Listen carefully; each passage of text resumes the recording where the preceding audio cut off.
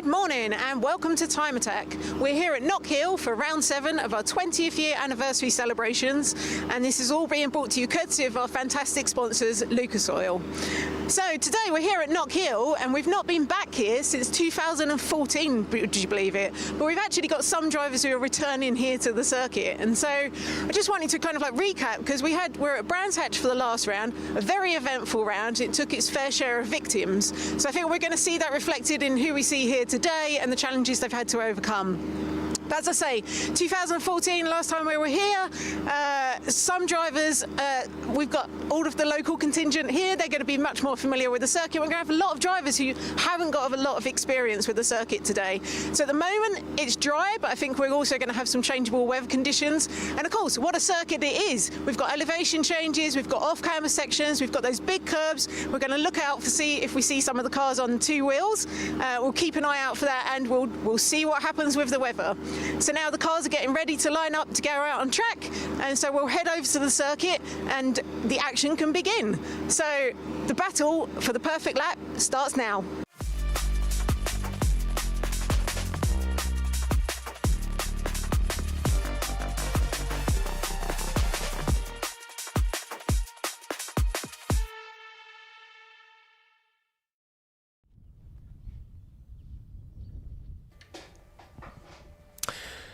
Good morning, Knockhill Circuit here in Dunfermline in Fife. Welcome to round 7 of the Time Attack Championship here in 2025, and it's going to be quite an exciting occasion. As Susie alluded to, it's been 11 years since we came here to this fantastic little roller coaster in the Scottish Hills, and it's certainly going to be quite an exciting occasion with our 3 warm-up sessions coming up this morning to kick off the action here. Well, Scott Woodward's to guide you through all the action for everything today, because one thing we should mention is a bit of a shout out if he is watching from home. Our regular commentator Alexi, who usually runs things for Time Attack, sadly can't be here this weekend because he's taken unwell, and so we wish him a speedy recovery and all the best. We miss him here, and of course he would be loving coming to Knockhill and to this circuit, the first time back in 11 years as well. So I will do his Time Attack runners justice. I'll be cards on the table, to be honest. I haven't ever covered Time Attack before personally, but I've been doing as much research as I can, so I might be going a little bit on the fly here, so do bear with me if you're a regular Time Attack viewer. I will try and do this as justice as much as possible. So if you're watching around the circuit, you're getting your first taste of the Time Attack cars here out this morning. We've got our fastest cars out for the first session, which is going to be for... I should probably know that once I get the information in front of me. But in terms of the action for today, the first session coming up here is for our fastest cars to run you through the timetable. We use the session also to run through the timetable, what's happening, because it's not just Time Attack here. We've also got the Racing Hondas Championship here for their rounds of 2025. So you've got the warm-up sessions, first of all, for Club Pro, Pro and Pro Extreme for 20 minutes. Each of these are 20-minute sessions for warm-up, and 20-minute sessions in total for Time Attack this weekend. Then it's the Club 2-wheel drive and Club 4-wheel drive session. That's out for 20 minutes at around about 9 o'clock. And then we have our Classic and Retro, Clubman and Pocket Rocket categories, both forced induction and naturally aspirated, out here as well. So the warm-up sessions are pretty much just that. They're a chance for the drivers to get their eye in, to going to bed themselves into this fantastic little roller coaster of a Scottish circuit, 1.3 miles in length, and this circuit really is quite something. I was driven around here with some passenger laps. If you the media team were driven around by some passenger laps from a couple of very kind Racing Hondas drivers, which we'll get onto when the Racing Honda section comes up with their practice session after our warm-up sessions this morning. And I have to say, I've got a newfound appreciation for this circuit. It genuinely is. When I say it's a roller coaster, I absolutely mean that 100%, because this is such a circuit where you have to be on it and have to be on form and on focus for 100% of a lap. You really don't get a moment to let up, particularly this first section when you're charging your way through the right-hander through Duffer's Dip as you plunge down the hill, and then you come up towards the left-hander at Leslie's at the bottom, and then through the right-hander up to the chicane, where you really can see, and will see, I'm certain, plenty of cars hitting two wheels over those curbs. So you come out of Duffer's Dip and Leslie's into the right-hander at McIntyre's, short little straight towards the Butchers as you flick right, then through the Black Circle chicane, over the top and down through the up the Brabhams straight up towards the Jim Clark right-hander. And then onto Hislots, which is the long left-hander that curves its way back towards the tightest corner on the circuit, Taylor's Hairpin. And that's certainly going to be where possibly all the time could be won or lost, because if you can get your braking right there and a good exit where it climbs just on the apex, you get a steep climb up there to make it happen. You can put your foot down and get some good power in, and we'll be able to see exactly how these cars perform. So we'll get the betting in terms of classes and how these cars will stack up. As I say, if I'm very much learning on the fly in terms of time attack, so do bear with me if I'm working through different class structures or how everything works with this championship. Being the regular for racing Hondas means that a lot of focus has been on racing Hondas rather than time attack purposely. But one thing I have got for this championship is a real appreciation for some of the cars that do turn out in this championship, and you've got the fastest examples here this morning with your Club Pro, Pro and Pro Extreme cars. There's only one Pro Extreme car in the field, and that's Simon Norris in his Mitsubishi Evo 9. So you can pretty much guarantee that car is going to be at the top of the timesheets all day, being the sole Pro Extreme car, the Norris Designs entered machine. In terms of the entry list for the Pro category, I'd expect one of the favourites is certainly going to be the incredible number 33, which is the Luke Sedzukovsky Teguba Racing entered 1997 Honda NSX, or Tsuki as it's known. It is here this weekend. I'm certain it's going to be hunting a couple of lap records or so. Watching on screen here, Andrew Gallagher in the AG Motorsport Mitsubishi Evo. 2006, 2005, that generation.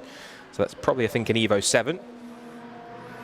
He makes his way through Hislops and up towards the top of the circuit, now towards Taylor's. He's being chased by one of the Renault Clios in the field. I'll check and see who that is just behind him.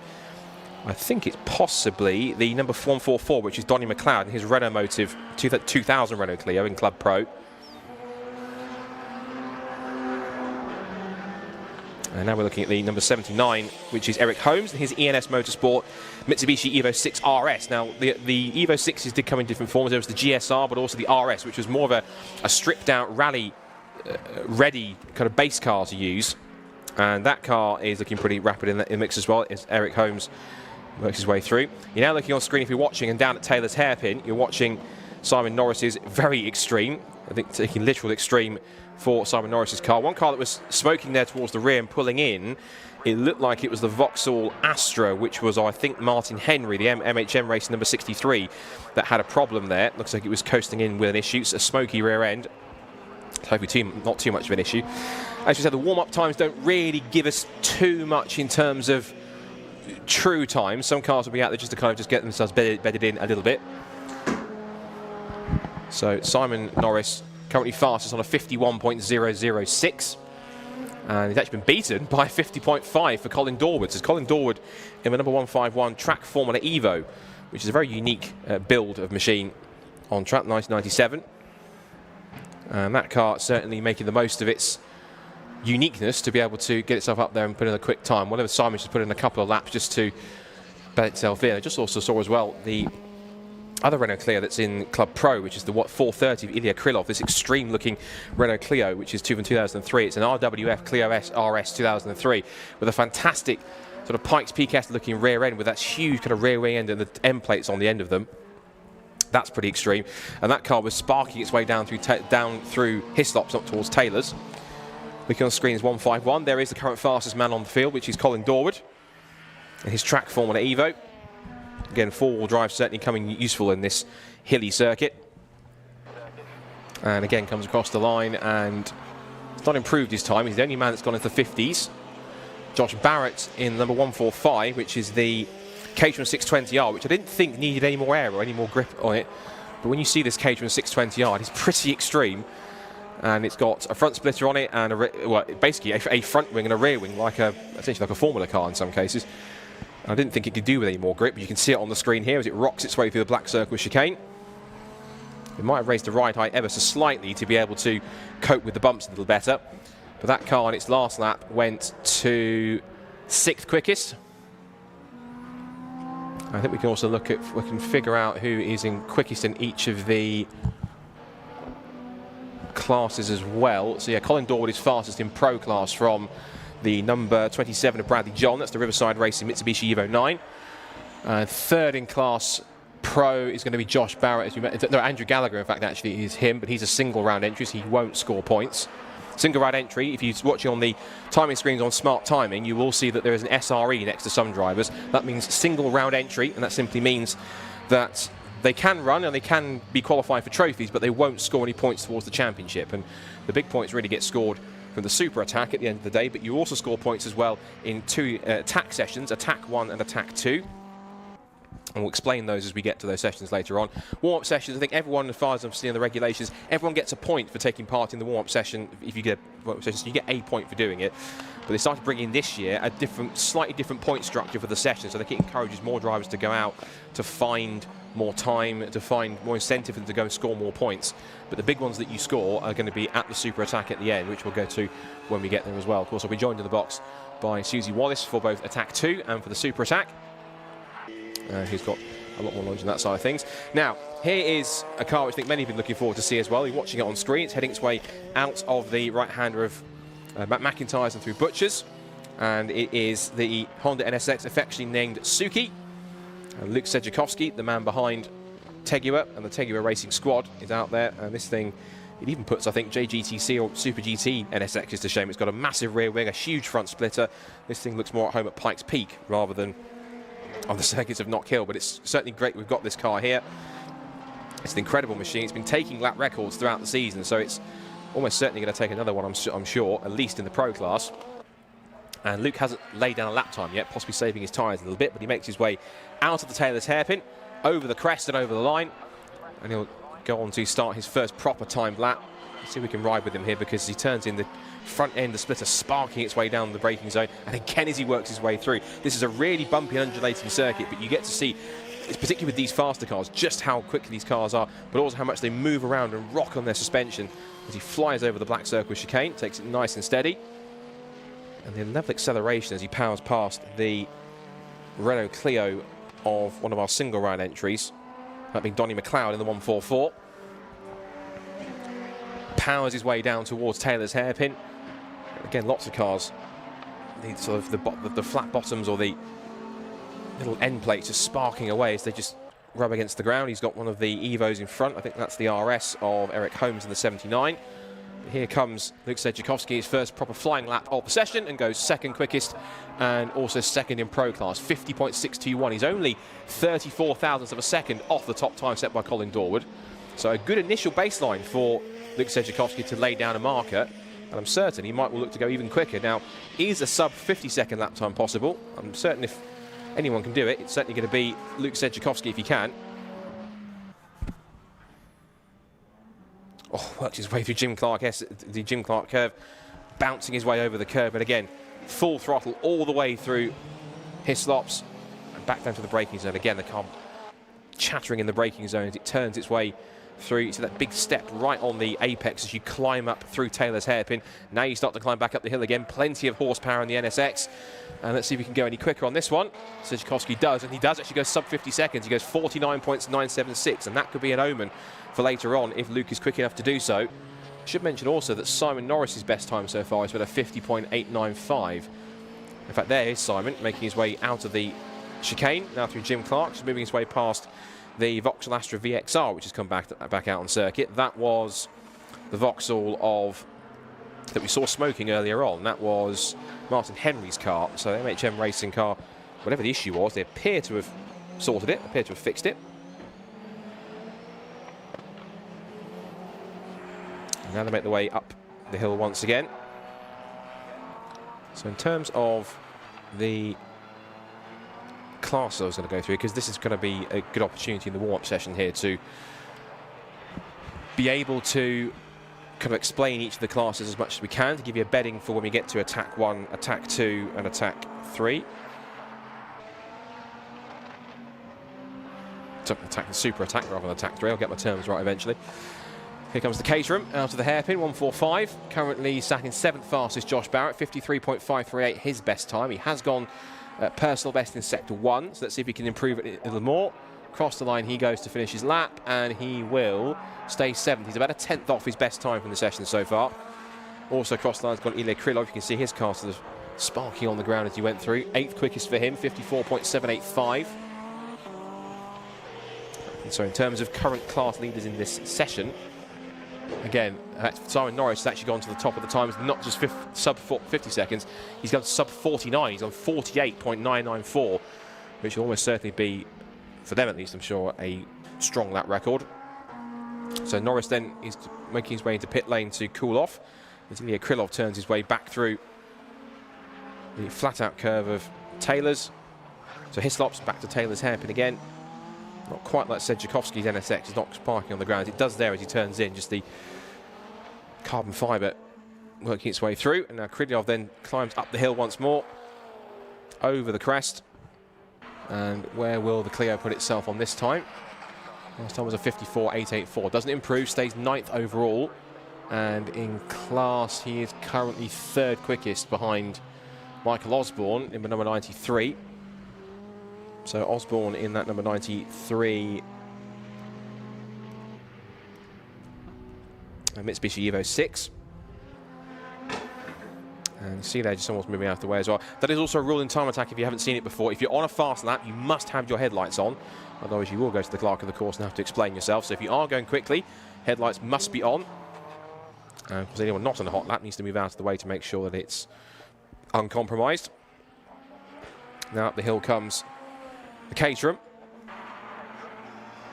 with Josh Barrett across the line. And Josh, he has remained, he's done a personal best and actually remains in 5th position, or moved up to 5th. 52.851 for Josh. So Norris still fast overall on a 48.994. Second quickest Luke Sedjakovsky in the NSX on a 49.976. Colin Dorward, 3rd fastest on a 50.587. Andrew Gallagher is our highest single round entry, and he's in the number 137 Mitsubishi Evo from 2005. He's 4th fastest on a 51.342. And then Josh Barrett is currently, well, he was 5th quickest, but then Michael Osborne, who's the fastest Clubland Pro driver, has popped up into the top 5. He's just done a 52.497, and that's now put him into 5th quickest overall. And as we mentioned, also top of Club Pro on top of that. So that means that the Osborne Motorsport Evo is working well.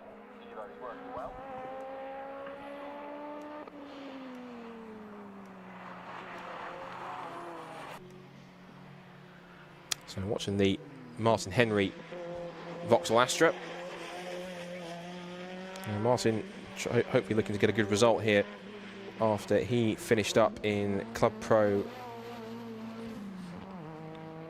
I wasn't actually at Brands Hatch last time. Last time it was a win for Michael Osborne in the Super Attack, where all the big points are scored from Ilya Krylov and then Eric Holmes in his Evo 6 RS.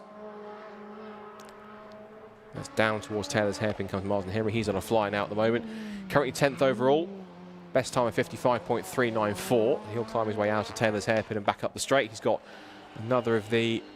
got the 93 Evo in front of him to contend with, but he's moving out of the way. Headlights ablaze, and Henry's time is an improvement, 54.921, but he stays 10th. So no change for him there. Andrew Gallagher in the 137 is looking strong as well. Currently 3rd in pro class behind Sedjakovsky and Dorward, as Henry again works his way through out of the chicane.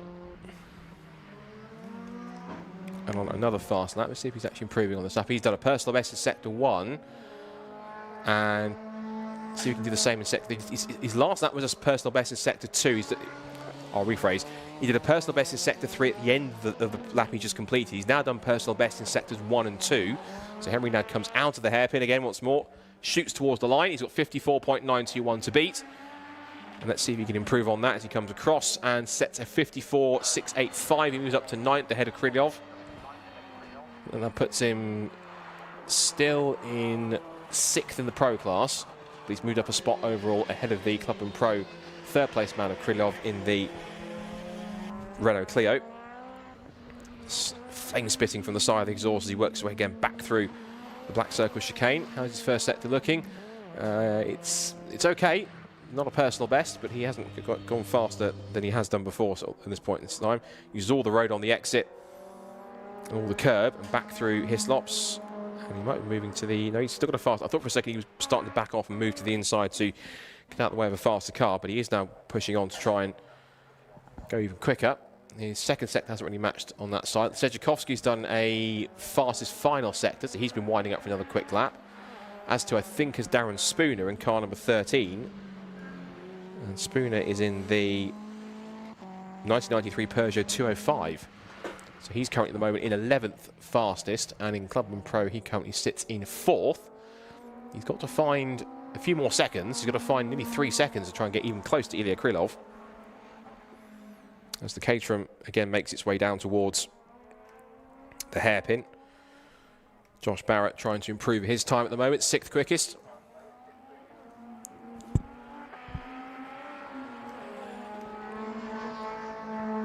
So works his way back through and onto the start of another lap. So we'll go through just some info on some of the car class we've got here. So these particular class we have here is you have Club Pro, the Club Pro, which is essentially for modified cars running on quite fast tyres for dry conditions and racing wets when it rains. Also, you're allowed sequential gearboxes. You're also allowed additional aero mods, like you can see with this Caterham 620R, that are allowed over the other club classes on that side. You then have Pro 2-wheel drive and 4-wheel drive, and that's for highly modified competition cars running on racing slicks and wet, and they do split it up into 2-wheel drive and 4-wheel drive categories on top of that. And then you have the Pro Extreme, which is for the class where pretty much anything goes. It's as fast and as crazy and as horsepower filled as you want. And you get space frames, you can have modified chassis, you can also have, it's got sections for 2- and 4-wheel drive cars as well. Only one car to really worry about in that session, which is Simon Norris. He's obviously 4-wheel drive, being he's in a Mitsubishi Evo 9. But that will be arguably the fastest car on track, which it has been so far. And just coming to the end of the warm-up session now, 20 seconds left on the clock. And this will give us at least an initial indicator of what to expect for the rest of the day by the look of it. So we've got the timer ticking down to 0 very shortly. As Martin Henry backs off, he knows the session is pretty much done. He won't get another lap in if he has compromised himself on the first couple of corners. But the timer ticks down to 0, and the session is over. Checkered flag is out. So that is warm-up complete for our Club Pro and Pro Extreme drivers, and we'll give you a quick rundown of where they finished on that section. So Simon Norris was quickest in the Pro Extreme class, 48.994. The only driver to go sub 49, never mind sub 50 seconds. So good effort from him to go quickest, and as you'd expect, being the most extreme car in the field, it is the fastest car in there too. Top pro time in warm-up goes to Luke Sedjakovsky in Suzuki, the 1997 NSX, number 33 machine for Tegua Racing, 49.976 for that one. Colin Dorward was 3rd quickest, 2nd in pro class in the Evo. He gets himself a 49.988. And that's then followed by Andrew Gallagher, who's 3rd in pro class, our single round entry on car number 137. That being the Mitsubishi Evo from 2005, and he set a 51.342.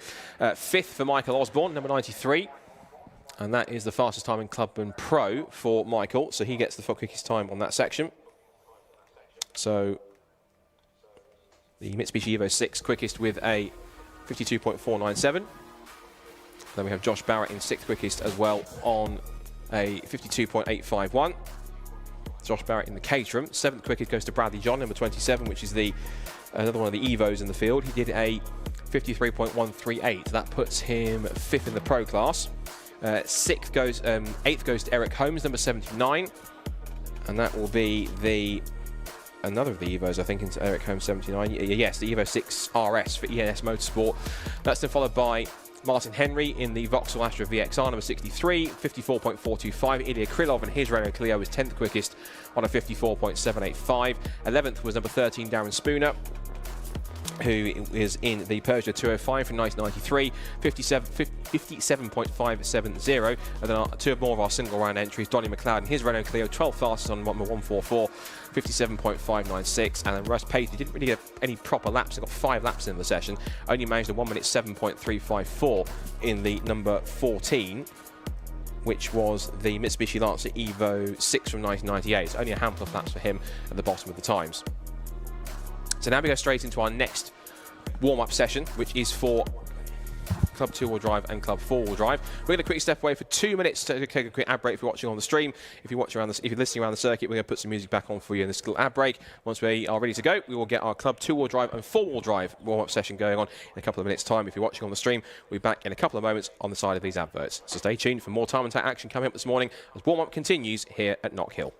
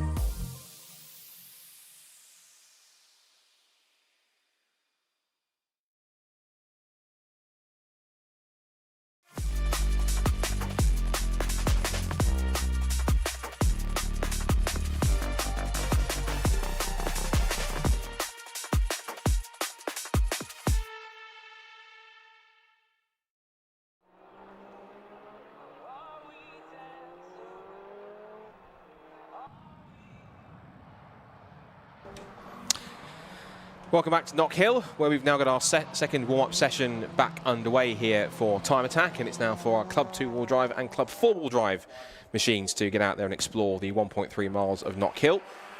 And as you can see, plenty more strong machinery out in force here as we get set for 20 minutes to bed themselves in. In terms of how the classes work for these two championships, it's quite straightforward. It's Time Attack's most popular category because you've got quite a few entries in both here. And it's for production cars tuned and modified up to a controlled level. Of course, they're split into two classes to kind of make it more competitive. Depending if you're two-wheel drive, and that can be both front or rear-wheel drive. And of course, four-wheel drive cars will be in the mix as well. In terms of the championship coming to the weekend for both of these champions ones, it's pretty much in some cases a foregone conclusion in Club 4-wheel drive. Alexander Volkov has been the dominant force throughout the year. He's on 219 points coming into the weekend, and he's a full 114 ahead of the next car, which is Dean Taylor in his Mitsubishi Evo 7. And then it is Andy Grady who is third in the Evo 9, and he's with 95 points. He's 10 points back, so that could potentially change if fortunes work out this weekend. There is a second Nissan GTR that's in the entry list this weekend. So Alexander Volkov has got another GTR to play with in Club 4-wheel drive here, and that comes in the form of Kęstutis Dobrovolskis. I've got that one, I think, just about before I stumbled. For the Dream L Team Racing, his 2011 examples, it's 2 years younger than the Alexander Volkov car number 186. As he turns as we watch the session to go through. You're watching on screen, if you're watching on the stream, the number 420 Midnight Motorsport Vauxhall Astra from 2006 of Luke Capehorn. Third in the points coming this weekend in Club 2-wheel drive. The leader is David Dyson in the Porsche Cayman GT4 RS. But as far as I can see, David is not here this weekend, so no David Dyson. But we do have Johnny Fletcher, who's in the number 64 Dorenza JDF Racing 2003 Vauxhall Astra. He's quite a stalwart of the championship. So much so that he's actually celebrating his 100th Time Attack event this weekend. He got a bit of a round of applause from the drivers in the drivers' briefing this morning for that. And one of the longest standing drivers in Time Attack, certainly enjoying himself and as competitive as ever on 136 points. So this weekend's a good chance for him to close the gap on David Dyson in the standings. And 4th is the Citroen Saxo Andrew Kime on 109 points. Mike Butler 5th in the BMW M3 on 77. And it's Stuart Summers on 60 with the Mini Cooper. Neil Wren in his BMW 335i on 58. Nicholas Good, 52 in the Honda FK8. Neil Robson in the BMW 135i, 47 points. And then we have Philip Nadenov in the Ford Sierra Cosworth on 26 points. And Richard Smith on 18 points in the Honda Civic Type R. So just maybe some info on a couple of the drivers who are mixing in this one. We're seeing David Lawrence. That car's been doing a little bit of club racing throughout the year as well. I think he did some running in the Pro Sport Sprint Series on the BRCC roster earlier in the season. I think there are a couple of class wins as well on top of that, so it's quite a well-sorted car, the number 56 Seat or Cupra.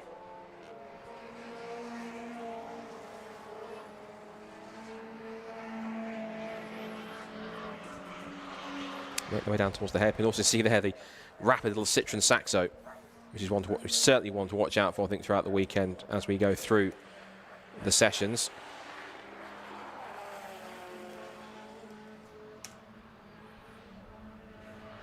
And looking here at our other Nissan GTR that's here this weekend, the 177. I believe it's a single round entry. I'm pretty certain it will be. So Kestusis Dobrovolsky. See how his car stacked up. There's also the regular GTR that we see that Alexander Volkov hasn't set a proper lap time in the mix yet. Has done 4 or 5 laps. They were actually mentioned in the driver's briefing this morning to just not go for fast laps immediately, because particularly when it's quite cold up here at this time of the year in Knockhill, but also on top of that, this is a new circuit for pretty much a lot of drivers here that haven't really competed or raced here before. So the key thing is to make sure that you can get a few laps in to, importantly, warm the tyres up, but also on top of that, just get your eye in, because depending on how many drivers tested here yesterday, the key thing to watch out for is just how quickly some of these drivers get up to speed with this circuit. So Andrew Kime coming over the timing line now in the number 179. No, sorry, this is Stu Summers, in fact. Stu Summers in the 179 Citroen Saxo entered this weekend. Came into the weekend 6th in points. Although it says he usually runs in the Mini Cooper. I think I've got to work on that for a second. But Stu Summers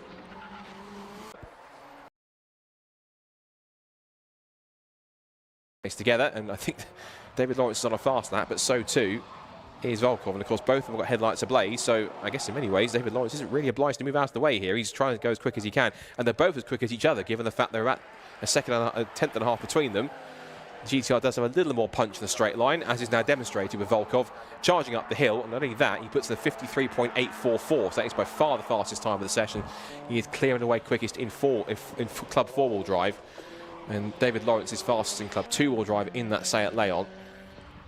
Luke Capehorn second fastest in Club 2-wheel drive, from Neil Robson in 3rd. And it's Johnny Fletcher, Stu Summers, who's popped in and taken a better time. And then it's Andy Grady, Dean Taylor, and our other GTR on the field, the 177 of Kestusis Dobrovolsky. And Volkov heads his way down towards the hairpin once again, see if he can try and improve. He has done a personal, the fastest speed in the second sector of the session, 126 miles an hour, I think, is that correct? Up the hill comes Volkov again. And does he improve on this lap? The answer is no, 54.529, so he's about 7/10 off his current lap at the moment. But you see the way the car rocks over its suspension as he goes up and down through Duffers Dip, through Leslie's into McIntyre's.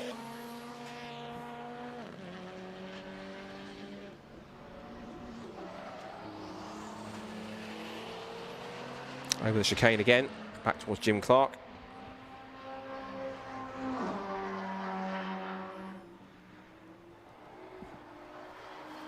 And Volkov, as you mentioned, has got quite an almost unassailable lead in the championship. 114 points coming to the weekend for Alexander. Just kept on winning throughout Super Attack.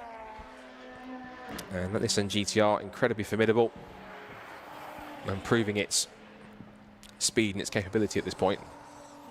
Volkov goes quicker again. It's a 52.847. He's taken another second off.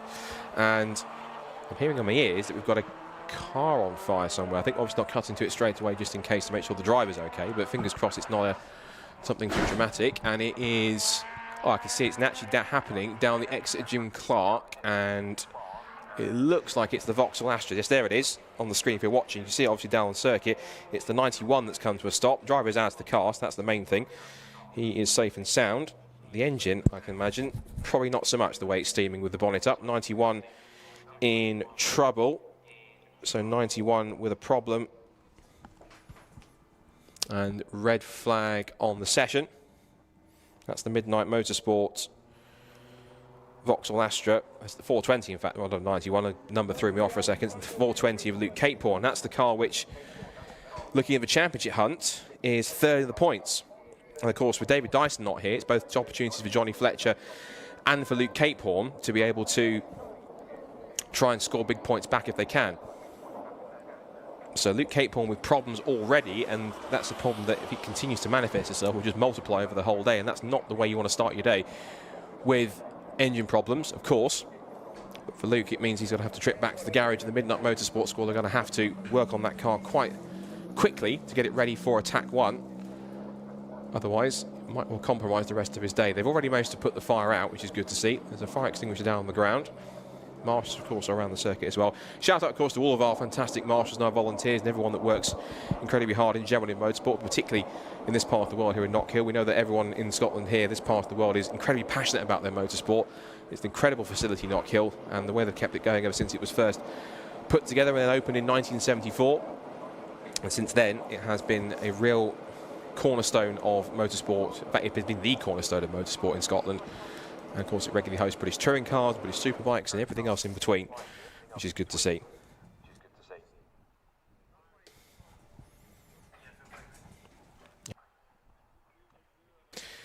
So with the red flag out and with Luke Capeporn's car needing to be recovered, the recovery vehicle is already out there to go and pick it up. We're going to take this moment just to stick some music back on around the circuit, but also as well to allow them to clear it up and wait for our session to get back underway. It was red flagged with 8.5 minutes to go in the warm-up here, with Alexander Volkov fastest in the Nissan GTR on a 52.847.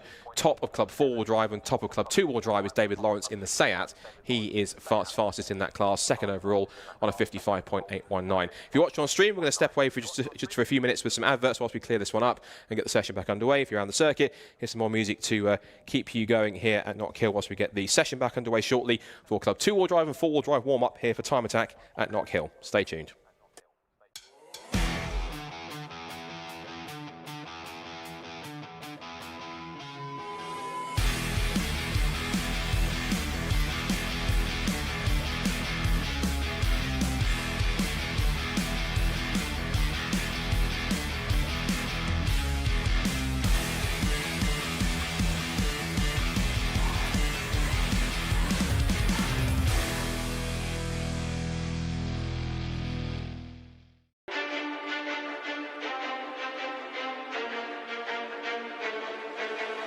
Motegi Racing was conceived with one mission in mind: performance. Each wheel is over-engineered to ensure industry-leading strength, lightweight design, and seamless connection to your unique style. From our storied past in motorsports to our stylistic contributions to the aftermarket culture, one thing remains: Motegi Racing is built for enthusiasts.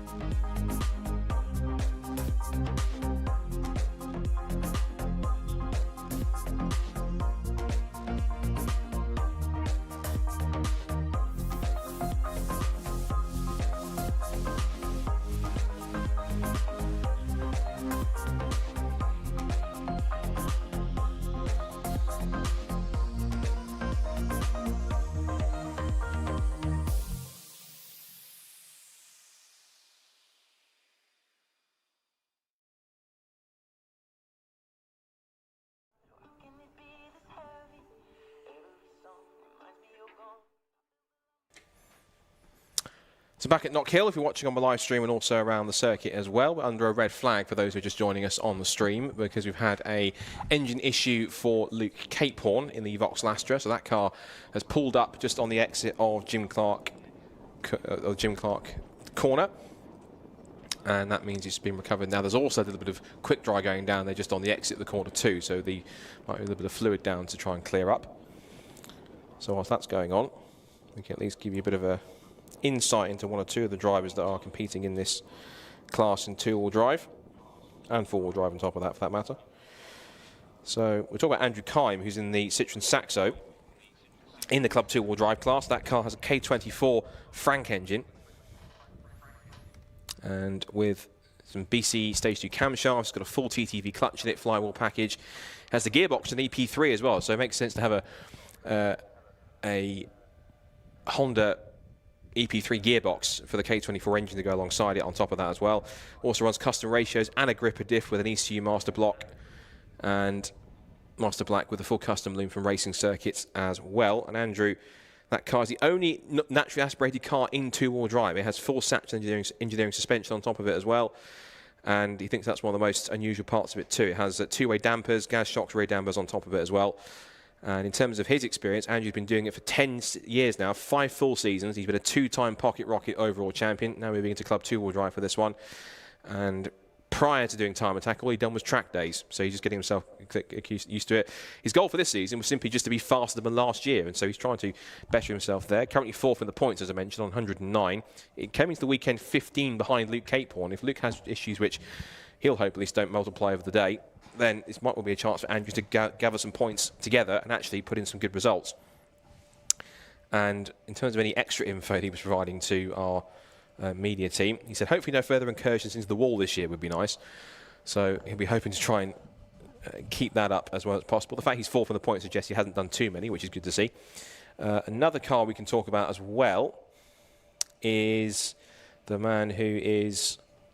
Actually, Luke Capehorn, in fact, we can talk about his car. This is a genuine BTCC body kit on his Vauxhall Astra VXR. So like the ones you saw when they were running in the BTC spec in the British touring cars back in the mid to late 2000s. He's got plenty on it there. He's got Perspex windows, proper fiberglass doors. He's done a full run-through of everything on this car in terms of a full breakdown of the car. It runs a Garrett G30 Turbo. Has a VXR engine and box in it on top of it. Weighs about 1,200 kilograms. And it also has a proper full FIA cage in it too. And he says that Nitron don't make suspension for his car. They've actually made 3 sets for 888 back in 2006. And he was lucky enough to source a set.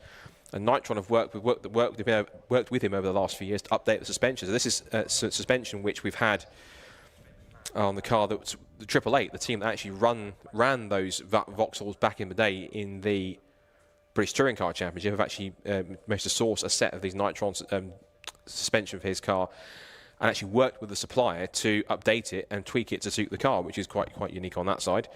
In terms of his involvement, he used to follow Bo Nelson in his VXR back in the day, around about 2010 to 2015. And then Martin Henry, who is racing in the higher categories in the Club Pro and Pro Extreme categories sessions. And since seeing what other Astras could do, he wanted to make him have a go, and he took his car to a lap. He took Bo Nelson's lap record at Anglesey last year and replaced his Astra with... He replaced Bo's Astra with his, and he says job done. Again, there's a few drivers here who don't have experience of doing anything other than just track days. And one thing that was fascinating to find is that outside of the Club Pro, Pro and Pro Extreme categories, an interesting fact for anyone that might want to get into some kind of circuit driving competitively or racing, you don't actually, for most of the categories, apart from the pro ones where you do need a racing license, you have to go and complete an arts test. For most of the categories here, you don't actually need a racing license. You can do it on a regular road license, which is quite fascinating to see. So if you look at Time Attack, whether you're watching on the live stream or watching around the circuit here at Knockhill, if you are watching here at around about, what's the time now, 9:15 in the morning, first of all, you're all mad, but at the same time, thank you for being here, because it's incredible to have so many people here who are watching and enjoying Time Attack around the circuit, at least at this early part of the morning. Those who've been hard enough to make it around the circuit at this morning, thank you for being here. And there's a route in to try and get yourself into competitive motorsport. And some people do maybe use time attack as a way to then move forwards and think, I actually enjoy driving on circuits, I might want to give it a try, maybe racing. It's only then that you would need to complete an ARDS test and then to get yourself a racing license and then be able to go on circuits and race. Whereas with time attack, for most of their categories, you don't need a racing license, only with the ones where you need to run slicks or the fastest cars in the field, which is the Club Pro, and Pro Extreme cars. In terms of some other cars we can talk through as well. Got Neil Wren, who is competing this weekend in his BMW 335i. I believe he is anyway, in Club 2 and 4-wheel drive. No, not on the entry list, so I shan't talk about him. Let's see, who can we talk about with the info that I do have? You mentioned Johnny Fletcher, the fact that he's doing his 100th time attack event of the season in his career, which is great to see. So he'll be hoping for a strong run for number 100.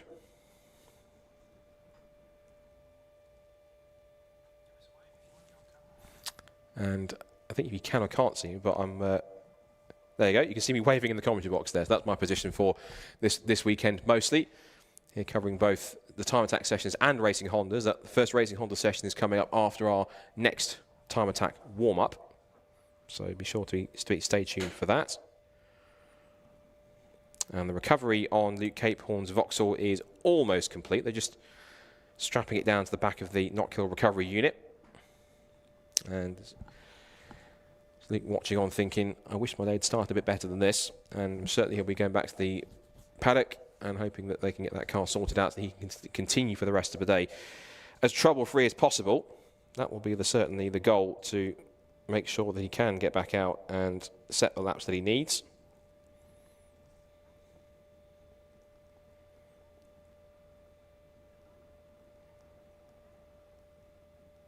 He's the fastest.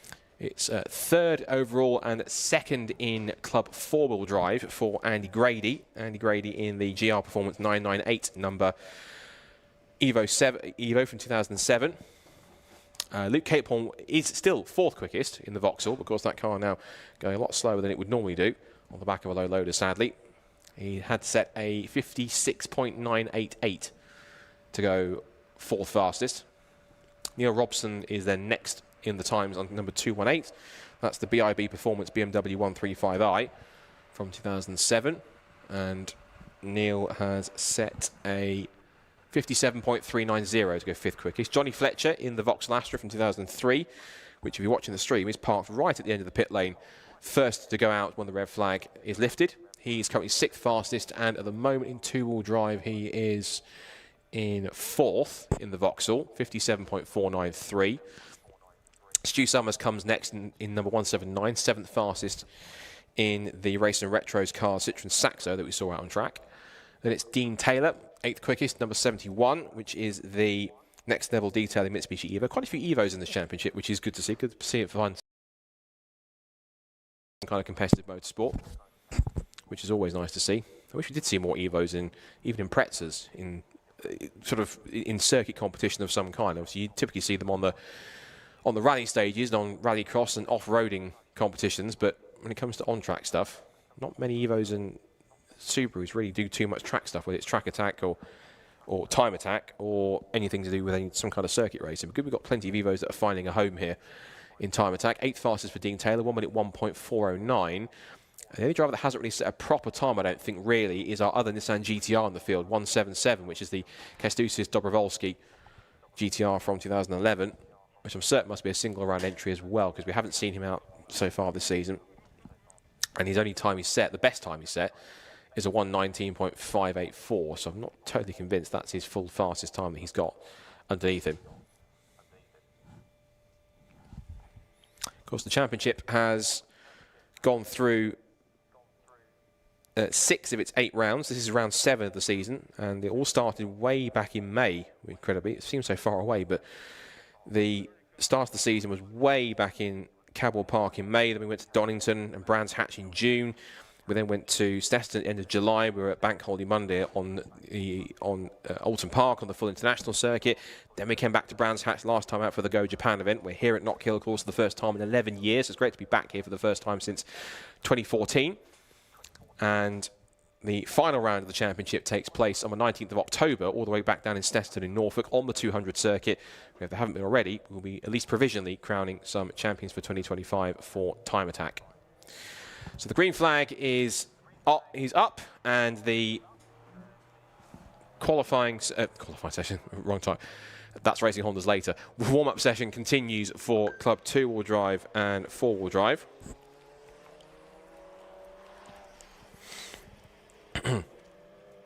So, led out by Johnny Fletcher.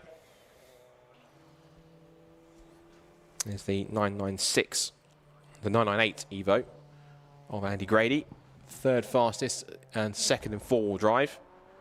You can see now that's the first of the quick dry cement dust has been put down. You can see the trail if you're watching on screen, but also through Jim Clark Curve as well, exactly where that was laid down and where it stopped, where Luke Capehorn's Vauxhall pulled off.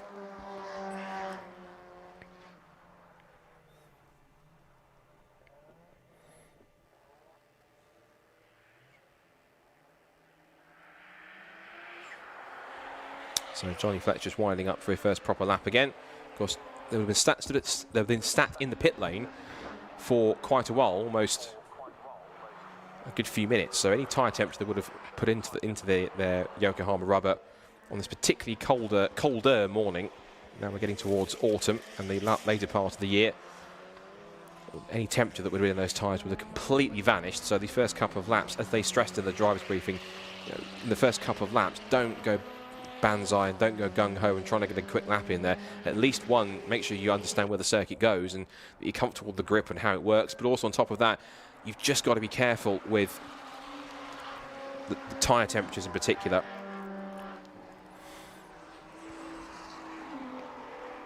So as they push on.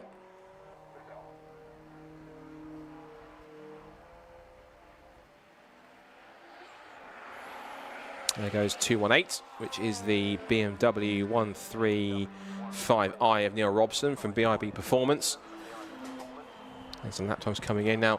Just seen a proper lap time come in from Kęstutis Dobrowolski, the 177 Nissan GTR, now up to 8 fast. He's done a 59.425, so a couple of laps to get his eye in. Didn't really get a proper chance to put a lap in. I imagine he would have been looking to get a proper lap in when the red flag came out for Luke Capehorn's Vauxhall Astra expiring on the exit of Jim Clark Curve. Alexander Volkov has gone continuously quicker up at the top of the times with a 52.847, so he's now still fastest now, but improving on lap time is Andy Grady. He's gone to second overall, still second in Club 4-wheel drive on top of that as well. And then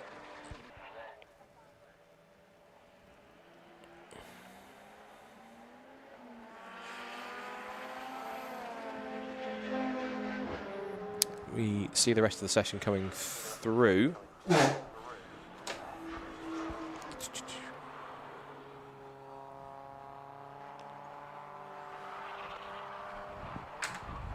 So we've got roughly about 1:40 left to go in the session. The session's been shortened by 5 minutes, I think, by 4 minutes to about 16 minutes in total.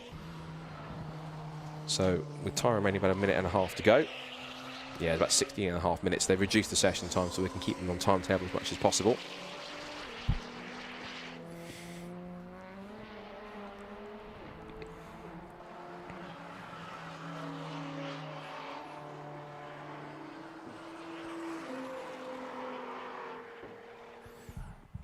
Session continues on with about 1 minute left to see if anyone else is improving.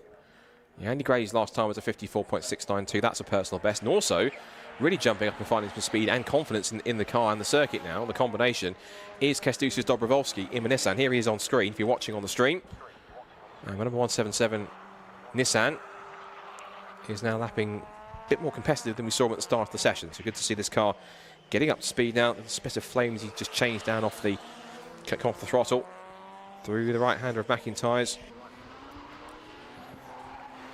Four-wheel drive grip working well as he goes over the black circle chicane. And now down towards the right-hander at Jim Clark Curve. He'll come once more. Again, look at this huge spit of flame from exhaust on the downshift as he turns through Jim Clark Curve. That's one of the great things about these time attack cars that you do find, because they are within reason, within some limitations. Anything really goes in terms of modifications, power and weight, whatever you want to go for. and they're mainly categorised by whether it's front-wheel drive or two-wheel drive or forced induction or naturally aspirated, or in the case of when you'll see the pocket rocket cars as well, when they're kind of B-shaped cars on there too. Checker flag goes out on the warm-up sessions. That is warm-up complete for Club 2-wheel drive and Club 4-wheel drive. A reminder that everyone that competes in warm-up does take away a point. That's where you get into attack 1, attack 2, and then the super attack is then when you'll start to find the points being scored. We'll explain point scoring through attack 1, attack 2, and super attack as when we get to it as well on that side.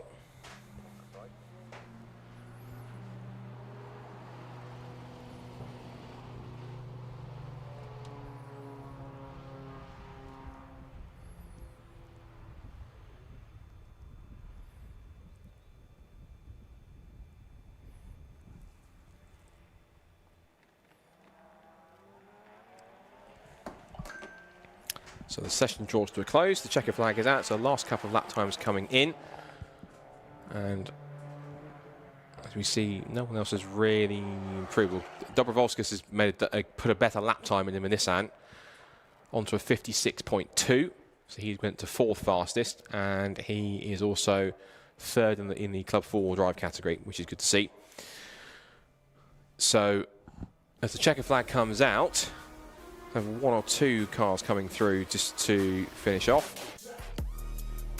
As they into pit lane, we'll quickly run through the results of warm-up then for Club 2-wheel drive and Club 4-wheel drive. So fastest time in the session overall went to Alexander Volkov, the runaway Club 4-wheel drive leader in the points. 52.847 for him. He is clear on top of the times by 1.8 seconds in warm-up from Andy Grady in his Mitsubishi Evo. Second in 4-wheel drive on a 54.692. David Lawrence, 3rd quickest in the Seat Leon, run by Area Motorsport and YGHP. That car is number 58 and was 3rd fastest, 55.819. 4th fastest after starting tentatively before the red flag and then gaining his speed a little more was Kęstutis Dobrovolski in car 177. That was 56.200 for him in 4th fastest. 5th quickest was Neil Robson. W135i from 2007 for BIB Performance. That car 5th quickest on a 56.899. 6th quickest, despite the engine problems, was Luke Capehorn in the Vauxhall Astra for Midnight Motorsport. That car did a 56.988 before it expired, exiting Jim Clark curve, and that brought a halt to the session originally under red flag. Then it's Johnny Fletcher in his 100th time attack event. Car number 64 puts him 7th fastest, and that is also 4th in 2-wheel drive, 57.493. 8th fastest, number 179, which was Stu Summers in his 179 being the Citroen Saxo, and that was a 57.669. And then bottom of the times was in 9th place, number 71, which was Dean Taylor in the Mitsubishi Evo from 2002, and that car did a 1 minute 1.409. So that is the end of the Club 2-wheel drive and 4-wheel drive session. So what we'll do, we'll take another quick break, another quick music break here around the circuit here once we get our next of our warm-up sessions ready to go. They're just trickling towards the bottom of the pit lane. Very, very quickly, we'll step aside for 2 minutes. We'll also get set for our 3rd warm-up session of the morning, which is for Classic and Retro, Clubman and Pocket Rocket here at Knockhill.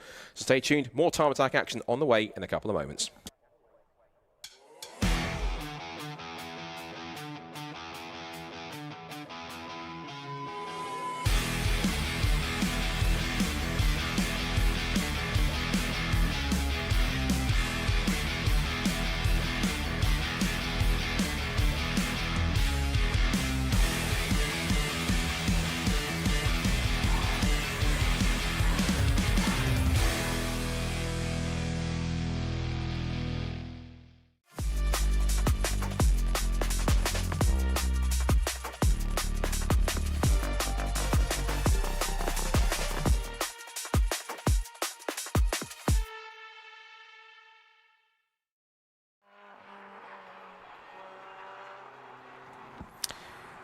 So a very quick short break before we get our warm-up session for Classic and Retro, Clubman and Pocket Rocket underway. These are for the, I won't say the least powerful cars, but it's certainly another fascinating variety of machines that you'll find in this this group of cars that will be out here at Knockhill.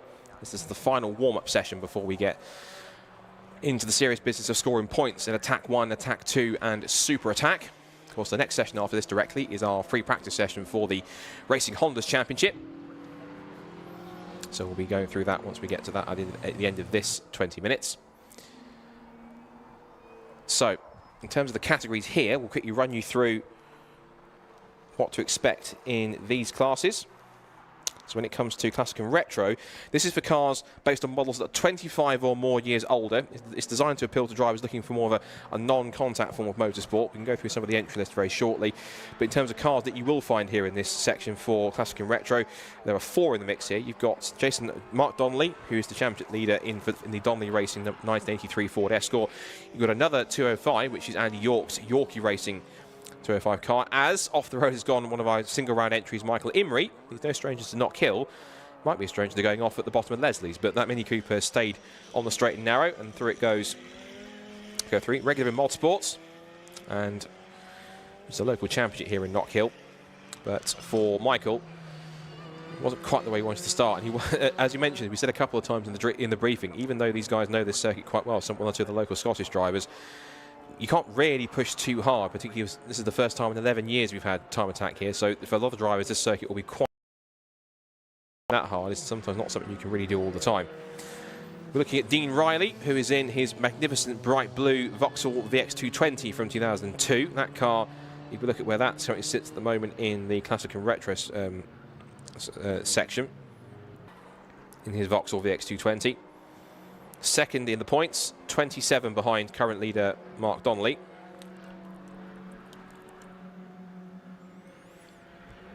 And lots of traffic here, because being a short circuit at 1.3 miles is a very similar dilemma that you would have had last time out at Brands Hatch, being 1.2 miles. This is very slightly longer at 1.3. There's a lot of traffic the drivers have to deal with here, particularly on a short circuit like this. And so finding track space at a premium is always quite tricky. Just seeing here, that's car 286, the Mini Cooper. It does not have headlights ablaze because it's not on a fast lap. These two do, though.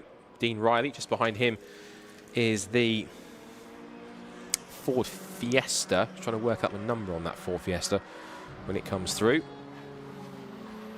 And that looks like it is. It's Divine on that one. And that will be, I think, number 6, Connor Devine in the 2015 Ford Fiesta. In the Pocket Rocket Forced Induction category. So we've covered the Classic and Retro category. You then go into Clubman. There's also a Clubman Plus category where we had 3 Toyota GR Yaris's out, giving the class a try. But Clubman is an entry-level category for mildly modified production and track day cars, and they split it into Clubman and Clubman Plus depending on potential lap times on that side.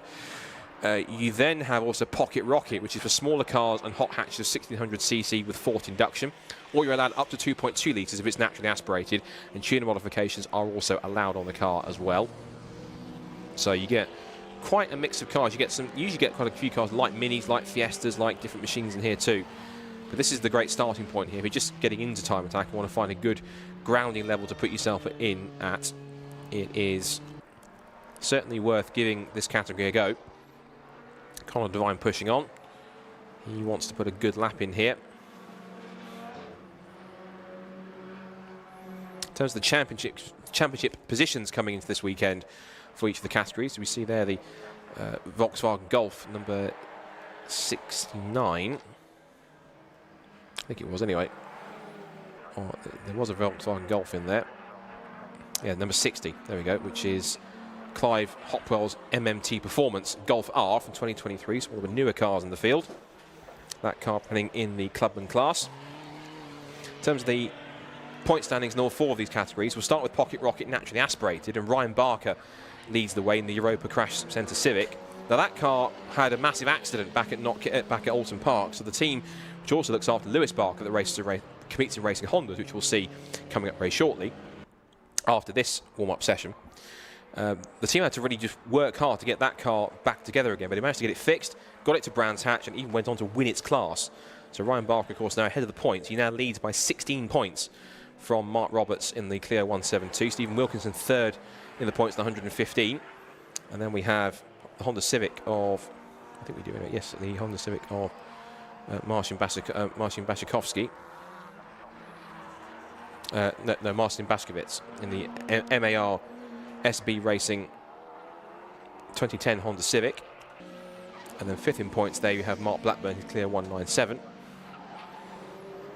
As we see number 41 on screen, Dan Buckingham. He's one of our clubman drivers to watch out for. 2nd in the points is Dan coming into the weekend. Behind the championship leader Annie Thompson in her Midnight Motorsport Lotus Exige 410 from 2020. And Annie has been some pretty impressive performances all the way through.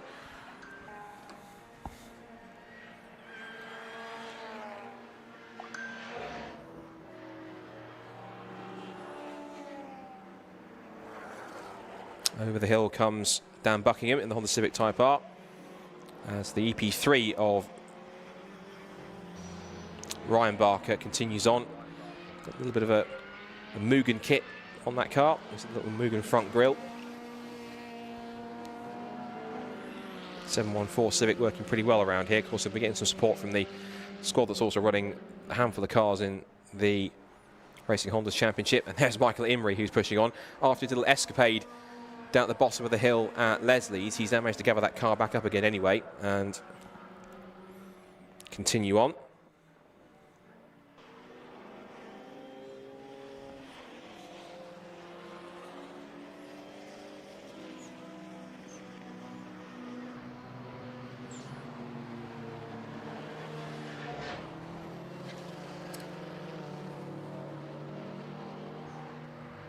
So he heads his way up towards right hand. A few blue flags in place there. We just saw the Vauxhall VX220 work its way through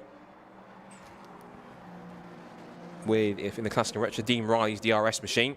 There's the championship leader, Mark Donnelly, in the 1983 Ford Escort. I think it's come to be the oldest car in the field, Mark Donnelly's Escort. And current times at the moment, he is currently at the moment 8th in class. Fastest of them all is Dean Riley in the VX220. Mark Donnelly is on a personal best in Sector 2, so he comes across the line and stays in 8th. And Michael Imrie, now that he's managed to get himself motoring, has now got himself the 3rd fastest, and he's lapping quicker still on this lap to try and improve.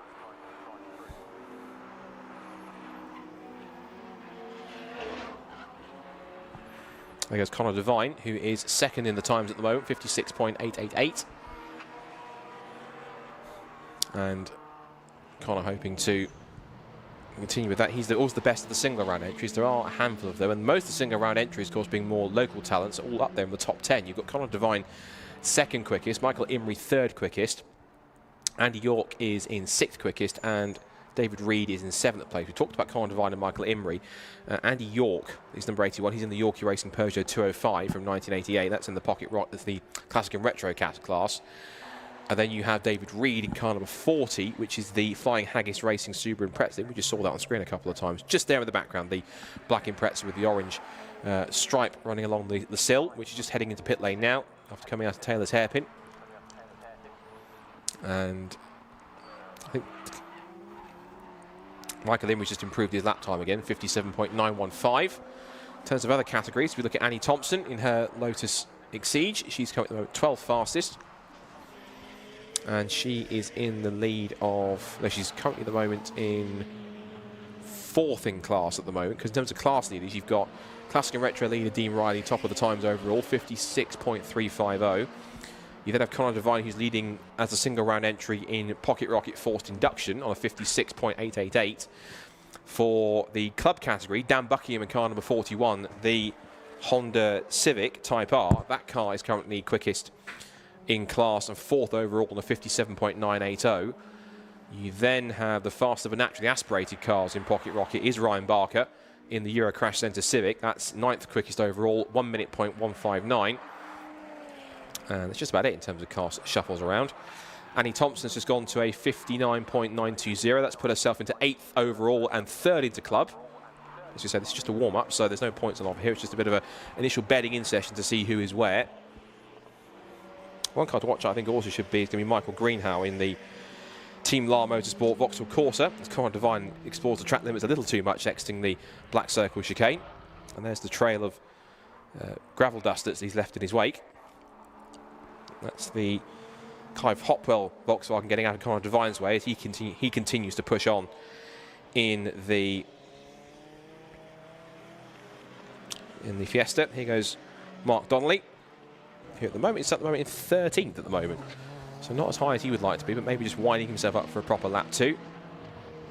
He's gone to 9th, in fact, actually. So 9th at the moment, currently for Mark Donnelly at this point.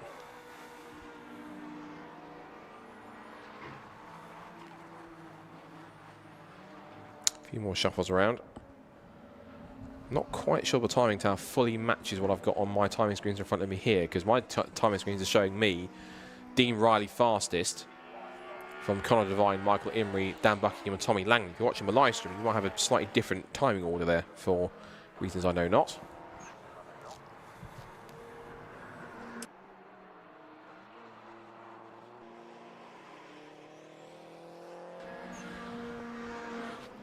So just under 8 minutes to go in the session. And still improvements continue to be made. He's got someone really motoring is Mark Donnelly. He's now set personal best in sectors 1 and 2. He's making his way now, I think, just heading towards the right hand at Jim Clark curve. So he's looking pretty rapid here. Through he goes. Uses plenty of it and now powers his way down towards Taylor's hairpin. And we'll see what he's got left in the tank here as he heads out towards the Taylor's hairpin. He's got Dean Riley's VX220, I think, also winding up for a quick lap 2. No headlights on for Dean Riley. He should move out of the way, which he does. And Mark Donnelly will head towards the line. Let's see if he can improve what was a 58. He does indeed. Goes to second fastest, 56.747.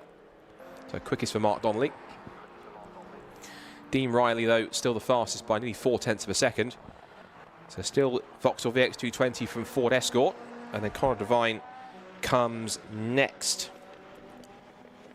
in the order in the Ford Fiesta. Fourth still Michael Imrie, Dan Buckingham and Tommy Langley from P6. Then Andy York, 7th fastest. David Reed is 8th in club as well, and also he's 2nd in the club class. Annie Thompson trying to get quicker. She's the last car that's gone sub 1 minute. She's gone 9th fastest on a 59.920. And then Ryan Barker, who leads Pocket Rocket naturally aspirated in the Honda Civic, rounds off the top 10 in car number 714. Up to 6th has got Andy York in the Classic and Retro number 81 Peugeot 205, as we now look at Michael Imrie. As we said, a regular in motorsports, no stranger to this circuit. One of a few drivers taking advantage of the return of Time Attack this weekend to get their get their eye in, to enjoy themselves, and just to enjoy the fact they can compete in this championship compete in it competitively. That makes sense. Compete in this championship well, shall we say. And also heading his way down towards the hairpin sees Michael Imrie. We're looking at the Subaru Impreza, which is of David Reed in the Flying Haggis Racing Squad. Another single round entry. Doing well in 8th position at the moment. Single round entry in the moment and 2nd in club. Still Dan Buckingham leading the way in the number 41 Honda Civic for BTT Motorsport with YGHP. And now the camera cuts back to Ryan Barker, who is currently still our leader in naturally aspirated. He's only about 0.4 ahead of Martin Baskovich in the number 23 Honda Civic from 2010. Here comes Barker up to the line to complete another lap in the session with 5 to go in this warm-up. Across the line he goes, and he'll continue on for another lap. Now, Annie Thompson is really motoring at the moment. She's at a personal best in Sector 2. And the fastest 3rd sector of anybody, I think, in this session, which is quite incredible. The Lotus Exige working well. Currently on a lap at the moment, she's backed off in Sector 1, so not as quick as you would like to have been in that sector. She was quick in Sector 2, though. So she set the fastest Sector 2 time and speed of anyone in the session, including any of the cars above her in Classic and Retro. Looking at the on stream here, the number 213, which is the Mark Roberts JPR Racing Clio 172. Mark coming into the weekend in his current standings in Pocket Rocket naturally aspirated 2nd, because he's currently 16 points behind points leader Ryan Barker. And then we've got another of the Honda Civics in the field. That was 23 going through the shot as well. 23 is Martin Baskovich in his MARSB Honda Civic 2010. It's got the full Mugen kit on it as well, at least the rear wing on the back of it, so it's a little more touring car-esque. As now, here comes Mark Roberts out of the hairpin and now back towards the line. Let's see how his lap time's been so far. He's been on the personal best in sectors 1 and 2. Looking to improve on a 1 minute .878. He can go sub 1 minute if he's got the time underneath him. The answer's not quite. He does improve, but not by enough. It's a 1 minute .705, so only a fraction of time shaved off. And now coming to the end of this warm-up session for Classic and Retro, Clubman and the 2 Pocket Rocket categories. Dean Riley looks as though he's got enough underneath him to hold on to this one by, as we said, a margin of about 0.4 of a second.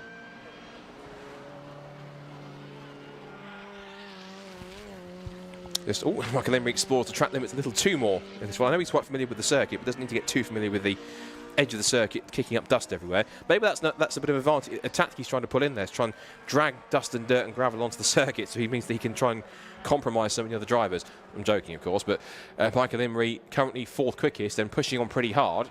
He is 2nd in the Pocket Rocket forced induction category. Of course, no points for him. So in fact, the actual first point scorer in Pocket Rocket forced induction, because the first 2 cars are guest drivers essentially, is going to be Tommy Langley. And Tommy, in the Cummings this weekend, was 3rd in points on 120.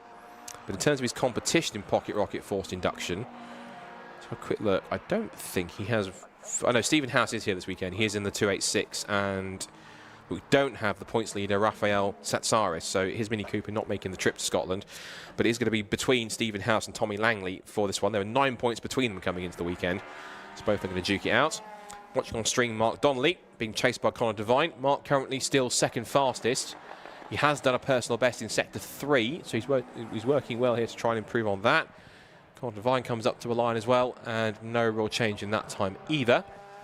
Clive Hopwell has gone better on his last lap, did a 59.070 and has gone 10th quickest, so has dropped into the top 10.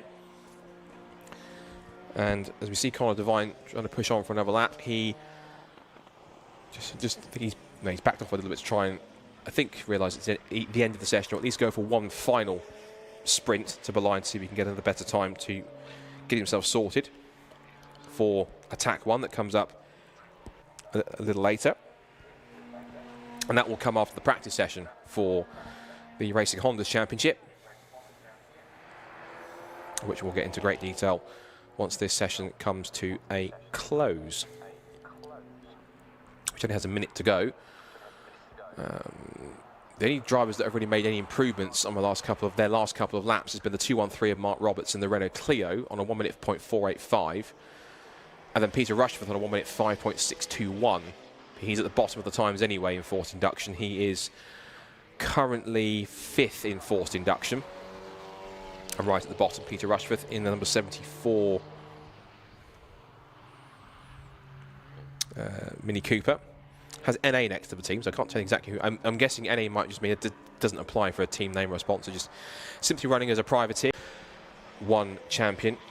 Not overall, but there will be potentially class titles to be won. But of course, we have to say provisionally, because 1, it's not the end of the season yet, and 2, everything is always subject to official confirmation. So we have to kind of always strictly use the term provisionally and stress it to make sure that we don't get anything clarified too quickly. Checker flag is out on the warm-up session then for Classic and Retro, Clubman and Pocket Rocket. That's the first collective of time attack sessions done and dusted. I'm sure throughout the sessions we'll also have some interviews between the sessions from Susie Wallace, who's been down in the paddock to have a chat to some of the drivers to play out on this one as well. So as the checker flag comes out on the session, there's no one else really making any improvements yet in terms of anything else going on track.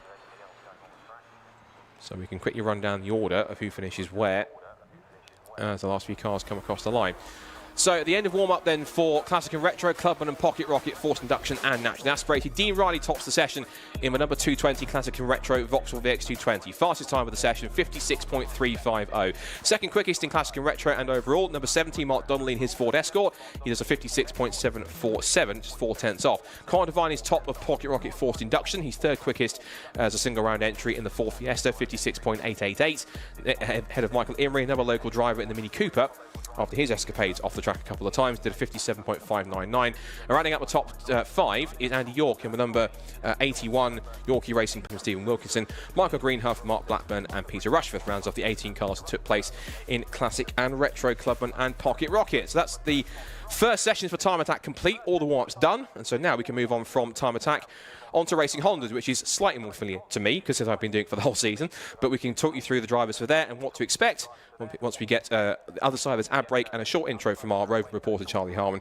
And once we get a track action underway, we can then take you through what to expect from rounds 13 and 14 of the Racing Hondas Championship very, very shortly, when practice for them begins in a couple of minutes' time on the other side of this ad break and this music break if you're watching around the circuit here at Knockhill for Time Attack and Racing Hondas this weekend in Scotland.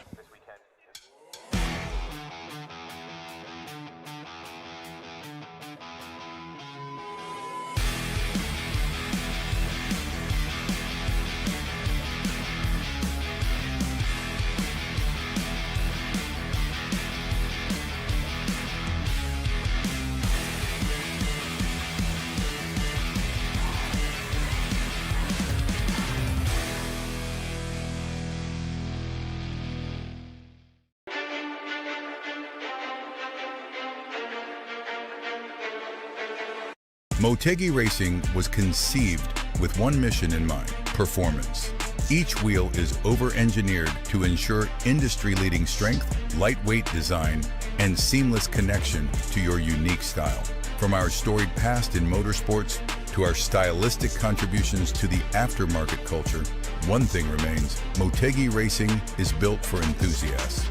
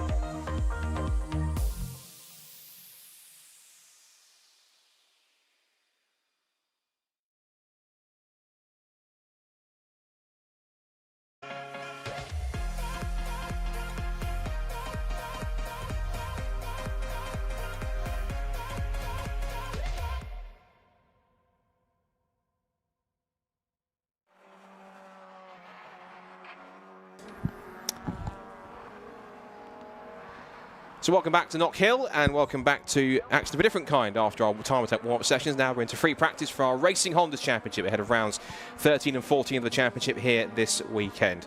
Obviously covering for Lexi and time attack, so I'm learning as I go, but Racing Hondas, this is more my scene in terms of my knowledge base in that side. And for this championship, well, it's getting towards the sharp end, particularly in all three classes, and indeed the overall title battle as well, because we've got potentially class titles to be provisionally decided this weekend as well. But on top of that, we've got some great action in store, because it's the first time ever that the Racing Hondas have been at Knockhill Circuit. It is a fantastic 1.3 mile circuit, a roller coaster of a track, and having been driven around here by both Callum Houchin and Fraser McNeil, as well as the rest of our media team. We had Lexi and Charlie also getting some driver passenger laps as well on top of that too. Thoroughly enjoyed it. Massive thanks to Matt Rowling, to Callum Houchin and to Fraser McNeil for providing the passenger laps that they did.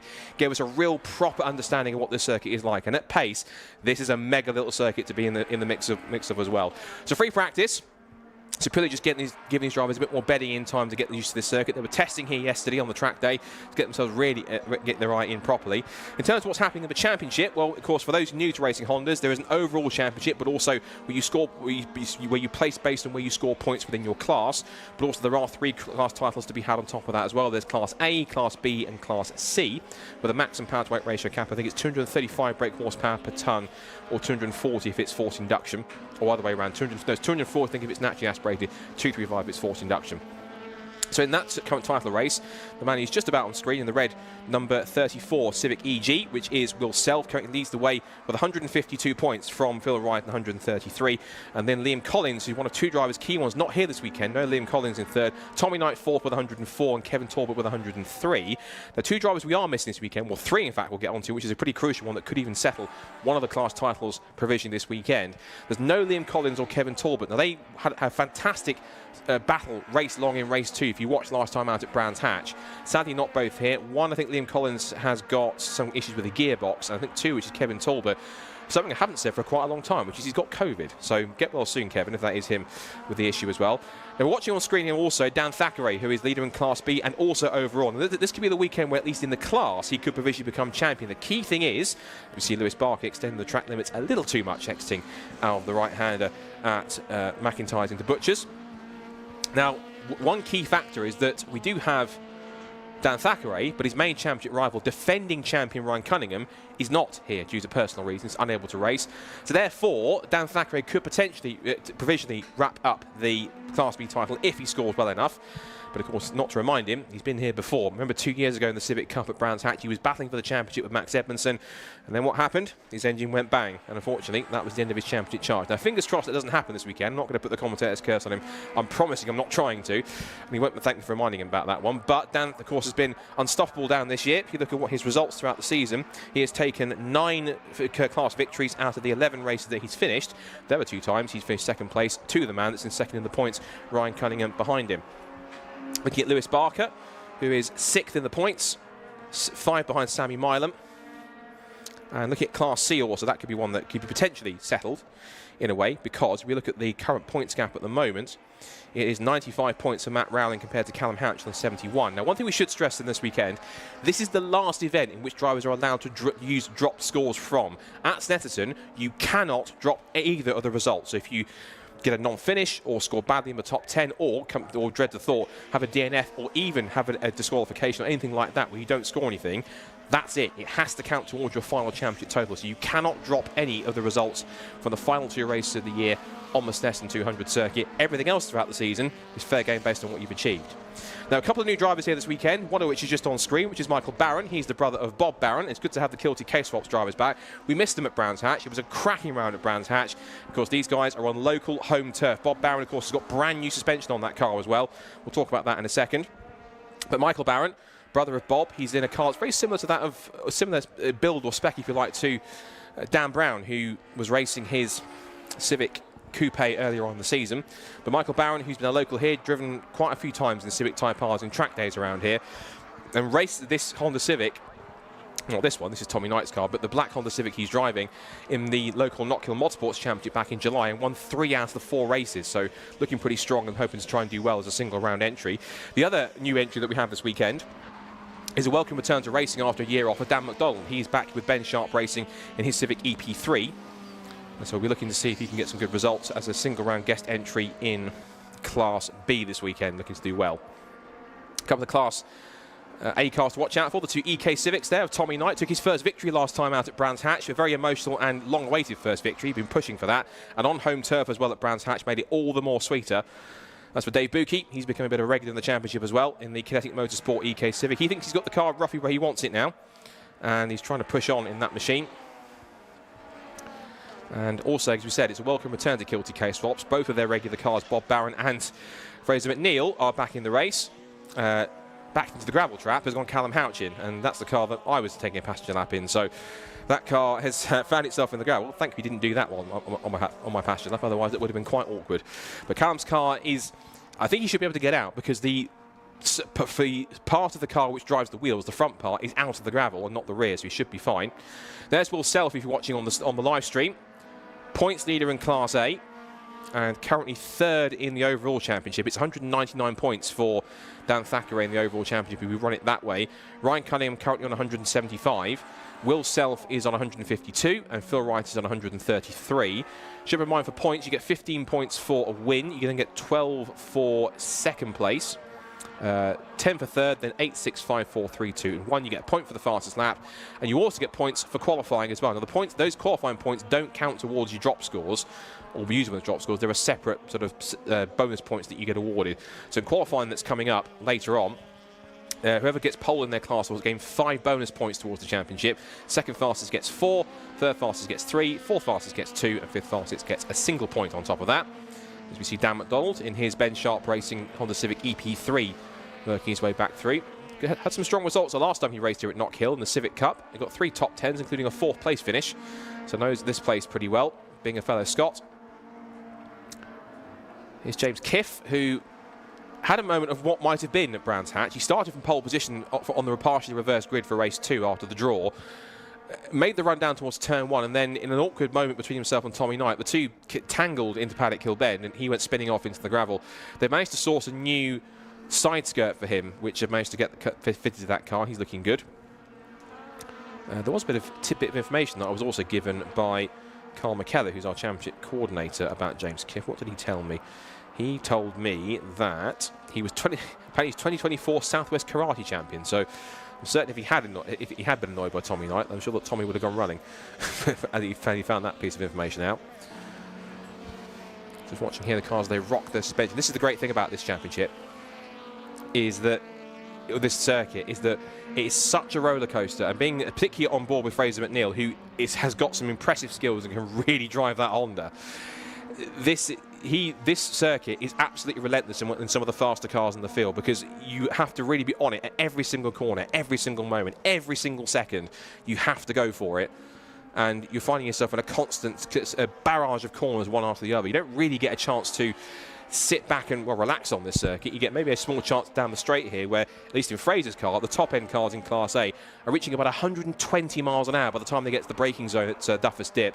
They stand on the middle pedal down towards about 80, and then you hit just flick right, and you have to just plunge downhill through Duffus Dip at the bottom of the compression at Leslie's, then through the right-hander at McIntyre's. It really is an absolute barnstormer of a circuit. You saw there as well Dan McDonald doing the one thing that we're going to see plenty of this weekend, which is Hondas up on 2 wheels.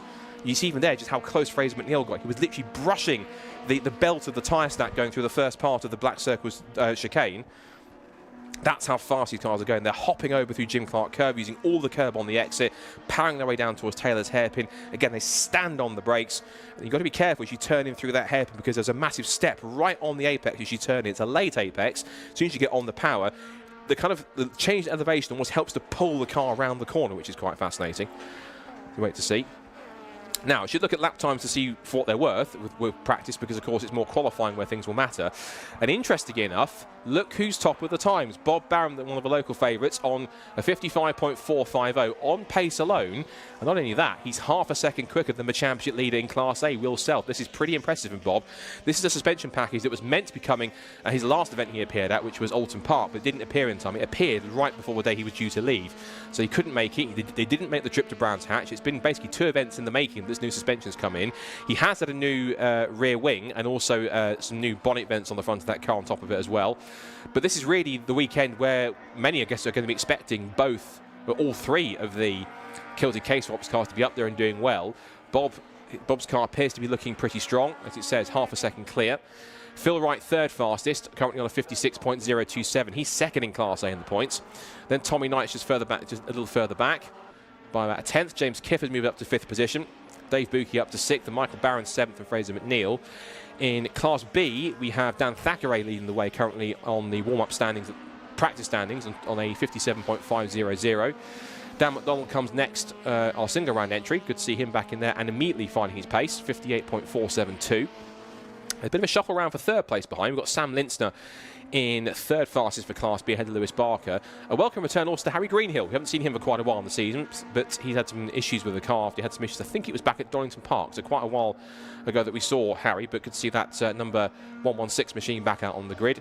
And then Duncan Holloway ahead of Luke Crassus-Menu. And then we have our first of our Class C runners, Matt Rowling in the 147 EP3 Civic, 1 minute .536.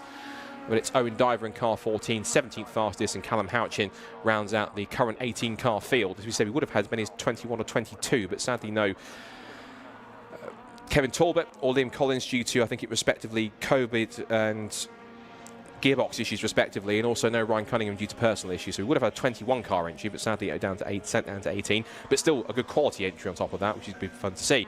Now, going quicker still at the top of the times now, but only now by a fraction of 41,000 of a second is, well, it's now Will Self. He's done a 55.140. So what was a pretty strong time means that these two are going to be very evenly matched. Of course, it's only free practice, but if these guys are going to be that quick going into qualifying, that could make things incredibly interesting going into the first of the two races. And of course, we have race 2 coming up later in the afternoon to round off all of today's action. And that's going to be a partial reverse in 15 minutes here. Few drivers in the mix, looking pretty close to the rest of the order. A lot of 0 point times in the mix. We'll also look at the timing screens. Off the road has gone Duncan Holloway to end the session, so not quite the way he wants to round off his free practice in the Honor Motorsport Honda Civic EP3. His car is off the road, I think, looking around the circuit. I was about to say Jim Clark, but I don't think that is.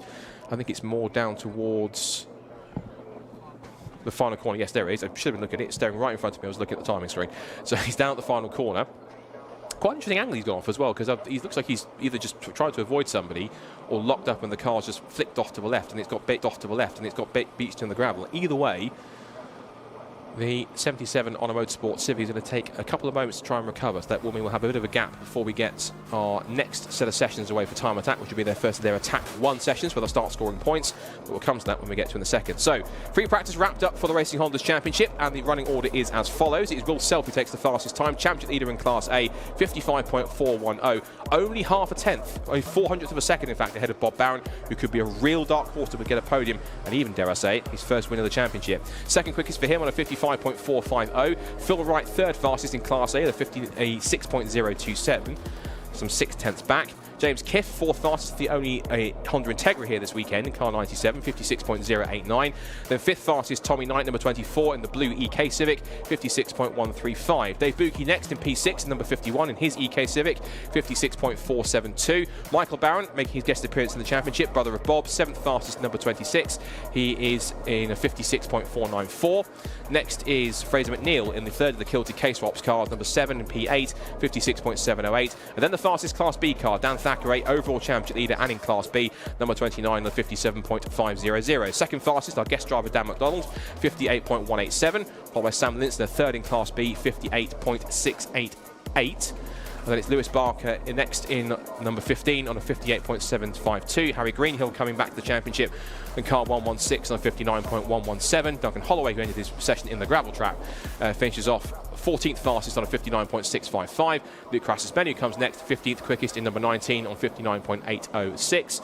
And then we have the first of our Class C cars, number 147, which is Matt Rowling, 16th fastest overall in 1 minute .536. And Owen Diver, 17th quickest, number 14 on a 1 minute .852. And propping up the bottom of the times, last but by no means least, is Callum Houchin after he had that small excursion backing into the gravel at McIntyre's, and he was 18th fastest in car 37, the FN2 Civic, on a 1 minute 1.457.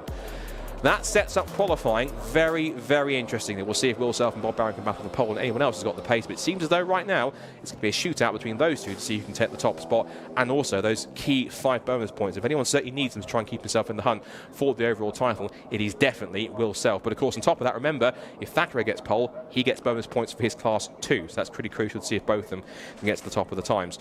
Right, whilst we get Duncan Holloway's car recovered from the final corner, we're going to take another quick ad break on the stream and a music break here around the circuit, so keep tuned as we get set to go back to Time Attack in a few moments' time for Attack 1 sessions coming up here very shortly here at Knockhill. Back in a couple of minutes.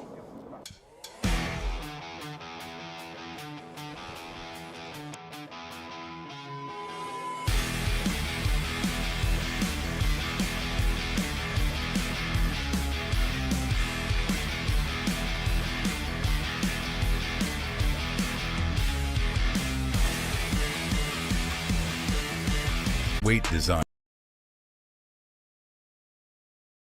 From our storied past in motorsports to our stylistic contributions to the aftermarket culture, one thing remains: Motegi Racing is built for enthusiasts.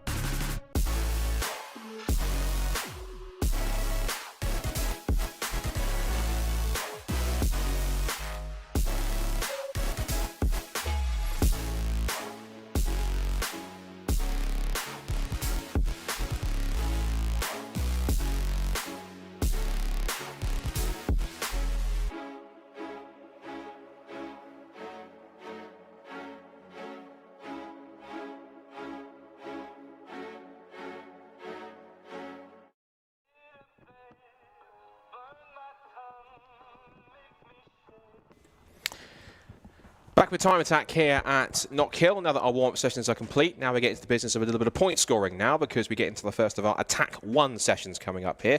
So for Attack 1, this is points that go towards the championship. The big points that you score in Super Attack will come later on.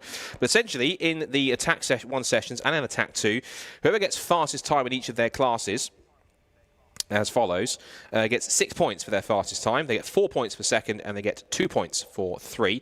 And also it says here, 3 points anyway also go to all drivers to set a time, including those in the top 3.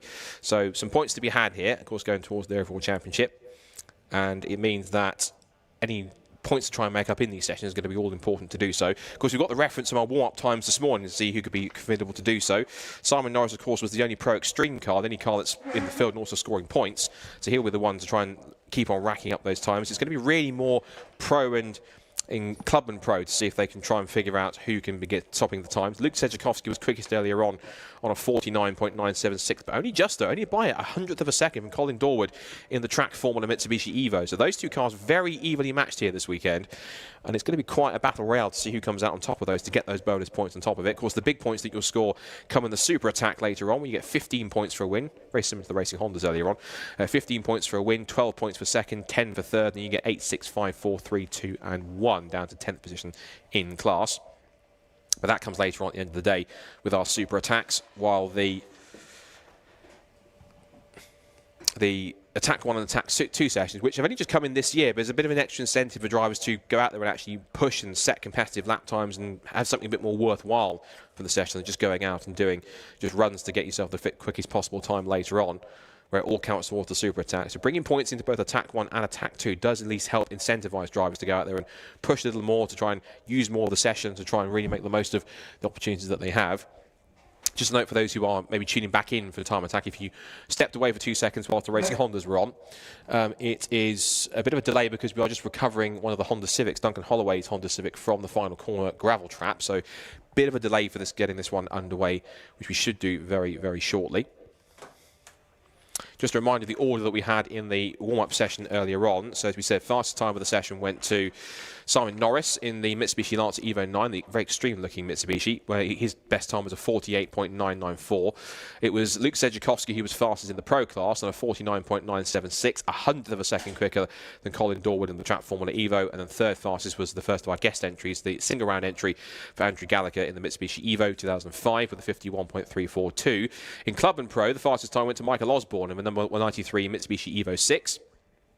And that car did a 52.497, and that was ahead of Eric Holmes in the number 79 Evo that you're just seeing at the front of the field, the Mitsubishi Evo 6 RS, which is the rally sport car, the more kind of stripped out base car they would have used as a baseline for at least a Group N rally car.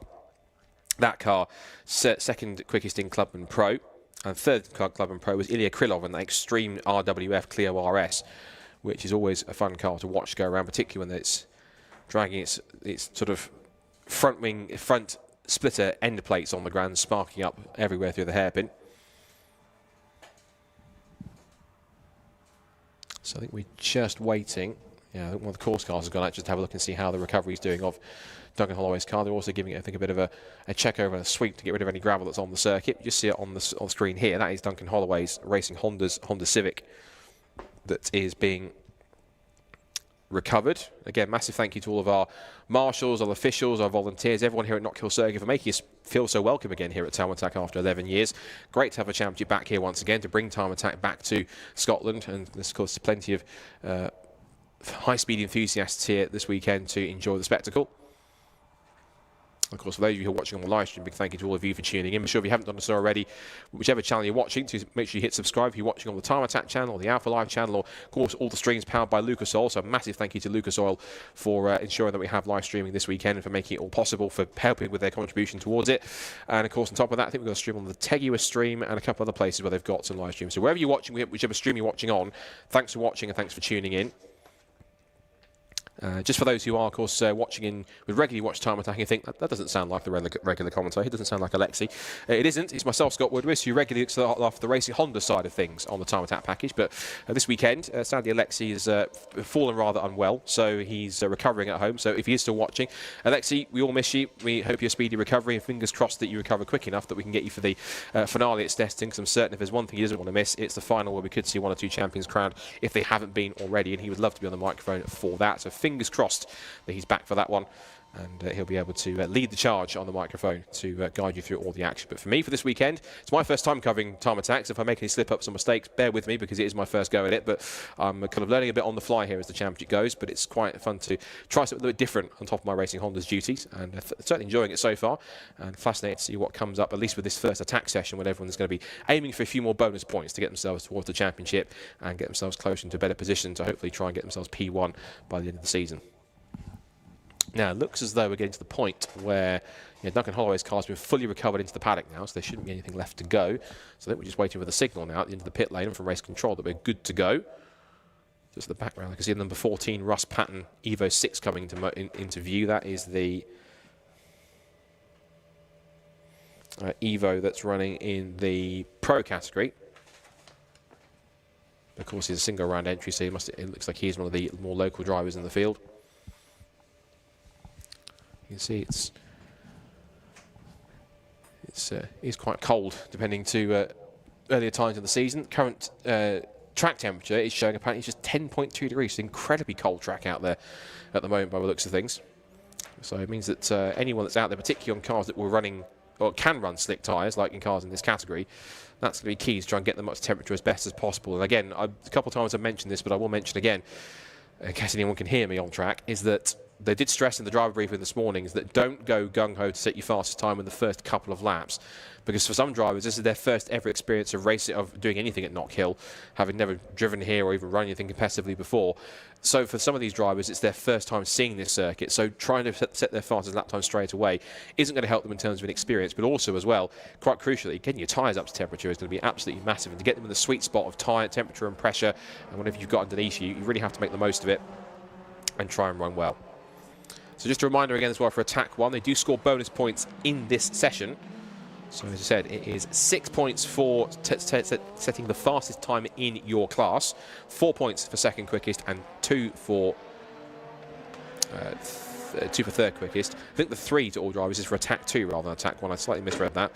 As we see Suki, the Tegui's own Honda NSX. Great to have this car here this weekend. Been setting lap records in this championship all the way through this season.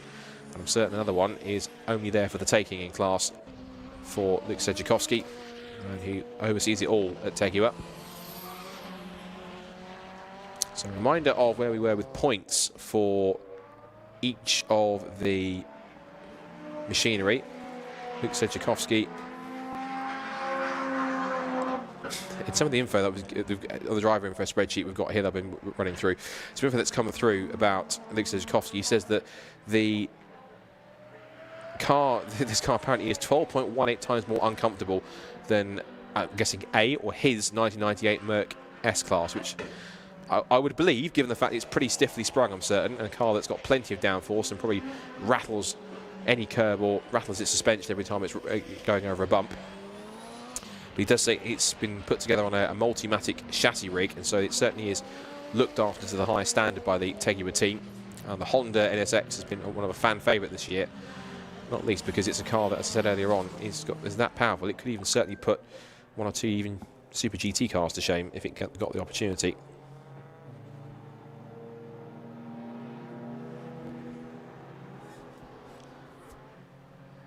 So looking at the standings for Time Attack coming into the weekend for our top classes in the Pro class, the easy one we can go to first is Pro Extreme, because the Simon Norris Evo 9 has 71 points, so he's pretty much been untouched when it comes to point scoring on that side. In the Pro category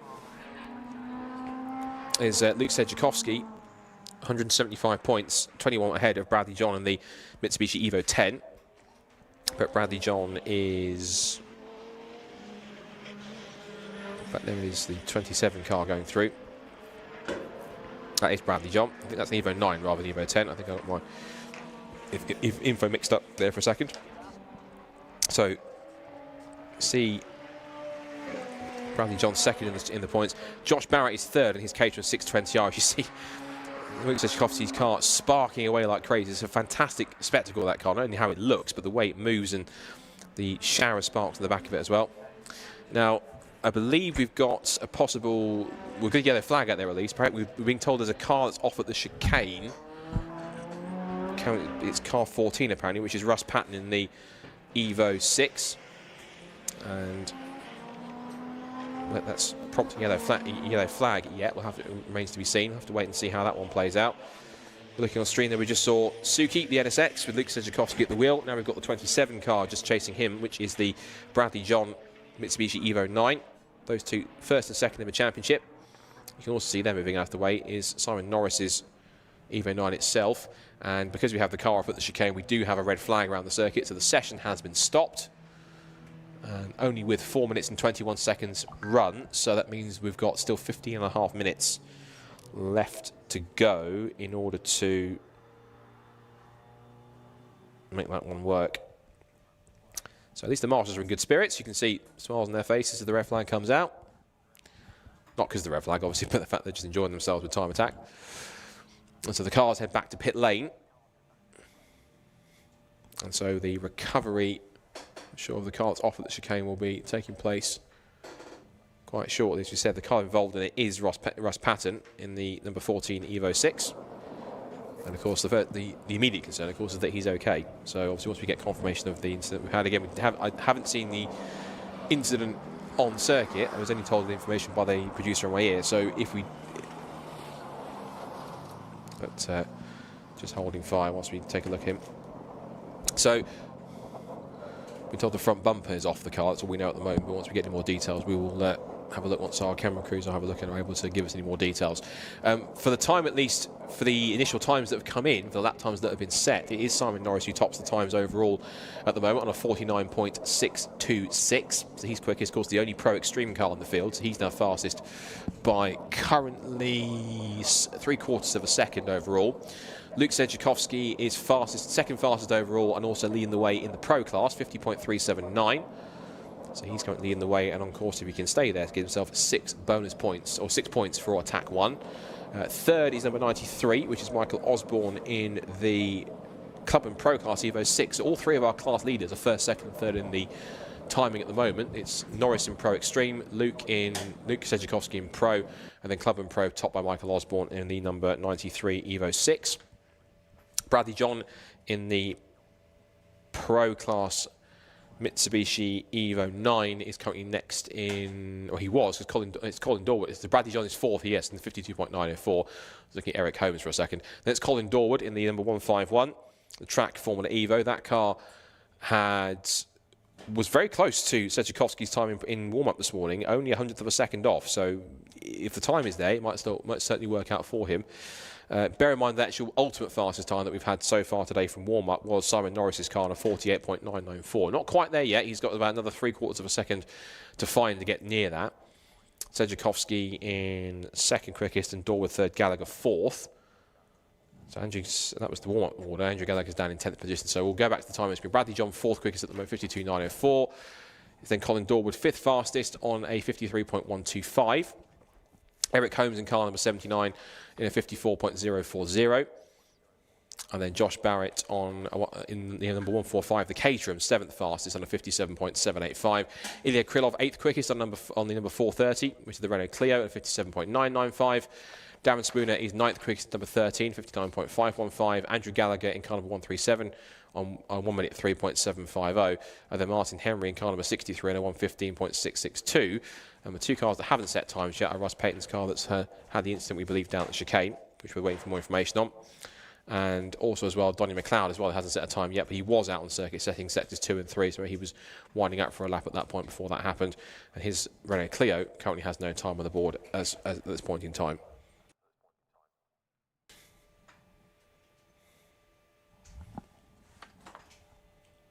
So with the session waiting to get back underway, once we wait for further news on the situation down at the chicane.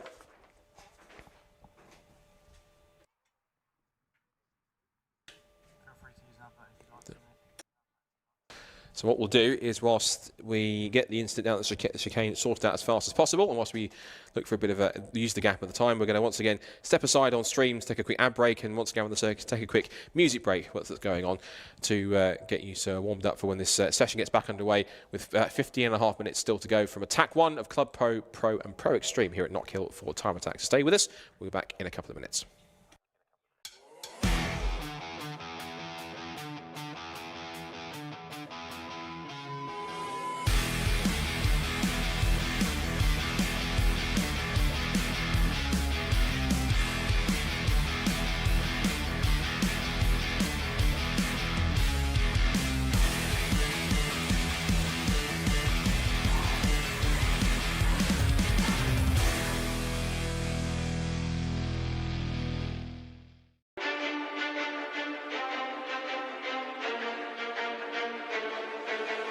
Motegi Racing was conceived with one mission in mind: performance. Each wheel is over-engineered to ensure industry-leading strength, lightweight design, and seamless connection to your unique style. From our storied past in motorsports to our stylistic contributions to the aftermarket culture, one thing remains: Motegi Racing is built for enthusiasts.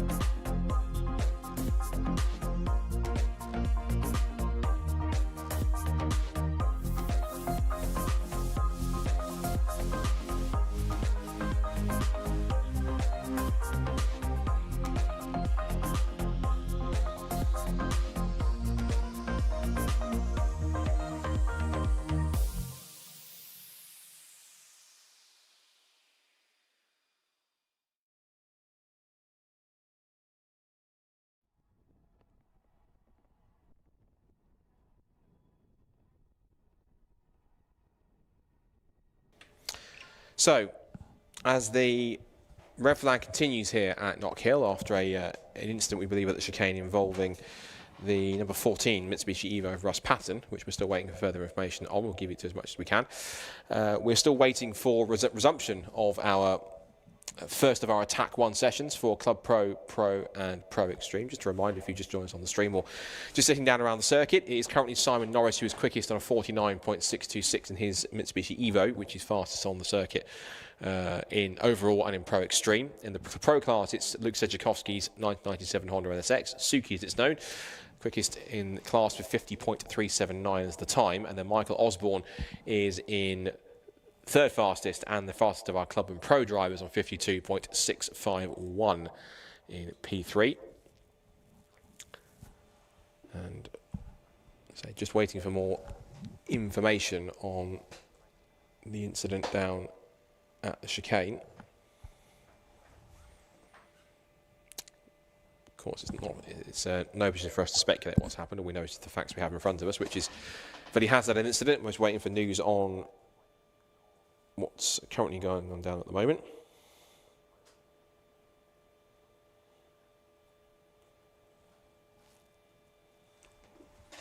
So the red flag came out with 15 minutes and 38 seconds to go.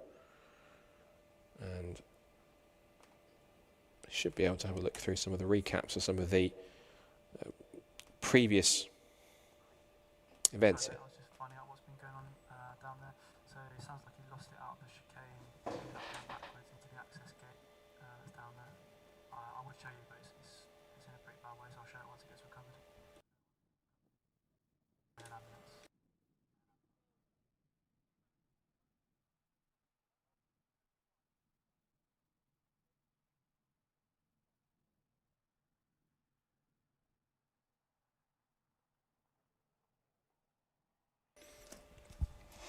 So it's a little bit more news on what's going on down at the scene, and I think the recovery is continuing on Russ Patton's car. I think once we have for you to show you what's happened to his car, we'll be able to do so. But just waiting for the recovery teams, the medical crews, to complete their job at the moment. And again, massive thank you to all of them for all the hard work that they do, so that in events where they may be needed, that they are always ready and raring to go where possible.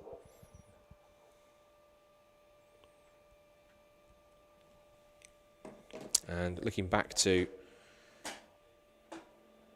some of the drivers in the field, Bradley John, for example, in car 27, if you look back on right the way further back in the season, when he was right at the start of the season back at Cabell Park, and he was having issues with his fan coming on, had to race without it. So he had some issues with that car before, had a small fire in the last session at Cabell Park, right there back at the start of the season, causing a red flag. But the key thing is with these cars that they are built as safe as they can be to the required motorsport UK standards, particularly in our faster cars that you have in the field.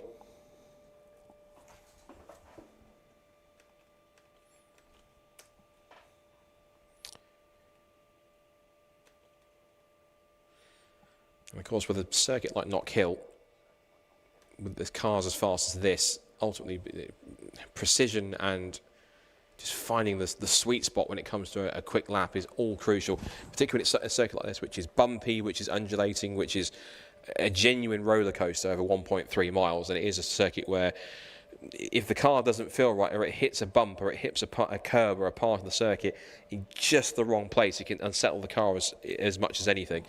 Whereas if you're able to find the sweet spot, particularly with suspension setups, and particularly here, some of the cars will have had to go for a slightly more softer suspension setup to cope with the bumps, to cope with the undulations, with the constant compressions and the elevation changes of the circuit, which makes it so unique. Absorbing those bumps is all crucial, because it's all well and good having a stiffly sprung car that can handle a smooth track or a flat track or a fast track, like Silverstone, for example, or Donington Park, as well as another of them, which is a little bit undulating in itself, but still not as extreme as this, I don't think. It's an easier time to set the car up in terms of being more stiffly sprung, whereas with these cars you have to be a lot more, a little more forgiving with the suspension setup, a little softer to try and help them absorb the bumps a bit better, and therefore it means the car's more predictable, and a more predictable car means you can drive it harder, you can drive it quicker, and you know exactly what it's going to do next, and that gives you the confidence to drive it hard enough to set the fastest lap time possible. And that's ultimately the goal, of course, in Time Attack, is anything else, is just to be the one that sets the fastest lap time in your class, which is the key thing. So still waiting for the red flag to be resolved. As I mentioned, the time has stopped at 15 minutes and 38 seconds. Give you another quick run through of where we are with time-wise. So Pro Extreme has Simon Norris at the top, the only Pro Extreme car in the field, on a 49.626. He just set the fastest time, not just for himself, but also in the session, for that matter. Luke Sedzukovsky, second quickest and top of Pro class, the 50.379. And Michael Osborne in third fastest with a 52.651. Fourth was Bradley John on number 27 on 52.904.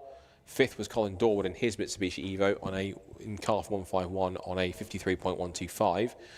Eric Holmes next, sixth fastest at the moment in car 79 on a 54.040. It's seventh quickest for Josh Barrett, number 145 on the 57.785. Ilya Krylov is eighth in his Renault Clio. It's a pretty extreme-looking Renault Clio in this field. It's probably one of my favourite-looking cars in the field, in Time Attack, because it is such an extraordinary-looking car. And that Clio has been modified within an inch of its life, so that it looks completely different to what it looked like when it was, I'm certain, bog standard. It's eighth fastest for him, 57.995. Darren Spooner's next, ninth fastest, number 13, on a 59.515. Rounding out the top 10 is number 137, Andrew Gallagher, on a 103.750. 11th fastest was 63, Martin Henry, with a 115.662. And then the only two cars didn't set any that times yet are, in fact, Russ Patton, because of the incident he's had down at the chicane, and Donnie McLeod in number 144, who has not set a time yet, but he was on course to set a lap time, a proper lap time, had he completed the lap that he was on at that point in time. So again, just waiting for the red flag to be lifted. It looks as though that they have, I think, cleared. Well, I think they've they've cleared most of what's happened down there, so it looks like they've put it behind the barrier, which is the main thing. So that's now out of the way. So fingers crossed, we should be able to get the session back underway very shortly. Our Club Pro, and Pro Extreme contenders can go and try and score their first points of the weekend. Reminder for anyone that's missed the beginning of this point, it is, for this season, we introduced bonus points, or not bonus points, points for placing an attack 1, 2, and before super attack. So for this session, whoever's fastest in their class will pick up 6 points. It'll be 4 points for second place, third for 2, and then it's from fourth downwards, just 2 to all drivers that have also set a time, including to top 3 as well on top of that. So every car in the session gets at least 2 points from this session. But it's the top 3 that will get, so that's specifically 6, 4, and 2 for their troubles on that side.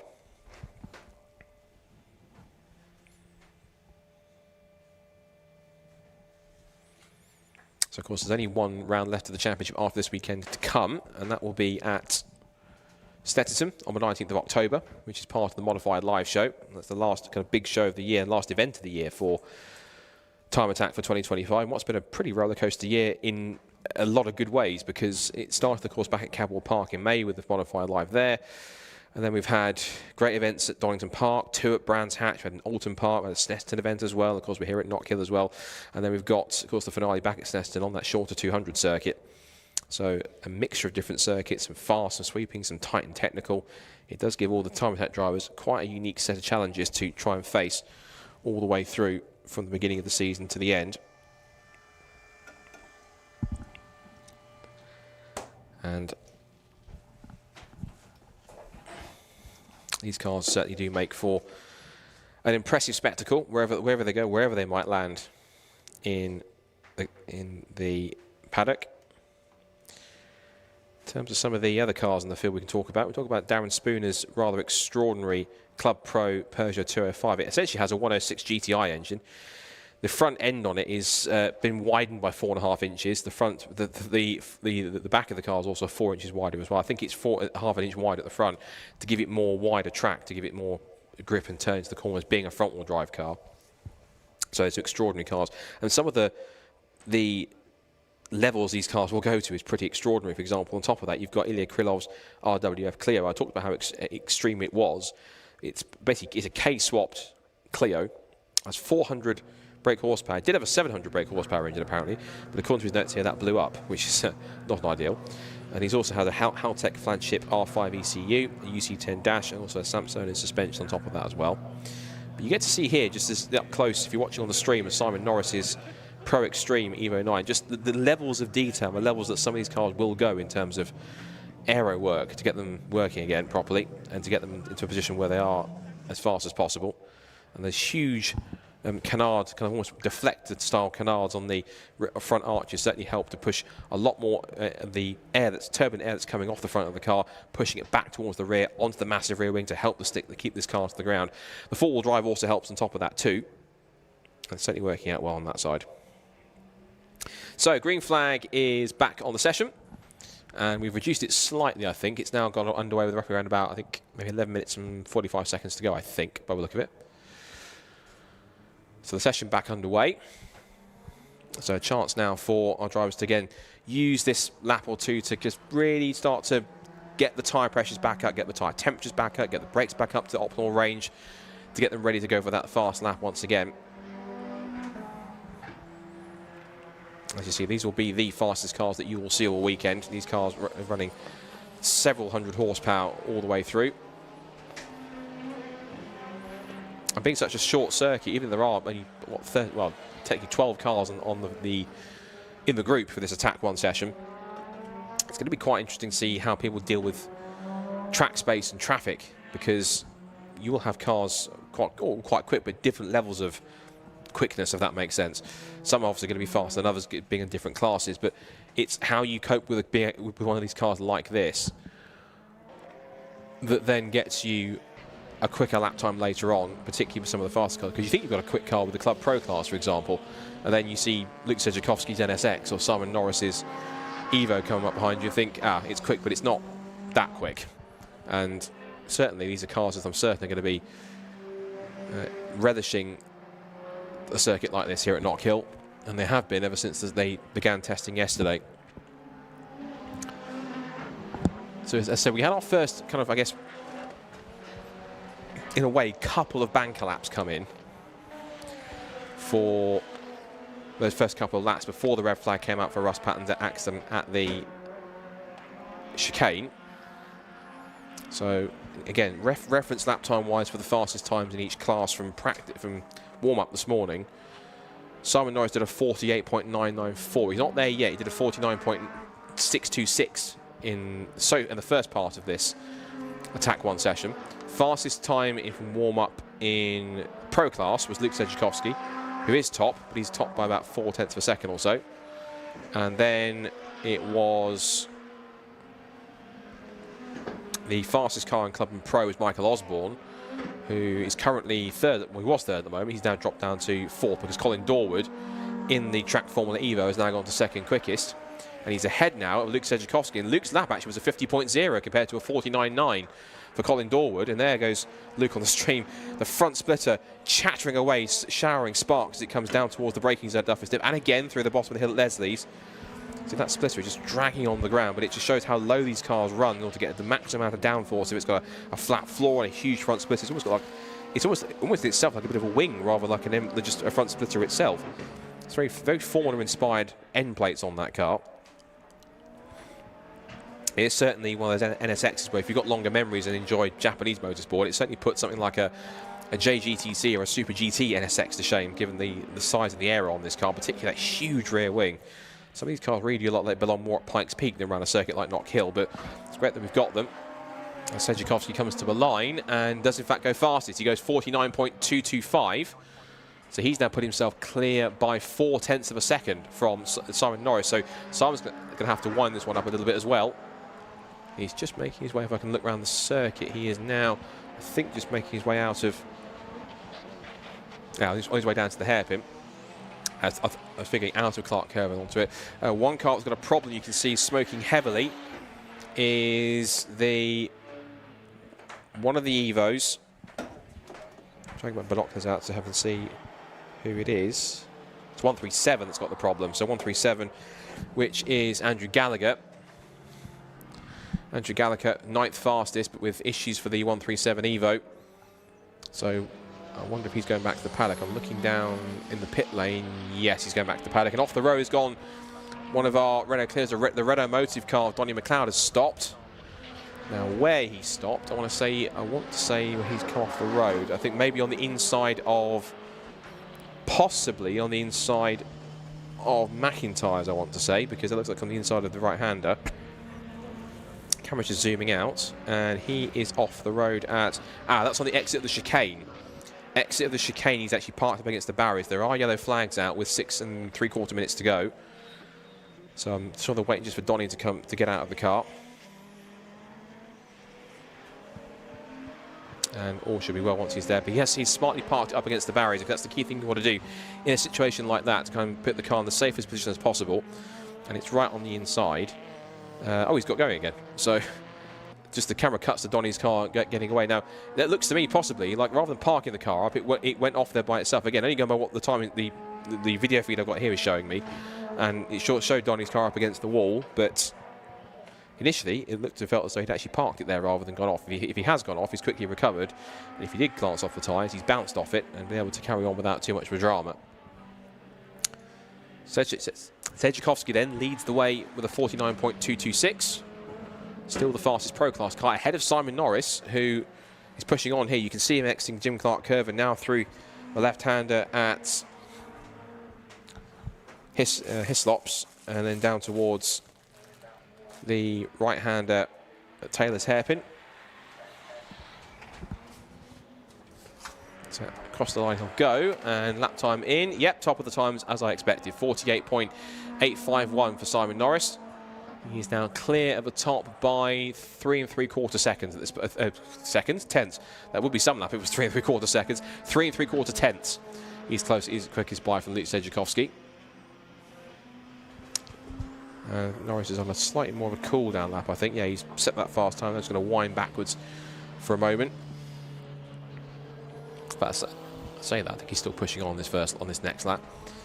Rest of the classes, Club and Pro, still led by Michael Osborne, 51.868 at this point, and he is currently, how much quicker is he than Ilya Krylov? 2 seconds, in fact. He's about 2 seconds quicker than Ilya Krylov.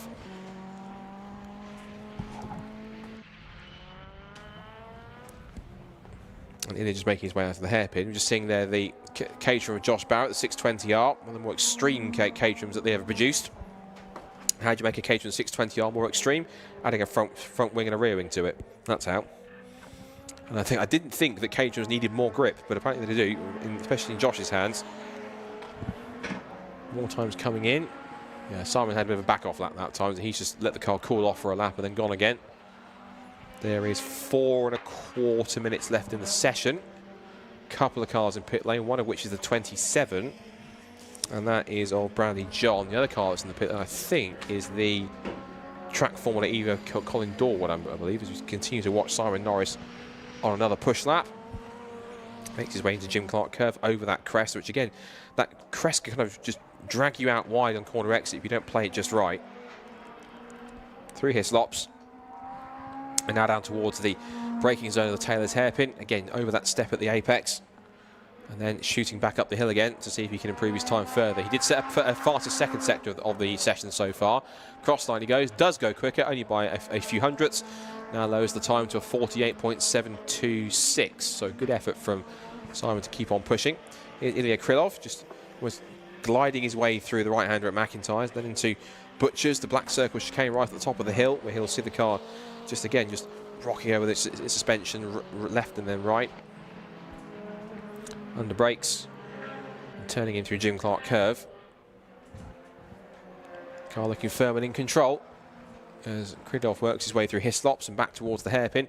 Now he at the moment is on a personal best in Sector 1. He's 7th overall at the moment and 2nd in Club Pro, but he's still 2 seconds away from the top time. So if he can try and get himself a little bit closer, particularly in this attempt, it'll certainly help him. Across the line goes Ilya, and he does not improve his time. There's a 54.184. Krylov still remaining 7th place, so no change in that time.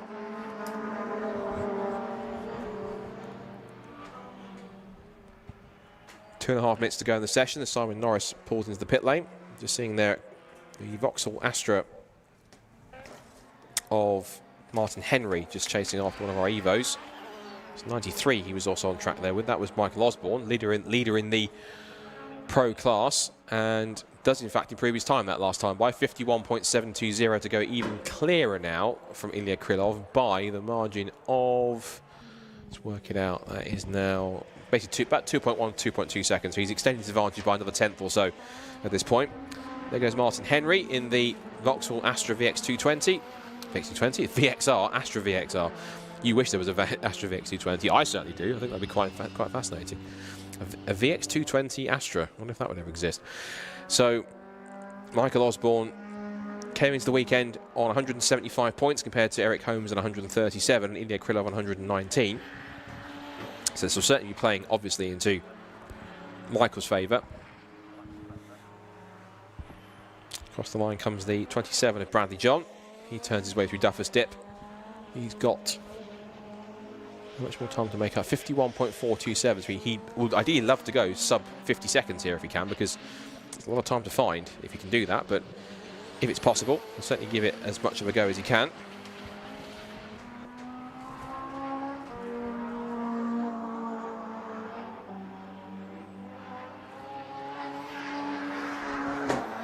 Past our commentary box position here, the Gary Stagg commentary booth, and gives you quite a wonderful, almost 360 view of the circuit in this position, particularly this higher vantage point where you can kind of see and almost lord over what you can see on track here, complementing what I see on the screen.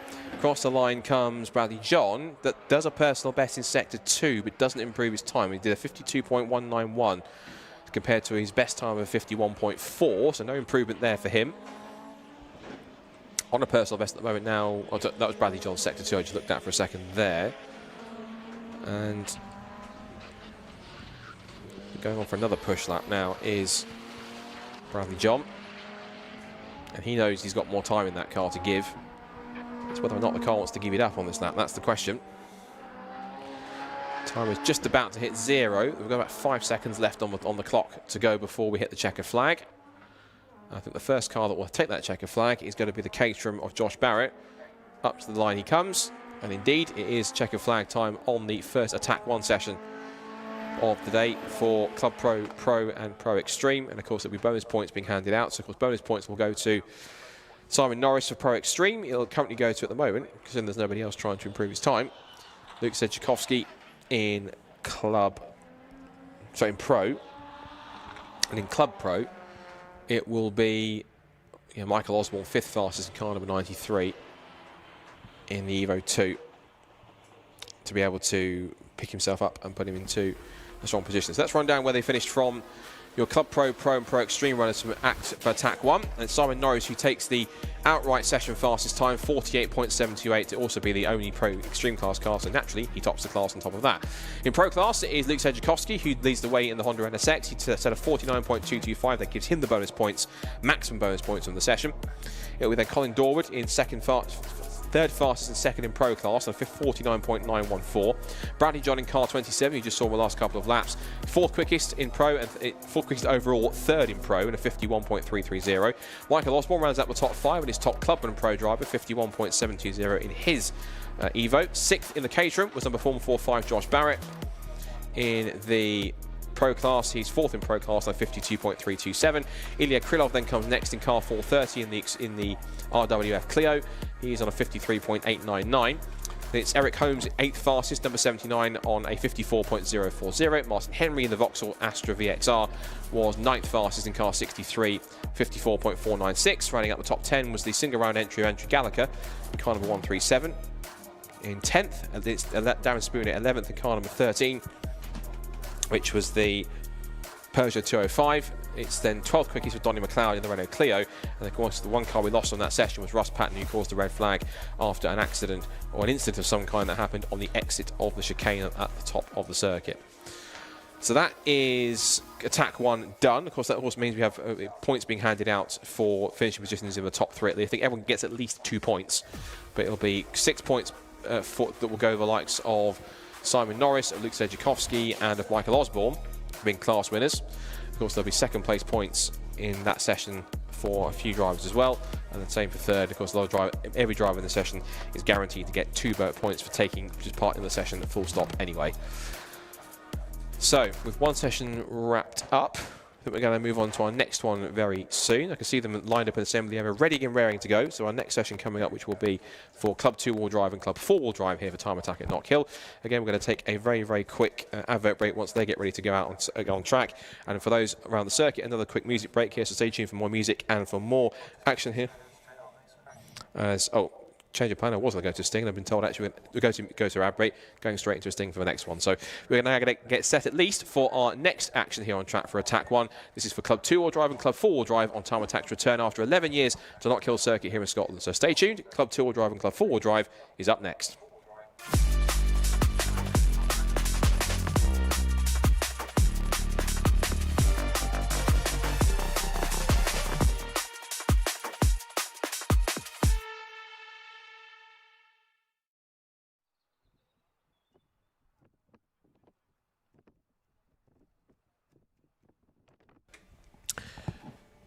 So, straight in with the action, even though the cars are waiting assembly. I think we're just getting signal that they are going to send Club 2-wheel drive and 4-wheel drive out shortly. Track looks to be clear. So they'll be heading out in a few moments' time. Quickly remind ourselves of how they went in warm-up this morning in Club 2-wheel drive and 4-wheel drive. As a reminder, in the 2 categories, it was Alexander Volkov, the runaway Club 4-wheel drive championship leader. Fastest in the session, naturally, 52.874. And that was ahead of the 998 Andy Gray Mitsubishi Evo, 2nd fastest, 54.692. And then 3rd fastest was the Kestusis, I'm going to struggle with this one, Kestusis Dobrovolskis. There you go, the Nissan GTR 2011. 3rd fastest for him, car 177.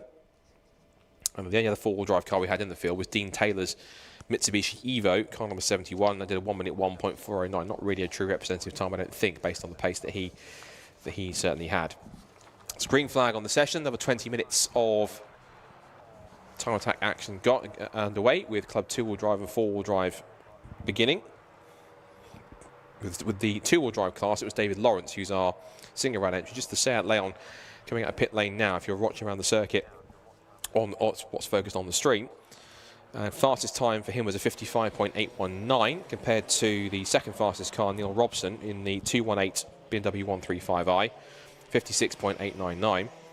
And then in third fastest, it was Luke Capehorn, who was out there until he was the reason for a red flag that we had in the session this morning, due to his engine catching a light, or engine having some kind of malady, which meant that he had to pull up on the exit Jim Clark curve. You can just see, if you look very carefully, just on the left-hand side of the track, there is still the trail, loose trail, on what's left of the quick dry cement, which got put down after the Vauxhall Astra, let's say, depleted itself of some fluid, whether it's oil, coolant, water, fuel, whatever it was. It had to be quickly laid down to prevent that from getting worse. So he still ended the session 4th fastest. The question is going to be, though, is whether or not that white and yellow Vauxhall Astra actually makes it out onto track for this one. I'm having a look round whilst these cars are on track.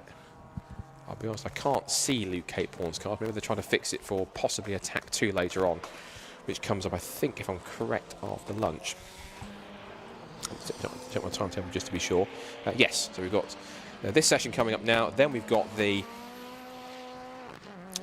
Classic and Retro, Clubman and Pocket Rocket Attack 1 session, and then we have qualifying for Racing Hondas.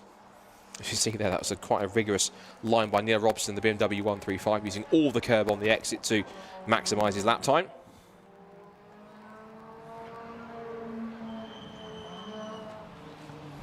And down the hill into the hairpin comes to our contenders. Chasing up the hill now, we've got Kęstutis Dobrovolskis and the 998 Andy Grady.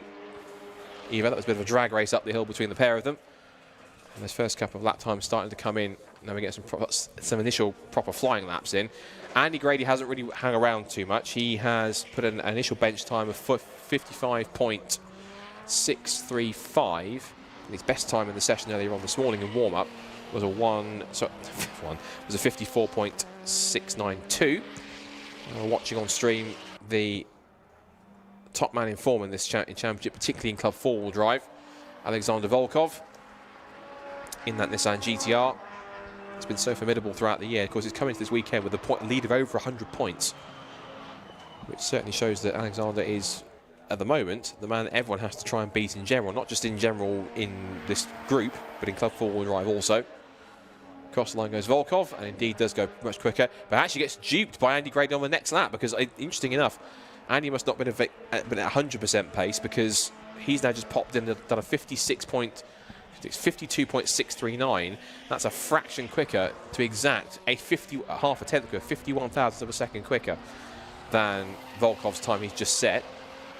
And into third place has gone Kęstutis Dobrovolski in the second of those two Nissan GTRs. Of course, they're different specifications, different builds, but into third place he has gone. And as I said, only 8 cars out in the session at the moment. Fourth currently is Neil Robson in that BMW 135, the bright blue machine. Fifth is Johnny Fletcher in his Vauxhall Astra. We see a little bit of, I'm guessing that was a lock-up for the 998 of Andy Grady. A little wayward on the exit of the, on the entrance and exit of Taylor's Hairpin. I think he's just decided to back off a little bit, and oh dear. Actually, that might not be him just backing off. That might be a reason he's backing off, because there is smoke trailing from the back of the 998 Mitsubishi Evo, and all is not well with Grady's car, it seems. I think that fast lap he put in, as quick as it was, might have taken a bit too much out of the Evo, and winding up the boost, it seems as though it has given it a bit of a mischief, shall we say. So Alexander Volkov, to try and further rub it in, has now done a 51.507 to go quickest by over a second, both overall and in Club 4-wheel drive. Club 2-wheel drive cars, it is currently Neil Robson's BMW 135i that leads the way, from Johnny Fletcher's Vauxhall Astra and Steve Summers in the Citroen Saxo. One thing I will say, though, is that the Andy Gray Evo is still going around at a reduced pace with smoke pouring out of the back.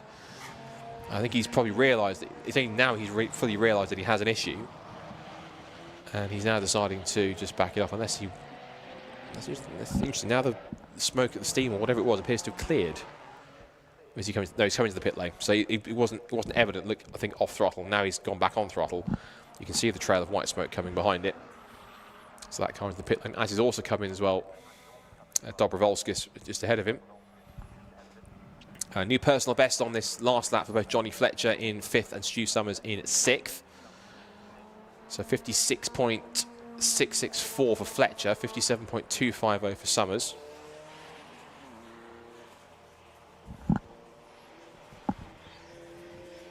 And then 7th quickest for Dean Taylor in number 71, which is the Mitsubishi Evo that was at the bottom of the times this morning. As we see David Lawrence making his way through the black circle chicane. Down towards Jim Clark curve he goes. And that car well sorted by Area Motorsport. Of course, a pretty well established race team is Area Motorsport. They can make some pretty good high performance cars. They usually typically breathe a lot on typically Honda Civics, but on top of that they can do some stuff for kind of VAG group cars like Golfs, and in particular they do work a lot with Golfs and even the Seat here. I've done it as well with TCR touring cars as well when they've run particularly Cupras for quite a lot of the time. David Lawrence goes to 3rd quickest then, 55.439. Of course, he's a single round entry, so won't score any points.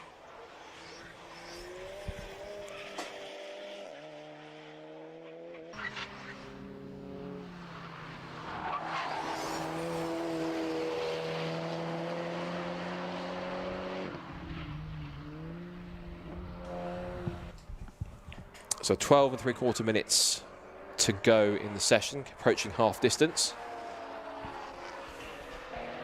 Get a reminder when we work with the championship standings coming into the weekend. Of course, this is a session where, of course, they will score the points for 1st, 2nd, and 3rd. Everyone who competes in this session will get at least 2 points. It's how much more they get, depending on if they can get themselves 1st, 2nd, and 3rd, is the main question. See, David Lawrence has gone faster again. He's now gone to 3rd quickest now on a 55.263, and also improving is Neil Robinson in that BMW, 55.937 for him. So pretty evenly matched, and those two are, Lawrence and Robson, are going to be going at it for Club 2-wheel drive honours, so they've actually about 3/10 of a second between them already. No, 6/10 in fact, that's now changed. 55.2 compared to Robson on 55. Yeah, it's about 6/10 of a second between them. And Dean Taylor's decided, right, I've had enough of that. I'm going to split the two of you. Puts the 4-wheel drive Evo. There it is, in bright blue.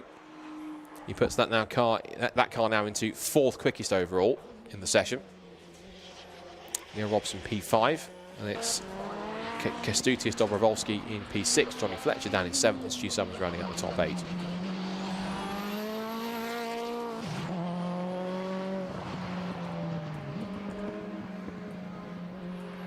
Session continues.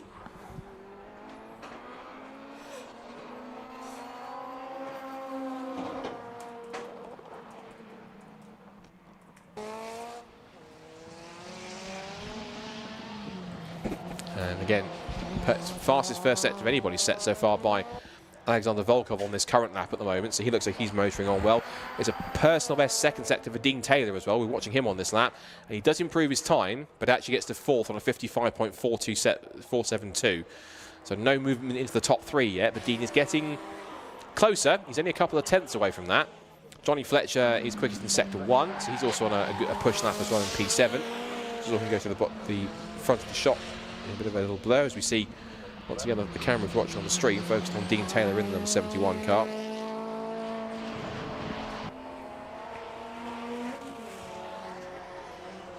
And Johnny's now set personal best in sectors 1 and 2, so it might be worth having a look at Johnny Fletcher, I think, if you're watching on the stream.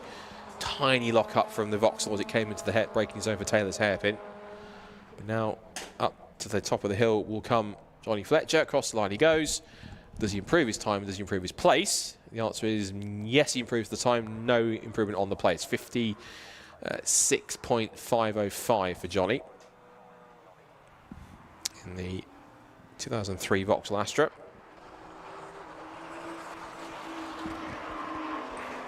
Through Hislop's hairpin as one GTR passes another.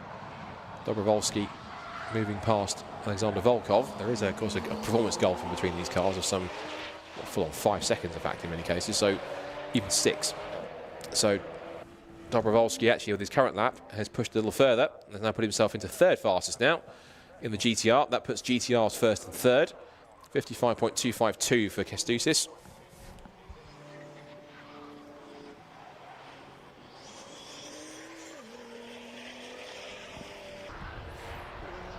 Let's see if we can have a look at some more of the info that we've got on our drivers here. Drives on the Volkov. Look at the information that he's got on his car as we're watching Kęstutis. But in terms of Volkov, currently top of the time still. That Nissan GTR running with him, he actually can run what's called a hot weather map, so he does get particularly warm, which would have been useful in the summer months, particularly with the warmer temperatures out there for the drivers. It would have been fascinating to see how that car would have coped in those conditions, and has coped pretty well by the looks of it in terms of how it's sat in the championship. It's got a new turbo on it for this year, new rear aero too, a new gear set, it has a fuel cell in it as well, and he claims that compared to last year's performance, the car is 2 seconds quicker on paper at least, or at least from testing it compared to where he is at the moment. We'll talk to Andy Grady in the number 998 machine. That car is running a DSG gearbox, and also it's running around about 800 horsepower, if I remember correctly. So quite a machine is Andy Grady's car, but that car's still in the pit lane at the moment with an issue, with a problem. I saw that car smoking earlier on, whilst it's on a press lap.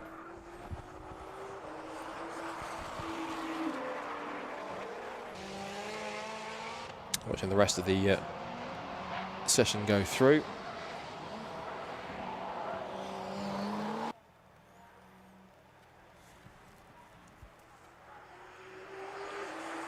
So, still no real change to the order. Volkov still fastest out there on 51.507. Grady for second quickest, but in the pit lane with the bonnet up, so an engine issue for that car. 52.639. 5.2 for Kęstutis. Dobrovolsky third fastest. David Lawrence in fourth. Dean Taylor rounding out the top five, and it's Robson, Fletcher, and Summers who are in that top eight.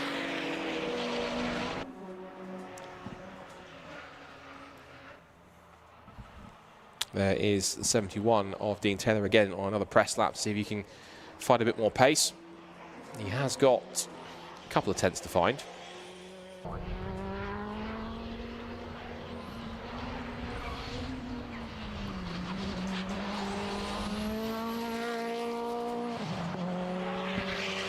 We'll see if he's got the pace within him. Dobrovolsky's moving quite well. Look at his sector speed. He set the personal best sector speed in sector 2, 120 miles an hour at the end of sector 2, which is good to see. Is just in the background I can see again on stream Neil Robson's almost sideways everywhere BMW. Not massive tank snappers, but it's just getting a good twitch on exiting and a Jim Clark curve. Johnny Fletcher trying to push on. He's on a personal best sector 1, as is also Dobrovolsky, so both of them looking pretty strong on this lap.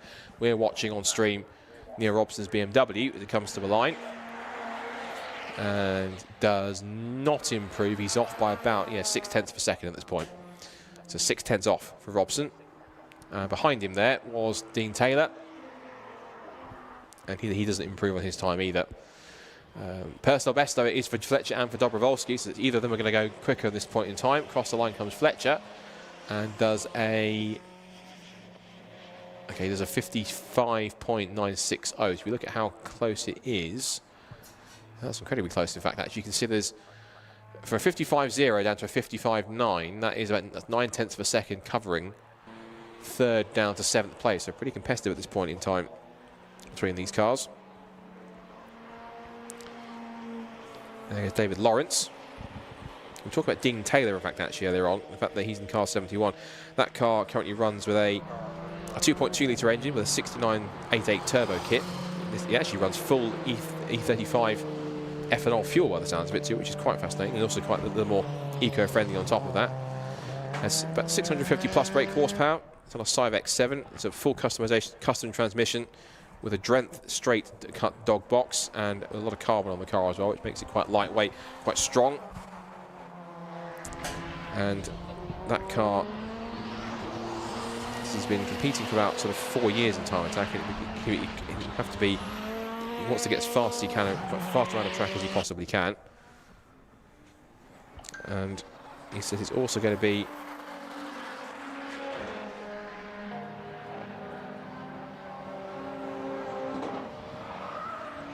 did say apparently this was going to be his final year within Time Attack. We said as his car has let him down the last few races in this season, he said he couldn't possibly end on a low. So he's going to keep on going, I think, until he finds a reason to end the season on a high. And Dean currently at the moment on a personal best in Sector 2, comes across to the line, see if he can improve his time, and does. He moves up a spot to 4th, so he goes up to P4 in the standings. It is now four-wheel drive, club four-wheel drive cars, 1st, 2nd, 3rd and 4th. In fact, it's an even split, in fact, now.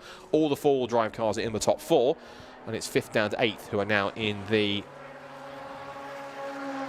second half of the table, headed by David Lawrence. So effectively, you can see there's a divide between, on the timing screen, between the two classes.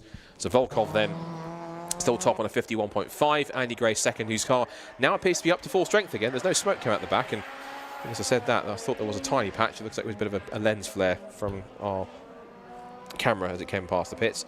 But Grady's car appears to be back up to full strength again. So whatever the issue was, it was a problem that could be fixed quite quickly within the session, which is quite impressive by the team to do so. So Grady's car, where he is in terms of information.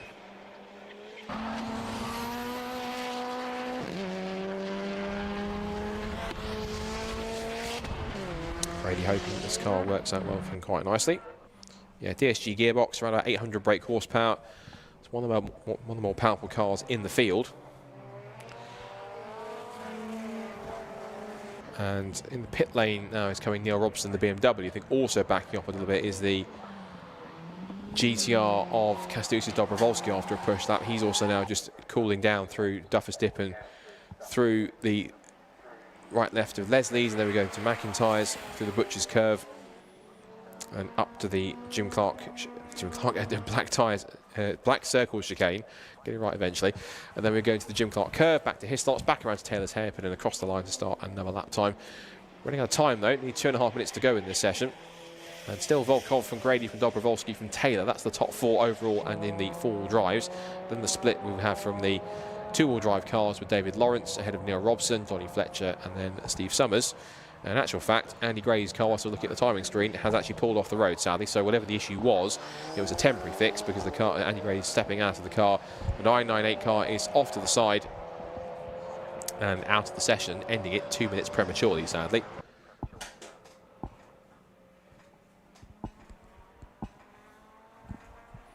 There's David Lawrence turning his way into Duffer's Dip and a little wide, but just manages to gather it up enough in order to continue on with the lap. He's essentially ruined the lap. He's going to have to come back around and complete and start a new one to try and make sure it happens. You can also see out in the window as well that whilst we're waiting for that, the contenders in Classic and Retro, Pocket Rocket and Clubman are also lining up in assembly ready to go shortly, which that session will get underway in around about a minute and a half's time at the end of this one. Also backing off on a current lap at the moment appears to be Dean Taylor. He's I think he's possibly completed this session because he won't have enough time to come back around, and well, he might have enough time to come back around and start another lap if he's quick enough. But given that the lap times for the ultimately fastest cars are 51.5, 52.6 at the front of the field, 55.1, we have to be going around at some pace, but not hopefully too slow that he actually misses out and getting another lap, if that's what he's aiming for. So the session has kind of really calmed down in this this part of it. Again, reminder of the classes in this category, Club 2-wheel drive and Club 4-wheel drive. It's essentially it's the most popular. It's Time Attack's most popular category for production cars that are tuned and modified up to a controlled level, and they just split it into 2 categories: one for front-wheel drive, one for rear-wheel drive, or for 2-wheel drive rather than front-wheel drive and rear-wheel drive. So there's a mix in there, and it means that again you're all kind of essentially the same collective class, but there's subclasses within in order to give them something else to compete with cars that are more akin to theirs rather than a generalisation of being in a club class. Last couple of laps being completed. David Lawrence is on a personal best in Sector 2 and stays 5th. There's a 55.465. Doesn't change. Dean Taylor also came across the line as well and has not included his time either. One that is motoring though is Kastusis Dobrovolsky, 3rd fastest, personal best in Sectors 1 and 2. He comes to the line and stays 3rd, but there's a 54.681, so he gets a little closer to the top 3. And that will be a solid final lap to put himself in P3. And that also, I think, also does give him, well, it gives him it gives him third in for the four-wheel drive class. But of course, being a guest, a single round entry, means he doesn't get any points. But he would still get, if he finished there in the super attack, he would still get a trophy for his efforts as well.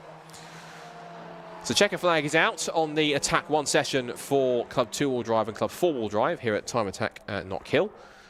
And some interesting stories that went through, particularly a couple of late changes there for positions as that session played out. Last few cars taking the flag. David Lawrence takes the checkered flag, so too does Dean Taylor. No improvements from them. And Dobrovolsky, I think he's going to pull it left into the pits. No, he's not. He's going to coast across the line and complete one final lap in the session before he then tours back around to prepare himself back in the paddock for Attack 2, which comes up after lunch break, which is going to be fun to watch. So yeah, the timetable coming up for the rest of this last couple of sessions before lunch. We've got the next session coming up, which is the Attack 1 for Classic and Retro, Pocket Rocket, both forced induction and naturally aspirated, and also for Clubman. And then we have our qualifying session for Racing Hondas coming up as well, with our bonus points on offer for the sessions there too. So, results from Club 2-wheel drive and Club 4-wheel drive Attack 1 here at Knockhill for Time Attack. It's Alexander Volkov's Nissan GTR that takes the fastest time of the session. Car number 186, the GTR with a 51.507, fastest of the lot. Andy Gray, who had some problems towards the end of the session, well, in the middle and towards the end, after that car pulled off eventually off the circuit. That did a second fastest time in 998. The Evo did a 52.639. Third quickest, and a solid effort to put in quickest time on his last run, was Kastusis Dobrovolsky, our single round entry in his Nissan GTR. Third fastest on a 54.681. And then it's the last of the four-wheel drive cars in club class, number 71, with Dean Taylor in fourth position.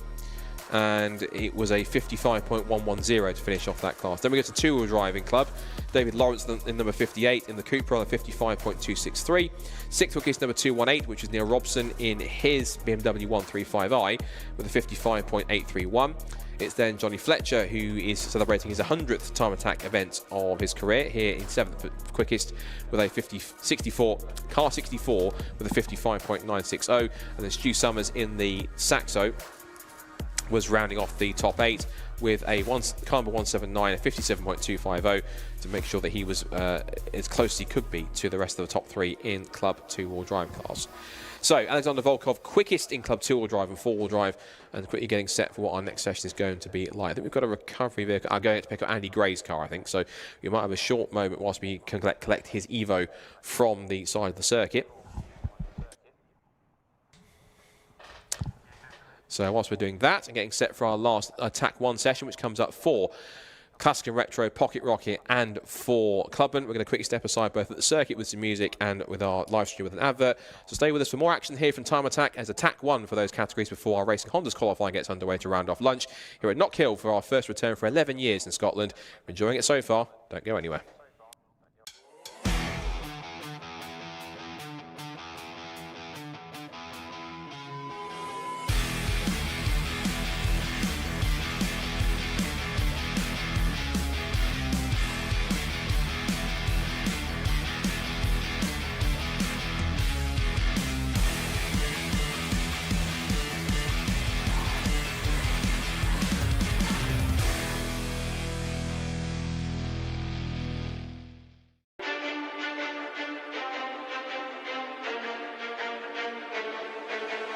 Motegi Racing was conceived with one mission in mind: performance.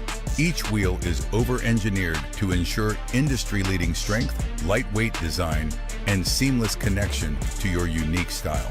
From our storied past in motorsports to our stylistic contributions to the aftermarket culture, one thing remains: Motegi Racing is built for enthusiasts.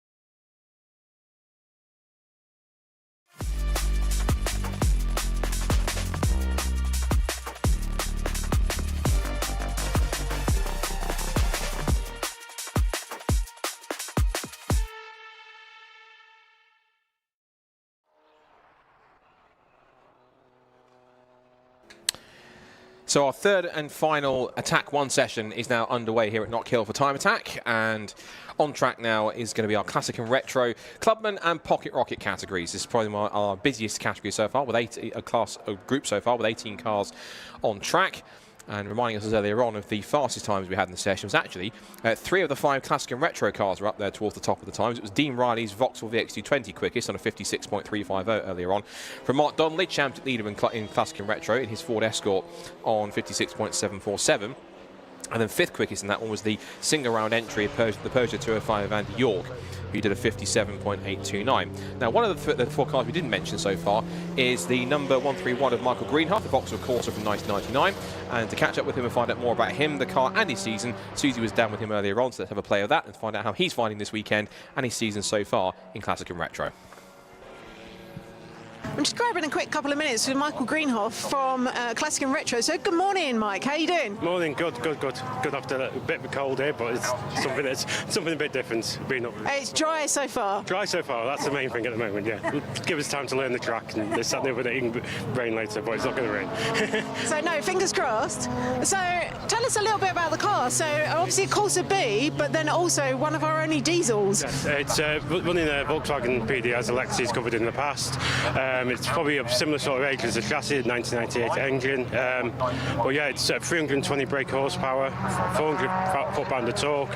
So it's quite, going through the front wheels, it's quite a bit of a handful, to say the least, in corners and stuff like that, which obviously covers onto other problems that I've been having through the season. But it's just working through problems and then just work on to the next thing. But yeah, I say on the track, it's a proper handful anyway. So you get lots of torque steer in it? Torque steer, also, it just literally will light the wheels up as you go in the third foot. If you're not progressive with the throttle, it will just spin up as if it's just on ice sort of thing, that sort of thingy. So it's just crazy, really. There's a lot of torque going through the front wheels, and especially for a car that definitely never came with this amount of power. No, never, well, it's basically a shopping trolley, isn't it? So that's what it's built for, because it's a 98 car, but the actual chassis, if you go to like 92, and then actually really backdates to like the Vauxhall Nova, it's not as much, hasn't changed. So it's 40-year-old chassis. It's basically holding on for dear life. But like even before this, I had the diesel. It had a V6 and it was a drag car. So it was doing 12.5 seconds going up doing drag racing. So it's had some punishments in its life, and I think some of it is starting to show a bit now. So that's going to be part of a winter refresh. So that's going to work with that. But You've had quite an eventful season as well, haven't you? It's been basically I'm go through a set of wheel bearings every round. It's working out probably more expensive than actually fueling the thing for every round. So there's Brand's last round, it was 8 litres of diesel for the round, and then it cost me about 120 quid to get it there and back to every round. So it's a bit backwards, really, but it's. So that's an economical race car. Yeah, it's an economical race car. It's like I've had it on the road. It was doing 90 miles to the gallon, so it's good on the road, but you just can't drive it. It's just too fast and all that sort of stuff, really. So new wheel bearings for this round, then. New bearings for this round, and then obviously new wheel bearings for the next round, most likely. And then obviously that's working on to what I'm hopefully developing for over the winter to hopefully alleviate that problem altogether, and then we'll go on to something that'll be bigger and stronger. And then that'll give me more seat time, which is the biggest thing I'm really missing at the moment. It's just the seat time in the car and trying to obviously controlling the torque and the power and getting corner speeds better and this and the other. Because straight line speeds it isn't an issue anymore. It's like at Brands I was doing 117 mile an hour across the finish line, so it's got the legs in it. It's just getting it to go around the corners a bit better, but that's another issue of 40-year-old chassis, so it's one of them. First time at Knockhill? First time Knockhill, never driven it, but first time, other than Alton this year, it's been the first time at every circuit, to be honest, so it's been quite interesting. It's a warm-up is my learning the track, literally, and then after that is just send it and then just keep going until I pop or the car pops. It's one of them. So yeah, it's one of them, really. Well, fingers crossed nothing pops today. Good luck out there. Thank you. Okay, cheers. It's good to hear from one of our classic and retro contenders, Mark Arena, and that's something I didn't know, that car was actually diesel. So even if there is any black smoke puffing out there, if you didn't know that, that's the reason why. And it's certainly quite economical on that side, but diesels do give you quite a lot of good torque, which means particularly on a hilly circuit like this, it should be quite strong if he starts to wind it up a little bit more. He's just going down the pit straight now, so you should see him in the background if you cut to the background shot going to Duffer's Dip in a couple of moments' time. Whilst that's been going on, the session's continued on. The first few laps have been coming in, first 5 or 6 laps, and it is Dean Riley in the Vauxhall VX220 who is quickest in the session, 56.254. For Conor Devine, our single round entry, the highest guest entry in the field in the Ford Fiesta, 56.376 for him. Mark Donnelly third, the championship leader in Classic and Retro, the Ford Escort, third quickest on a 57.062.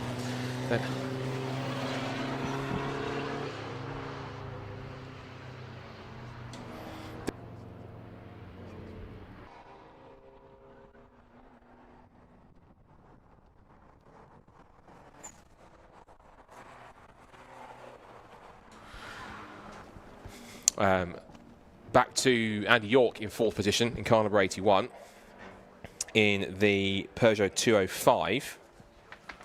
And then it's Dan Buckingham in number 41 in the Honda Civic Type R, currently top with the clubbing category. And he leads the way from the second place car in that field, which is David Reed in the number 40. That's Subaru Impreza, that's the black Subaru Impreza with the orange band along the side. Watching, there goes the 81 car around York, or Yorkies, it sees, as you can see on the rear window and across the windscreen.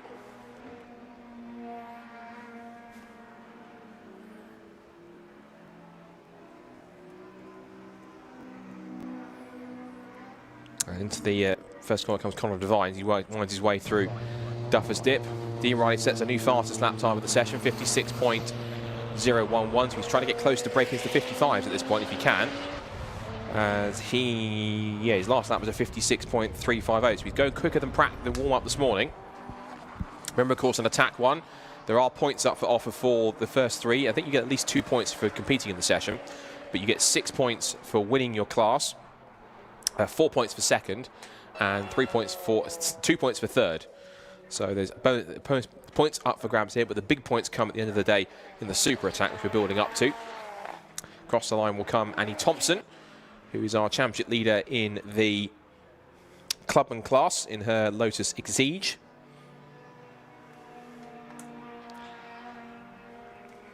She makes her way through Duffer's Dip and continues to set the pace at the moment in that class. It comes into the weekend only 2 points ahead of Dan Buckingham, so there's a chance here that Dan could overhaul her and pick up a good few points as a result of that, because she is currently, well, she's second in points scoring positions, because she's currently third in the club class, because second is David Reed in the number 40 Subaru Impreza, but he's a single round entry also, which means, again, invisible for points. It means if we do get trophies, he'll get a trophy, for example, if he finishes in first, second or third in class in the super attack, which is where the trophies and the big points are handed out. But it'll be the actual points scored that will go, the equivalent of second place points will actually go to Annie instead, because she's second of the point scoring cars, if that makes sense. So up the hill comes Mark Donnelly, and he has done a 56.659 to go third quickest and second in Classic and Retro behind Dean Riley. In terms of the 2 pocket rocket classes, it's Conor Devine, who again, single round entry, doesn't score points, but he's fastest of the forced induction group. Tommy Langley is quickest of the point scoring cars. That's the 313 Ford Fiesta. As we're watching Dan Buckingham. And Dan just gliding his way now through Butchers and again through the chicane. Nearly wide on the exit there from the Black Circle chicane towards Jim Clark curve. But Dan is certainly pushing on. He's currently at the moment, he said, 6th overall and quickest of those club class cars. Just wants to try and find a little more pace at the wheel of the YGHP Honda Civic.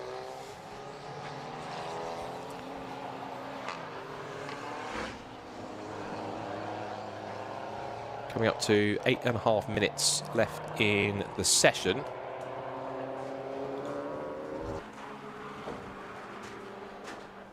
And looking at also naturally aspirated for Pocket Rocket, Ryan Barker leads the way with Mark Roberts in second and Martin Baskovitz in third place.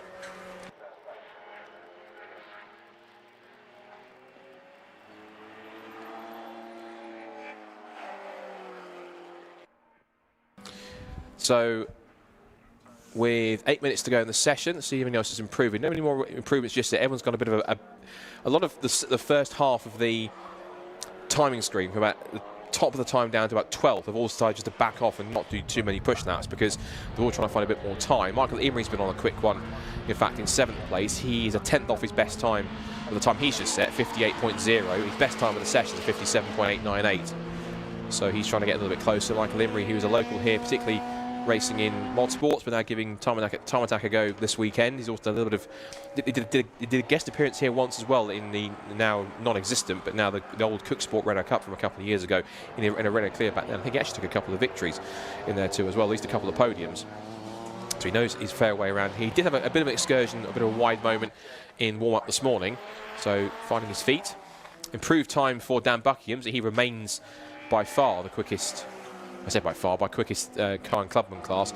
He's still now about 7/10 clear of Andy Thompson, second quickest of the point scoring cars. In terms of his immediate competition, yeah, still 7/10 clear of David Reed. And Reed himself is only about 7/100ths clear of Andy Thompson in third. So the rest of the session continues on. In terms of anyone going quicker, Mark Donnelly and Andy York are doing personal best in sector 1. Annie Thompson now on a full personal best lap here. She comes out of the final hairpin. She's currently 9th fastest and 3rd in the clubman class. Can she improve on her time in the Lotus Exige? Across the line she goes and does improve. Yes, she goes up into 7th place overall and into 2nd overall, in fact. And she now gets to, that is a gap of, what's the gap between this now? Just under 3/10 between herself and Dan Buckingham. So if she can find another 3/10, she will put herself top of the clubman class and gain her an extra couple of points from this Attack 1 session if she can manage it. So still Dean Riley on Classic and Retro. It's still the Force Induction Pocket Rocket topper is Connor Devine.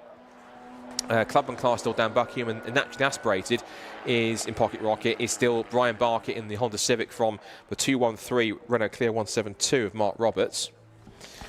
And then it's Martin Baskovitz in the number 23 Honda Civic that's currently in 3rd quickest in that category. And then Stephen Wilkinson in 334 in the Renault Clio RS. And rounding up the top 5 in that category is Mark Blackburn in car 130. That's the Clio 197. But it's looking pretty close on that side.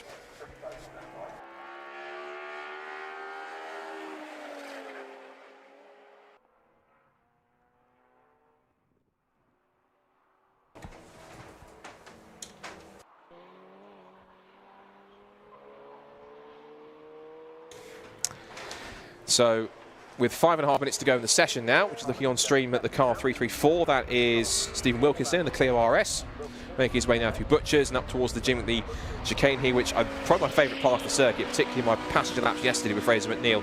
The fact that you get so close to the tyres on a push lap here, and it's not uncommon, in fact it's incredibly common that you get cars going up on 2 wheels all the way through this circuit. It really is a fascinating circuit, this one. And just the background there, that was the Volkswagen Golf R of Clive Hopwell, who was pushing on 8th overall.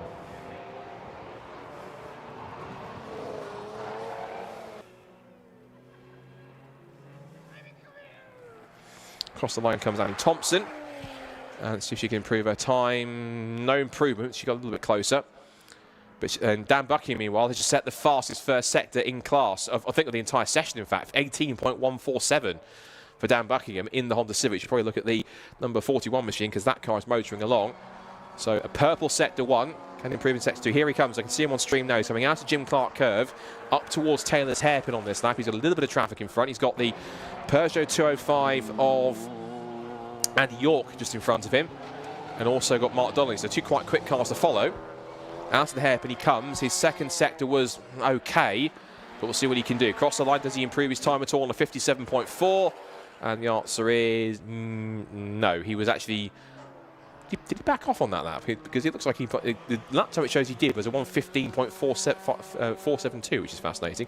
Now, personal best in sector 1 for him, but a 55.7 now for Dean Riley, who's top of the times at the moment. If you watch Andy York in the 205, glide his way through the chicane. Little wide, sideways, gets it all out of shape, but just about holds on to it. That was a lucky save for the Motion Motorsport 205. But usually in a front-wheel drive car, if it slides, the strategy is boot the throttle and the front will come around eventually at some point. And it just about did. So he got Lucky with that one to try and hold on to that. Michael Greenhuff in the diesel Vauxhall Corsa. Plenty of horsepower in that car. There's a trail of black smoke behind it, or a puff of black smoke, but that's just diesel smoke on the background, so that's all natural. Less than 3 minutes to go in this session. I think it was Michael Imrie, and behind him the 74, which is Peter Rushforth in his Mini Cooper. And behind them is chasing after them Annie Thompson, who is not on a personal best at the moment. Dean Riley's last lap, I think, was the fastest lap of the session, which was a 55.748 last time, so continues to be top of the time. And in terms of lap compared to Mark Donnelly, he is 7/10 clear at this point. So looking pretty strong at this time. Yeah, about 6.5 tenths he's clear at this moment. Looking back at the rest of our classes as we look through, Clive Hopwell's improved his time to go to 10th. 58.251 in the number 60 Volkswagen Golf R. That's I think the youngest car on the field, given that car was built in 2023.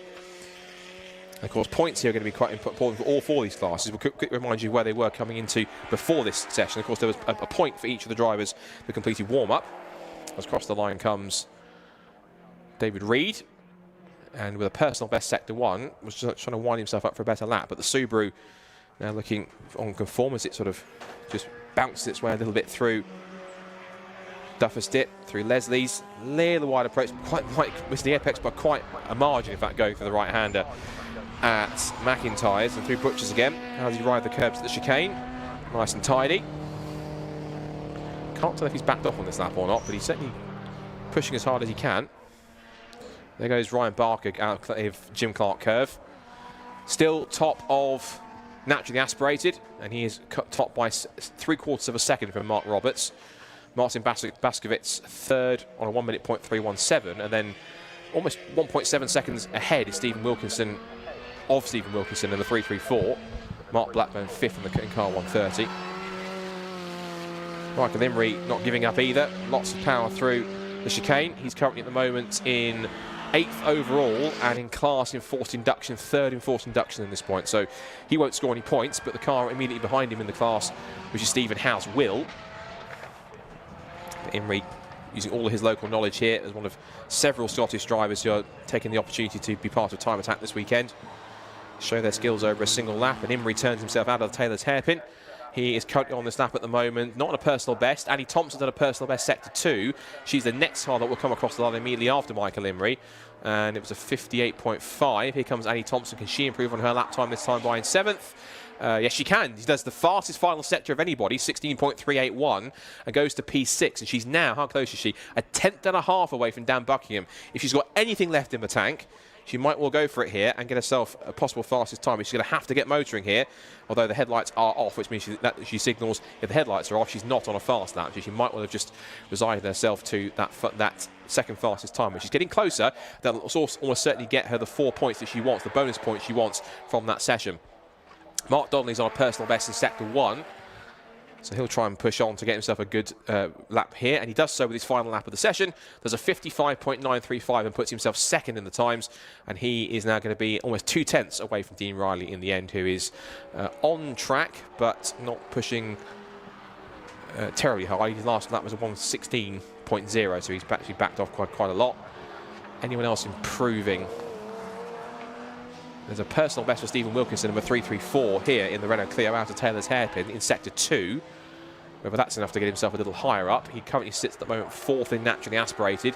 He's got 1.7 seconds off, and that was his personal best lap of the session. His best time of Attack 1 was a 1 minute 1.452 set on that last lap, and he stays 4th but gets a little closer to the time of Martin Baskovitz. He was 1.1 seconds off in the end.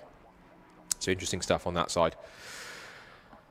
So, checkered flag is out on our final Attack 1 session. And of course, remember, all the top 3s in each of those would have picked up bonus points for their troubles as well on top of it. So let's run through the results of who finished where before we get set for qualifying for Racing Hondas. So Dean Riley ends the Attack 1 session combined for Classic and Retro, Clubman and Pocket Rocket on top with a 55.748. He's also fastest in the Classic and Retro category from his main rival in the championship, Mark Donnelly, on a 55.935 in the Ford Escort. Third, the single round entry for Andy York of the Peugeot 205. He's in 56.351, and that rounds out a Classic and Retro 1, 2, 3 at the top of the times. Connor Devine tops the Pocket Rocket Force induction category in the single round entry, guesting in number 6 in the Ford Fiesta on a 56.376. Dan Buckingham also heads club class, and he takes the points for that on 57.204 in the Honda Civic. Second is Annie Thompson in the Lotus Exige with a 57.355. Tommy Langley is third fastest in the Pocket Rocket Force induction, but highest of the point scoring cars. He should get the 6 points for being fastest point scorer there with a 57.442. Michael Imrie guesting in the Mini in the single round entry in Pocket Rocket Force induction on a 57.442, and then behind him David Reed, also single round entry in Clubman, 58.103, ends the session 9th. Clive Hopper rounding up the overall top 10 in the number 60 Volkswagen Golf. That was 58.251. But it's Stephen House 11th fastest on 58.327. Ryan Barker tops the Pocket Rocket naturally aspirated class on a 59.114. He's cleared by about 8.5 tenths in fact from Mark Roberts in second place. Then Martin Baskovitz in third, Stephen Wilkinson in fourth. Then Michael Greenhuff in the Diesel Corsa is the last of the Classic and Retro cars in fourth in class. Then Mark Blackburn and Peter Rushforth in the mix as well.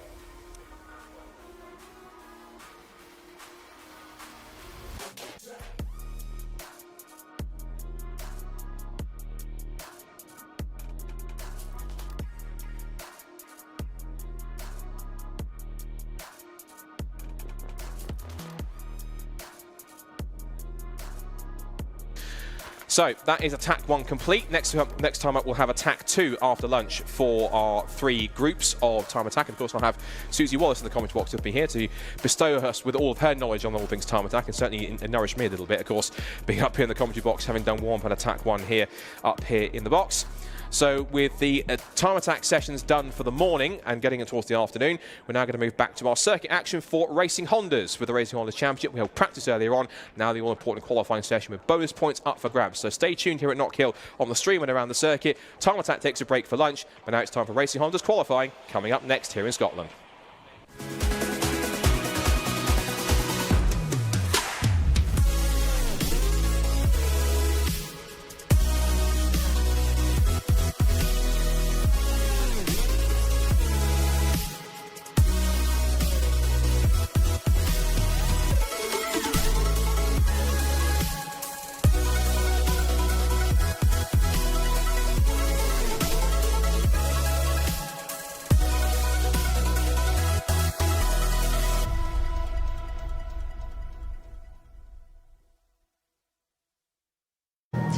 Good morning and thank you for tuning in to round 7 of the Racing Hondas Championship. Now, we've travelled all the way up to Scotland so that our drivers can take on the roller coaster of a circuit that is Knockhill. Now, this track is insane. It is tight, it is challenging, and it does not leave a lot of room for overtaking, meaning our drivers will not have a moment's rest if they want to go home with valuable points today. Now, we still do have Will South leading the Class A's, and we have Dan Thackeray leading Class B, and we can't forget Matt Rowling leading Class C. So make sure you stick around today for a fantastic day of racing.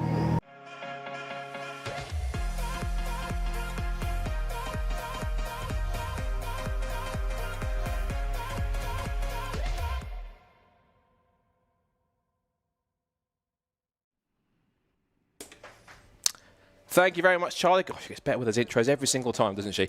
Excellent. Right, Racing Honda's up now for qualifying. 15 minutes of action for our VTEC powered machines. And we're all set to go to see who will set the grid and who will set pole position and get those all-important bonus points in qualifying in the top 5 ahead of our 2 races later on this afternoon. So, green flag is on the session. And first out is going to be, I think, looks like it is Will Self, the championship leader, puts himself at the front of the grid. So, as you mentioned, classes A, B, and C, all settled by power to weight ratio. And the maximum score is going to be the maximum power to weight ratio, and the one is in Class A, where you find cars up to 235 brake horsepower per tonne if they are I think naturally aspirated. I think it's 240 brake horsepower. The 240 brake horsepower if they're naturally aspirated, 235 with their forced induction. Should get that right. I've done it for 7 rounds. But now as we go towards the qualifying session here, Of course, the important thing now is, of course, as we get to the tight end of the championship, it's all about getting those all-important points. You have 240 brake horsepower per tonne for Class A, a maximum 195 brake horsepower per tonne for Class B, and 176 brake horsepower per tonne for Class C as well. So it's all about the crunch point of a championship now. 2 rounds left to go, 4 races left to run. Of course, the last round at Snetterton, you cannot drop scores. This is the last round they'll be able to use drop scores from. Makes it all important for our Class leaders, including the man who leads Class A, Will Self. He's so far taken this season quite an impressive run. He said at the start of the season, I want to win this championship, and given the fact he has won so far 6 races and taken a further 4 podiums, he's certainly going the right way about it. To show what he's been doing and how he's going to get on, how he thinks he's going to get on how he's going to get on this weekend at Knockhill. He talked to Charlie earlier on the paddock. Let's see what he thought and how he's feeling about his first challenge of Knockhill this weekend. Right, I am here with Will South, one of our Class A drivers. So we did do a bit of a track day, practice day yesterday. How are you finding Knockhill? Struggling, to be honest. I've been a bit ill for the last week. Just getting my excuses in early, but yeah, struggled a bit. Obviously, the Scottish lads know this place like the back of their hand, so I think he was being a bit quiet about what his actual pace was, and he wouldn't let any of us follow him. But I think he's probably half a second quicker, or at least was yesterday. A lot of us were on old tyres because of the sort of tyre situation. It's been a bit of a shortage, hasn't there? Yeah. I mean, it's all sorted itself out now. But yeah, yesterday a lot of us were trying to use up old tyres, so it's hard to say really what the pace of certain people was. I think we'll be in the top 5 or so, but I don't know whether we'll be fighting at the front today or not. Yeah, no, because obviously you've got quite a healthy lead at the moment as well, hoping to hold on to that? Yeah, I mean, ideally. Noises from people sort of saying I could button it up this weekend, but I don't think that'll happen. I've just got to not take any big risks and sort of finish and manage the points gap to some extent to Phil at this point. So yeah, we'll see what happens. I mean, the weather today is going to be interesting. Yeah, definitely. We're looking at it. It's a bit cloudy behind us at the moment. Hopefully the rain holds off, but it's not looking too promising. No, it looks like what's going to happen is it's going to rain for race 1. So the first experience of this track in the wet that 95% of the grid's going to have will be when the lights go out for race 1. So that will be interesting. Yeah, especially because, like I said, turns 1, 2 and 3 are interesting, to say the least. Yeah, they're a bit of an unknown in the dry at the best of times. You sort of just send it in and hope for the best, but in the wet I'm not sure what that would be like. So I think try and latch on to the Scottish boys who were here last weekend when it was wet and follow them. Perfect. Well, good luck today. Fingers crossed it all works out. Thank you. Thank you. Either Will's House had a sudden turn of pace, or he's a very good liar, because if he said he's struggling, he's not showing it, because his best time in the session so far, 55.979. Where does that put him? Top of the times. So the championship leader clearly trying to put his rubbers off a little bit, and he tucks in right behind the man I think he was second. He was only just ahead of in practice, Bob Barron, who is reveling in this new suspension he has. He's pretty quick around here, and so far in his current quickest times hasn't really set a proper lap time yet. We haven't seen one properly yet from Bob Barron at this point in time. But the early times have come in. Will Self is fastest currently on a 55.979. Up to second has just gone Phil Wright, the 2023 Racing Honda's champion. And as I say that, Will Self is going quicker still. He was on the fastest first set for anybody else. That's just been beaten by James Kiff, who was actually at one point yesterday quite quick. Some people were saying he was the quickest man around here. Of course, he's got this new aero package that's coming in the last couple of rounds, which apparently adds about 500 kilograms worth of downforce, particularly that huge rear wing on the back he's got on that car. Definitely working overtime to make it work. Will Self now sets a new fastest second sector of the session now to go even faster. Intrigued to see what the Kilted K-Swaps boys are doing, because Michael Barron's currently 7th fastest. Fraser McNeil, who had a passenger driver yesterday and he's crazy fast around here, was 5th quickest. Bob Barron does go 2nd fastest though, and he's 4/10 off though, fastest final sector, but Self just keeps on going quicker and quicker and quicker. So this is clearly in terms of like talking himself down purposely to try and put people off, I think, because bit deceptive from Will, because he's certainly using all the tactics in the book. Now Dave Buki, meanwhile, the EKs have woken up, because Dave Buki's 2nd quickest, 55.763. I'm going to ask the question, where on earth does that come from Dave Buki? Because I reckon the mini golf we did last night, and he must have done a pretty good turn of phrase and found some tips. But Dave Buki, 2nd quickest then, and motoring along. Tommy Knights has set the fastest first sector. The EKs have come alive around here, it seems, in this qualifying session. Bob Barron goes back to 3rd, so the times are changing all the while. Shouldn't forget the other 2 classes. It is currently in Class B. Top time for Sam Lintzner. So Sam Lintzner currently fastest. Remember, you get 5 bonus points for qualifying on pole in your class. 4 for 2nd place, 3 for 3rd, 2 for 4th, and 1 for 5th position. and you carry those into your it carries into your points. You don't use those as part of your drop scores. There are separate points that you add on. It's your points from the races that you use as drop scores. There are purple sector times popping up everywhere because Will Self has set the fastest, well, Tommy Knight set the fastest first sector, Bob Barron set the fastest second sector, and sector 3 hasn't gone purple just yet, but it's going pretty close.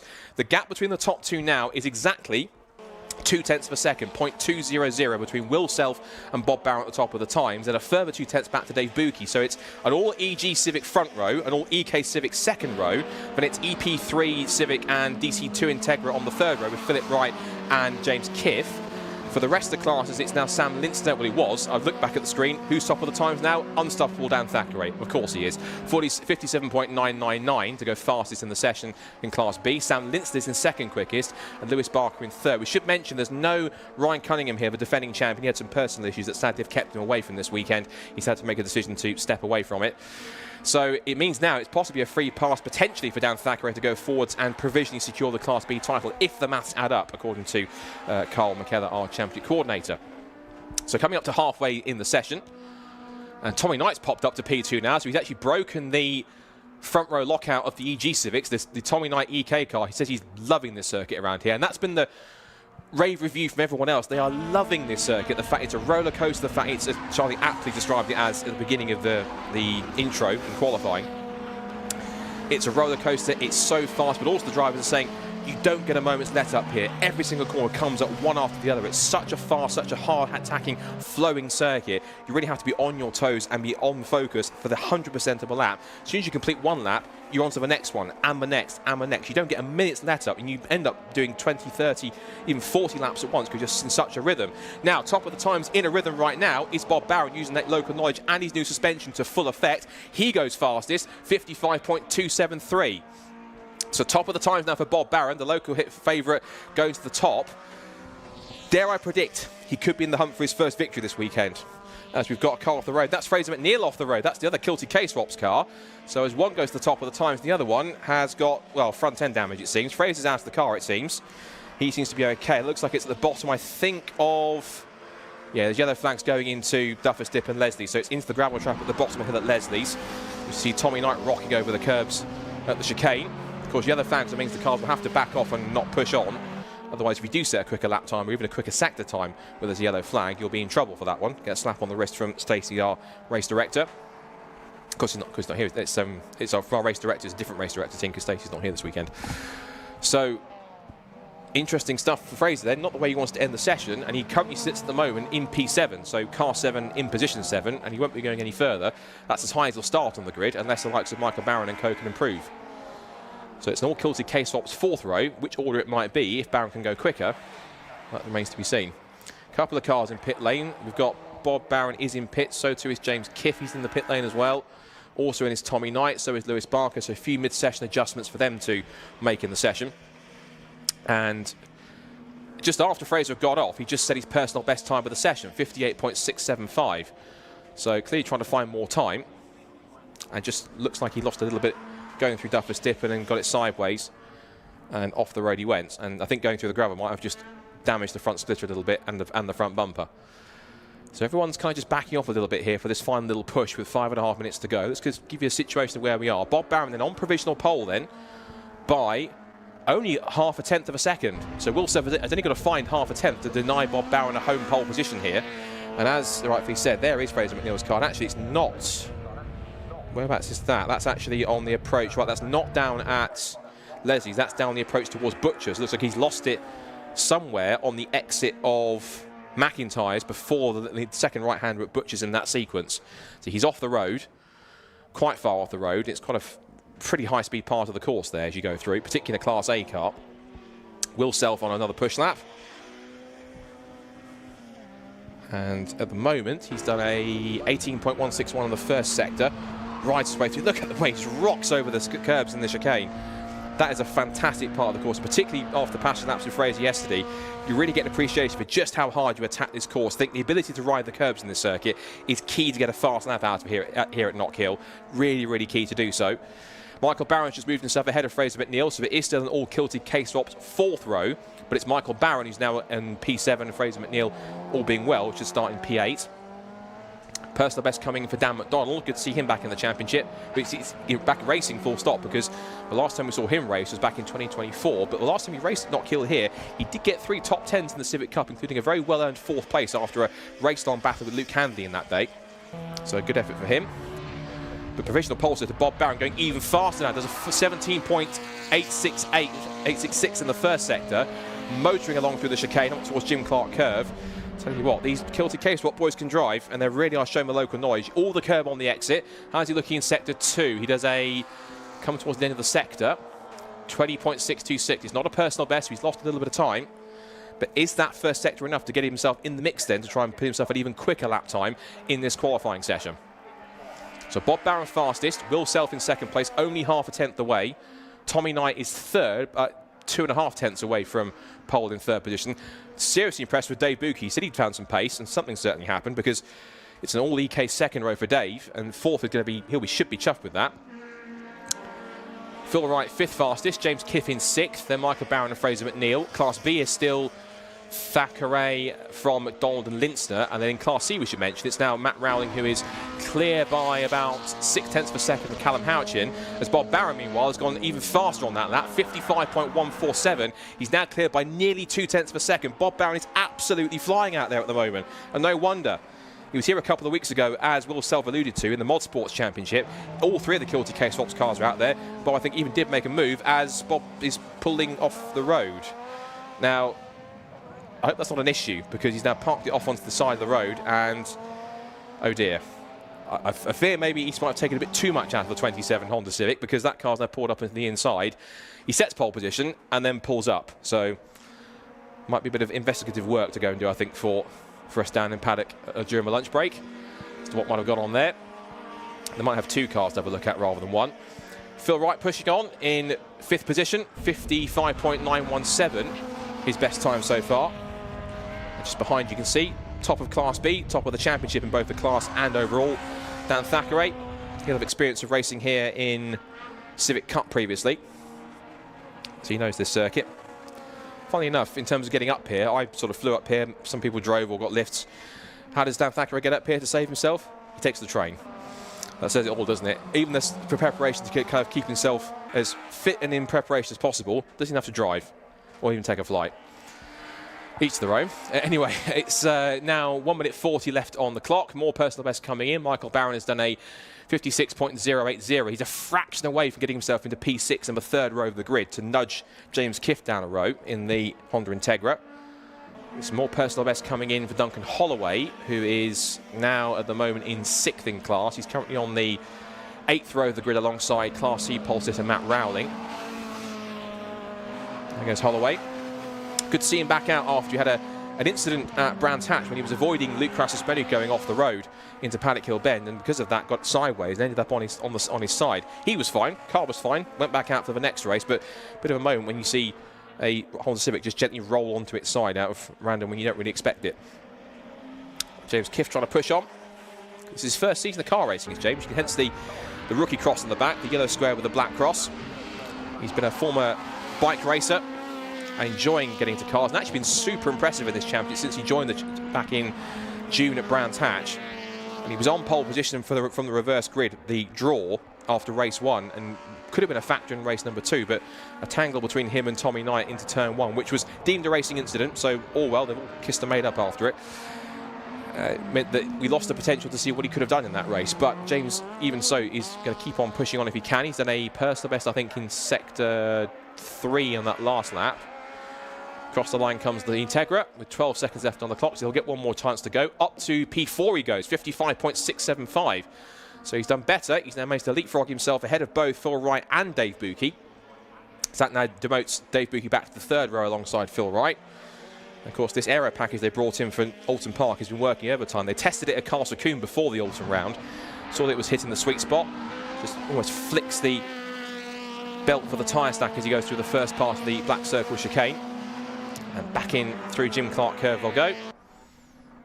Nice and tidy, nice and neat, riding the curves beautifully. Let's see what James Kiff can do here. Checker flag is out on the session.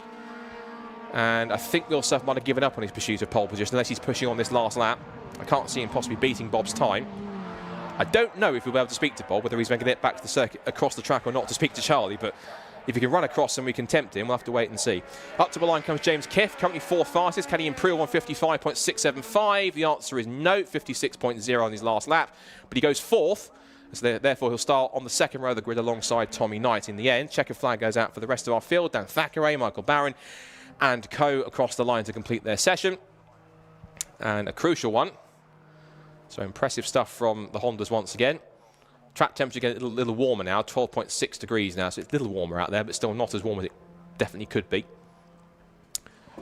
So a fascinating qualifying session, and even though he wasn't fully running at the end of it, had to park up, he managed to make the car work when it was working and put himself on pole using the local knowledge. Bob Barron doing himself justice. Now the question's got to be, now he's taken pole position, is he going to be able to convert that into a first victory?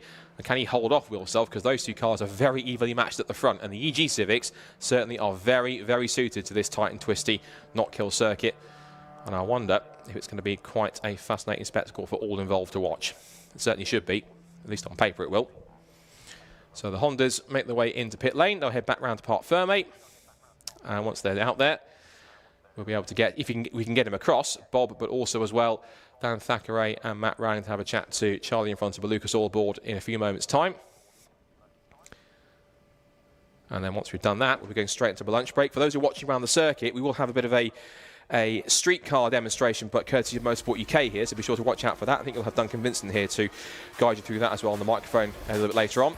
So results from qualifying for Racing Hondas ahead of round 13 this afternoon here at Knockhill. And on local ground, it's Bob Barron who takes pole position with a 55.147. The car wasn't running at the end, but we'll see if we can get him on to the grid for race 1 later on. But pole position for Barron by what was about a tenth, nearly 2 tenths per second from championship leader in Class A, Will Self. He's on a 55.325. Third fastest for Tommy Knight. Impressive effort for him to go third quickest, 55.503. Then James Kiff, fourth quickest, also looking good in the Integra. He'll start on the second row of the grid on a 55.675. Then it's Dave Buki, another impressive effort from him to go P5 in the EK Civic on a 55.763. He'll be alongside Philip Wright on the third row of the grid with a 55.917. Michael Barron, the guest entry, brother of Bob, will start 7th. He'll be on a 56.080. He's alongside Fraser McNeil in 8th, who was off the road after he dropped it into the gravel at Butcher's Corner on the outside. And then in 9th on the grid, it'll be the Class B pole for Unstoppable Dan Thackeray with a 57.805, followed by Daniel McDonald. Good effort to see him back in his first car race out in a year and puts it on the front row in Class B. Next, Sam Linster is 11th from Lewis Barker in 12th. Harry Greenhill makes his comeback to start 13th alongside Luke Rasmussen and Owen Diver. And then Duncan Holloway, who had a trip in the gravel and will practice earlier on. Then Matt Rowling, who tops Class C with a 1 minute .793, ahead of Callum Houchin. And right at the back, we didn't really see him in the session, Spencer Fortag with problems. I think he will start at the back of the grid with a 1 minute 6.687 in his FN2 Civic. And there's a bit of a spread of, 11 seconds covering the entire 19-car field in the end.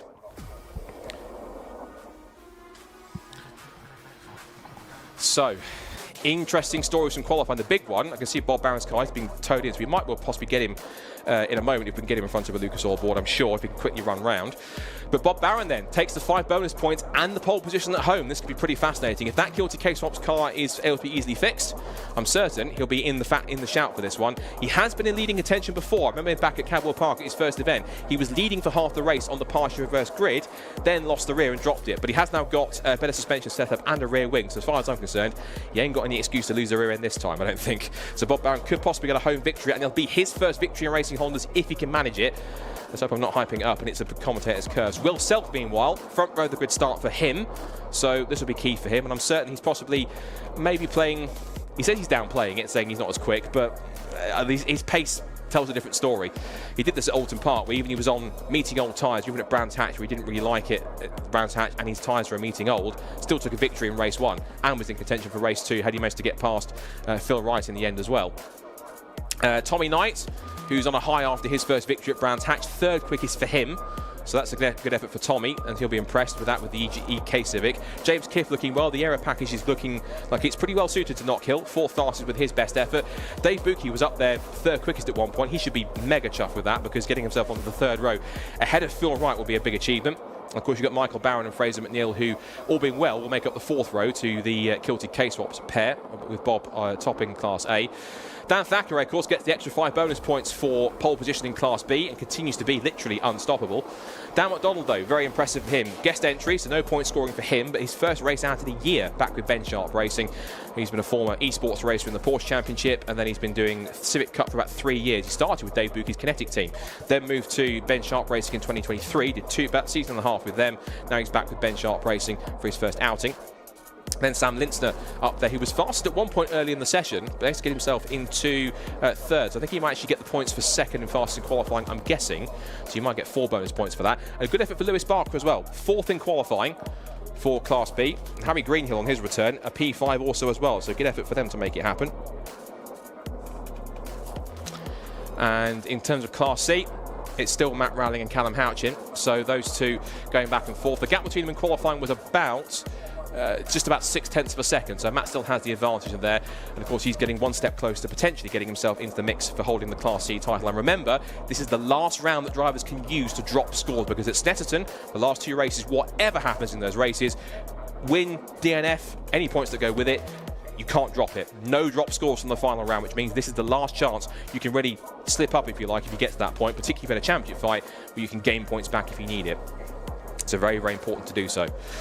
Just being told, I think we're going to start roughly a little bit ahead of schedule this afternoon, from what I've been told. So keep an eye out for that when we get action back underway. The timing is set to be our Attack 2 coming up as our first sessions after lunch. Quickly run you through what the afternoon schedule looks like. We're going into a lunch break now. We're holding roughly around about, we're hearing about roughly 20 minutes, I'm guessing, ahead of schedule is what I'm hearing. So should be around about roughly, I think, possibly about 1:10. So be sure for that one if we are going forward. So if that does change, we'll try and let you know. But the schedule for the afternoon is the Attack 2 sessions for Club Pro, Pro and Pro Extreme, then Club 2-wheel drive and Club 4-wheel drive, then Classic and Retro, Club and a Pocket Rocket, then our first Racing Hondas race, and then we do it all over again. Super Attack for Club Pro, Pro and Pro Extreme, Club 2 and 2-wheel drive and 4-wheel drive, Classic Retro, Club and a Pocket Rocket, and we finish the day's action at scheduled around about 5 o'clock for race 2. We have the partial reverse grid, and there is apparently a threat of rain in the air. That could be very, very interesting indeed, particularly with the partial reverse grid. And the partial reverse grid for race 2 is always entertaining and fascinating. I cannot wait for that, particularly there's a bit of precipitation in the air. That could really spice things up this late in the championship. Could be an absolute cracker. So lunch break is pretty much in process. We are getting a bit of a motorsport UK streetcar demonstration for those around the circuit if you're watching, so be sure to get around near the, I think it's around near the Taylor's Hairpin, that little loop around there if you want to come and watch it. But apart from that, it should be good to see that one. So let's head down to the Lucas Oil Board with Charlie Harmon to have a chat with our top pole position setters for classes A, B and C for qualifying ahead of round 13 for Racing Hondas here at Knockhill. Right, we are here fresh off of qualifying. Now, Bob Burren did actually take pole position in Class A. However, he is still somewhere on the track, so hopefully we'll be able to catch up to him after race 1. However, I'm going to bring Dan over now, who did get pole position in Class B. How was that for you? Yeah, it was good. I mean, I wasn't sure I had it because I lost my fastest lap. A little bit of track limits was a bit unfortunate. First time I've hit them all weekend, happened to do it when it matters. But my second fastest lap was good enough, luckily. And yeah, we lost a bit at the start session with the yellow flags and stuff, so we didn't really get into a good rhythm till halfway through, but had enough. Yeah, no, definitely. Obviously, you're very tight for points with this. This round could be the definitive one for the championship. How are you feeling heading into race 1? Obviously, fingers crossed you always get them points. Yeah, that's what everyone keeps saying, but that's not something I really worry about. Yeah. There's still 4 races to go, and as it always does, a lot can change, so I'm just going to race it like normal and try and win, basically. No, absolutely. And obviously we haven't got Ryan here with us today. Obviously it works hopefully in your favour. Good job, not good job. Yeah, it's a shame you couldn't make it this weekend. You know where he would have been right with me, that's for sure. So it makes things a little bit easier, but you know the guys behind are fast as well, so I mean the grid here is pretty close. I haven't actually seen the times, but I know they won't be far off, so it's going to be a tight race. It is, and it's a very tight track as well. It's very intense. It's very intense, yeah. It's very bumpy, lots of ups and downs, and if you make a mistake here, it does actually harm you quite a lot because it sets you out of rhythm for a good 2 or 3 corners. So no mistakes, hopefully, no track limits, and hopefully a good start as always. Oh, amazing. Well, good luck for race 1. Thank you so much. Right, we're going to grab Matt over now, who is our Class C pole position. Matt, how was that for you? Yeah, really enjoyed it. Yeah, really mega circuit. Could be a new favourite for me. So yeah, really enjoyed it. Yeah, lucky enough to get a lap in before cars started entering gravel traps. And yeah, unfortunately, hope everybody's all right. Yeah. But yeah, no, really good. Really enjoyed it. Yeah, great circuit. Yeah, obviously we caught up in the pits a little bit sort of before. You thought Callum's F&Z might favour you over here. How are you finding? How's the EP3 performing? I'm a little bit down on power here. There's a lot of hills, so you need the horsepower to kind of pull you out, especially this last turn up the straight. That's a long drag, so I'm going to struggle there if I'm honest. So I wouldn't be surprised if Callum can punch out of that corner and come up side by side by the time we get into turn one. Yeah, head into race one is sort of just literally just hit the corners and hope for it. Yeah, it's quite tight and technical. I've never been here before, so I was kind of hoping that the fact that it's tight and technical might favour the less weight and less horsepower, but it looks like you need a bit more horsepower than I've got. So we'll see. So the race is going to be really interesting. I hope that Callum and I get a really good close race together. No, I think you will definitely here. Yeah, I should do. Should be good. Well, good luck for race one. Thank you very much. Thank you. Right, that's it from qualifiers. Make sure you stick around for race one.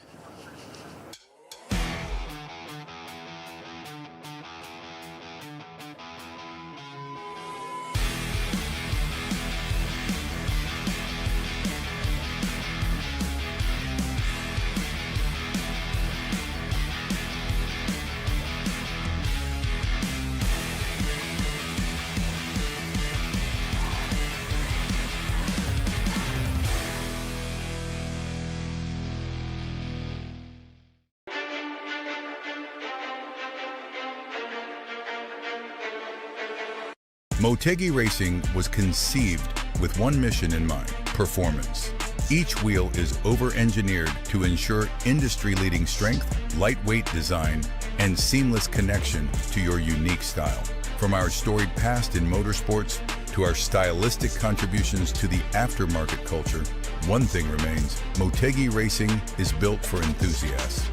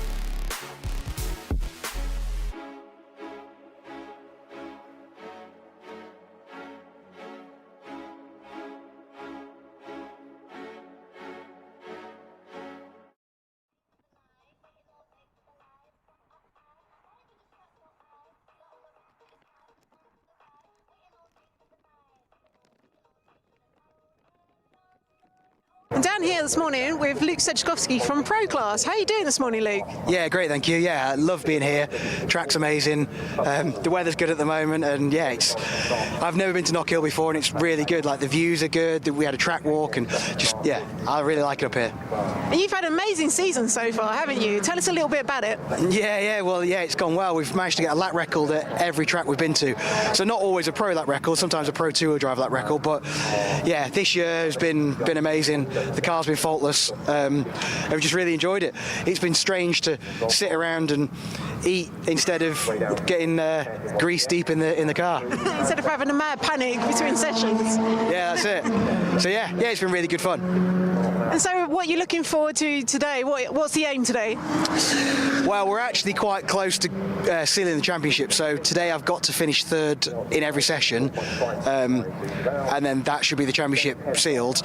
Obviously, ideally, like I just said about the run we've had, it would be nice to get a lap record, but it's going to be difficult with the weather, and also the local guys around here obviously know the track well. I've done 8 laps of the place. So yeah, we'll see how we get on and just go for it.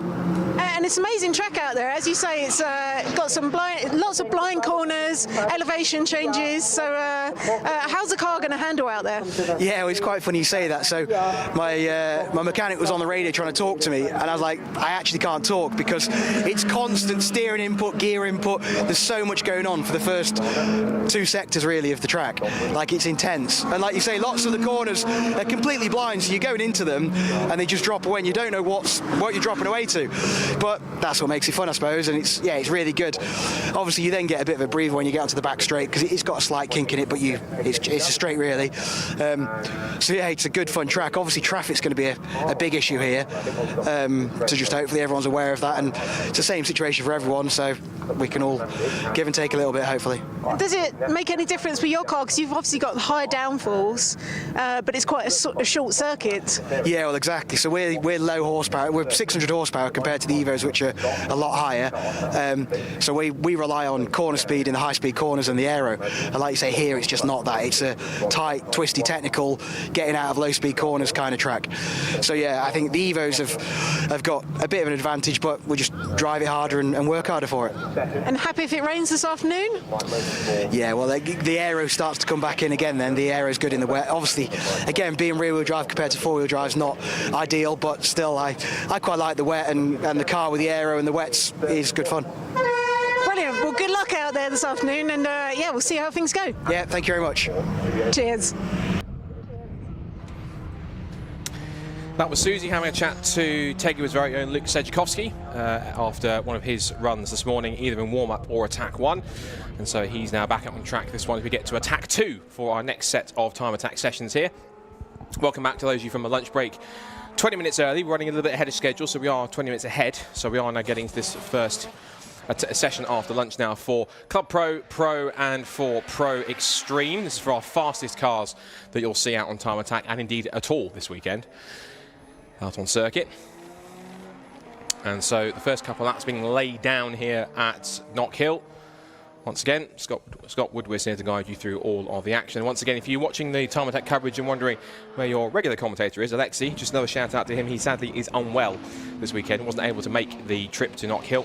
So, of course, wishing him a speedy recovery and fingers crossed he is back with us for our season finale at Snetterton, where if some haven't been crowned already this weekend, we get him to see some more champions crowned in time attack. And possibly, this could be one of them. Luke Sejkowski said he could be potentially on course wrapping up the championship. But you could see just how much he's pushing as he turns out through Duffer's Dip to the bottom of Leslie's, named after the late, great David Leslie. Now through McIntyre's, back into the black tight circle chicane. I have to say, I'm super glad that this car is here this weekend at Knockhill. I'm pretty certain that Luke couldn't really miss it anyway, given the fact that he is in contention for the Pro Class title.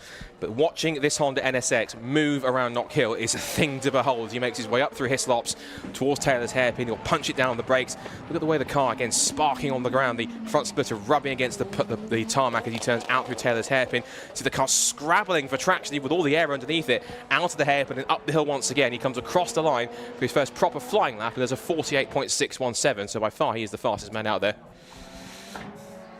Helps us also turn the music off the PA as well. So for those of you who had some musical background, they had that for a couple of laps, but all good. Right, so back to regular action. And again, Luke using all the track and plenty more as he winds his way up and over the curbs. Nice and neat through the black circle chicane. And you mentioned Colin Dorwood, given the fact that car's got about 600 brake horsepower. Look at, if you see it turning his way through Jim Clark curve, the way it was lifting the inside front wheel.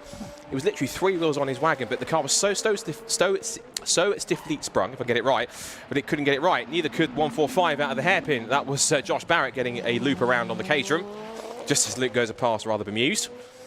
And Josh quickly puts the Caterham the right way round, and back he'll go over the crest. As Luke Sedjakowski, last up he backed off to a 49.3, so it wasn't as quick as earlier on. Now we look to 27, Bradley John in the Evo that's currently running at the moment quite strongly in category.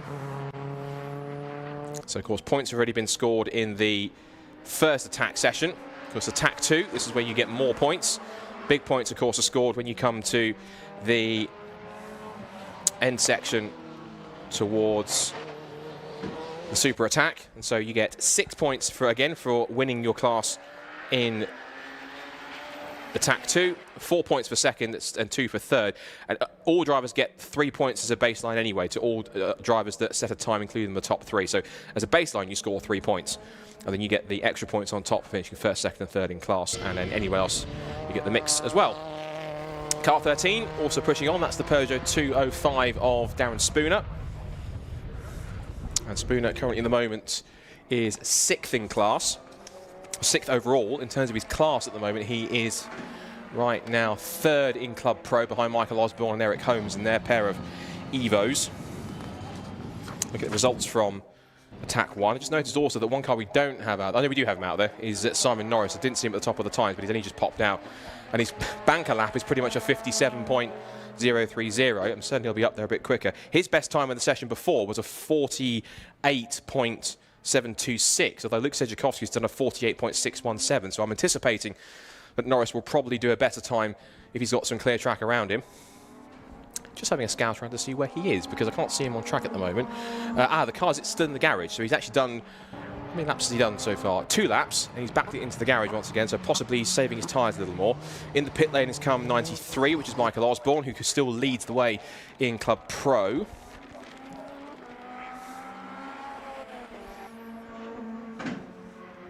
Across the line they go. Goes Josh Barrett, keeping his Caterham facing the right way this time, rather than looping around at the hairpin. Josh Barrett 6th overall right now, and currently sat at the moment in 4th in Pro class behind Sedjakowski, Dorwood and John. So let's see what he can do. He finished up the session 4th in class before, so he can get a little bit closer to the top 3. That'll certainly be a bonus for him.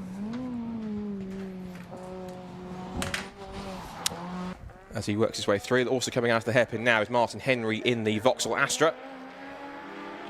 Charges his way over the crest and over the line, and he will stay 7th fastest. Best time of 54.891 over the crest. Now under brakes, flip right. And then powering his way through. Over the chicane, using all the curb on the inside. Little wayward as he got landed off the second jump. And now making towards Jim Clark curve once again on power. Anyone else improving? Ilya Krylov is putting in a proper lap time this time. He's heading out of the hairpin up towards the line, and he stays 10th. Yeah, his last lap was 1:03.2, so it's not really a proper full-on flying lap. He is pushing hard to try and get a quicker one. Also out there is Donnie McLeod as well in the single round entry, the 144 Renault Clio, that had a bit of an off in one of the sessions earlier on, where it looks like he lost it on the exit of the chicane and then possibly just hit the tyre side on, but carried on and managed to finish the session.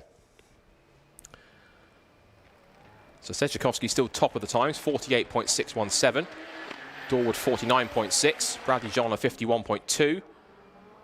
Michael Osborne, who is top of Club and Pro on a 53.655. He's currently around about nearly 2/10 ahead of Eric Holmes in the 79 Evo. Josh Barrett, who had that spin up at the hairpin, still holding 6th and 4th in Pro class. Martin Henry 5th in the number 63 car. Spooner in Club and Pro. But it's Simon Norris, whose car is still in the garage. So he's deciding to just take it easier in this session. The Sedjakowski NSX is also in the pit lane as well. As Krylov has gone through and now gone sub 1 minute on his lap time, 58.885, so he's getting a little bit quicker. What was his lap time last time by in the last session? He's done a 53.899, so he's winding up slowly. He's taking his time in the session to get a bit quicker. Now he's pushing on a little more.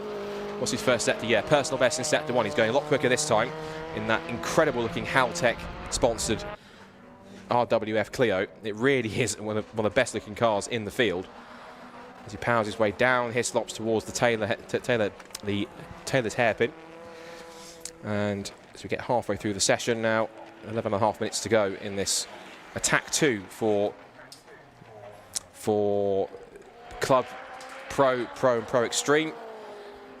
And again, it's great to see these high-powered cars back for the first time in 11 years since we saw them back in 2014. And some things stay the same in Time Attack, some things do change. It's good to see that the Time Attack is still all about building the fastest car possible and finding the fastest lap time possible. Oh, and off the road has gone that I think is the track. That's the track Evo. It's the track Formula Evo number 151. Looks like it's off the road. So that car has pulled up with a mechanical issue that looks like it's possibly on the inside of the hairpin, I think. Or no, that might be the inside of McIntyre's. I think one of the two. It's off the road somewhere by the looks of it. So halfway through the session, massive spark as he hit the bump there through, and also stopped is Martin Henry. So another car with mechanical issues, and that car's stopped right on the entrance to pit lane. So if you can't get that moving, that might well be a red flag, considering that's going to be right in a position where it's going to. The cars might be able to get around that, but it depends on that position if they can make it happen. As we go halfway through the session. Now, someone who's got a little bit more knowledge than I have in Time Attack, and I'm probably going to lean on quite a lot in these next few sessions in Attack 2 and Super Attack as well, is regular co-commentator to Alexi, who, as I've said a couple of times, we missed because he's not here this weekend. As I mentioned, red flag. So perfect timing with half a session to go. We can have a chat to Susie Wallace, who's joined me here. Susie, great to have you in the box. First of all, I've commentated with you first of all, which is great, and this is going to be quite interesting to see these two sessions, particularly of course from your point of view, because George, you've been all things Time Attack, of course, the whole season for the last few years. So first of all, I guess the key thing is back at Knockhill after 11 years. It's a mega facility to come to, a great little circuit. To bring Time Attack here with these high-speed cars just makes it even more special, doesn't it? Yeah, it really does. And I mean, look at the view we've got up here. Yeah. It's the first time I've been able to see all of the circuit from up here. So yeah, it's fantastic to be back. So far, so good. Weather-wise, we're keeping our fingers crossed, although I will get very much blamed if it rains this afternoon. Surely not. So, but yeah, like you said, 2014, last time we were here with the circuit. And we do actually have some of the drivers here today who are actually there at 2014 as well. And quite a surprising number if you think, who's been racing for 11 years. So I've got at least kind of like 5 drivers here today for Time Attack who were here back in 2014. So Excellent. Yeah, it's good to be returning back. There's longevity in the championship as well. The fact they stick around for 11 years. Of course, we had Johnny Fletcher as well in the Astros. He's a 100th Time Attack event as well. So yes. Shows they've got longevity. They just keep on coming back for obvious reasons. Yeah, and it's such an amazing paddock, and everyone, as Johnny was saying in my interview with him, it's such an amazing paddock. Everyone's super friendly, and everyone who. We get lots of people coming who do single round entry, get the bug, and then they end up joining for a full season. So yeah, it's great to be back. Great to be back in Scotland. It is. It is. And yeah, it's been a fantastic day so far. What's it been like up here? It's been good. It's been good. Obviously, I've been learning the ropes of Time Attack a little bit. So as I said, I might be leaning on you a little bit with your superior knowledge on Time Attack. But it's been good to experience it. It's obviously good to kind of see a different side of the weekend as well, since my focus is typically on racing Hondas. But to see these cars actually in action, to see them on the flow, and to watch them attack a circuit like this, particularly watching the likes of Luke and also Simon Norris's Evo, some of the faster cars here, you get a newfound appreciation not just for the circuit but for the Formula and for the category itself, because you get to see these cars really going at it the limit. I'm certain we haven't seen them going at 10 tenths just yet, because of course they'll do that in the Super Attack where they get the big points later on this afternoon. But well, this is the thing. Yeah, exactly. And it's like, is it even worth kind of like going full out just yet? Because if the weather does change, and that's what we know, is you get points from in Attack 1 and Attack 2 and in Super Attack. So yeah, people might be going out, and the fastest times of the day might be set actually in some of these sessions if the rain does kind of set in.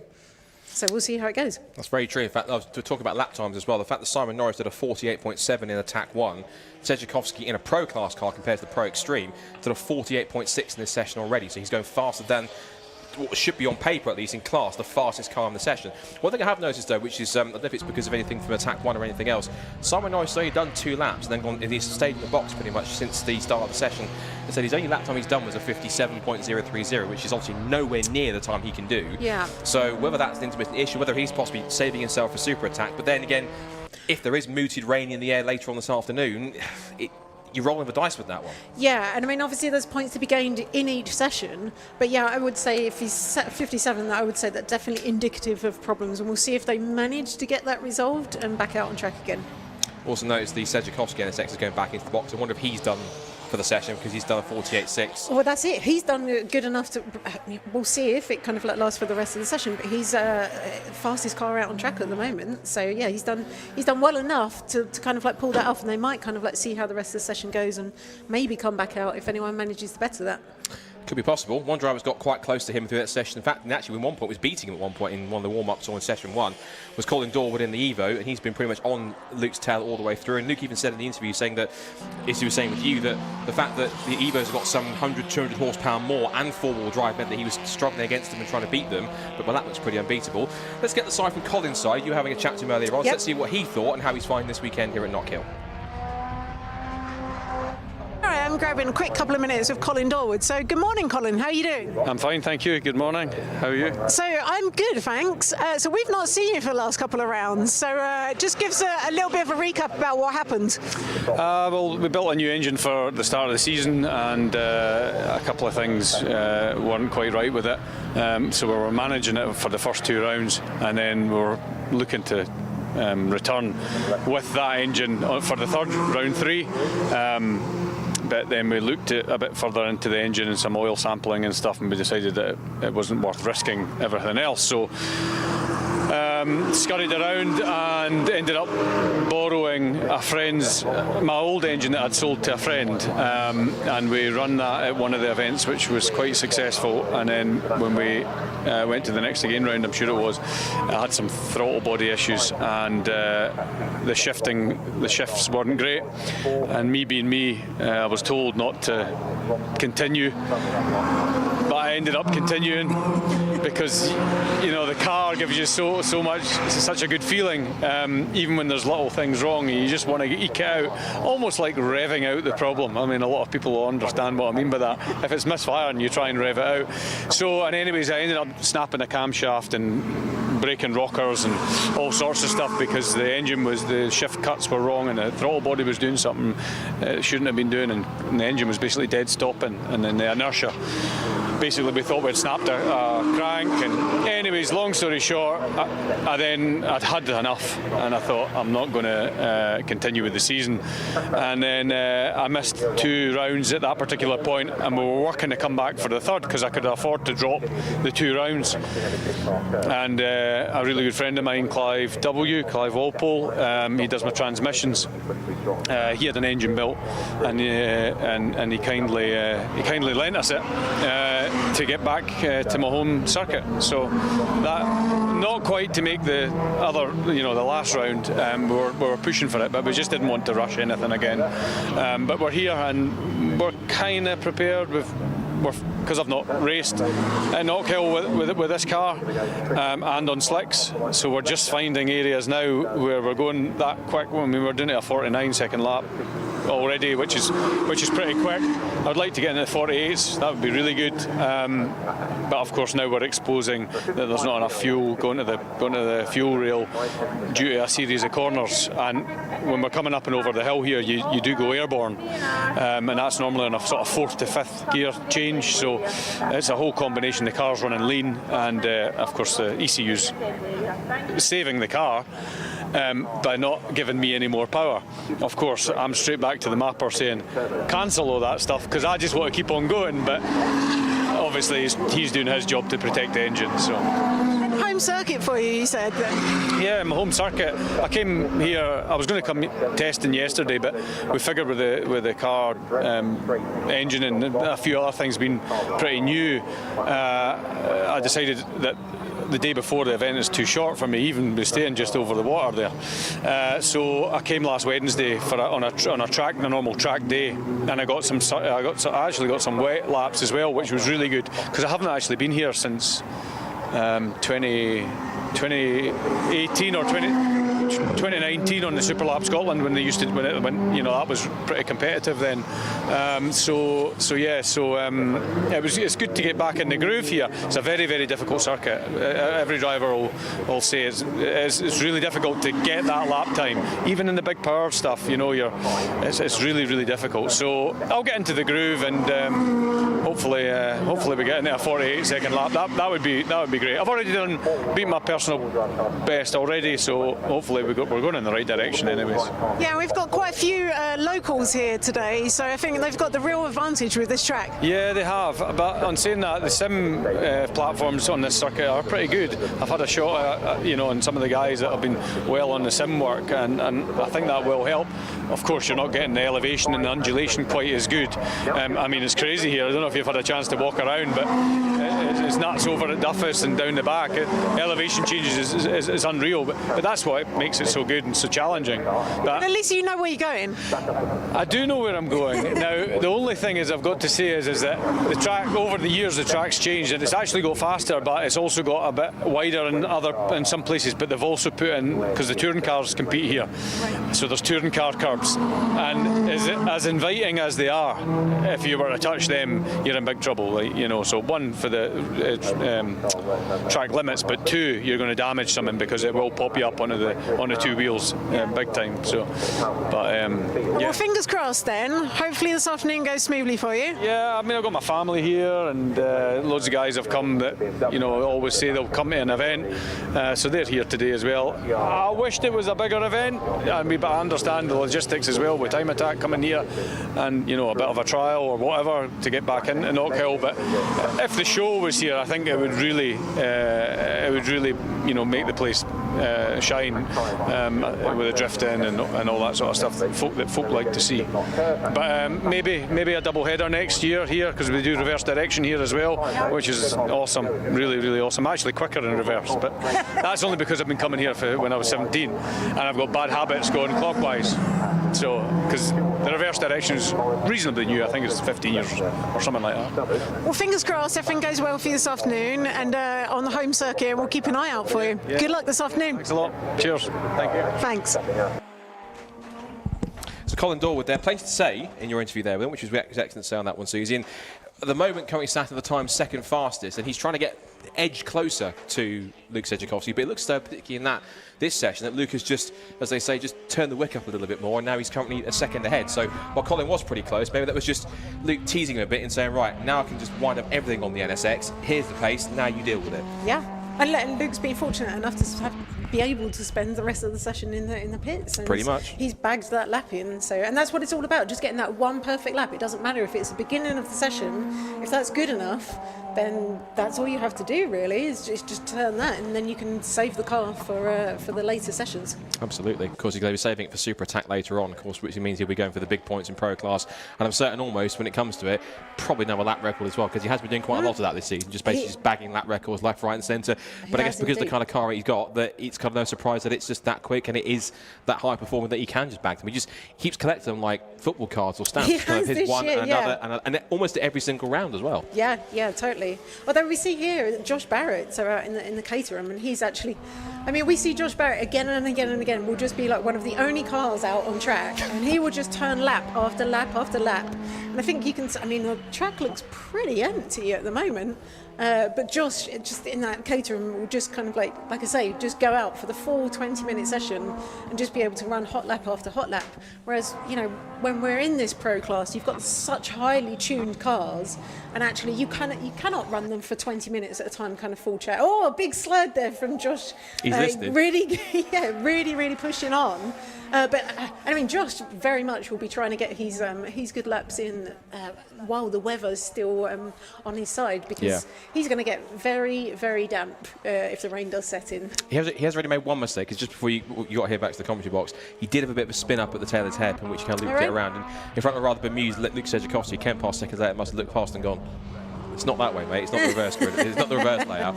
But even so, it's one thing I noticed about that car. I have seen it a couple of times this season, but I said this yesterday when I was observing it. Yesterday I was here. Big twitch at Jim Clark curve. Yeah. I didn't think occasional 620R needed more grip or more kind of performance, and yet he's managed to find some more with literal or Formula-style front and rear wing package, and it's quite extraordinary. I think I've only seen that in literally, like, I don't know, Forza or a video game where you stick a front switch and a rear wing on it. Or you should think, going really far back now, Shift 2 Unleashed, where you can make the car a works car, and that's exactly what he did with the Caterham. He literally stuck a front and a rear wing on it and made it. So I can't believe you said Shift 2. I worked there you go. Game. Yes, of course. Yeah. It's when you had the works packages, and I'm pretty certain with the Caterham one, it was you put the full works one. We went 100% works. I'm going geeky anarchy, and I don't apologise for it. it stuck a rear wing and a front split and a proper front wing on this Caterham. I just thought, that's just extreme to another level in terms of a Caterham. It's light enough anyway. Josh can't do any more lapping now because we've had to put checker flag on the session, and it is now over. So the session is done, and it is Luke Sejakowski in Suzuki in the Honda NSX who takes the fastest time, 48.617. A second clear Colin Dorwood in the Evo, second quickest in car 151. Third quickest another Evo, Bradley John on 50.618, and Josh Barrett did get his laps in, putting a 52.261 to go fourth in Pro Class. So Pro Class cars first to fourth. Michael Osborne is the top of Club and Pros. He gets the 6 points for that class, ahead of Eric Holmes and his Evo, and Ilya Krylov couldn't quite get the same sort of time he got in TAC 1 earlier on, but third place in Club and Pros, he gets the 2 points for that. Martin Henry in Pro Class and his Vauxhall stopped on the approach into the pit lane entry, so he was only able to get 8th. Darren Spooner in car 13, 9th quickest in Club and Pro. Then Simon Norris, we didn't really see anything in the session, didn't really set a proper time of 57.030. We anticipate he's probably saving it for Super Attack unless there is a problem with the number 9 Evo. And the only car we didn't really get a proper time from, well, I suppose we did, in a way, was Donny McLeod in the Renault Clio 144, the single round entry, 57.789. So 11 cars took to the track, fastest time of the session, 48.617. So that's one Attack 2 session done, 2 more still to go. We've got Club 2-wheel drive and 4-wheel drive to come. Now we've completed that one. Moving to this next session, which tends to be kind of one of the most popular ones, given it's the most popular class, Club and 2 4-wheel drive. What do we anticipate here in terms of better lap times compared to what we've seen, you think, this morning? I am the wrong person to ask about lap times. I've not seen any of the action yet this morning, but I know we've already dropped a few people. So we've dropped Luke Hayporn, I think, in that first session in the Astra. Yeah. I do believe he had a fire. Actually, yes. So yes, I believe it was just down here at the exit of. You can still see the quick dry cement dust line where they put it down where he pulled up. He pulled up, he had a smoky engine fire or something that happened, exiting Jim Clark curve, and we haven't seen his car since. Yeah, so I believe it was pushing some oil out, and that some of that got onto the manifold, and then that caused the fire. So, and obviously that was really early on. That was in the first session of the day, which is obviously not how you want to start the day. And Luke's had rotten luck this year. He's really kind of like we actually saw at Brands Hatch, really eventful round for a lot of people. But actually at Brands Hatch, one of his lower suspension arms snapped. We actually saw him come off the track in that. So he seemed in remarkably good spirits when I saw him earlier on. But unfortunately, that will be it for him for the day. He won't be back out on track. So going to have a few less cars out in Club 4-wheel drive, in Club class. Yeah, interesting stuff. So we'll have to see what he can do. Because he's third in the championship, is Luke Capon coming to the weekend. He was 12 points behind Johnny Fletcher, who, as you mentioned, is celebrating his 100th appearance in Time Attack this weekend. I got a bit of a round of applause in the driver's briefing this morning when I was sat in there, because Andy managed to point it out and gave him his flowers for that. And you caught up with him earlier on to see how he's finding his 100th appearance and everything else in the championship. Second in points in Club 2-wheel drive. So let's throw to that and see what he thought. So I'm just here capturing a couple of quick minutes with Johnny Fletcher, the one and only Johnny Fletcher. How are you doing this morning? Doing all right so far, learning a new track even though I've been here twice. Been fun. That's not that new then. It's not new, but it were 11 years ago and I can't really remember it. So, so you were here in 2014 then? 2012 and 2014. I did a 59 dead in 2014. I've done a 57.6, so I've already gone quicker than I've ever been. So what's the aim for you today then? Just get through day. Just see where I finish at end of day. I've no aims or anything like that. Make it through day, see what comes. Hopefully win, podium, who knows. And championship's going well for you at the moment then? Yeah, currently second behind David Dyson, who's not here today. So this will be his drop round, so it should be a chance to pick up a few points on him hopefully. And this is like you say, you've been a long-standing figure in Time Attack, and I believe 100th round for you? 100 today, yes. So first round was in 2011, and I've done every season since then, and this is now 100th round. So what's it like to be here for your 100th round then? Old. But no, it doesn't feel any different to any other round really, so yeah, it's just a normal round really. What keeps you coming back to Time Attack? Paddock mainly. Friendliest paddock ever, and it's just fun. It's fun, that's all it is really. A good bunch of people, and still the same car, right? Yeah, still the same car, so me and the car have both done 100 rounds, which I don't think anyone's ever done, so I'll take that record. So that is a good record then. And so, and I think maybe somewhere, just to celebrate the occasion, because this is the 100th round, we have got, courtesy of your sponsors, Dorenza, so this canvas for you here. And do you just want to read out the little message that's on there? So Johnny, congrats on hitting 100 rounds of Time Attack. It's been a pleasure to share the journey with you over the years.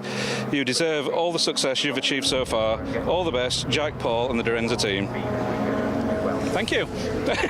Did not expect that. Yeah, well, it's a fantastic way to commemorate. Like I say, congratulations on your 100th round. Hopefully it all goes well today. Yep. And fingers crossed. Hopefully no drive shaft swapping today.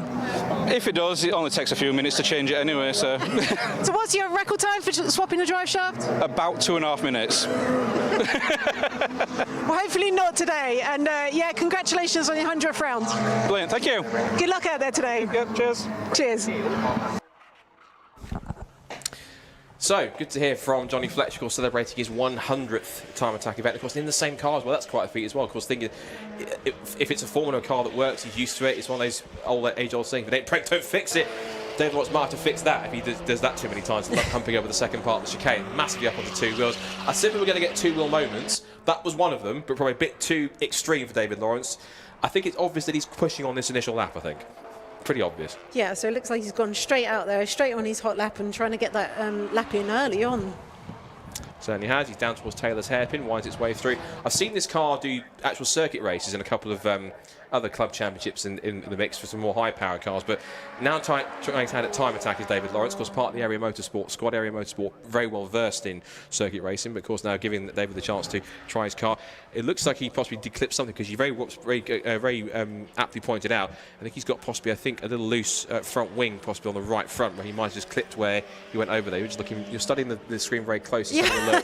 Look. No, it's good to see it. Yeah, one of his rear arches, I think, is just maybe just under full compression. He's just kind of like, yeah, the tyres kind of like popped that off a little bit, but still attached for the moment, so all good. That's the key phrase, for the moment at least. But the thing is, I noticed as well, is that with some of the stiffly sprung cars, I noticed it with Luke Sedjakowski, his NSX is so stiffly sprung, at least it's just the canter of the road, is that when he turned in, his front right was off the ground. He turned into a Jim Clark curve. Yeah. He had literally three wheels on his wagon. It's like, some of these cars are so stiffly sprung that's what will happen. At the same time, imagine with a circuit like Knockhill, because it is hilly, because it is got lots of undulations, lots of bumps, they're going to have to go a little bit softer on the suspension to try and accommodate that. Otherwise, if they're just going as stiffly as they are and just bouncing around a lot, it just takes hitting one bump on a circuit like this, just in exactly the wrong spot, you can get fired off into anywhere.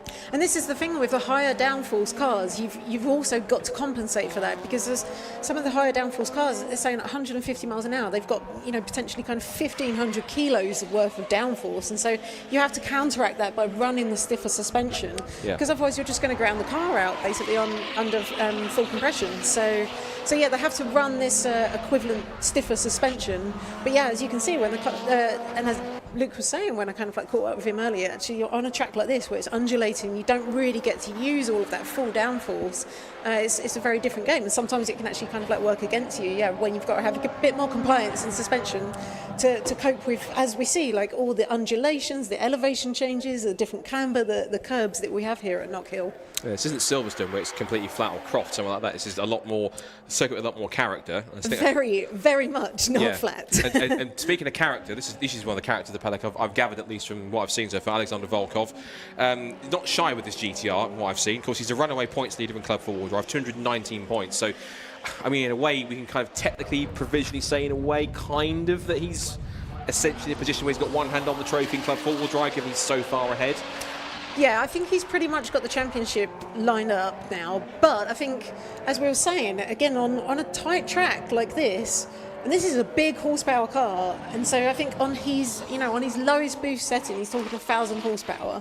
So actually, that becomes like almost more of a hindrance on a track like this, where you've not got many kind of like straights where you can really kind of like put that into action. And then again, you're coming up to the corners when you have unleashed all of that power, and you've got a big heavy car in the GTRs. I think there's 1750 kilos, something around that kind of region. And obviously, I mean, you would hope he's managed to kind of like strip a bit of weight out of that, but again, you're putting that back in with the cage. So big heavy car to stop at the end of a straight when you've got this huge amount of power. It's like forcing you down the straight into the corner. So, but the GTR is a heavy enough car anyway, so if you do strip weight out of it and you put the cage in, it's still relatively quite hefty. So, and also some of that will be the lump in the front, which is, well, I say a lump, but it's a great engine. It's a proper V6 in the front of it as it is. But it's still a heavy engine. It's going to be front heavy. The four-wheel drive system is going to be adding more weight on top of that as well. So yes, you can strip the weight out, but at the same time, it's still going to be one of the heftier cars in the field in any class. Yeah, for sure. So, and obviously a huge amount of power. So that car definitely favours the kind of like power tracks. And I would say Knockhill is, it's much tighter. It's a shorter lap. It's technical. So I would say, Alex Volkov is still kind of like the fastest car out there at the moment. And obviously that car, they are heavy, but they do kind of like belie the amount of weight that they have in the way that they handle. But yeah, I would say almost 1,000 horsepower might be a bit of a hindrance here.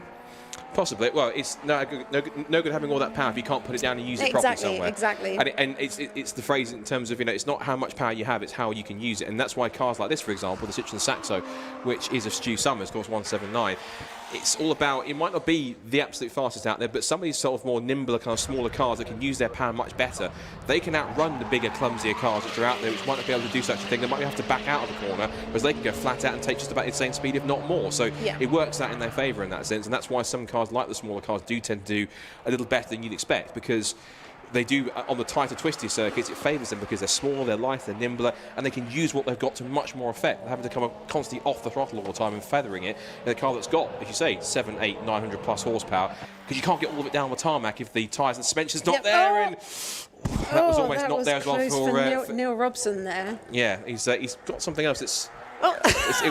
He didn't crunch the propeller for some reason in front of the car. I know that the BMW badge is mimicked off a propeller. He was just doing an homage to that. He's got some kind of, is that paper or something that's stuck to the grille or whatever it is, but it's certainly going to, it's impromptu kind of covering up for a bit less cooling, I think, try and put some more power into the engine or something he's doing anyway.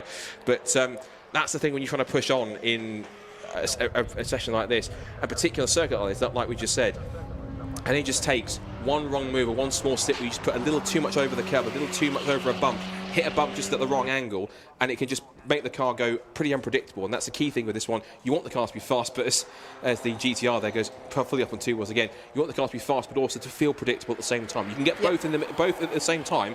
That's the sweet spot when it comes to car setup and the build in general. Yeah, absolutely so. So yeah, I wonder what happened with Neil Robson, because it looked like he was almost round the corner and then kind of like run wide a bit. So I wonder if that might be indicative of some technical issues he might be having. It could be maybe that, or also, of course, the fact that the curbs are also quite, when they're dry at least, they're still quite loose and quite slippery anyway. So because it's a rear-wheel drive BMW, maybe he ran a little wide. Look, he ran a little wide. He went through. Oh, talking about running wide, Alexander Volkov picking up some gravel there. So.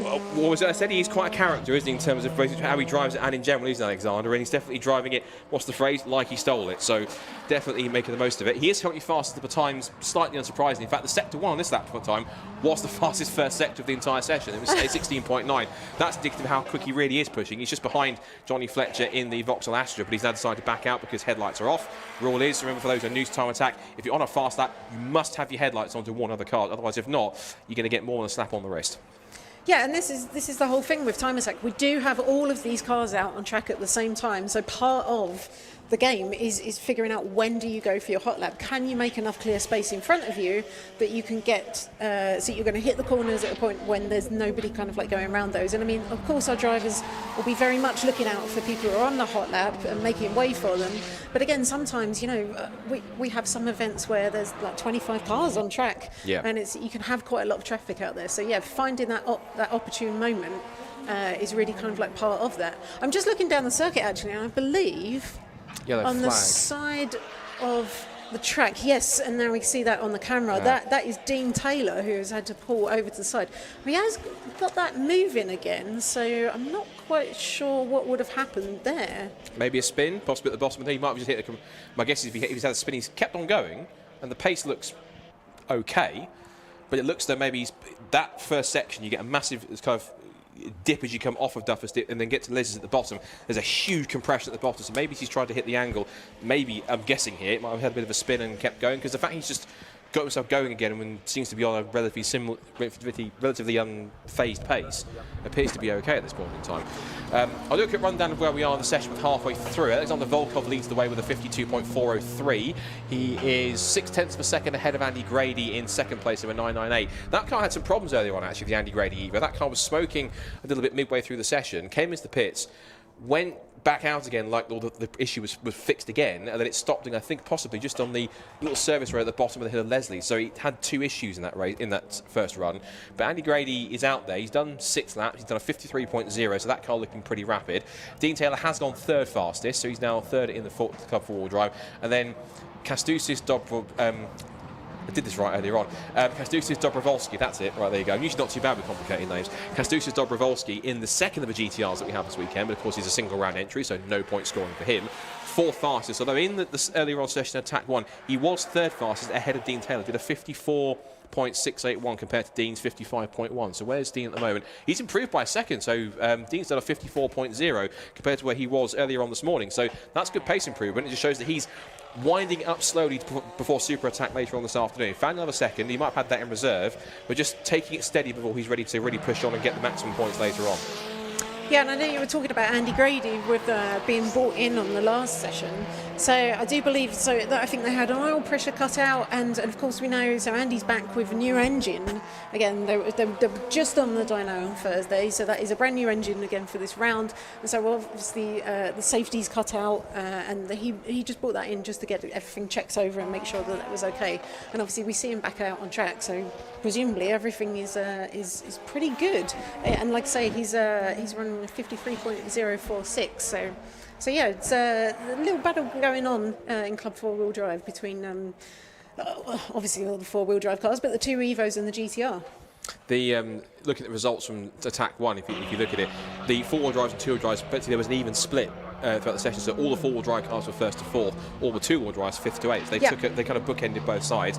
There's Andy Grady, whose car appears to be back up to full strength, unless he's just coasting off and backing off for a lap, I think, before he gets going again.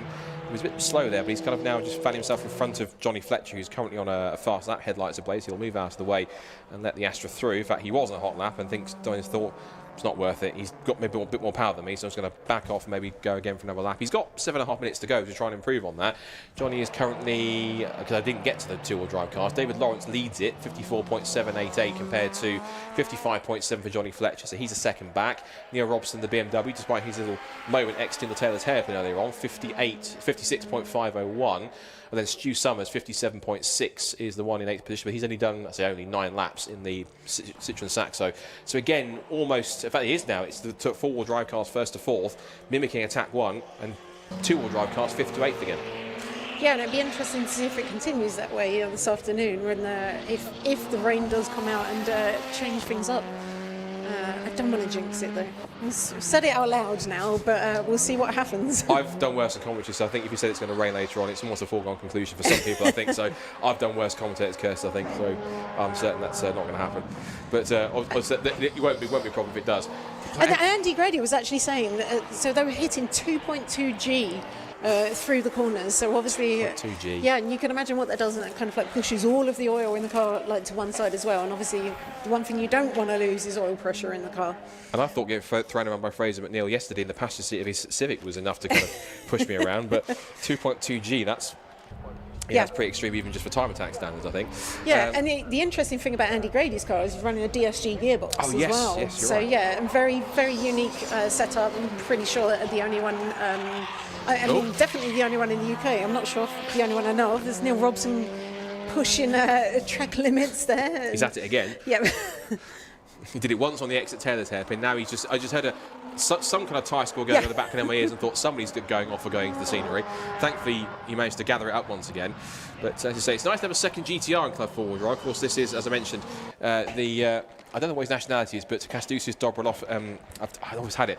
Kastusis Dobrovolsky, that's it. I was saying it so right in Attack 1, and now I'm getting it wrong in Attack 2 twice. Typical. So he's now currently at the moment in his 4th position, and he's finding a bit more pace. He's now only 2/10 off Dean Taylor's pace, so he's still got to find a couple more. And his car, I think, is possibly, I don't want to say it's more stock, but you can see the car's not as stiffly sprung. You can see it's leaning a little more in the corners. But again, as we said, being a little softer on this circuit doesn't necessarily mean a bad thing, because it means you can ride the bumps a lot better and maybe do a couple more things which other cars like Dean Taylor's car, Andy Grady's, can't do, because they don't have the ability to put the power down using the suspension settings they've got. Yeah, absolutely. Yeah, we still hear the tyres squeal as we're going around, and obviously a lot of cars kind of like wrestle around the corner, as we were saying, with all that weight. Yeah, just looking at see exactly who that was. I think it might well have been the BMW, as we see out of it once again.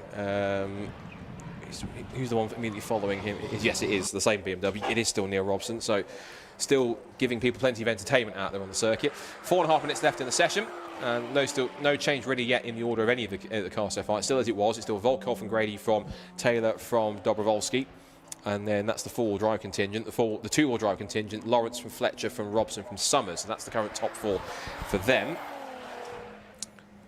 And Volkov climbing his way up the hill. I was going to mention also as well, one drive we don't have this weekend for Club 2-wheel drive, which might have an effect on the points going to Stetson, I suppose, is David Dyson, who's not here this weekend. He was 3rd at Brands Hatch, but in the Porsche Cayman GT4 RS. But this is an opportunity, of course, with I think because there are drop scores in Time Attack, there is. So yeah, you can drop 2 rounds. So obviously, if a driver can't make like a particular round, or if they have some kind of like catastrophic failure, then it enables them to kind of like stay competitive in the championship. So yeah, we don't have a David Dyson here today, who is leading Club 2-wheel drive, but then yeah, obviously we've got Johnny Fletcher is 2nd, and then obviously Luke Capehorn, who was out this morning and had that fire, and he's not going to be out this afternoon. So and Andrew Kime, who is 4th currently in the championship for Club 2-wheel drive, was here yesterday on a track day, and then I believe had gearbox issues. So unfortunately is not able to kind of like attend today. So yeah, it'll be interesting to see once that kind of shakes out. At the moment, out of the top 4 in Club 2-wheel drive, only Johnny Fletcher is the only person who's still out on track and bagging points today. Yeah, that's the key thing. So, and I've said this before, particularly in racing aspects, we can apply it to Time Attack as well. It's the days when you don't win that you try and that you can maximise days you don't win. That's what wins you the championship. Yeah. So if you can't win, get as many points as you can. Get a 2nd, get a 3rd, get a 4th. And yeah, everyone wants to win, whether it's a Time Attack or a effective circuit race. Of course, everyone wants to win. If you rate any race driver that says, "I just want to do it to take 2nd, 3rd place," they're lying. Everyone wants to win, of course, but if you can't win, maximise the result. Get a 2nd, get a 3rd place. Nick the fastest lap or get an extra point if it's a race or anything else. Get as many points as you can, because you never know what might happen in the next race. The guys ahead of you in the championship might not turn up and actually lose points. He might retire and have an issue. Might not be able to get out, like Luke Capehorn did. He might lose points. So anything can happen, and it ain't over until they say the championship's final. So just keep going. And because of the change in the way the points are actually scored this season, it's really kind of like rewarded consistency. So as you're saying, get out there, and it's not just make sure you get to every kind of like round. It's like get out there for every session on the day as well, because you can bag points in literally every session. And that's what I like about this change in form, because it's encouraging people. Because I think before, correct me if I'm wrong, the only session that had points was Super Attacker, so therefore there was no massive incentive to go out and do laps apart from just doing laps to try and find the setup and the baseline so you were ready for Super Attack. I think this is actually a really smart way of doing it, because it is the incentive to go out and actually look. If you go out there, you get to bag yourself some extra points, if it's 6, 4, 2 or anything else. You might want to bang yourself some better tyres, I think, because Enzo Volkov had extreme understeer going through the final corner there. And I think decides rightfully, I'm switching the headlights off, I'm abandoning that lap, I'm going to go for a different one and try and reset with, well, I'm not sure he really has that much time. If you can get around quickly enough, you might have time for one more if you can manage it with 1.5 minutes to go. But he doesn't need to, right? He's got second advantage over Andy Grady there at the moment. And it's true. Just looking around to see who's actually still out on track. We've still got Neil Robson. We still have our second GTR of Kastusis Dobrovolsky, who's just coasting his way up the hill now. So and we still have Johnny Fletcher out on track as well. We do indeed. So there are a few more actually. They're appearing over the hills. We said we're not allowed to call them hills. They're just mere mounds here. Yes. Yeah, I think it's more a case of speaking to Duncan Vincent. He said that they said don't call that a mountain. Where the radio towers are behind us, where in the commentary box, he said don't call that a mountain. It's like that's not mountain. Stuff in the distance, that's mountain. That's just a hill. So that's just the typical hill in Scotland, which is great to see. So Neil Robson, who is not being as, I was about to say not being as flamboyant, just twitches the tail out of Jim Clark curve back through the left-hander of Hislops and down towards the hairpin. And he'll again have third place. And again, this will be another day for him. He can move up because there's no Nicholas Good, there's no Neil Wren, there's no Mike Butler, there's no Andrew Kime who can score points. So he'll be banking some big ones if he can to try and get some a couple of places. Because if you look at where he is in the points, he's currently sat in 8th in the points at the moment. No, 9th in the points at the moment, with 47 coming into the weekend. He'll have scored points in Attack 1 earlier on, scoring points again in Attack 2, so he'll get a couple more points. They don't want to try and get a good result, try and get himself, if he can, a podium in Club 2-wheel drive later on. So yes, drop scores come into play, but he's got a real possibility to, at least in total scores, leapfrog almost practically 3 drivers here if he can do, because he's ahead of Stu Summers as well, so outscoring him too. So more points he's taking through, so he could jump 3 potentially 4 places here just by keeping himself on the road and doing what he said, but just getting a mix as well as. But if he keeps doing that, maybe not if he's taking corners like that. He might last the rest of the session. But I think what he can be thankful of, the checkered flag is now out. So the session is over for Club 2-wheel drive and Club 4-wheel drive. See there that Volkov has backed off and decided he's going to come in. So and I know Neil was saying, so he had new turbos, I think, for the last round as well. So he would have more power in that class. He's very much still getting used to that, but as you can see, making the most of it. I was going to say, does he need more power given the fact that that's sideways? I'm not quite sure. I think that BMW's got enough power. It doesn't need to put more on it. Well, the thing is, it's tricky in Club 2-wheel drive. Like in the club classes, we do have these big horsepower cars. So I think nobody will turn down more power. It's very true. Well, at least they should know how to use it. That's the key thing. Yep. So that's the result from Attack 2 then for Club 2-wheel drive and Club 4-wheel drive. And as it was, once again, as it was in Attack 1, it's all 4 4-wheel drive cars at the top, all 2-wheel drive cars behind them. And Alexander Volkov again tops the session with a 52.075 to go fastest. He's fastest by almost a second. And Andy Gray looks like he improved a little bit towards the end and got himself just within a second in the number 998 Evo. Third place for Dean Taylor in the Evo. He had a bit of a spin or something happen at the bottom of Leslie. He remains in third fastest in the Evo. And then Kastusis Dobrovolsky in the second of the GTRs, fourth quickest on a 54.279. Then we get to our 2-wheel drive class. David Lawrence, who's a guest today, is on a 54.768, and he tops it, which means that the maximum point goes to Johnny Fletcher instead, and he gets a 55.674. That's ahead of Neil Robson with his flamboyant BMW at least he drives it flamboyantly, in 135i in the 56.238, and then rounding off the bottom of the table, last but by no means least, Stu Summers in the Citroen Saxo on a 57.665 with a lap spread of about roughly 5.6 seconds between the two, as Volkov tops the times, and so too does, well, points-wise, in position-wise, David Lawrence. Johnny Fletcher in 2-wheel drive will get the points because, of course, David Lawrence is a guest. So that's 2 Attack 2 sessions down. Now we go to our last one coming up, which is for the busiest session out there, the 3, given the size of the actual circuit. And it is for the Classic and Retro, Clubman and Pocket Rocket classes, both forced induction and naturally aspirated. Whilst that resets, we're going to take a quick break, also a music break and also a ad break on the stream, so keep locked on too, because it is going to be Attack 2 for the Classic and Retro, Pocket Rocket induction and naturally aspirated, and the Clubman classes, thank you, here at Knockhill in Scotland, here in Time Attack. So stay tuned, we'll be back in a couple of minutes.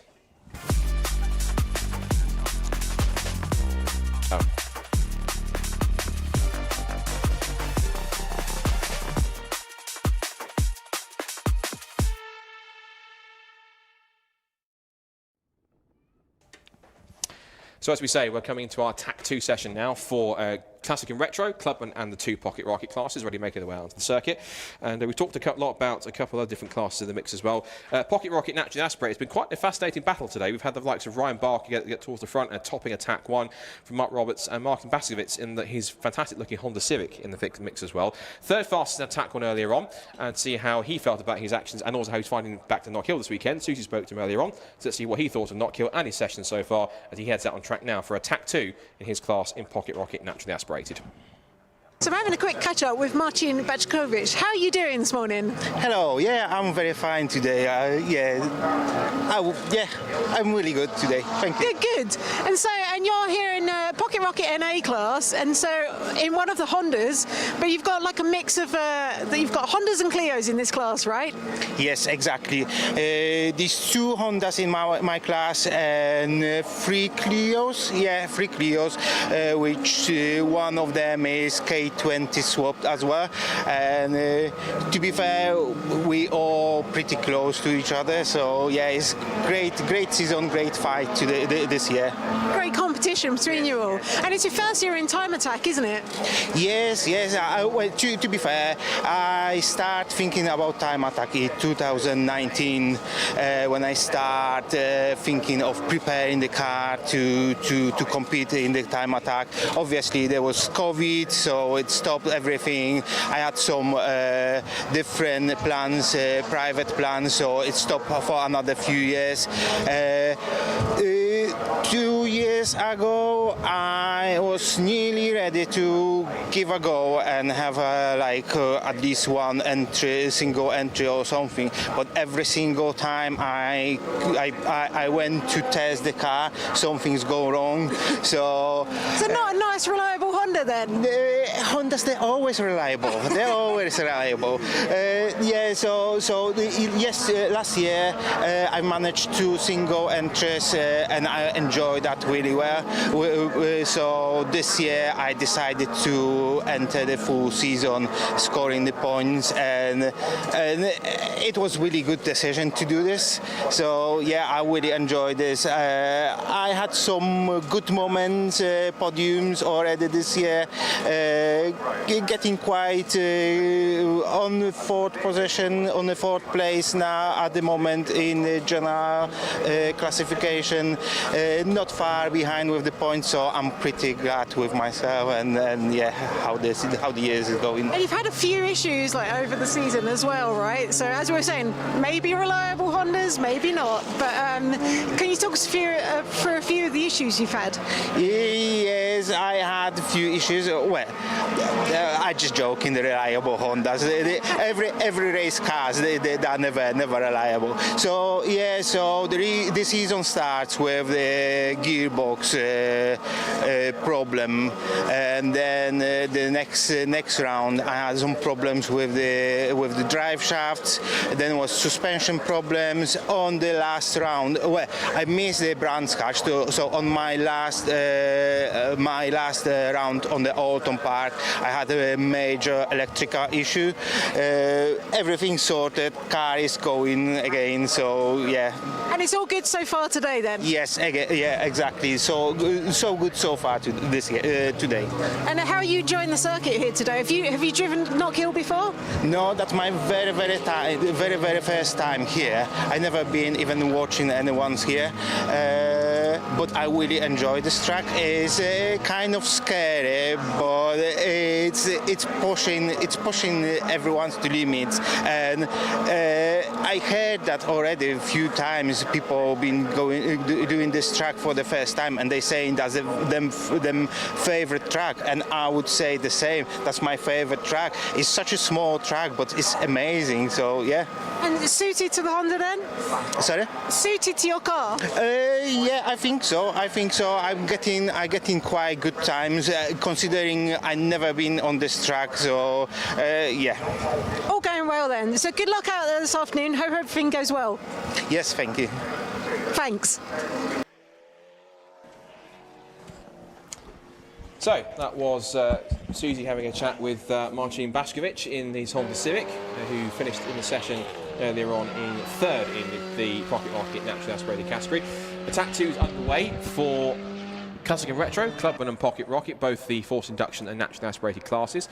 And whilst we're talking, we had a couple of moments for a couple of people. We had a bit of an issue for Clive Hopwell going in towards the right-hander at McIntyre, but the even bigger one that you saw on the split screen for the championship leader in Classic and Retro, Mark Donnelly, had a bit of a high-speed lose in towards the first corner at Duffer's Dip, but he managed to gather it up again and looked a bit sheepish on track a few moments later, kind of coasting his way through Jim Clark curve. Not quite sure he meant that one. Just, yeah, shedding a bit of gravel as he goes. But he kept it off the racing line. That's the mark of a good racing driver. You be considerate that you shake it off the racing line so you're not compromising anyone else, unless you're Dick Dastardly. In which case you probably would do that. And it's good to see these... you can tell, like, the people who really, really know the track, really know where to push the limits. And we've obviously got quite a lot of locals here. And so, yeah, this car that we can see on track at the moment. So Michael Imrie, I think is one of the locals, and obviously kind of like really really pushing that over the curbs and exploring to the maximum track limits, shall we say. Oh, he's been pushing today. He had I think a half spin at some point, one point, and also ran wide a little bit. So he's been pushing. He's been going for it. He's been one of the more spectacular drivers to watch out there, and particularly with the Mini, has been even more so in that sense. Looking at the initial times that are coming in terms of what we're seeing so far, the initial times coming in at the moment, Dean Riley is at the top in the VX220 again. One car I think maybe has either been keeping a powder dry or possibly was just steadying herself in warm-up and attack one is Annie Thompson, who, of course, comes into the weekend as the leader in the clubman category, ahead of Dan Buckingham. Those two came into the weekend 2 points apart, with Annie just 2 ahead of Dan in the Honda Civic. And in the first 2 sessions, Dan was ahead of Annie, so it looks like Annie's now decided to turn the wick up and go, right, I've done my kind of bank laps to get them in here. Let's push them on and get some more points, because she's now popped to second quickest with a 56.374. If you compare that to her best time from Attack 1, for example, 57.3, so she's about 9/10 quicker. So if that was her just dialing up a little bit more, just saving a little bit for a reserve, but even so, she's going to be very happy with that. Yeah, very happy with that. So that was having at Brands Hatch, she was having some problems with the catch can kind of like overflowing, and so, but that's all been resolved now. And she was saying this morning having some issues with diffuser, but I mean, obviously that's been resolved again. If she's kind of managed to bank that 56.374, she'll be very happy with that. I know, yeah, like you say, very close between her and Dan Buckingham, and Dan was saying absolutely loving this circuit. And when I saw Annie earlier, she was a bit like, I don't know where I'm going. She does now. Yeah. Well, she obviously does. Yeah, managed to bank that kind of like really great lap. So yeah, we'll see if Dan has anything to answer with, because as you say, championship very close between these two, and I think maybe one of the closest in any of our classes out there in terms of championship points. You're definitely right. I'd say 2 points is the margin. Looking at the other ones, if I scroll up my impromptu spreadsheet I think you're right. I can't see any closer ones. All the points and gaps are pretty much as big as they've ever been, really. So that's, yeah, I think I'm absolutely agree. That is the closest battle that we've got in any of our time attack top points tables at this point. So 2 points coming to the weekend separating them, and of course off the back of a win at Brands Hatch, so she's looking to just keep that one up. In terms of that pace difference now between Annie and Dan, I mean, Dan's best lap time so far is a 57.4, but you compare that now to the 56.3 which Annie's put in. That's over a second quicker, considering that Dan was quick in the first 2 sessions. As I said, if she didn't know which way Knockhill goes, she's obviously done something in the lunch break to figure out exactly where it goes, because she does now, and she's got a point where she's now kind of really pushing hard and actually even troubling Dean Riley, who we know is quite quick anyway, of course, in that VX220, of course, in Classic and Retro. But the fact she's getting up there in a car which is pretty much kind of a distant sibling in some cases of that car. If you look back to the origins of that car, the Lotus Elise, the Vauxhall VX220, kind of pretty much the same car underneath if you look at it. So it's unsurprising. That is a bit surprising for somebody. That's some fluid been left down by somebody. And it's, I wonder if it's where that is from. So somebody's dropped something out of the back of it, but who they have, and it looks like one of the Minis has got what looked like some kind of a pool of like cement quick dry around it, I think, because I couldn't quite tell which one though. That may be Stephen House, I believe, was having coolant issues earlier, and they were saying it's just pushing coolant out the top. So that may be something to do with that car. We'll have to wait and see, get confirmation. Conor Devine's gone to second quickest. He's now popped up just ahead of Annie Thompson by half a tenth. So Conor Devine, another of our single round entries in the Ford Fiesta.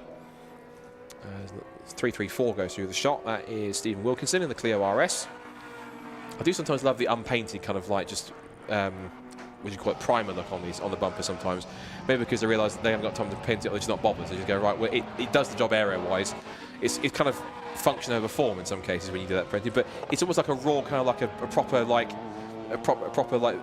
you know, sort of impromptu like build style, so the mid-build style kind of thing to do it. That's something. It's kind of raw rather than just being all kind of, you know, sort of. I'm trying to find the right words, but you see what I mean. It's kind of it's got its proper like mid-build stage rather than just being kind of all polished and finished. That's what I meant. Yeah, race car. Race car. It's called that. Yeah. Hashtag race car. Hashtag race car. So yeah, 334 pushing on. We've now got past half distance in the session, so we'll look and see who is wearing the classes. Dean Riley leads Classic and Retro, 56.019 the fastest time. Mark Donnelly, despite his impromptu excursion up at Duffer's Dip into the gravel and got back out again, second fastest in the Escort. Andy York in the Peugeot 205 is third. He's a single round entry. And then in Classic and Retro, fourth is Michael Greenhuff in his diesel. After your interview, actually, didn't realise it was a diesel Vauxhall Astra, but that's probably why he's got so much torque out there to make the most of it. Yeah, so I think one of our only diesel cars out there. But yeah, obviously, like you say, that huge amount of torque. But as you were saying, just and all going through the front wheels as well. So actually, he's going through wheel bearings every round. Yeah. How much horsepower did he say you have on that car? I think, I'm going to get quoted on this now. It's about 300 and something, which is a lot of horsepower as well, but even more torque going through the front wheels. Yeah. So yeah, huge amounts of torque steer in that car. But for a Corsa, that 300 plus horsepower, that's ridiculous. Of course. Yeah, absolutely. It's definitely not what it rolled out of the factory with. I'm not quite. I'm pretty sure it had not even a third of that, I'm pretty sure, in that kind of horsepower. That's pretty phenomenal. And a diesel one as well, which is pretty extraordinary. There's Annie Thompson. Of course, remember, is our club and class leader in the low 6 410. And she's still currently leading the way. We've just seen Mark Donnelly turn in a 56.1, so yeah, improving his time and moving up to second fastest car on track. And Annie was getting very sideways there for very much Neil Robson-esque, shall we say, kind of flamboyance out of the Jim Clark curve, but she's now going to head down to the hairpin. So sometimes they say flamboyant, if it looks fast, it isn't, but at the same time, depending on the car, I suppose, and depending on the time era in terms of what cars you're racing, sometimes sliding the car can be quick. Over the line goes Annie, and her last lap was what was it then, across the line, 58.9, just lost a couple of seconds on that one. So where did we get to? We got to the Classic and Retros. In the club classes, Annie Thompson from Dan Buckingham, Clive Hopwell, and then David Reed in 4th position. In Pocket Rocket Forced Induction, Conor Devine in the Fiesta leads the way in a 58.328. And that's then from Tommy Langley, as Dan Buckingham's now moved up to second quickest now, and he's only half a second away now from Annie Thompson's time. So Langley is the first point-scoring car in Pocket Rocket Forced Induction in the 313 Ford Fiesta. And then behind there in Forced Induction, you've then got Michael Imrie in the Mini, and Stephen House in the 286 in the Mini R53 Cooper. And then naturally aspirated, it's Mark Roberts who leads the way in the 213 Renault Clio from... I think Ryan Barker. Of course, I shouldn't forget Ryan Barker. I'll get told off for that. Ryan Barker does lead. He's led all the sessions today, is Ryan Barker. So Ryan in the lead with a 59.652, and then Mark Roberts, Martin Bashakovsky, and then Stephen Wilkinson in the 334 Clio as well. So that's where we're sitting at the moment. There's no real surprise of anyone that's leading. I guess the only real change there has been, compared to earlier on, is the fact that Annie Thompson leads in clubman class. Yeah, but like you say, Dan's managed to make that time back, and so there's only half a second between them now. So, yeah, that was a massive improvement for Annie. So I don't know if she managed to kind of like tag on to the back of someone who really knows the track. So as we said, we've got a lot of locals here today, and pick up that kind of like track knowledge of, you know, where to position the car, where you're going, or if, you know, I don't know, maybe she managed to turn up boost, maybe she resolved that diffuser issue I know she was having earlier. So yeah, looks like very happy out there on track. Yeah, hopefully the diffuser is now diffusing and doing its job. Yes. Doing something. So that should be quite good. So we've just got now 6 minutes to go in the session, as we've got some blue flags out for one of the cars in front, and that's because Dean Riley's chasing one of the Clios. He's also being chased down by Yorkie, Dan York, who's again one of our guest entries, Andy York, and he had a bit of a moment earlier on, I think, as well, exiting the chicane, as many people have done today. There is just something about his car as well. It's got a bit of a wide body kit on it, but it's quite simple. It's got a boxy kit, but it's a Peugeot 205. He's made it look like a proper little, almost like a touring car in some cases, with the huge rear wing supports for like a tiny little rear wing on the back, I noticed, which is all for aesthetics, I'm certain. But and K20 powered, that is, as well. Of course, yeah, K20 powered as well, and that was a nice engine swap. A K20 is like the most common engine swap you can make, I'm sure, out of all of it. So on that side, so it's either K20 or K24 tends to be the common one for anyone who wants to go to. But it's quite a universal engine, the K20, in terms of you can stick it into within reason just about anything, and it will fit and it will run well. And of course, they're known for their reliability. They're bulletproof, the K20s. Yeah, and you can't run a K24 in these classes either. Oh, right, so this is why you see many K20s in here. Not as many as we've had in previous years. The Pocket Rocket has been almost entirely K20s at one point, or very much dominated by the K20s. But yeah, a few less this year. But yeah, obviously, as you say, always a popular choice for an engine swap in. Hence the phrase K20 of the world, which I wouldn't be too against, I suppose, on that side. Maybe it's I've been racing Hondas for the season, but I've now got more of a fondness for than I already did before for Type Rs and for K20s and stuff. So I think it's rubbing off on me on that side of things. I'm even contemplating getting one myself. And that's how much it's rubbing off on me. That's a slippery slope. Yeah, absolutely. You'll be out on track next season. Well, I'll be out on track at some point. I want to be, trust me. I think I've had enough of bug playing sims and racing games and getting passerised and all sort of stuff. And I've been out on track a couple of times in a couple of things. Caterhams and a BMW and a City Car Cup car as well a couple of times. So I've done it a little bit. Now it's just kind of getting everything together to try and do something. I don't know, maybe Time Attack's a good entry point because I don't need a licence. So if someone's willing to lend me a car or stupid enough to do so, then we'll wait and see. But that's for the future. We'll see who's listening in. Rather talk about my racing aspirations, let's focus on what's going on once again with 4 minutes to go with the end of this session. Much more interesting than that. Dean Riley comes out of the hairpin in the VX220 and powers his way to the line. Comfortably fast, well I say comfortably, by about a tenth of a second. So I wonder what this is going to do to championship, because Dean's running second in the championship against Mark Donnelly, who's running first in the championship, but those positions are swapped out on track at the moment. So I mean, it's actually a huge amount of maths to kind of like add it all up, and with the drops, the drop rounds and everything. But yeah, it's going to be interesting to see how that mixes it up if that's the way the positions end at the end of the day. And we'll see if Mark has anything to kind of like answer that back with. Now, we saw him earlier have that little off into the gravel. And I'm just looking at the times, what the time, so it's basically like 0.25 of a second, so you know, a quarter of a second kind of like there, just to make up between Mark and Dean.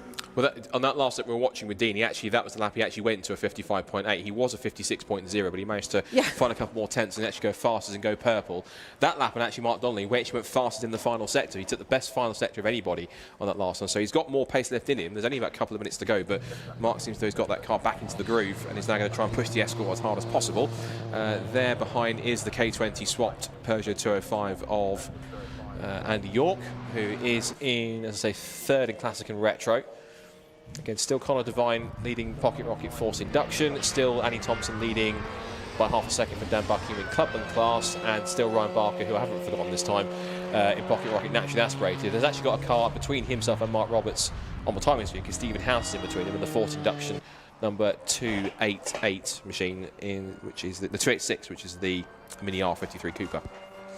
Yeah, and as we can see in Pocket Rocket NA, well, in both the Pocket Rocket classes, we have a lot of minis in there as well. I did notice that, yeah, that's very true. Yeah, so the Pocket Rocket Force Induction class, actually, and we're seeing Peter Rushforth's car here. Lots and lots of minis in that class, and I think I'm just looking through, I think Tommy Langley might be the only car in that class from the season who's actually not running a mini. Yeah, the only other mini on top of that, other non-mini on top of that, is our guest driver Connor Devine in his own Ford Fiesta. A lot of minis, not Clios as well. He's obviously quite a popular choice in this championship. Yeah, for sure. It's the perfect small cars, and of course we've got this the engine restrictions. So I think it's 1.6 is the maximum you can go. Force induction, and then 2-litre NA. Well, that's perfect for something like an Fiesta ST180, because that's got 1.6-litre engine in it, 1.6 EcoBoost, so no wonder someone like Connor Devine or others who've got, you can stick an EcoBoost engine in, it works perfectly fine in terms of being a 1.6. So less than a minute to go in the session. I think Dan Buckingham's trying to push on and get a quick lap here. He'll get the chance to do one more if he's able to get himself past the Clio in a second. And as you can see, this is the thing about, especially in this session, we have so many cars out on track, so actually finding that clear air in which you can actually set that amongst everyone else also trying to set their fast laps, that is really kind of like key to setting a good lap in Time Attack, and you have to pick the right moment. And we can see, I think Dan has kind of like backed off there. Because he realises he's not going to get the clear air, and so he would have backed off, and you'll see him kind of like probably waiting until he has a little bit of a run up. Yeah, lights are off there. Although we were in the last 10 seconds of the session, so he's not going to get another lap there. Obviously he's gone through the past the flag already, so he will be able to finish the lap he's on. But yeah, it's all about, if you don't find that clear air, then that is part of the game. And so drivers very much have to manage that while they're out on track. And particularly on a short circuit, and it's the same with places like Brands Hatch and Indy Circuit. It's such a short circuit, particularly with so many cars. But yes, 18 can seem quite. 18 cars might not seem like very many if you go to somewhere like Silverstone or Donington Park. No. You come to a short circuit like this or Brands Hatch, it feels like a lot because you come across a ladder car much more often, so therefore you feel like there's more traffic and more cars. But in reality, you can have the same number of cars on a bigger circuit and it'll feel not as congested and therefore easy to try to get around and get a good lap in, which is all the key things. So, and also a good lap around here, the key ability is to ride the curves properly. If you can ride it properly and have a car that can do it without getting too out of shape or too loose, it certainly can be quite key. Checker flag out in the session then, that's the final Attack 2 session, so now the stage is set for our Super Attack later on after this afternoon for all three of our groups, collectives, shall we say, that will go out for their attack to get the big points for this afternoon. So, checker flag falls on the session, and again that is more points. Of course, you can, as remember, you score points in Attack 2 and Attack 1, and that's key, of course, for the championship. If I'm right in saying they don't count, that counts towards the total round score, so it's what your total score for the round is how many points you score mostly in the round across the whole event. Am I correct? Mm-hmm. Good. Yep. So maximise the scores as much as you can. It's going to be absolutely key. So end of Attack 2 then for Classic and Retro Club and Pocket Rocket ends as follows. And actually, we didn't spot this actually. Mark Donnelly stole the fastest lap on those final lap of the session. So the championship This is leader, what happens when you look away. Exactly. We're so focused on conversing other topics. Mark Donnelly sneaks up on us in the last minute in his last lap, and actually he's picked up the fastest time. So I was about to crown Dean Riley winner of Attack 2. I'm wrong. It's Mark Donnelly fastest time in the session with the very last lap, 55.592. And he does it by a quarter of a second from Dean Riley. So it is the top two in the championship in Classic and Retro. Once again going at it with Andy York in the single round entry Peugeot 205, third quickest on a 56.173. Conor Devine once again tops Pocket Rocket Force induction, but again single round entry, no points for him. It's then fifth place for Annie Thompson. She wins the Clubman class and gets the 6 bonus points for that one. Over Dan Buckingham, who was in the end still half a second off. So that stage sets the stage for a fascinating super attack later on between those two. Tommy Langley is best of the Pocket Rocket Force induction point scoring cars. He will take the maximum 6, 7th fastest overall. Clive Hopwell was 8th in the club class ahead of Michael Imrie, the single round entry in Pocket Rocket Force induction. David Reed again single round entry in club class, and then Ryan Barker, who takes another topper of the session in Pocket Rocket naturally aspirated, followed by 286 Stephen House, and then it's the rest of the Pocket Rocket naturally aspirated 2nd, 3rd and 4th of Mark Roberts, Martin Baskovich and Stephen Wilkinson, then Michael Greenhuff in the Diesel Corsa, Mark Blackburn and Peter Rushforth rounding off the 18 cars in the field. So that is Time Attack done for their penultimate set of sessions. Now we're getting set for circuit action and preparing to light up the tarmac once again. It is going to be light up the tarmac once again. It's going to be the Racing Hondas Championship as we're getting set for round 13 here at Knockhill for their first ever race here in Scotland. This one should be an absolute cracker. Stay tuned.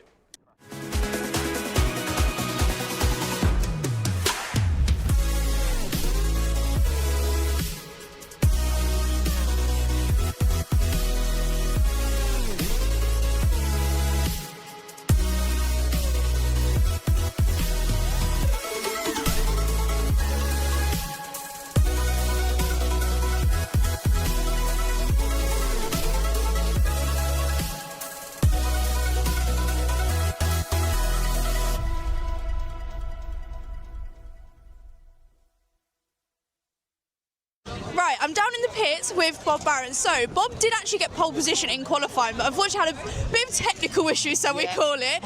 How was qualifying for you? Qualifying was good, the car felt good. I was just sort of working my way up the pace, and then all of a sudden coming around the back straight, I went for 4th gear and it just went up. Well, it was there for a start, but it went out with a big bang and a crunch, and yeah, it sounded like grinding pace. So I just pulled off into the oval, tri-oval bit, and just waited till the end of the session. Wasn't expecting it. I didn't think I was that fast. I didn't. My Garmin was playing up, so I didn't really know my times. And then I got back here to got told you got pole, and I thought great magic. And then I got pulled off the track and down to the pits with the car, and then I was told that I might be getting disqualified because of it. Because I didn't get onto the scale straight away. So we had the car half in bit, so we had to put it back together, push it up onto the scales, and then back down and get the gearbox out. But we're nearly there now. So yeah, I was going to say the car is behind us in, I'm not saying less pieces, but you know, we're getting out for race one. Yeah, definitely, yes? Okay, definitely. good, And we've already done this once on my brother's car. He went out for practice and blew a gearbox. So this is gearbox 2 of the day. So no, you should be able to do this with your eyes closed. We're getting good. Well, that's about an hour. Yeah, definitely. Obviously, Will, I think there was about 0.2 of a second between you guys. Will, he had it in the beginning, then all of a sudden you just popped right up. lap there. We were like, yes, on home circuit. Yeah, well, I was hoping there would be a 54 in me this morning, but I think if I had a few more laps, I probably would have done it. But hey, it was enough for pole, so I'm happy. Yeah, obviously this is home circuit, so pole position you're just going to be out in front on home circuit. Feeling confident? Yeah, fingers crossed. Yeah. Good. I reckon you got it. Yeah, me too. As long as I can hold it together. Yeah. You know what, like, Yeah. Kev's not here, so that's good. There's going to be that green car in the background. That bloody green Kev. Oh, brilliant stuff. Well, thank you so much. Good luck for race 1. Cheers, thank you. Cheers.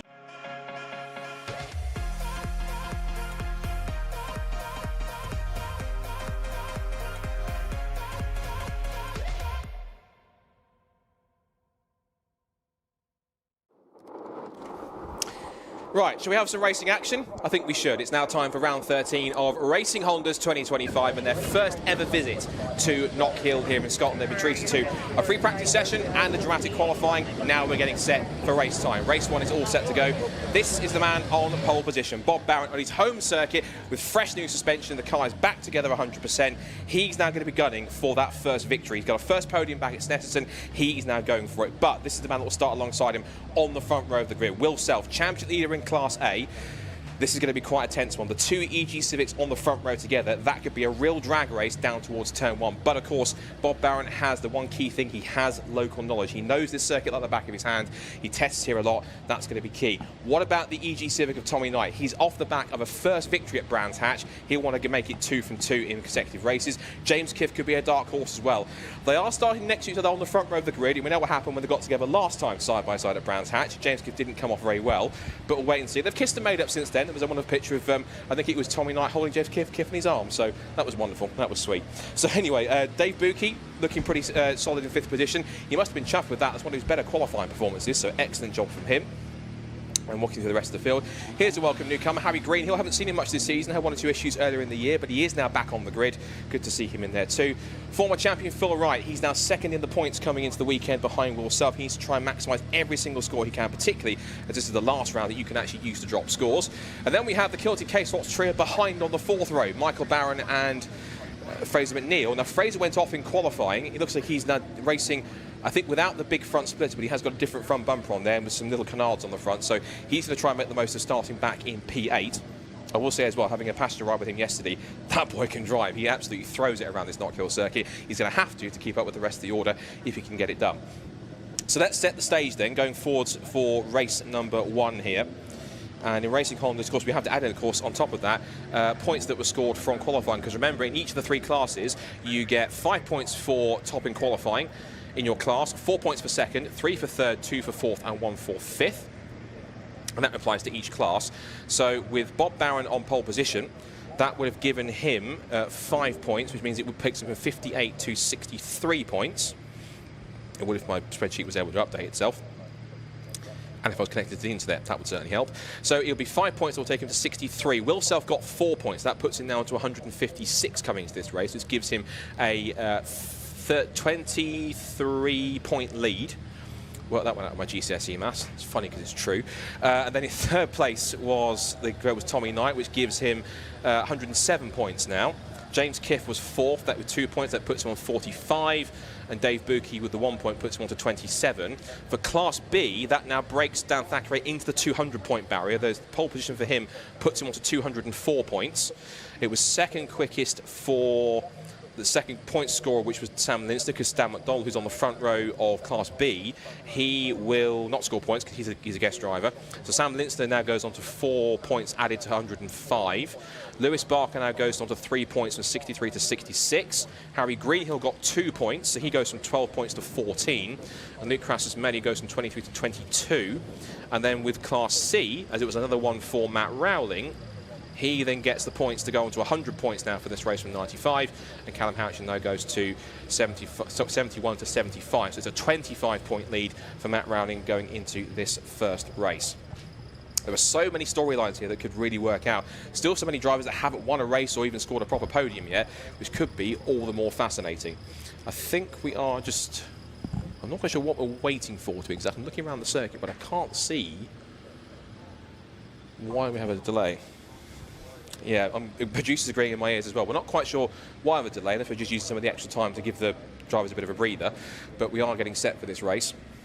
So in terms of how this race could potentially play out, that drag race down towards turn 1 is going to be all the more crucial.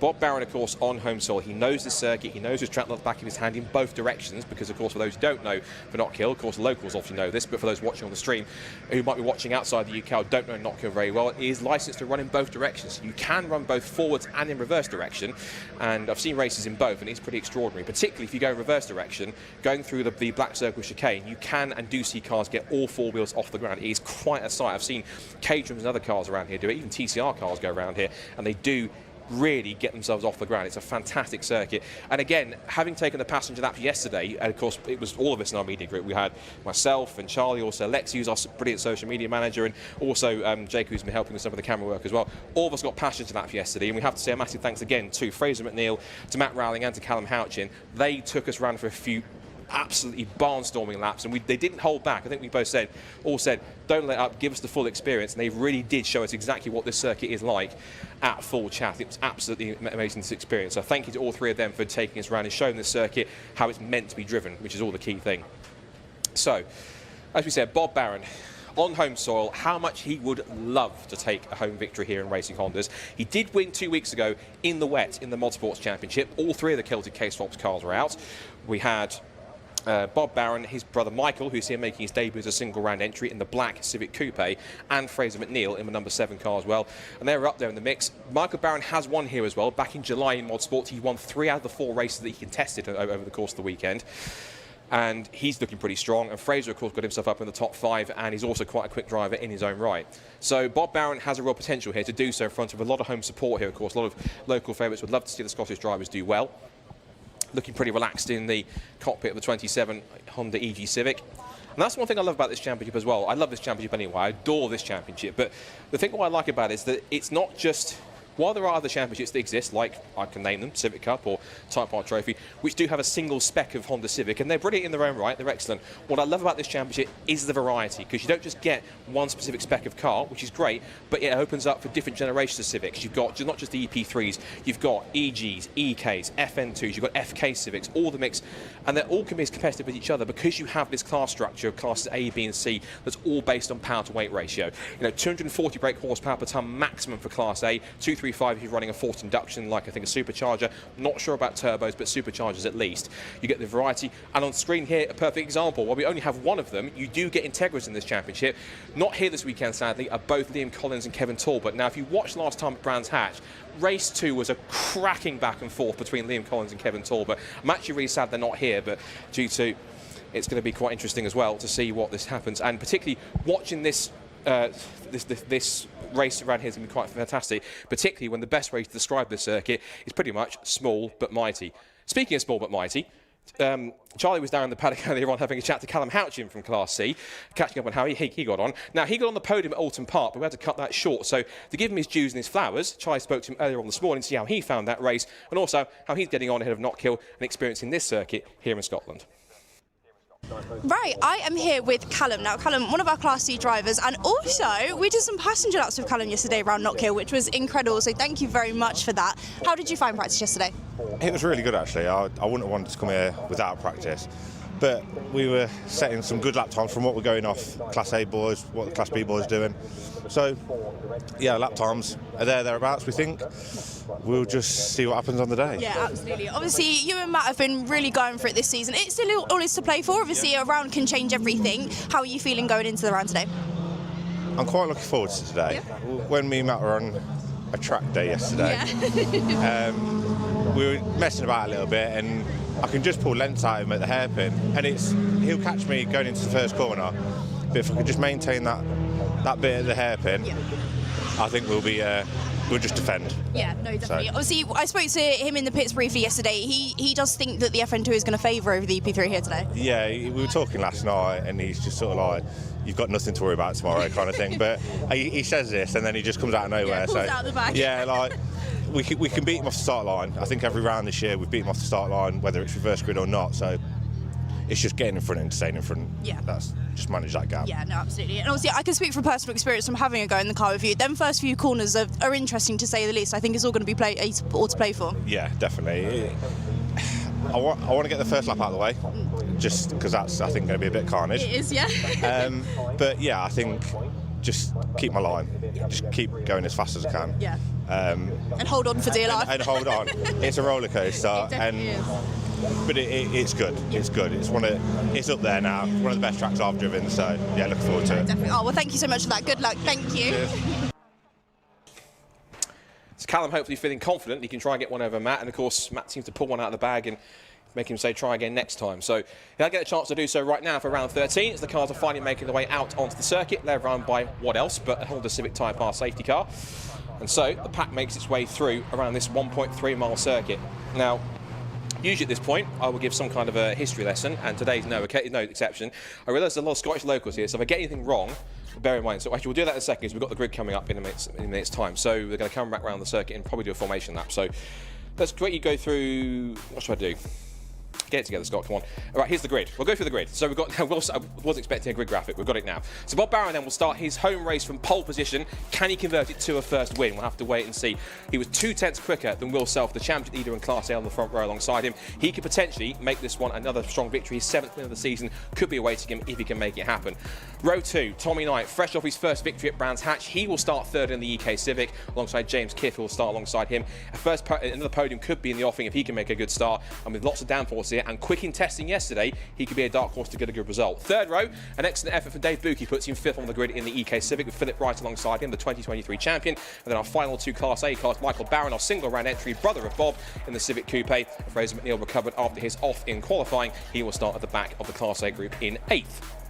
Then back to row 5, we find our Class B contenders, where unstoppable Dan Thacker is once again on pole position. He's alongside Dan McDonald in his first race for a year in his career, but has raced here before and scored a 4th place a couple of years ago in Civic Cup. He'll start from the front row. Then Sam Linstner and Lewis Barker come next on the 2nd row for Class B, alongside Harry Greenhill, welcome back to the championship after being absent for a few rounds. And Luke Crassus-Menu on the 3rd row, followed by Owen Diver and Duncan Holloway, recovered after his little sideways roll at Brands Hatch last time out. Then we have our 2 Class C contenders, Matt Rowling on pole alongside Callum Houchin, and right at the back of the grid, having not set a proper time, is going to be Spencer Fortag, although I don't see the number 4 FN2 Civic at the back of the grid, sadly. So it looks like whatever issue Spencer's had, it will not get him out into the field. So we'll have an 18-strong field here across all 3 classes, set to go very shortly for round 13 of Racing Honda's 2025. So I think they are going to get a formation lap in a second. There's a rule, of course, that's come in place that cars can have 1 team member per car to set a bit of a marker on the grid so they're not overstepping their marks and getting false start penalties. That came off the back of Alton Park, where there was a couple of cars that were getting 10-second penalties for being out of position. So they've listened to the drivers and said, look, you can have a representative on the grid, you can make a marker on the pit wall to let you know where to stop on the grid so that you're not overstretching it, and that certainly works out much better. So the grid has been cleared by the last couple of the drivers. They'll then set them off on their formation lap for 1.3 miles of the Knockhill Circuit as the 1 minute and 30 second boards go up. It's usually the fastest 1 minute and 30 seconds in the world when they do that.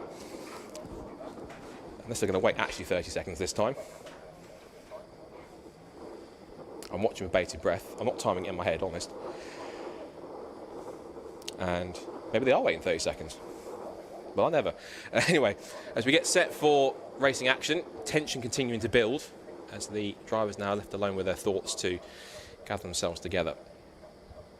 That short run down towards turn 1 and the huge drop of Duffer's Dip is pretty incredible. And it's where cars are going to be side by side, particularly Will Self gets a good start from the outside of the front row of the grid.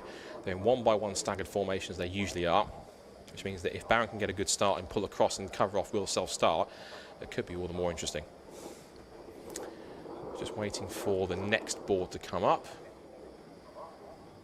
And once it does, 1 minute board goes up this time.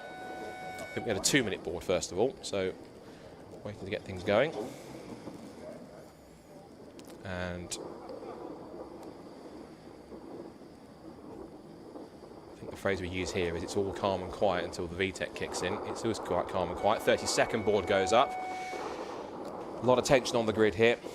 Bob Barron will be feeling this could be the possibility. He could be on the cusp in 15 minutes' time of the biggest win of his quite fledgling career, because you have to remember, he only started racing this season. He was, I'm not sure he took his rookie plates off yet, but Bob Barron even led his 2nd ever race. He was on reverse grid pole for the 2nd race at Cadwell Park, as the green flag flies on the circuit, and was up there in the lead and was leading about halfway through until he then lost the back end and lost the lead and also the first few positions, so he's going to try and see if he can hold on. So, history lesson with Scott, shall we? If I get this wrong, the locals will shoot me, so I'll go through this based on what the internet's told me. So, Knockhill then, built in 1972 by farmer and racing fan Tom Kinnaird, using farmland roads and a disused railway. The 1.3-mile circuit opened, first of all, in 1974 with lots of dramatic elevation changes, and it was briefly leased, proposing major expansion changes, and then early upgrades, mainly got some fencing and some resurfacing. It was then taken over by racer-turned-businessman Derek Butcher. He invested about £100,000 to modernise it. Lots of more ongoing improvements. They resurfaced it quite regularly, they widened the corners, upgraded the runoff areas, and the big moment for Knockhill was when the British Touring Car Championship came here in the wet for its first ever visit in 1992. Hasn't left Knockhill since, and of course we've had the likes of British GT, British Formula 3, and also even British Superbikes that come here as a regular outing as well. That's also a popular event. They have proper rally days here, they've got a fantastic racing school, all sorts goes on here at Knockhill, and it is Scotland's premier motorsport event as well. And of course we have been here before with Time Attack 11 years ago for Racing Honda's very first visit, and I will say one thing: they love this circuit. They're raving about it so much. They're saying this is a fantastic circuit, it's relentless, it's a proper roller coaster, as Charlie said rightfully at the beginning of the VTs before qualifying. It's a circuit where you cannot let up. But having had the passenger lap yesterday, it is literally the first part of the course. It's one corner after the other. You have no chance to think about it. You straight through into Duffer's Dip, then Leslie's, then McIntyre's, Butcher's, through the chicane. You get a small bit of respite up towards Jim Clark Curve, and you go up through the crest over there, power your way through Hislops, down to Taylor's Hairpin. You go through the big step at the apex, all the way through, pull the car around, and climb back up the hill towards the start and finish line for the end of another lap. So the field makes its way then onto the grid.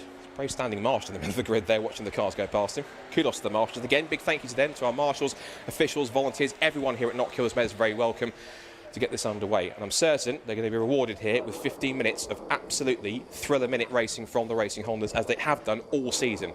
It's crazy to think we've now got 4 races left to go. We're about to get one of them underway, but it has been a mega season all the way through.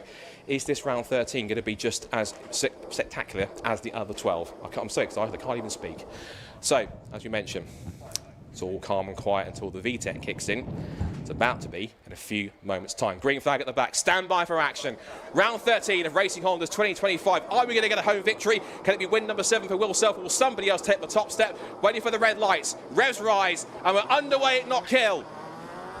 Strong start from Bob Barron from pole. It's a good start also from the front row from Will Self down towards turn 1, but I think Bob Barron will have track position. He shoots across and he has the whole shot into Duffer's Dip for the first time. Tommy Knight has third. It's side by side for fourth as Dave Buki goes up the inside of James Kiff to take the position. Their words were leading to the James Kiff is off again on the first lap. He's off possibly into the barriers. That's for the second race running. He's off on the first lap. He got further than turn 1 this time, goes back into the road and almost gets collected by Luke Crassus-Bailey. That was quite a rejoin, but he gets in front and just about gets away unscathed.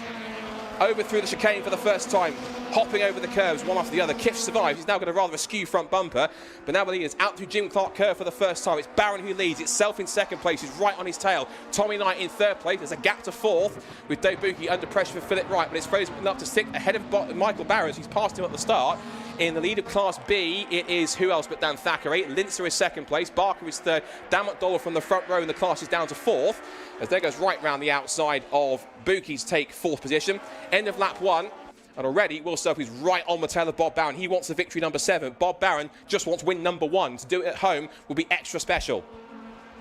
End of lap 1 then. Barron who leads the way by only 0.3 of a second. It's then Self in second, Knight in third, Wright in 4th, Buki in 5th, then McNeil and Barron. That's Class A, apart from Kiff is further back in 14th overall. Oh, and Will Self again, massive sideways moment over the chicane. That's the risk with this circuit. You push it too hard and the cars will get sideways. He has been drifting around this circuit quite a lot in a front-wheel drive car. You think it was rear-wheel drive with how much he's been getting sideways.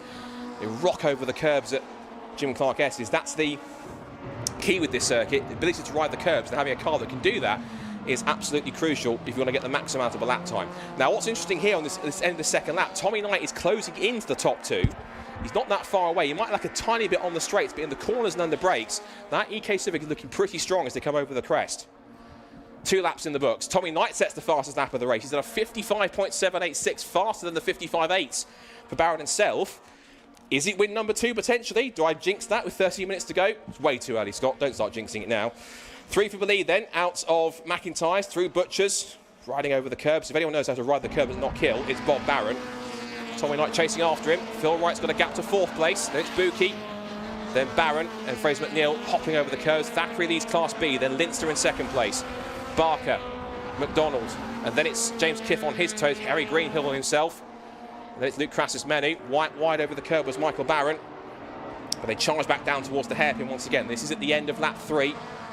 And it is 3 for the lead. Tommy said with new rear suspension, he's got this car properly sorted now where he wants it. And he's given the 2 EK Civics a run for his money here. There goes Phil Wright trying to chase after them. Then it's Buki, Barron, and Fraser McNeil. Up the inside of Dan McDonald goes James Kiff on his recovery. He's lost... No, he hasn't lost the end plate. I thought he had it. It was just a white end plate. I thought he'd lost one of his end plates after he made contact with the barrier. But he has managed to keep it, and he's now up to 11th place over the line. 8th in class still. So Buki's having quite a run so far in P5. Leaders rock over those curbs. A massive sideways moment again. The way they just sit down on their suspension is so fascinating to watch. And through the right-hander at Jim Clark curve they go again. Use all that curb on the exit. Start to spread out a little bit here. Top 3 getting to be a little bit more spread eagle. Last time Bo was a fastest lap of the race taken back by Bob Barron, 55.4.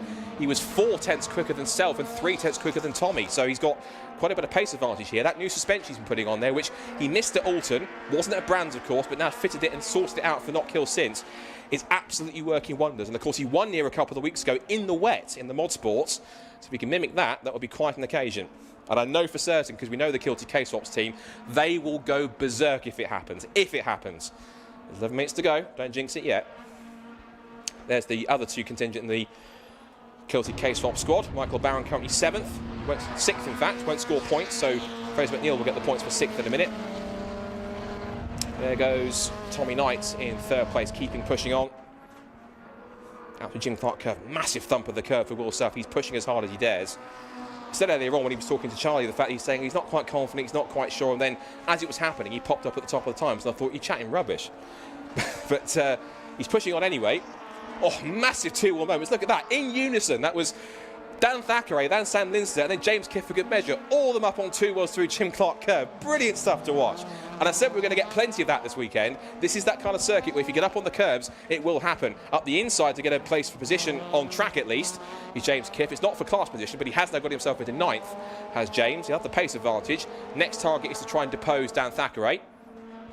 And you might get him on the straight down towards Duffers Dip. He's closing in.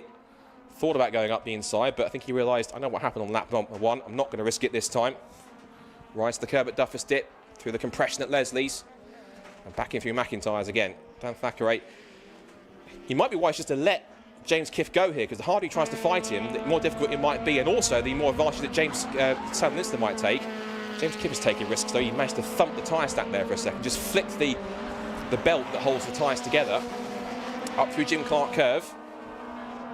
And still James will push him. Certainly he'll make a dive up the inside here to make that move into the hairpin. In fact, there he goes on the straight. Doesn't even have to get to the hairpin. Through Hislops, up the inside. Dan's trying to go with him though under brakes. Not quite sure why, and he's just having some fun, but that's not the car he's fighting. The car he's fighting is right behind him on his tail. Sam Linster for 2nd place. Of course, this is a key moment for Sam, of course, because it means he can get himself a really strong 2nd place, which he can add to his total. Which, given where results he's had so far, if you watch our top 3 ride over the curbs, and Self doesn't look as confident as Bob Barron does, which unsurprisingly is because of all the local knowledge, I'm certain. Looking at where Sam has done, he has taken a 2nd place before. That was back at race 2 at Snetterton, so he can get his 2nd runner-up spot if he stays where he is. Could even get a 1st win if he starts to chase after him. There's still 8 3/4 minutes to go. Still nothing certain just yet. I've noticed, and also watching other battles, that we've got Dave Buki and Michael Barron quite close. Now here's our Class C battle. It's Callum Houchin ahead of Matt Rowling. So on pure pace at the moment, looking pretty close, but I think we're about to get a one-on-one here between these two. So the 2 Class C runners, nose to tail. It's now a 25-point swing in Matt Rowling's favour, but Houchin is given as good as he gets. This is the true test as well. FN2 versus EP3. Which one around Knockhill has got the pace? Is it the older chassis, or is it the newer one with a slightly more user-friendly experience in the FN2? We'll wait and see. I don't know how user-friendly it was when he was taking me around, but Callum was certainly pushing it. Down the back straight through Hislops. And just setting him up here. And Houchin, see, look, goes to the inside line. He's not comfortable going on the racing line because he knows that if there's an opportunity, Matt will come. He's down the outside in towards Taylor's hairpin. Just puts himself on his wheel. And he might try and drag race him up the line, but I'm not sure he's close enough. He gets back into the slipstream. Charging up the hill once again. Closing in. He's going to make a dive. He's thinking about it. Darts to the inside line. Puts himself in his mirrors, just distracts Callum. I'm still here, haven't disappeared. What opportunity is Matt going to try and present himself here? Has a little peek again up towards McIntyre's. Again, Hatch very defensive. He's looking for that up and under, the undercut through the right-hander into Butchers. Back through the black tyre chicane, black circle chicane, I should mention. Rocking over those curves again. Now the sprint towards Jim Clark curve. Still Hatch holding on. They're giving as good as they get. Matt might have a tiny bit more pace, but Hatch is defending. That was a huge thump of the curve, though. That might just give Ryan the run he needs. And the leaders are coming up behind them. So this is going to be the Class A leader, Bob Barron, who's got 1.8 seconds over Will Self. Dare we start to dream? Now they're up towards the hairpin again. The Class C battle continues on. But Bob is coming up behind them. And you might have to break this up for a second because this is going to be quite crucial. If you can get around them here quite cleanly, this could be key. They're both moving out of the way, so they're actually continuing their battle whilst also letting the leader through. Not bad, boys. Bob gets through nice and cleanly. That was the cleanest double overtake lap I've ever seen, at least in terms of lapping two cars at once. So Houchin now continuing ahead of Rowling, but Bob Barron using all that local knowledge, pulling away here at Knockhill, as Rowling right on Houchin's tail out of McIntyre. And look, and Will Self's getting caught up. This is not where he wants to catch them here at the chicane. And through no fault, he's getting held up here to try and go to the inside line. This has broken up the battle a little bit because Rowling had to back off a tiny bit, but two was on the grass. Tommy Knight follows him through. And Tommy's right there because if Will Self can't get past him quick enough, you might put him under pressure for second place. Darts out to put a lap on Houchin, but Tommy Knight is right on his tail here. This is a rematch from Knockhill at race 2. Remember that. It ended with a lap and a half to go because of a red flag. And Tommy now is all over the back of Will Self. He just lifts the inside wheel. He's pushing him at the final hairpin. He's right under the rear wing of Will Self now with just under 5.5 minutes to go. Tommy Knight is challenging for second place now. Might be positioned lower on the podium, but doesn't make the battle any more significant, any less significant. Down to Duffer's Dip. We know that Will Self's car is a little more looser, bouncing over that curb again. Tommy's just getting a little bit closer. He feels a lot more comfortable in that case of it. That thump of the curb didn't help, though. He's lost him a car length in that process. Oh, and again, just watching Will Self's car just sliding around all the time. I know he likes it fast and loose, but the car looking very, very back and forth as it's trying to ride over the curves. They both thump the inside of Jim Clark curve. And Will's pulling a tiny gap again, so he's now getting to that advantage now, roughly a couple of car lengths out in front. And all of that lappery, Bob is now 3.6 seconds in front. Less than 5 minutes to go, and they won't have any fingernails left on the pit wall at Kilty K-Swaps. They're going to be praying to the racing gods that he holds on to this for the next 4.5 minutes. Down towards Duffer's Dip. Barron still leads. The gap is down to 3.5 though. Last time by, what was the last lap? It was a 50. What was the last lap? It was a 56.1, 55.9 for Will Self. He got it down. And Tommy Knight set the fastest first sector of the race. Personal best for Self, and they're both 3/10 quicker. So they're starting to close back in here on Bob. But it's Bob just trying to get this thing home and not lose too much time. Out of Jim Clark curve again. Back with the rest of the class. I'll quickly check in with those. Dan Thackeray still leads the way now by, how far is he ahead of Sam Lintzner? He is now 1.6 seconds ahead. And Dan McDonald, who is our guest driver this weekend for Ben Sharp Racing Company, in third. And Houchin still ahead of Rowling. The last time I came across the line, it was just under half a second between the two of them. So Houchin, if he stays where he is, could be looking at his 4th win of the season. And his 2nd in a row as well. So the FN2 might have the advantage here. 3.5 minutes to go. Meanwhile, in 4th place, all on his own, is Phil Wright, 2023 champion. And looking back, that's Dave Buki putting a lap on the 2 Class C contenders. And Buki's got a small gap now to Michael Barron in 6th, who's run away from his Kilty K-Swaps teammate Fraser McNeil. He's about 3 seconds back in the background, although that looks like more than 3 seconds. There goes Barron up the inside, not going to help Matt Rowling. Excuse me, Michael, you might be lapping me. Can you not interrupt my battle, please? In fact, actually, Michael's letting him back through. So what's happened there? But Michael's got a problem. So whatever happened there, Michael has an issue. And off the road goes Michael Barron. So unfortunately, only 2 Kilty K-Swaps cars away at the flag. James Kiff went through. That's a free pass for him. Kiff is now up to 6th position. So not a bad recovery. But whatever happened to Michael Barron, not quite sure. Now, Bob Barron's got more lappery to do here. He goes down the outside of Crassus Benny and Duncan Holloway. That's an incredible double lappery down the outside of Duffer's Dip. That is astonishing. Bob Barron, don't do things like that when you're leading with 2.5 minutes to go. Don't give us heart palpitations. So Will Self, and he's run wide again. So now the gap is 2.4 seconds. It's coming down again, and Will Self smells blood in the water. He senses an opportunity. But can he get past these two cars quick enough? These two are also battling for position. This is for 14th and 15th overall, and also for class position as well. Self moves out. He's got the pace advantage. Powers his way past Duncan Holloway. Next is Crassus Menu. But when you're leading a race, Bob Barron, I think that's how much he wants it. Just diving down the outside through caution to the wind, lap two cars at once, outside of Duffer's Dip. You don't usually do that unless you really want it. And I think Bob Barron wants it. I think we're going to get 2 more laps now. 2 more laps for this one. The gap is 3.2 seconds. It's gone back out again. They're getting the encouragement from the pit wall. Keep going. Keep pushing. Tommy Knight still going after it. Still wants second place. Still riding those curves, chasing after Will Self. Phil Wright holding on to 4th place. He's back in no man's land. He's some 7 seconds back. And a further 7 seconds back is Dave Buki in P5. So 4th and 5th, touch wood, appear to be settled. 2nd place, out for debate. We won't talk about the lead because otherwise that might be the commentator's curse. But through Jim Clark curve for the right-hander. Self has got a small couple of car lengths now on Tommy Knight. Down the back straight towards the hairpin. More blue flags. That's going to be, I think, for... Is that Dan Thacker that put a lap on? It might well have been, actually. Or was it? No, Dan McDonald that was a lap on, actually. So he's dropped backwards into 4th place. If there was a white flag, if it was American motorsport, it'd go out now. So 1.3 miles is left to see if the homeboy can take a victory. But he's going to try and do it here whilst having to pull away from a battle for 2nd place. It's now 3.1 seconds to the good between Bob Barron and Will Self. And as they come through the right-hander, down through Duffer's Dip, down through the left-hander at Leslie's, in towards McIntyre's. This is a circuit that, of course, Bob knows all too well, the Kilty K-Swaps guys. He came into the championship as a complete rookie.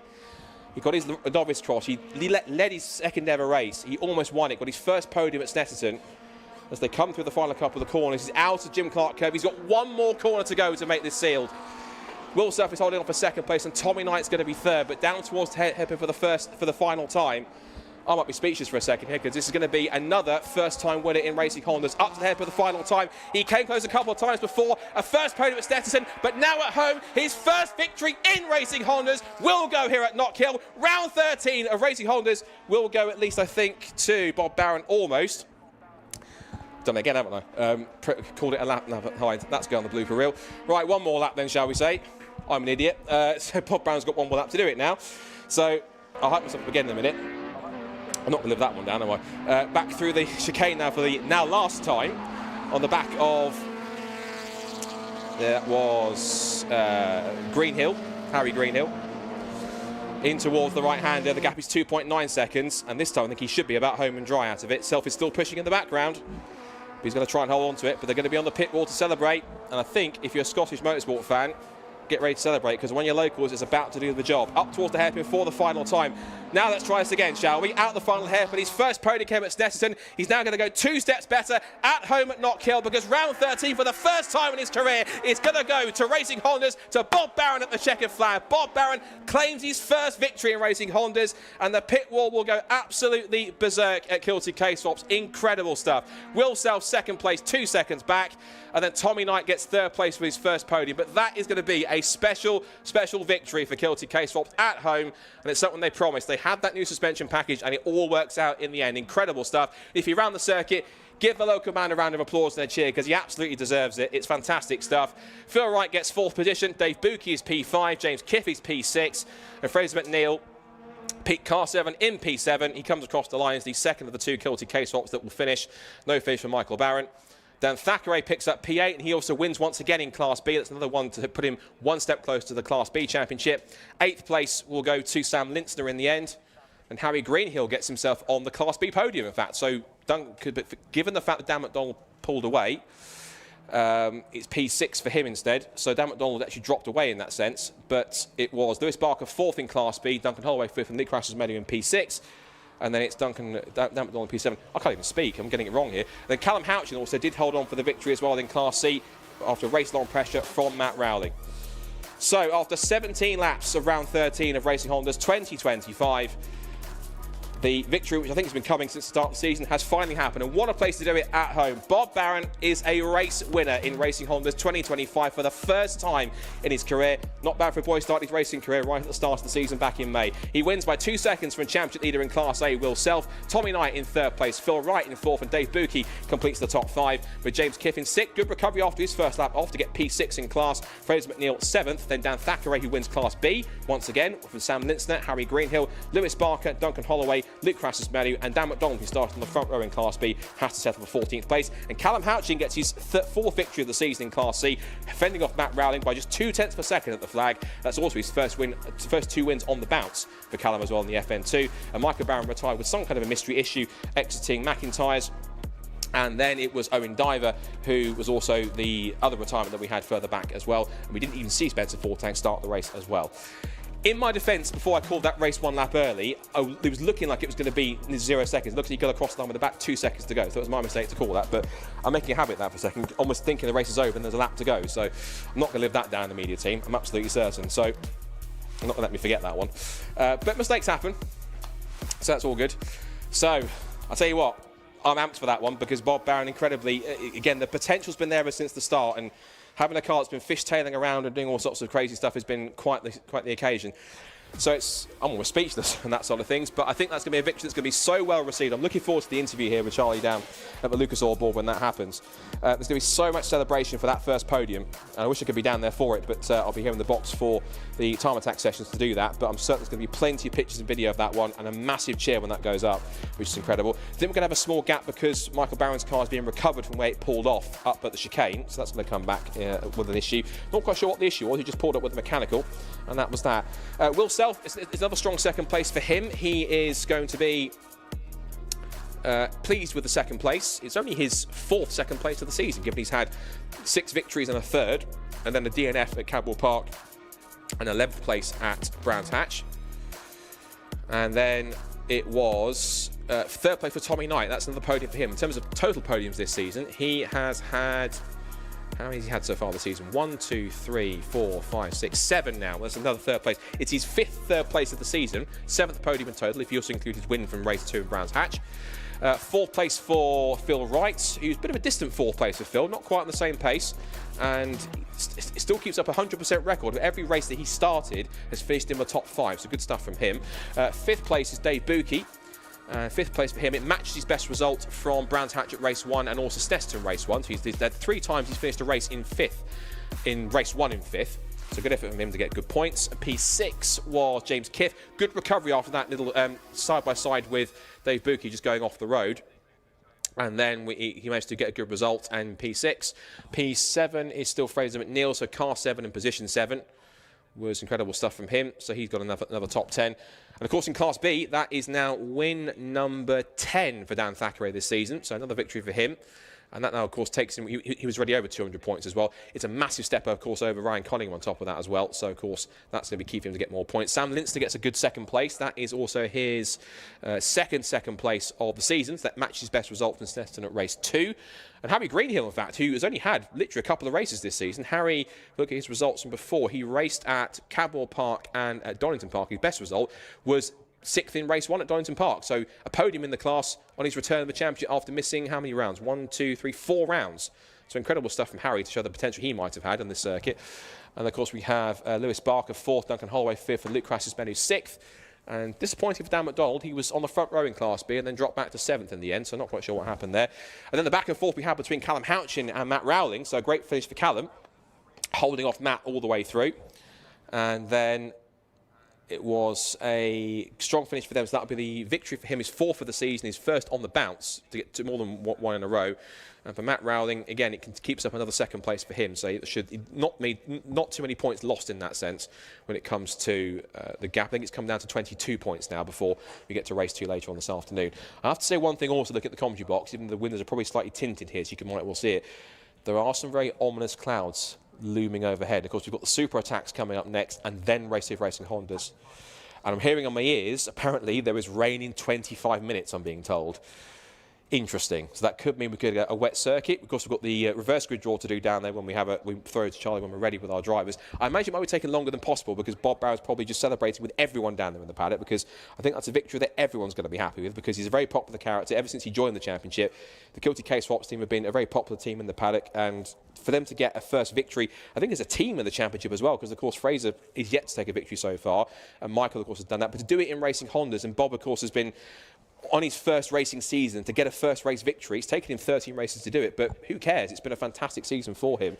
And before that point, he'd been promising it. He'd been having a couple of good results, made a couple of mishaps, and was making a running habit of getting sideways and getting the car loose and throwing it off the road. But sorted that out, managed to get the car quicker, and the suspension upgrades that he's managed to put on the car he's been testing out here at Knockhill seem to have really, really done the trick. So excellent stuff from them all around at Kilty K-Swaps. And that's a victory, I think, that given their hard efforts, the fact they do come from Scotland all the way through to the circuits around the UK, in the south, even circuits like Cadwell Park, they have to do a lot of travelling. So to get a victory here at home, that's going to be all the more sweeter, particularly when everyone else had to come up to them rather than them going to everyone else down south.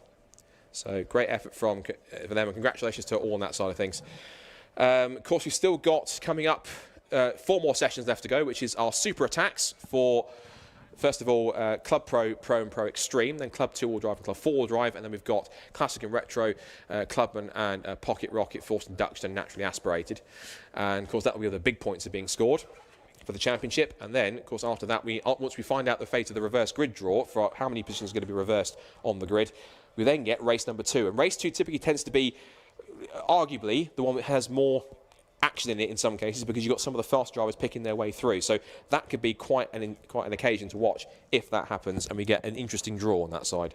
So we're just waiting for the drivers to be ready. I'm just having a quick glance over at the Lucas Oil board. I think we've got at least a couple of them down there, so we're almost ready to go shortly. So I'll get the signal on my ears in a moment. The super attack is getting underway in the background, so we'll switch to that once we've had our interviews for Racing Hondas. And we'll see who can take the big points in each of the categories in the super attack here at Knockhill. Knockhill so far for Time Attack and Racing Hondas has delivered, because we've still got 4 more sessions that could deliver even more coming up in a few moments' time. And so the super attack getting underway. We'll come to that as soon as we finished our Racing Hondas interviews. We need to give our class winners their due after an excellent run in that first Racing Hondas race. That was a race more of tension rather than massive overtakes and lots of battles, but sometimes races like that can produce a lot of entertainment. And it did so, and of course it also brings an excellent result, and I'm sure is going to see a very happy Scottish racing driver beaming from ear to ear and absolutely buzzing with the result. And no wonder, because that was quite a race, and did it from pole, led every single lap, fended off the early challenge from Will Self, pulled away, pull off some great overtakes on lapped cars, including that down the outside pass on 2 cars into Duffer's Dip. You don't do that unless you really want the victory, and so Bob absolutely wanted it, commanded the race from the front, knew the circuit like the back of his hand. The car was in the sweet spot, and he absolutely got it done on every single lap, and made sure he came home safe and sound and got the victory that he richly deserves after pushing all season in his first year of car racing. That was an exceptional drive. He's going to have to try and do that again in race number 2 if he can, from wherever he has to start on the grid, but we'll wait and see how that one plays out.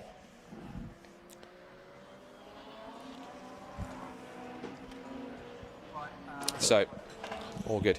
So let's get down to our podium finishes and our top 3. I'm sure with a very happy Bob Barron, who's going to speak to Charlie, down with our top 3 interviews for A, B and C for round 13 of Racing Hondas here at Knockhill. This should be a good one. Right, we are here down fresh off of race 1 with our Class A winner, Bob. Home circuit, first win. How was that? Oh, that was awesome. That's what I've been waiting for. Absolutely. That was brilliant. So I was a bit concerned going into the race with a totally new ratio gearbox. It was a bit daunting.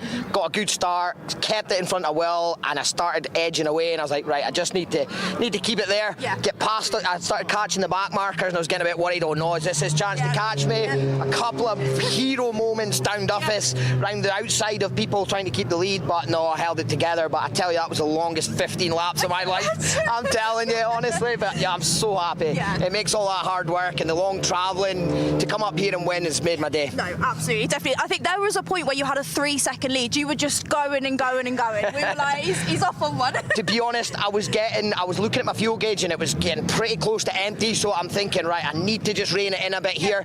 If I run out of fuel now, I'll never live it down. So yeah, no, just kind of eased off a bit. I had plenty of space and took it home. Yeah, and there's all them track days coming coming here paid off for the end? Oh, absolutely, absolutely. Also, we do have the reverse grid on the next round as well. How are you feeling on going through the defence? Yeah, well, going through the I think as far as I'm aware, it's going to be wet for that one. So yeah, go and change the car up, get its wet set up on, and go again. Amazing. Yeah, I'm buzzing for it. I feel like I could be good in the wet as well. So fingers crossed. Amazing. Oh, congratulations again. Thank you so much. Thank you. Right, we're going to bring over Dan. So Dan is our Class B winner. Dan, how was that? Yeah, it was a good race. Yeah, nice start. Actually, uphill was a bit interesting. Yes. But we actually got a good start, and Sam was right with me to start, and I was putting in decent lap times. I was looking at my dash, and he was right on my bumper. I made a couple of mistakes, and I was like, okay, this is going to take. He was sort of reminding you. He's like, I am here. Yeah, exactly. I made one mistake, and he was right on my bumper. So we're having to put some consistent laps in, trying not to touch any track limits, and just very edge a little gap, and bring it home. No, perfect. Obviously, you got reverse grid for next round. Confident? Is this quite a tight track here? Well, the last few reverse grids have been a bit of an awkward one for me. Not been too kind, and that's what it always is. You need a bit of luck. So I'll see what number they draw out. The local boys are saying it's going to be raining, and I've got to trust. I love the rain. I mean, Donny was the only time we've been in the wet, and I had a good little race there, but I haven't been in these tyres in fully wet, so it'd be interesting. Everyone be in the same boat, no pun intended, and we'll go from there. Perfect stuff. Brilliant. Well, good luck for race 2. Thank you. Right, we're going to bring over Callum. So Callum is our Class C winner. Callum, come over. How was that for you? That was quite good. It was nice to actually get a first from lights to flag kind of thing. That was an emotional one, to be fair. Yes, it was quite good. So yeah, it was good. No, definitely. Obviously, Matt was right behind you, and then obviously you come up. The Class A boys come in and put that gap for you, and that just worked perfectly. Yeah, I mean, we're trying to race our own race, but then we want to be respectful for the Class A boys and B boys. So, but yeah, we kind of got him off the line, and it was kind of like, right, let's just keep him there, and then he kept getting close. But as soon as he got to stretch its legs, it went, and he didn't have an answer for it, but he was there. Yeah, I think in them corners he was right behind you. He's like, I am still here, and then on the straights your car just shined. Yeah, that's the difference between the power to weight. Yes. So we're very heavy, but we've got a bit more power. Yeah. So yeah, it was all good. But we kind of said this before we got here, so it was good. Oh, brilliant stuff. Well, congratulations again. Thank you. Good luck for race 2. Right, we're going to bring the board roll over for the reverse grid now. Perfect stuff. Right, what are we going to do? Round and round she goes. No looking. What have we got? Number 4. Perfect. So that is a 4-position reverse grid for race 2. Thank you so much.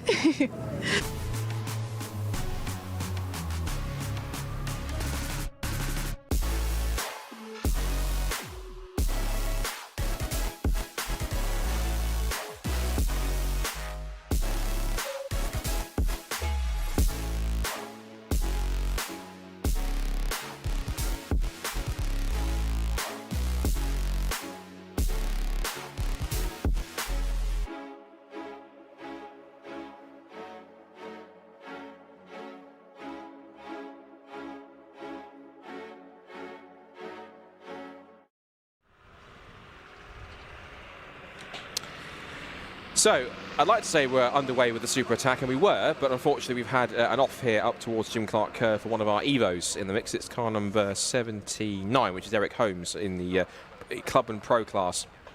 Evo that runs was second quickest in attack 2 earlier on. Looks like he had an issue or an off somewhere that's torn off the front bumper, so they're going to be scooping that back up and recovering him. We were underway with the first part of Super Attack for Club Pro, Pro and Pro Extreme. We only had one lap, haven't had any lap times on the board before we get anything else, but we're going to see how this one plays out as we get into recovering this car and get our session back underway. So we barely had, 2 minutes in the session, so plenty of time for the drivers to get out there and get some proper times. But this is now Super Attack. This is where the big points score. Susie's back alongside me here for this one for these Super Attack sessions, as she always is for Alexi. Again, best wishes, Alexi. Hopefully we'll see you at the session finale, because I think him missing that would be quite an awful thing. So fingers crossed he's better and well and is able to get back to us for Stetson in a few weeks' time. But Super Attack, this is the moment where all the big points are scored. This is where everyone builds up to. So, of course, we've had Attack 1 and Attack 2 and little mini point scores added in there for extra incentive.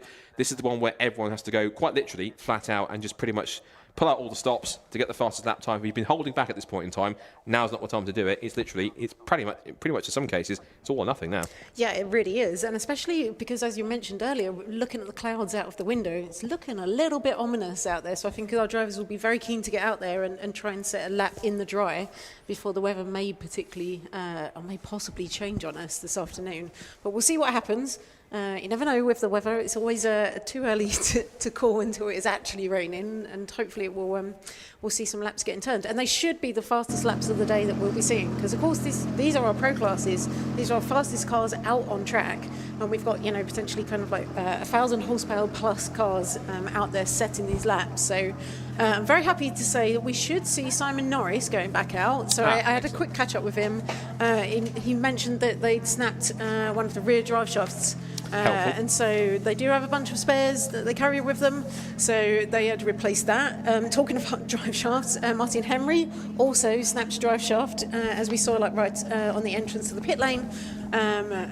Very used to changing drive shafts in the front wheel drive cars. I think they go through quite a lot of them, so do carry spares. That has also been swapped, so we'll see Martin Henry back out on track. Sadly not going to see Colin Dorwood out, I think, this afternoon, because I believe he has gearbox issues. And talking of gearbox issues, as I was just doing a quick whip round, pretty much everyone having gearbox issues. That's so helpful. yeah, really, and obviously, and I wonder if that is something to do with the track. Obviously, it is very kind of like hard on cars. All of that shock as you're going over the curbs actually gets kind of like transferred through all of the transmission as well. It may be responsible, it may not. But yeah, so I think we've seen, so Colin Dorwood, I think we won't see him back out because I think he's got gearbox issues. Mike Osborne has lost fifth gear. I know Eric Holmes, who we've just seen being recovered, was having a fifth gear issue already. I believe then if we go down, if we're looking in club, Dean Taylor has, I believe, lost fourth gear, and also Andy Grady as well has got gearbox issues. So again, gearbox issues seem to be that's what's happening this afternoon. So just being able to get out there and turn a clear lap, that's going to be the aim for the drivers. And like I say, before the weather changes. So hopefully we'll be able to resume the action pretty soon. We see the cars all lined up in the pit lane, all ready to go. Very eager, like I say, to get out there and try and set that time before the weather sets in. Yeah, nobody's going to be hanging around to try and get a lap time here, particularly with the conditions that could be imminently changing quite close, and particularly this part of the world as well. I'm certain if it's going to rain, it's not going to be a short measure. It's going to be a proper rain shower to saturate the Knockhill circuit, and I'm certainly it won't stay dry for long when it starts to rain here. And that's the worst conditions as well, right? So if it's been raining all day, you know what you're up against, and it kind of like washes all of the impurities off the track. But if it's been dry and then it rains, you end up with very, very slippery conditions. Actually, worse than if it's been raining all day, because all of the tire, all of the rubber kind of like comes to the surface, exactly. All of the oil, any of the impurities come to the surface, and it makes the track incredibly slippery when it just first starts to rain, and very kind of very icy almost conditions. So yeah, we will see drivers very keen to get out there ahead of that inclement weather if it does change. Yeah, ironically, when it rains, the worst place you want to be is on the racing line. That's where all the rubber is, because you add water to rubber, it becomes very slippery. So that's why they call it the wet line or the karting line. You come off the racing line, ironically, to go faster in the wet, which is what you want to do. So that's going to be quite crucial. And you're absolutely right. And also what I find as well, in particular racing, is that drivers like it if it's fully wet. They like if it's fully dry. Anything else, anything in between that, no. Yeah, they don't like it, because it means you have to find a compromise in the setup somewhere. You have to get either half softer suspension or half more stiffer suspension, or just the different settings in the mix. Whereas if it's wet or dry, you know exactly which direction. You go it's more stiffly sprung, more softly sprung, or anything else that works, anti-roll bars, anything else on the damper suspension, anything else you're tweaking. You know exactly which direction to go. Exactly right. You need this setting or this setting. Anything in between with intermediates, unless people like that, you don't really get a chance to test intermediate conditions. It's either in all the wet all the time or in the dry all the time when you're out there testing. So you don't really get a chance to try intermediate setups. So that's the mix. And so you have to either be a wizard with car setup that know exactly where the sweet spot is to tweak it to the conditions, or just take a guess and plain luck try and get you a good lap time. Yeah, absolutely. So yeah, I think we're going to see drivers go out and try and set the good times, the fast times really early in this session. So when we resume, you see everyone lined up in the pit, so they're all ready to go and just ready and waiting. I can hear a whistle being blown. I saw Yep. Thumbs up, yes, and yeah, track is green again, and yeah, everyone, like I say, everyone's going to be going straight out there. They obviously have their outlap, so they warm everything up on the outlap, and then obviously the cars at the front as well. They've got all that clear air, so they don't have to worry about who else is on the track and having to avoid anyone. So it's really advantageous when we restart a session to be out there at the front. Certainly was, and Luke Sejakowski in Suki was right at the front of the queue to bring her out to make his super attack. So, as you mentioned, this is the fastest cars that you'll see all weekend, and have seen all weekend. Club Pro, Pro and Pro Extreme. This is the only class, fun fact, where you actually require to pass an ARS test and have a racing license. There is the rest of the classes that are out there, which is Club 2-wheel drive and 4-wheel drive, and the Classic and Retro, Pocket Rockets, and the Clubman category. Fun fact, you don't need a racing license, but you do need one for these ones because these cars do run slicks, they'll run roll cages, proper race. These are technically proper full-on racing cars, like, for example, this track special, of course, the Honda NSX, and the K620R, and other cars like Simon Norris's Evo. They're proper purpose-built track weapons, so these cars do need someone who can actually has got the racing license to do so, and even then I think it's not as simple as getting an inter-club license. You need to have some kind of experience to handle a car like this, unless you're fresh off your ARS test. I'm not quite sure that Dan would let a freshly graduated ARS driver at the wheel of Suki anytime soon, because it's only, I guess, he knows the car inside out, so it would be him to trust it. Yeah, I mean, I'm not sure you'd want to be freshly graduated from your ARS and stepping straight into a car like that anyway. It's quite a handful. Unless you're a little bit rich and foolish, maybe, I'm not quite sure. But they'll have to wait and see. Should remind ourselves as well, of course, you've got the QR code on the bottom right of the screen, so you can vote for your Lucas Oil top driver, both in Time Attack and Racing Hondas. You can do it for both of them, so be sure to scan the QR code if you're on your smartphone, if you're watching on the live stream, and be able to pick your driver for the vote.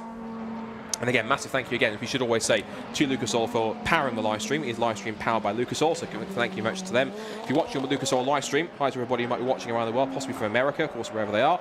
Of course, you guys are the ones that are making this live stream possible by powering it and supporting it. So thank you to Lucas Oil for everything they do for the championship, for Time Attack and for Racing Hondas. As Luke Sejakowski sparks his way down towards the right-hander at Duffer's Dip, flies down the hill, once again, just dragging that splitter across the ground. I suspect, this might be an obvious thing to say, a silly thing to say, I suspect he knows he does that the car does spark that way, because he's obviously set the car up so that it kind of can take that kind of punishment a little bit. It's a bit sparking on the ground, rubbing against it every time he's leaning against the corner. And because every single corner when he turns in, that splitter is dragging along something as he comes out of Jim Clark curve. Now sprints through Hislops and towards the Taylor's hairpin. Yeah, and this is it. With the huge amount of downforce, you don't want to kind of like lose that downforce at any time. And then they have like titanium sliders, skid almost. Plates, yeah. So each corner. So yeah, and you see these kind of like big sparks being kind of like flowing up. Because as we know, with the huge downforce cars, if they lose that downforce, it actually causes real problems for them. And as we were talking to Simon Norris earlier on in the season, he was having issues, I think, right at the beginning of the year, or maybe it was last year, so with porpoising, where actually some of the air gets underneath the car, and then all of a sudden you lose all of the downforce. And then you just end up in a bit of a yo-yo where the car's going fast enough, it pushes it down, but then if you get a bit of air underneath, it kind of brings it back up, and then yeah, that really varying level of grip is a real kind of like issue for these cars. But very great to see. We see Simon Norris here back out on track after that issue earlier, which turned out to be drive shaft. Interestingly, I was catching up with Simon. Oh, what was that? There was a lockup from Simon Norris. They're trying to get past the Clio, and didn't realize the Clio didn't quite either see him or move out of the way quick enough. Well, he came across the Clio too quickly and had to back out of it, I think. And you can see he's back straight off because he knows that's not going to be his fastest lap, so he's had to kind of like come off the power, so he'll be kind of like saving the car again just to go out there and set that one lap. But we can see already he's set a 47.152, so and that makes him fastest car out on track at the moment. But yeah, I was catching up with Simon Norris, and what I didn't realise is that Simon Norris has actually made a bunch of changes to his car, and pretty quietly, actually, it turns out, last year, and not kind of like shouted about them too much. Okay. So the car is actually now a rear-wheel drive. Rear-wheel drive? Yeah, so rear-wheel drive, and not twin-charged as it was before. So it was always twin-charged, but now it's just onto the turbocharger. We've just had a word in our ear, I think, that it is beginning to spit out on track at the moment. So it is. Here comes the rain. Now, of course, it's spitting now, but we know what the weather's like in this country. When it starts to rain, it doesn't just go do it by half measures, it will pour down if it does that. And yeah, the black clouds, even if the windows are a bit tinted in this commentary box, They are pretty ominous and grey over here. There's some darker ones looming over the sort of the first few corners of the circuit, out through McIntyre's and through Butchers and over that chicane.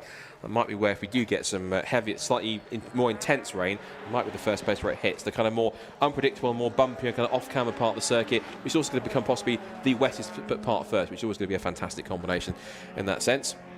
So, and I imagine as the drivers start to see that rain falling on their windscreen, they're all going to be very desperate to get that banker lap in before it makes the track conditions too slippery. Yeah.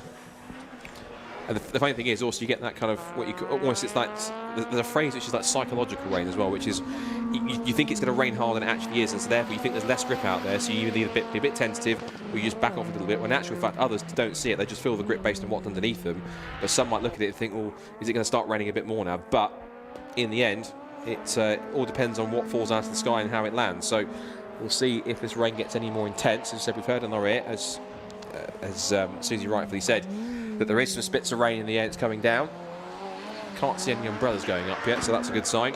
But as you say, as you rightfully said, everyone now still with 11 and about 12 minutes to go, they're still going to be pushing on to try and get that lap, of course, including Simon Norris.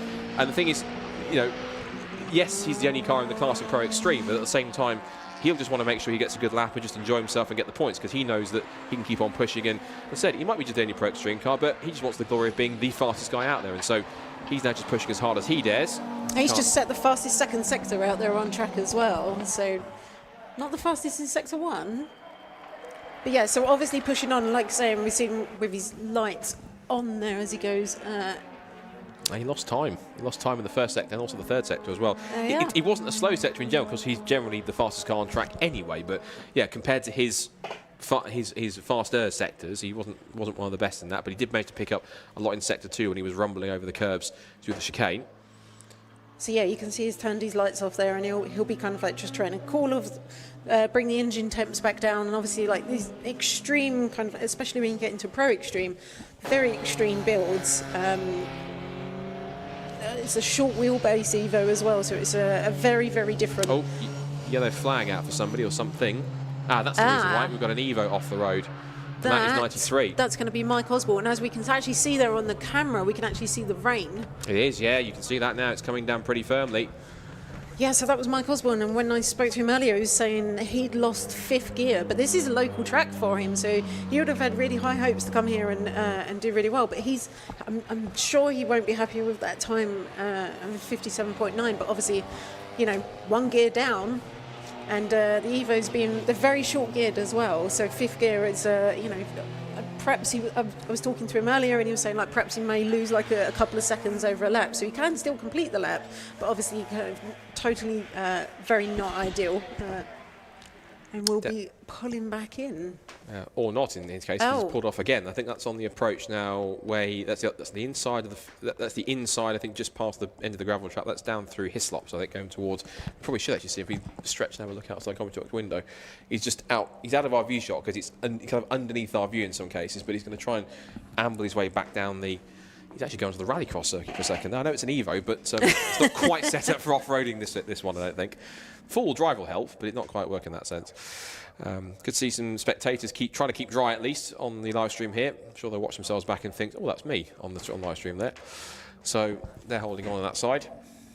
Yeah, he's pulled up on what is part of the rallycross track on the inside line. I think he's trying to get it back, but the car's not complying. Whatever the issue is with any kind of gearbox, whatever the issue might be, he's just having troubles getting it back out there. He's just coming off the service road.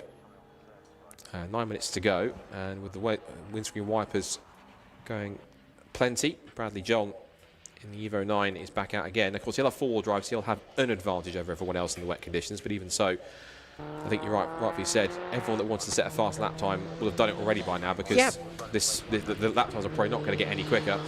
This is it for the later classes. They're all going to be in the same boat where they come out, and they've all got these conditions to deal with. But because you know we're looking at the dry lap times that have been set, that it's probably quite unlikely that anyone's going to get anywhere near that. And judging by, it's quite hard to tell how much it's raining from up here. But judging by how much windscreen wipers are on, and it does look like we're probably not going to see any times bettered in the rest of the session then. Probably not.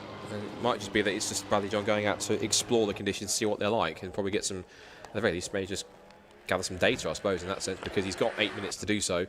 And I think he's pretty much the only car that's out there at the moment, because everyone else has pulled in because they feel as though that the conditions are not going to get any better, the track's not going to get any quicker, and therefore all Bradley can do is just lap out there and I think he's just gather data, although he's sort of shaking the car around a little bit through Duffer's Dipper, through Leslie. It's kind of almost like weaving it a bit through the first couple of the corners, so I'm not quite sure why he's kind of going, unless it is the conditions, but he's kind of, yeah, he's weaving it from side to side for some reason. I wonder what that is. The only thing which you do that, I would have thought, is because it's fuel, but it can't be fuel, surely.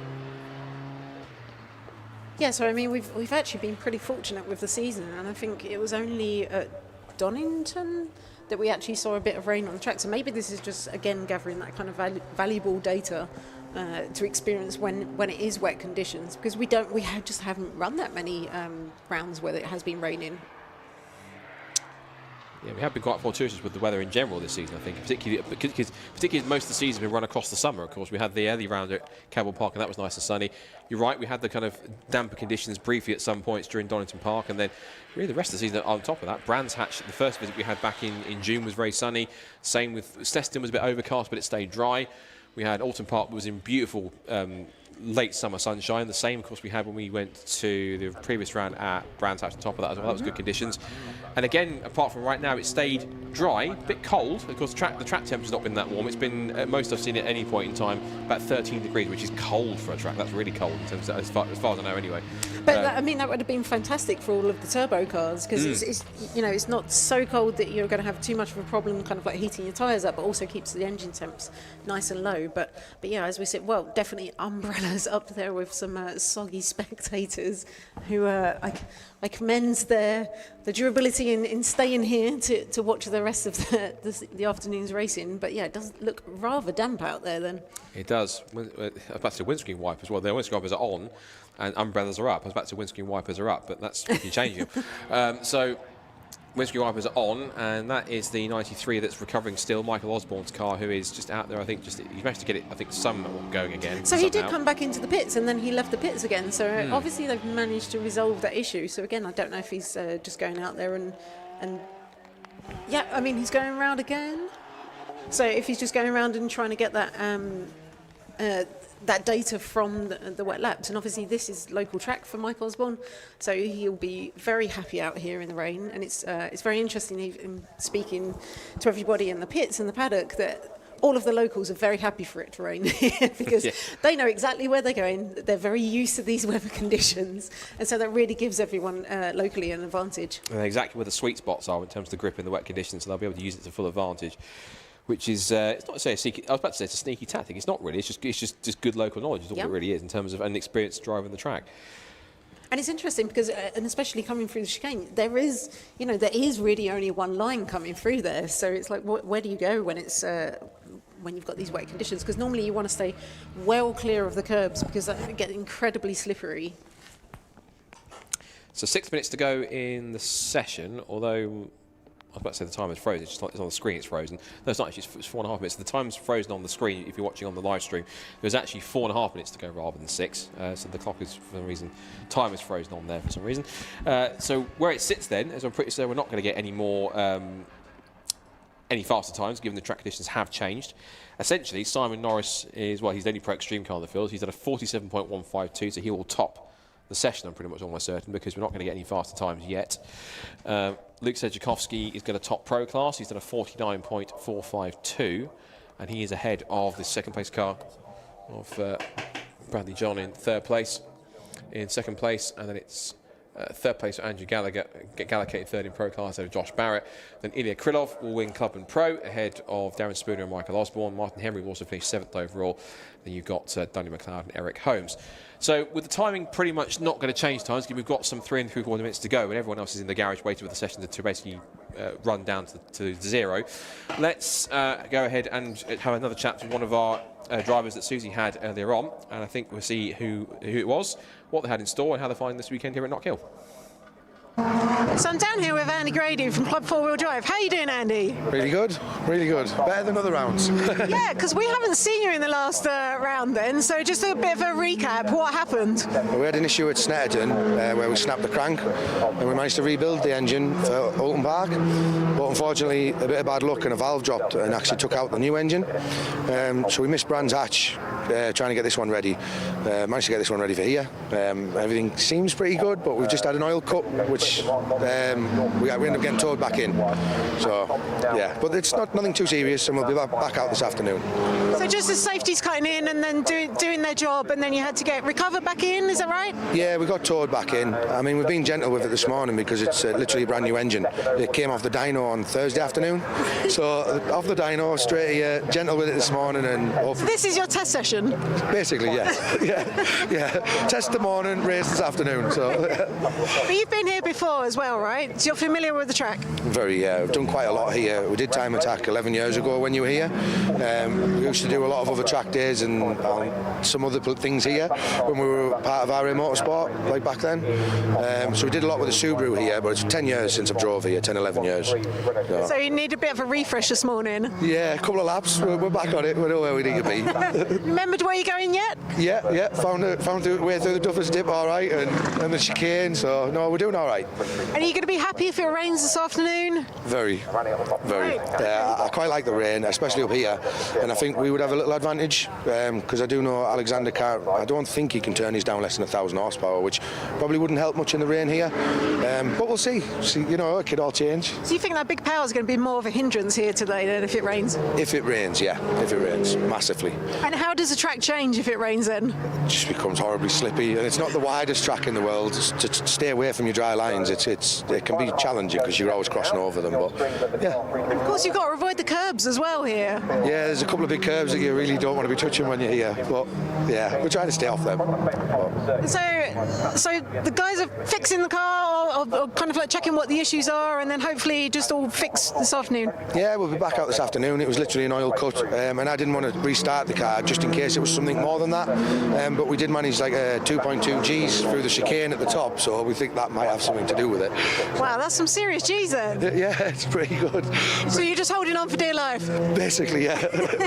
But we're only at baby boost at the minute because guys wants to get some logs off the car. This afternoon we're looking to turn it up a bit, so see what happens. So what sort of power are we talking when you turn it up? I genuinely don't know. I think when the cams and stuff are dialed in with the new head we've put on, it should see 4 figures. We're not at 4 figures today, but it should see 4 figures. So you've got a new fancy head, I believe? We do. An SME head, which Colin Dorwood kindly supplied us with, and it seems to be a very special bit of kit, we'll call it. So we'll see what happens with that. Gaz hasn't dialed the cams in on it yet, so there's a hell of a lot to come from the engine, but today was more taking it steady and getting it to work properly. So. Are you going to be thankful for the 4-wheel drive if the rain does come down this afternoon? Massively. I've only ever drove here in 4-wheel drive, so yeah, we'll take that as it comes. But it would be nice to stay dry, but if it rains, it doesn't bother us really. So. Well, fingers crossed. We'll see what happens. But it's Scottish weather. Who knows? This is it. It's Knockhill. You never know. You never know. Fantastic. Well, good luck out there this afternoon, Andy. Thank you. Good to speak to you. Thank you. Cheers.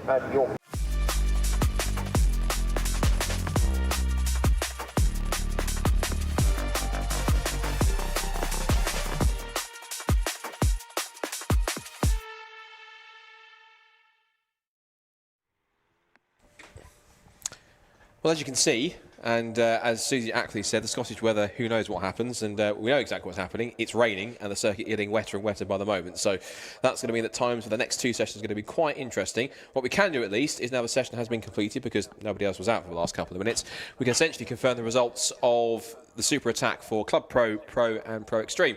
So Simon Norris, as we expected, was fastest in the times in the dry on a 47.152 to take the overall group victory and also in Pro Extreme. The Pro victory, once again, goes to Tegui's own Luke Sejikovsky and the Suki NSX. So that was a 49.452 to go quickest in that class. And Bradley John in second place on a 50.545 in the Evo. And then the single round entry of Andrew Gallagher gets third place in his number 137, 51.684. The next was Josh Barrett in the Caterham, 145 with a 53.037. The Club Pro victory goes to Ilya Krylov in the Renault Clio, so he gets a well-deserved victory, 54.714. Set an identical time with Martin Henry in the Pro class in the Astra, 54.714. If that had been the same class, that would have been quite interesting, but sadly it's not. Second in Club and Pro goes to Darren Spooner in car number 13, so that's the number 13 that gets the Peugeot 205 a second place in Club Pro. And I will give you the rest, but it's been wiped off the screen because we're now to our next session already, which is for Club 2-wheel drive and Club 4-wheel drive. And I think I've got given an inkling here, Susie, that I think the 4-wheel drive cars might quite enjoy this session better than the 2-wheel drive cars. Well, we say that, but I think the front-wheel drive cars especially are always really, really happy in the rain. That's true. I think it's obviously rear-wheel drive, then it's obviously going to be a big handful out there. But I think, you know, everyone's going to be a little bit disappointed that they didn't get the last session in the dry. But again, everyone is in the same boat on here. So as we saw the drivers coming in early in the Pro, because they're obviously not going to turn as fast a time as they would in the dry conditions. But here, for this whole session, everybody has the same conditions. It's going to be wet for the whole session. And so, yeah, you see everybody out on track. And, yeah, we'll see what happens. Certainly will. So Club 2-wheel drive and Club 4-wheel drive are underway for their super attack. 20 minutes on track to see who can do what, and also what the weather will do as well. There is still dark clouds overhead, but how much it continues to rain, and that remains to be seen. Yeah, you can see everybody's windscreen wipers on out there, so it does look like I'm not seeing any. Yeah, I'm starting to see the spray coming off the tyres now as well, and as you're saying, I mean, everyone thinks that 4-wheel drive and it does obviously give you more grip and definitely more helpful than it would be in rear-wheel drive, but you can also just get a lot of understeer as well in the rain. So, and obviously these cars are running very wide tyres to try and maximise the grip in the dry, but sometimes that can actually work against you in the wet. So you've got a lot of surface area. If there is any standing water around there, it's like you can aquaplane. Yeah, and they will be just trying to nurse these cars around and keep them on the black stuff, basically. Certainly can. Just keeping it on the black stuff is the most important thing at this point, because trying to do so in these conditions is quite tricky. The 4-wheel drive car, to be said, in theory and on paper will have the better advantage to be able to keep it on track, but of course 4-wheel drive doesn't guarantee anything. So what are we seeing there? We're seeing Andy Grady more issues pulling off the line, and it looked like having to restart the car. Yeah, looks like more issues for Andy Grady. That's not the first time he's had that kind of a problem. Yeah, so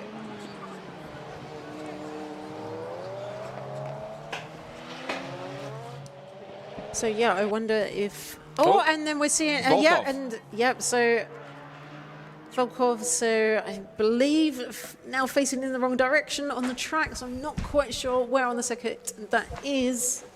That is just on the exit of McIntyre's and the approach to Butchers, so he's trying to loop it around if he can. He has got he has managed to get that turned around. He did, but he had David Lawrence and co bearing down him quite quickly in the wet conditions, but he's managed to just about hold on to it. And so, of course, track position is quite key, particularly in these conditions. Yeah, a big car to get turned around on quite a narrow track as well. It is quite narrow, yeah. Of course, short and narrow, 1.3 miles. So they come out of Jim Clark curve and now at the sprint. And that's what we're seeing. The rear-wheel drive car of Neil Robson, actually, yeah, big twitch on. And then, you know, the GTR isn't permanent 4-wheel drive either. So this is a common thing that everyone thinks they're kind of like 4-wheel drive all the time. But I think we will see the 4-wheel drive working overtime and kicking in when that rear does slip out. Certainly does, and I think it's starting to get a little wetter out there because Neil Robson, he was going sideways even without any of any water on the circuit, so he's used to that being sideways in that car anyway. There's Alexander Volkov, who looks like he's taken about 3 or 4 bites of the apex there, went turn once and again for a third time, and eventually managed to make the corner. So it's well, this is a really good example, I think, of how much grip the front-wheel drive cars can actually have in the rain. Yes. And even though you think 4-wheel drive would have the advantage, the front-wheel drive cars are really, really successful in the rain. I mean, we know Alexander Volkov, obviously huge amount of power, but that's a lot to wrestle around this track when the track condition is so slippery. So it looks like he was following Dave Lawrence round there to see, you know, what lines he's kind of like taking, and we'll see again. Fingers crossed, manages to keep that. Oh, is he a bit twitchy going into the corner? He's taking more than one bite at the turn-in with that GTR, and of course, it goes back to the weight thing as well, of course. Yes, it's four-wheel drive, but it's quite, even with some of the weight stripped out of it, it's still quite front heavy. It's still quite got a big heavy engine, big V6 in the front of it. The four-wheel drive system is heavy. Of course, it's generally a heavy car, obviously, when you get it there, even though it's got lots of power in it. So trying to hustle it around here is tricky. Again, look, you can see he's having to take more than one turn at the apex to actually get the car properly dialed into the apex. Well, I wonder if this is an example of, I think, the Tesla system that they have in the GTR, and it's basically alternates between, so it's not permanent four-wheel drive, it's mainly rear-wheel drive, actually, and then kind of like sends the powers back to the front wheels when you start to kind of like lose traction on the front. So I wonder if that is just an example of that kind of like kicking in around the corners. Yeah, so it's like, if you get, you're absolutely right, and if you get a sideways moment, the four-wheel drive system tells the ECU tells the four-wheel drive system to give it more front-wheel drive, to give you a bump for four-wheel drive stuff. Yep. And it goes all the way back to the original GTR, the R32. I remember seeing there was a fascinating video. I'm going to start the anorak here whilst we look at this session, so I don't apologise for it again. There was a great video, if you ever get to watch it, and sure it's somewhere on YouTube, someone's clipped it, but it's of when it was a feature they did off in Australian touring cars when the GTR was first being brought out there in 1990 when they first started racing it, and did a really great walkthrough, a simple walkthrough of how that four-wheel drive system works on the car in terms of having a transfer case, the ETS, the core pack, the ETS pump on it, and things like that, and how it tells the system when the rear cars lose traction, the fronts give it more. But they were saying in the slow corners in the slow corners it's like it's a proper four-wheel drive car. In the faster corners it acts like a rear-wheel drive car because it's not pushing on, so it knows kind of in the situation as ECU thinks, right, I'm going through a corner at this speed, I don't need all this front-wheel drive here, I can use the rear-wheel drive to help pull the car around. And that was a really innovative, unique system at the time when Nissan brought it in. And of course now, not saying others are trying to copy it, but of course we've had four-wheel drive systems like a Tesla, and of course Quattro before it with the four-wheel drive system with the Audis. So these advances of four-wheel drive technology have really come on leaps and bounds, but that was one of the early pioneers that Nissan put it in the mix and actually produced a system that I don't think many other four-wheel drive systems on high-performance cars have really beaten all that much since. No, not at all. And this is it's just a common misconception, I think, that all of the Skylines and the GTRs are kind of like this four-wheel drive, whereas as you look at the Evos, and the Evos are a permanent four-wheel drive system, so they're always running four-wheel drive, although in the later Evos, so as we see here, so Dean Taylor's got an Evo 7, so this is the first Evo to actually have the active centre diff as well. So sometimes there's a little bit of a slip between how much torque is going to the front and the rear. Although we see Andy Grady there, unfortunately still pulled over at the side of the track. So I don't know if he managed to get that going again earlier and is still suffering some issues there. What was quite interesting there is that was another Volkov who was powering past the Saxo, Stu Summers, whilst you almost have to go through the middle of the two of them because you had Andy Grady parked off to the right. Stu Summers was to his left, and he shot the gap through the middle of them going down towards the hairpin. So that was quite a moment I'm sure that Stu Summers wasn't quite anticipating, even though he had two cars to his outside rather than just the one. And not a lot of room to get three cars around this circuit here, especially in these conditions. Yeah, especially in these conditions, particularly when it's so easy to snatch a brake and even lock up, and then whatever happens next is down to simple physics and what the car wants to do. Basically, the car's taking you somewhere. It ain't going to tell you where it's going, but it'll take you somewhere, particularly down that braking zone. And you can see it's starting to really get wet out here. The spray's starting to come up a little more, and the wipers are going tenth of a dozen. You can see now that's Johnny Fletcher, who is currently sat at the moment in third in two-wheel drive, because David Lawrence is up there in second place on a 59.973. And of course, ahead of the likes of Kastutis, Dobrovolsky and Andy Grady, and of course Neil Robson. So he's ahead of three of the four-wheel drive cars. And it goes back to what you mentioned, that front-wheel drive cars in the right hands, in the right setup, can handle perfectly much better than four-wheel drive cars, particularly cars that have got that permanent four-wheel drive system where they've got no choice but to spin all four wheels at once, whereas you've got the smarter systems that can kind of switch it off and on and dial back how much drive each part of the car gets depending on what the conditions are like. So I know I was speaking with Johnny Fletcher earlier, and I was asking him if he was actually happy with rain, and despite doing a rain dance beforehand, he did say no. So he wasn't very happy with that.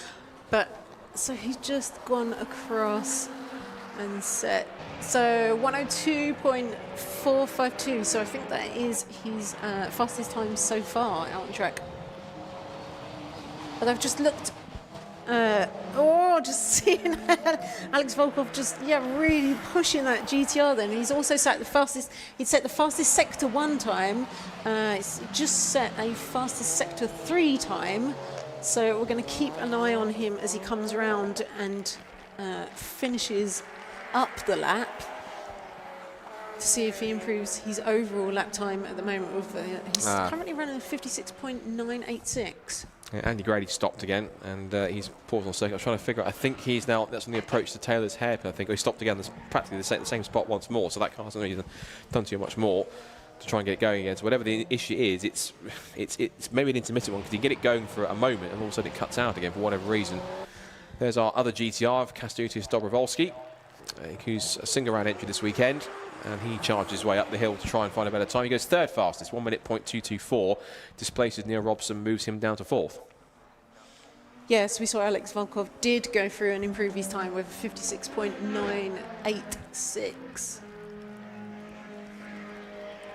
And that is a hell of a car to be wrestling around in this weather as well. And obviously, you know, quite a lot of gadgetry on that. But again, when you're talking about these modified cars, how much of that original kind of like equipment still exists on these cars? Actually, I'm not entirely sure. So, but yeah, like you say, the kind of even the torque split between the front and rear wheels would definitely be helping in these conditions. And you can obviously get systems where you can get, particularly on the Evos, you can get something like an active yaw control, and you can also get variable central differential, so you can actually change on the fly if you want to, if you can tweak that stuff. On cars that don't have a sophisticated four-wheel drive system, but you want to be able to kind of tweak it yourself, you can change how much power goes to the rear and the front wheel on the fly if you use a dial in the cockpit. I think some can be as much as that you can turn it all the way towards one or the other if you want to, if you really want to go crazy and put 700 horsepower through the front wheels only. Why you want to do that? It'd be bizarre, but also, I guess, a tiny bit curious and maybe fun, but I'll have to wait and see. Maybe not so fun is Andy Grady's fortune so far, because he's managed to get the car back going again. I guess the big question is going to be is not kind of what's his time going to be, is how long is it going to last before it conks out again, shall we say. Yeah, so I wonder if he's going to peel. He's going to peel over and pull into the pit lane there. Obviously suffering from some cutout issues. There's David Lawrence, who is dropped to third, but he's now behind Dobrovolski in the second of the GTR. So it's GTR 1-2 at the top of the times, with 8 minutes still to go in the session. David Lawrence third. And then it's Neil Robson in fourth in Evo, and that's David Lawrence sideways. Managed to catch that back though. That is good going.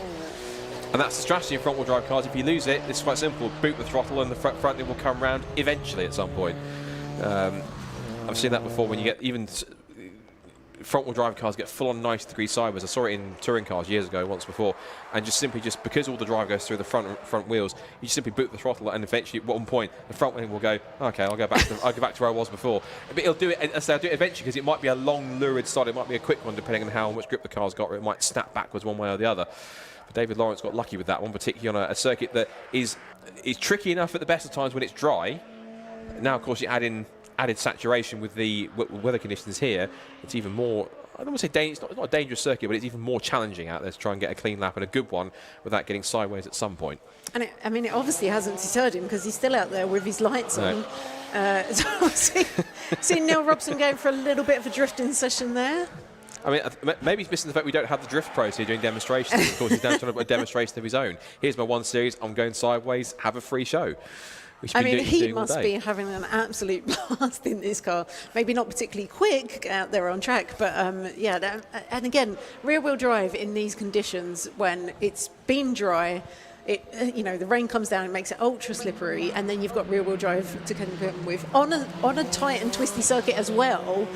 Yeah, a lot to get to grips with, as we see him a little bit of opposite lock coming out of there as well.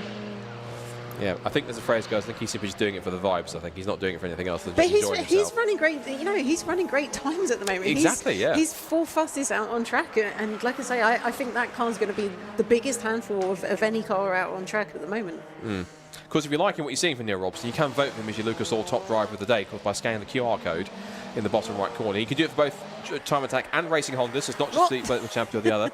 And if you keep show both like that, you might win it at a canter at this point. So he's definitely a contender purely on just, not necessarily pace alone, purely on just entertainment factor alone for Neil Robson if he wins that one. That's probably going to get the popularity vote on that side. There's Johnny Fletcher, his long-standing, I like to use his evergreen Vauxhall Ashton's been with him for quite a while. Of course, it's his 100th event, of course, which got celebrations of that great presentation, of that really nice signed picture from his main sponsor, Durenzo, which is great to see. So that was quite a nice touch to watch that happen. And of course, a stalwart in the paddock. He loves the paddock and the atmosphere, the people around it. And of course, the competition comes with it too. If you can at least get a little bit of silverware, that's always a handy piece of thing to take around. This again, the background here, Robson. That BMW was fishtailing around on the exit of Jim Clark S's more than ever, I think, on that side. Yeah, and what an amazing achievement of Johnny Fletcher with 100 rounds of time attack. Like, that's absolutely incredible.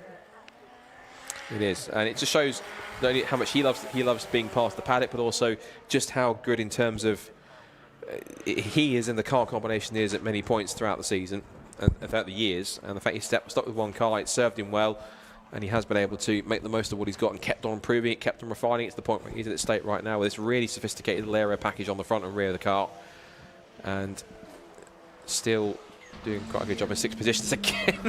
Yeah, Robson. Every time that car appears on the camera, he's always sideways. Look, he's is wobbling having around. an absolute blast, I think. Oh, he's got it. He's got it. So.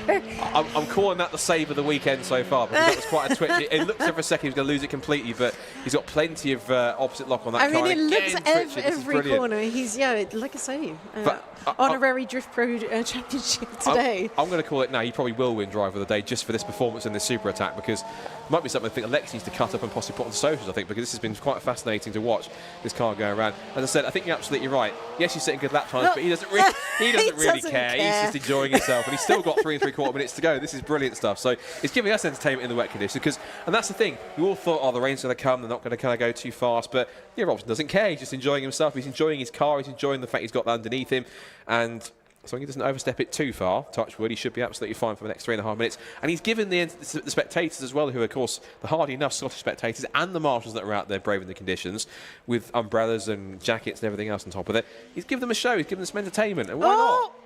Oh, I spoke too soon. We did speak too soon. Off the radio commentator's goes. curse there. Yeah, it's not the first time that's happened. It won't be the last. So Neil Robson, quite novelly, decides to reverse it. That's a novel way of reversing off wet grass. I've never, do you know what, genuinely, I've never seen that before them do that. That is quick thinking from Neil Robson. Excellent work. Well done. Yeah, like you say, never seen that before. And that was surprisingly easy. Works, yeah. Because I thought, in any case, almost did it again. I thought that either reversing or going forwards, that it would be, he'd be spinning like, his wheels would be spinning like a top in one place. But the fact he just gently put it on the. He's done it again on the exit of the final corner. Again, fishtailing left and right at a Jim Clark curve. You think he'd learnt his lesson from XT McIntyre's? Clearly not. But again, he's just a case of, I don't care, it's my car, I'm going to drive it how I want. If you like it, come with me. Yeah, and I mean, he's the fastest club tier wheel drive that's not, obviously David Lawrence is running a little bit faster time at the moment, but is only a single round entry today. So Neil Robson out there having an absolute blast of a time, and actually this is great championship points for him as well. It is. Oh, and he's called it a day. He's had his fun. He's had it. He's had enough. Right. That's enough he's entertainment found for his one limits. Day. Yeah, I've had a spin. I'm not doing any more. So he's now coming to the pit lane with 2 minutes to go. That's a shame. But we still got these two out on track, which is David Lawrence. You can almost call it like this. Whoa! Steady. That's not the first time he's done that so far today. Oops, and off has got Johnny Fletcher as well. So what we're saying about Johnny, the fact he was having such a clean and tidy run. And Volkov's now gone through. Of course, he's got 4-wheel drive, so he can boot it as well and try and hold on. This is more, I think we have turned into an impromptu, round of MS UK Drift Pro rather than a super attack, because they're all going sideways out there at this point, front or rear wheel drive. Who needs plastic kind of cutouts, plastic trays for skids for a front wheel drive car? Just chuck out David Lawrence and say it in the wet conditions. That'll do. That'll be absolutely fine. But some fantastic car control being demonstrated out there by our drivers out there. Definitely as well. Yeah, that's the key thing as well. And of course, it's the mark of a good driver as well. Of course, obviously Neil had that spin, of course, and obviously we were talking about that, reminded about that much. But he's just enjoying himself and getting himself out there. As Johnny Fletcher tentatively goes back to the pit lane after his little rotation earlier on. And I was wondering whether it was drying out a bit, but by the rooster tail that's coming off of Alex Volkov's car, then it doesn't look like it is at all. No.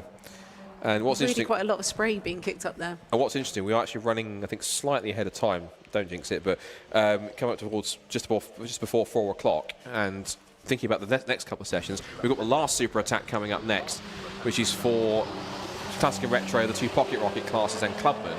And after that, we have the second Racing Hondas race, and that was scheduled to be at 5 o'clock. And apparently there was rain scheduled at 5 o'clock as well on top of that. So whether or not we kind of get in before that, I mean, it's a 20-minute session, so I imagine if they move quickly, we might well actually get this in time, possibly done before 5 o'clock, which is pretty interesting. So everyone can kind of head off and keep themselves as dry as possible. I think for a rotation, we've just seen the other GTR go around, which is Kęstutis Dobrovolski, second fastest. So it looks like it's going to be a GTR 1-2 at the top of the times. As Alexander Volkov will make his way up the hill for the final time. He's waiting for the checkered flag. That's what he's waiting for. He backed off so he could take the flag and end the session. He didn't have to do another lap. That's what he's done. Checkered flag has gone out. So that is the end of our super attack for Club 2-wheel drive and Club 4-wheel drive. And right at the end, actually, Dean Taylor, from nowhere, has popped up into second place in the wet conditions. Oh, amazing. Where's that come from? Extraordinary work from Dean Taylor to go to second quickest on a 59.195. He's only 2/10 off the time that Volkov set. And I know this is Dean's first time here at Knockhill as well. So, yeah, an amazing time popping that in right, like you say, literally on the last lap. I should correct, it wasn't 2/10, it was 2.2 seconds rather than 2/10. I misread the numbers. 6 and 9, at least from the screen, looked a little bit similar. Or 6 and 8 looked very similar on the screen. So the results of Club 2-wheel drive and Club 4-wheel drive for Super Attack, and maximum points for Club 4-wheel drive goes to Alexander Volkov in the Nissan GTR. Second place, right on the last lap of the session, goes to Dean Taylor. He gets some solid points in the Mitsubishi Evo. Third goes to Kęstutis Dobrovolski, but of course he's a single round entry, so he won't score points. And then it will be David Lawrence in fourth place. He wins the Club 2-wheel drive category. He is in third position. So in fourth position overall. But again, he's also single round entry, won't score points. So the points, in fact, will go to the one and only Neil Robson. He gets the maximum points on top of that, and he gave us a show. Fantastic. So he gets the points. That with 2:18 in the BMW, 1 minute 0.464. Johnny Fletcher, second in 2-wheel drive with, third in 2-wheel drive, second point scorer with a 1 minute 0.958. Andy Gray, despite his issues, does still get third point scorer in Club 4-wheel drive. That's good points for him on a 1 minute 1.371. And the last of the scorers is going to be Stu Summers in the Citroen Saxo, 1 minute 3.505. So one more super attack still to go. That is, of course, for our Classic and Retro, our Pocket Rocket classes, and for Clubman to finish off our time attack activity for today. What's been a really delightful day for time attack all round, for their first visit back in 11 years. Some great action, great cars out in the mix, some great lap times, and of course already 1 or 2, I think, Champions provisionally also being sorted out. Well, I did see on social media, I'm saying this, of course, provisionally, it's the main thing provisionally, that Teggy would believe that they've done more than enough for Mr. Sedziakowski to take the Pro Class title, they believe. So, but of course everything is provisional, subject to official confirmation. Still one more round to go, so I have to wait and see. But if that is the case, then again we can tentatively say provisionally, well done. So good effort from them. And of course I think they've also as well, given the fact that I think there was one, but probably 11 years ago, they also think they've also taken the lap record as well with that car in Pro Class 2. Yep.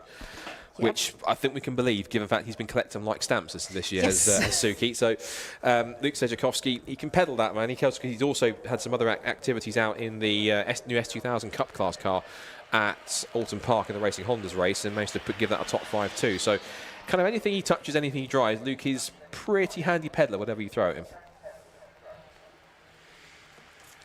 So the Club 2-wheel drive and 4-wheel drive cars rather tentatively just sort of gingerly move back into the pit lane in the wet conditions. So one more super attack left to go. 2 more sessions of the day left to go here at Knockhill. If you've been here all day today, thank you for being here. Of course, the weather has been a bit chilly, and of course now it's got some cold, some weather conditions to have to deal with as well. But if you have been here, thank you for coming. It's been excellent to have Time Attack back here for the first time in 11 years, and to bring Racing Hondas for the first time here as well. Cracking first race with the first time winner in Bob Barron. And of course we've got the partially reversed grid, which will put Phil Wright on pole position for Class A, if I'm correct. So we'll be watching out for that one. And of course now with wet conditions, that can make it all the more interesting. So I'll have to wait and see. And if you listen very, very carefully, you can hear the rain just tapping on the camera lens. So that is coming down. So 2 super attack sessions down, 1 more still to go. Let's head in now as we get set for our final super attack of the day in time attack for Clubman, for Pocket Rocket, Forced Induction, Naturally Aspirated, and for Classic and Retro.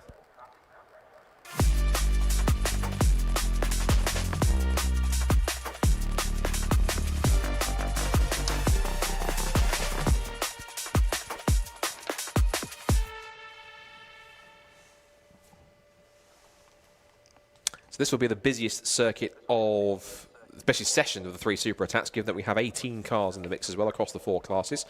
And after a late effort, which we actually missed right at the end because it came right at the death, we almost missed Dean Taylor's effort, of course, as well in the previous session of a club 2-wheel drive and 4-wheel drive. It was Mark Donnelly who actually topped Attack 2 last last session that we had for these guys, with a 55.592, which put him almost just over a quarter of a second clear of Dean Riley in second quickest. And then it was Andy York third in the single round entry Peugeot 205 in third position. So it's going to be interesting for Dean then, because like you say, Mark snatched that from him right at the end. And I think Dean's going to be very keen to get out there and see what we can do. But again, conditions maybe not favourable, because you've got a rear-wheel drive car for Dean Riley in the VX220, and then Mark Donnelly, of course, got front-wheel drive in the Escort. So again, we're going to see how that comes into play. A little bit less power to kind of like contend with in our classic and retro class, and of course we're missing Eden Young, unfortunately today, and after. Well, he had quite a dramatic incident at Brands Hatch where he ended up on the side of his car. I couldn't help but spot that on the socials. So yeah, that was interesting to say the least. But then how did he respond? Got on top of his car, basically stood like Gladiator. Are you not entertained? Yes. I'm giving you some entertainment here, even though it's at my detriment. But there you go. So that was probably the pictures of the year, seeing him stood on the car like that, kind of on its side. You can see some of the standing water that our camera views have picked up here to see exactly how much it is raining. Of course, it's still steadily. I think some water drops falling down, but it is raining still out there, so he getting a little bit wetter, which means that this final Super Attack and that second Racing Hondas Championship race is going to be very interesting indeed, I wonder. The classic and retro cars haven't yet been released from the assembly area. They're still down there patiently waiting. Yeah, I'm just trying to work out if we do have any rear-wheel drive cars. Oh, of course, Annie Thompson in the Lotus rear-wheel drive. And Dean Riley, of and course. Dean Riley. So, yeah, XT20. so the two kind of like rear-wheel drive cars. And I think, yeah, they're going to be... It'll be interesting to keep an eye on them and see how they can manage the slippery conditions. Got a four-wheel drive also. We've got David Reed's Super Impreza. If you can see us in the commentary box, give us a wave. There we go. That's me on the right, and I think... Susie on me on the left, Susie on the right in the commentary box from that perspective. And we've also got as well Chris Hosey from Knockhill Circuit as well, also up here to join us as well to observe things up in the commentary tower. And I have to say, we've talked about it a little bit, but you see the view here as well. Obviously, it's a bit misty and a bit more mysterious, a bit kind of darker here. But I think in terms of a circuit, this has now become quickly, having been here twice before, but seeing it from this point of view, it has now become one of my favourite circuits in terms of a location. Because if you look at the surrounding areas, I don't know if we can get some more scenic shots whilst we're waiting for our last Super Attack to begin. But the surrounding area here in these Scottish hills is absolutely beautiful. We turned up here yesterday. I got here about 11:15 yesterday, and the sun was out. You could see the hillside really, really nice and clearly. Sky was blue. It was absolutely gorgeous out here, and it is a beautiful part of the world, a beautiful place to do motor racing. I think for me, it's up there now with two other circuits that are beautiful. Anglesey, which is one of them, which of course we've been to before, and on top of that, for me as well, for an international circuit, Red Bull Ring. Red Bull Ring is very similar with the Styrian Mountains. I think it's telling. I did something with Porsche earlier on in May and in the season, and it's telling that I took more pictures of the scenery than of the Porsches themselves, because it was just absolutely beautiful. Every time I walked out of the race control building, it was the same view, just different weather conditions or a different time of day. Snap. Just absolutely gorgeous surroundings. It's one of the most beautiful locations for a racetrack in the rolling hills of the Styrian Mountains. So if you do get a chance to visit Red Bull Ring, do be sure to do so. This is not Red Bull Ring, this is Knockhill, equally as pretty, and we're waiting now very beautiful patiently. Views in every direction as well. Yeah, so you're absolutely right. So, and again, as the weather changes, you start to see different parts of the circuit, and you know, so you can see almost down as far as Edinburgh from here as well. So it's you see the clouds kind of like roll in. I mean, I'm just looking out of the window, still looking very damp out there, and I don't think we're seeing any kind of like clear breaks in the clouds. So do you expect there to be wet conditions for the rest of the day? Possibly. I've spotted also as well that the karting circuit's getting good business. I'm watching a few karters go around in the wet conditions. Do you know what's fascinating as well? Also talking slightly off topic, I've always wanted to go-kart in the wet. And every single time I've gone, I think once before when I went, and this is a very small side story, ages ago, and as we were on the way there, it was raining on the way there, and over the circuit for the entire time, there was literally the thickest and darkest black clouds you could imagine. Did it rain once? Did it heck? And so I'd do it in the dry conditions. So I've never ever driven a go-kart in the wet, but I'd love to because I want to try it out with the karting line. And I have once in the wet. Once. How was it? You just have no grip. No grip. You have to use the throttle basically to rotate the car because you turn and the car does not turn. But it's delayed, isn't it? So if I understand, so when you turn in, it's delayed. It'll go. You turn the wheel, and it goes nothing, nothing, nothing, then it turns. But it's delayed. It's about 5 or 6 seconds before it decides, oh, no, I want to turn now and find some grip. I had no steering at all, apart from using the throttle to rotate the back end, basically. It was an experience. So it's like an old school race car. You have to use the throttle to kind of rotate it rather than use any aero or sophisticated mechanical grip that you've got. Yeah, you just have to go very, very slow, like I say, use the throttle to kind of like turn it. So, yeah, very different driving experience. And I think it'll be interesting to see if our rear-wheel drive cars are going to have the same issue out there today. That's very, very true. Of course, as I said, there are a couple of cars that will have some advantage. Of course, most are going to be front-wheel drive, but of course we have got the four-wheel drive Impreza, which is going to be key as well. And again, it's going to be interesting because Annie, I think, ran the fastest time in Attack 2 and picked Dan Buckingham out. But Dan Buckingham, of course, in front-wheel drive car. So I think conditions are going to favour Dan out there. And again, they're very close in the championship. So they've got this real battle kind of like heating up. We're going to have to keep an eye on them and see what that means for the championship. That's a very good point, of course. Yeah, you said front-wheel drive does have a bit more of an advantage over here than rear-wheel drive because it's slightly more stable, whereas, of course, rear-wheel drive, the rear's going to be swinging around a bit. Even for a car that's as well sorted in rear-wheel drive as something like a Lotus Exige, which is known as one of the best handling cars, I think, ever, if not in the world right now. So in wet conditions, yeah, it can take you. It can take you quite far, but it can only take you so far before something else happens. So whereas the front-wheel drive, you've got a lot more trust to be able to bring the car back around if it does have a problem. So that's the key thing. I was about to just check if not. Oh no, that's just it's a little patch of grass. For some reason I was thinking there was a bit of a damp patch or some standing water that was forming on the inside of Leslie's, but it's not. It's simply just how the grass and the concrete is kind of formed on the inside line. Right, here come our Classic and Retro Clubman and Pocket Rocket contenders for their Super Attack 20 minutes, the final 20-minute session of Time Attack here today at Knockhill. There goes Annie Thompson. There goes our diesel Corsa, which has Michael Greenhoff at the wheel. Also keen to get out there, of course, I saw there was Connor Devine moving around in the Fiesta. There goes the Dan Buckingham Honda Civic Type R. He's going out after Annie Thompson is, and the rest of the four-drive contingent. In terms of contenders here, then, given how, let's say, go back to Attack 2, Mark Donnelly did get that top time in Classic and Retro. It was forced induction fastest time for Connor Devine on a single round entry. It was the club fastest time for Annie in the dry. She was half a second quicker than Dan Buckingham, but of course Dan had beaten her in warm-up and Attack 1, so he was 2/10 faster, but then Annie found all that pace in Attack 2. And in Pocket Rocket naturally aspirated, Ryan Barker's topped every session. In fact, there he is, just behind the 313 Fiesta of Tommy Langley. So what do you think we're expecting here in terms of more status quo for these drivers? Of course, the last car out also is Mark Donnelly trying to suss the conditions and see what's going on and being at the back of the queue. What do you think? Do you think it could be the usual suspects again towards the front, or do you think somebody might surprise us in the wet conditions? Maybe one of the local drivers here might know the circuit a bit better in these conditions, having driven here previously. I think we're definitely going to see the locals. This is really, really going to favour the locals. Everyone I spoke to, they're going to be very happy in the rain, very used to it raining up here, and they know the circuit. They know the kind of like wet laps, the wet racing line to take around here. So I think it's very much going to favour them.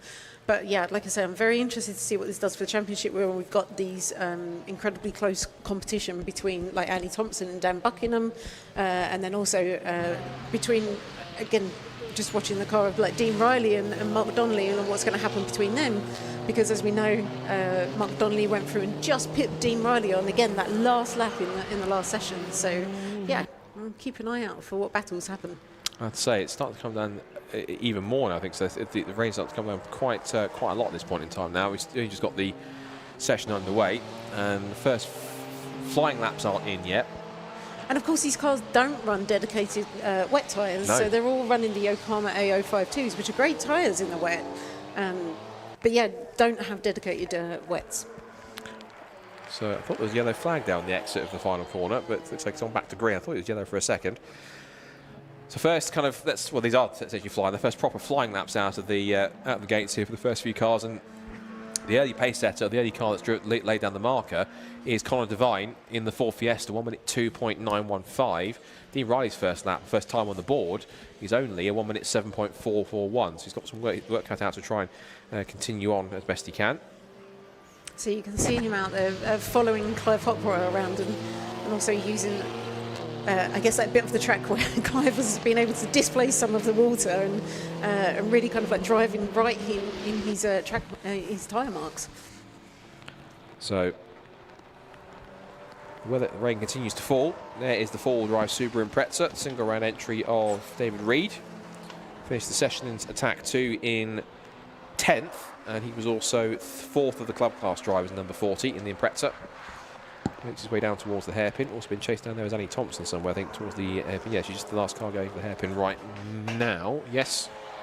And so once a couple more lap times start to come in, we'll see a bit more of an idea of exactly who is where.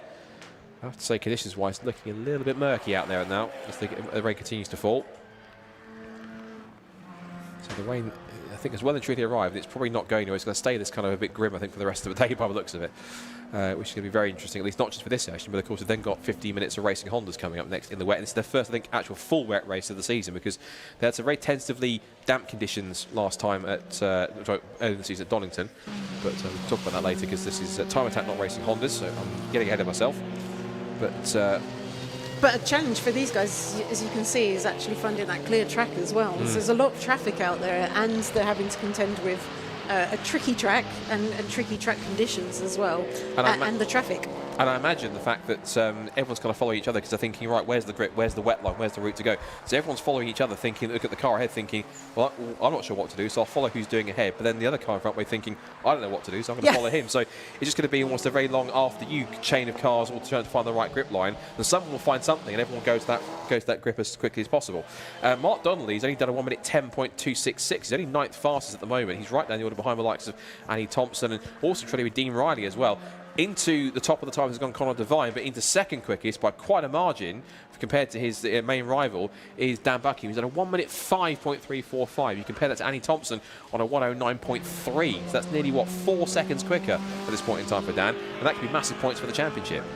Yeah, and actually just looking down the list, and we're seeing a lot of the front-wheel drive cars. I'm just looking down at the entry list. For what have we got? So we've got Conor Devine now in that Ford Fiesta, fastest car out on track. From Michael Imrie in the Mini Cooper. He's a local favourite, so that will be favouring him, of course, because he was driven here in the wet. I think I'm not sure if he raced here 2 weeks ago, but there was the motorsports around here at Knockhill a couple of weeks ago, and that was running the wet conditions. Pretty similar, I think, to these in some cases. So if he was there a couple of weeks ago, then he certainly will be all too familiar with how this circuit feels at this time of year in these conditions with the car underneath him. Yeah, and like I say, I think this is really starting to favour the front-wheel drive cars here, and obviously the locals as well, where they know exactly where they're going. Although we see Dean Riley's just picked Clive Hopwell there, so with a 106.101. Dan Buckingham also improving on his time there. So yeah, again, I think these conditions are really going to favour Dan over Annie in that clubman class. And again, we've got Clive Hopwell out there, so again, another front-wheel drive car. And again, like I say, I think it's just the conditions going to be favouring those front-wheel drive cars. And of course, we've got our four-wheel drive car, David Reed, in the Super Impreps up there in 4th as well. So he's obviously, again, revelling in the conditions. So front-wheel drive cars 1st, 2nd, 3rd, four-wheel drive 4th. The two rear-wheel drive cars is now actually Dean Riley. He's popped up to 6th in these conditions, 1 minute 6.101, so he's getting up there a little bit. The other rear-wheel drive car in the top 10 still on a 107.009, but not really getting much faster than maybe she would like, Annie Thompson. And so she is quite far away now. Looking at the actual gap. The actual gap now is quite high. As Michael Imrie's been doing that all day today, and once again exploring the track limits. He's doing a Neil Robson, but in front-wheel drive form. He's thinking, right, I want some entertainment here, so I'm going to just go and do my line. I think he's explored them and then gone exploring past the track limits as well there. He's also got quite, he made it quite clear to everyone else behind that he is coming, because he's got bright white neons all around his grill as well, so he's got quite to see. Yeah, there's no mistaking coming up behind you there. Yeah. Looks like it's got pure white teeth, if you look at it carefully. So someone's off to get some veneers, clearly, at that point, with the lights around the grill. Oh, and as I was talking about, not favouring the rear-wheel drive, Dean Riley's going across and set a 105.284. So actually being able to find that enough of a good wet line to utilise to get a really great time, and putting him up into. That is first for, sorry, because we've not got the classes on the screen. So yeah, into first for Classic and Retro. But trumping them all at the moment with his last lap has been Conor Devine. He's pumped in a 1 minute 1.073 in these conditions. He is now, at least in the rest of the field, obviously what it's worth in terms of lap time, he's a full 3.5 seconds clear of everyone else. So, of course, it's single round entry, so he obviously won't score points, as we know. But, of course, he is in Pocket Rocket forced induction. But the current Pocket Rocket forced induction is going to be, but the first two are currently are currently single-round entries. There's no point scores in that one. So Tommy Langley being in third place right now is going to get the points for third place, even for the win, even though he's in third place behind two quite faster cars. There's been a couple of changes in the times whilst I've been speaking there too. Dan Buckingham has gone to second quickest down to 1 minute 3.242. David Reed, the Impreza, also moving up there to fourth position. 1 minute 4.369. So the front-wheel drive and four-wheel drive cars certainly motoring along. One driver who's not enjoying the conditions is Mark Donnelly in the Escort. He's down in 13th place, and compared to the pace of Dean Riley, he is he's practically 5 seconds off. So that is pretty extraordinary. Yeah, and that's going to make a big difference in the championship as well. Certainly will. There is Ryan Barker, who's been fastest all day in the Pocket Rocket naturally aspirated category. Although interestingly, in these conditions, Mark Roberts is actually running faster. So for Good Pocket spot. Rocket NA, so yeah, with a 106.1, and Ryan Barker's running at a 106.8. So yeah, so I guess Mark a little bit happier in these wet conditions. Seems to be. So Mark currently has the advantage, and of course if he stays where he is, because that will give him the maximum 15 points for a win in Super Attack. As Ryan Barker continues on, so whilst he was quick in the dry, he's still quick in the wet, but just not quick enough to be able to hold off the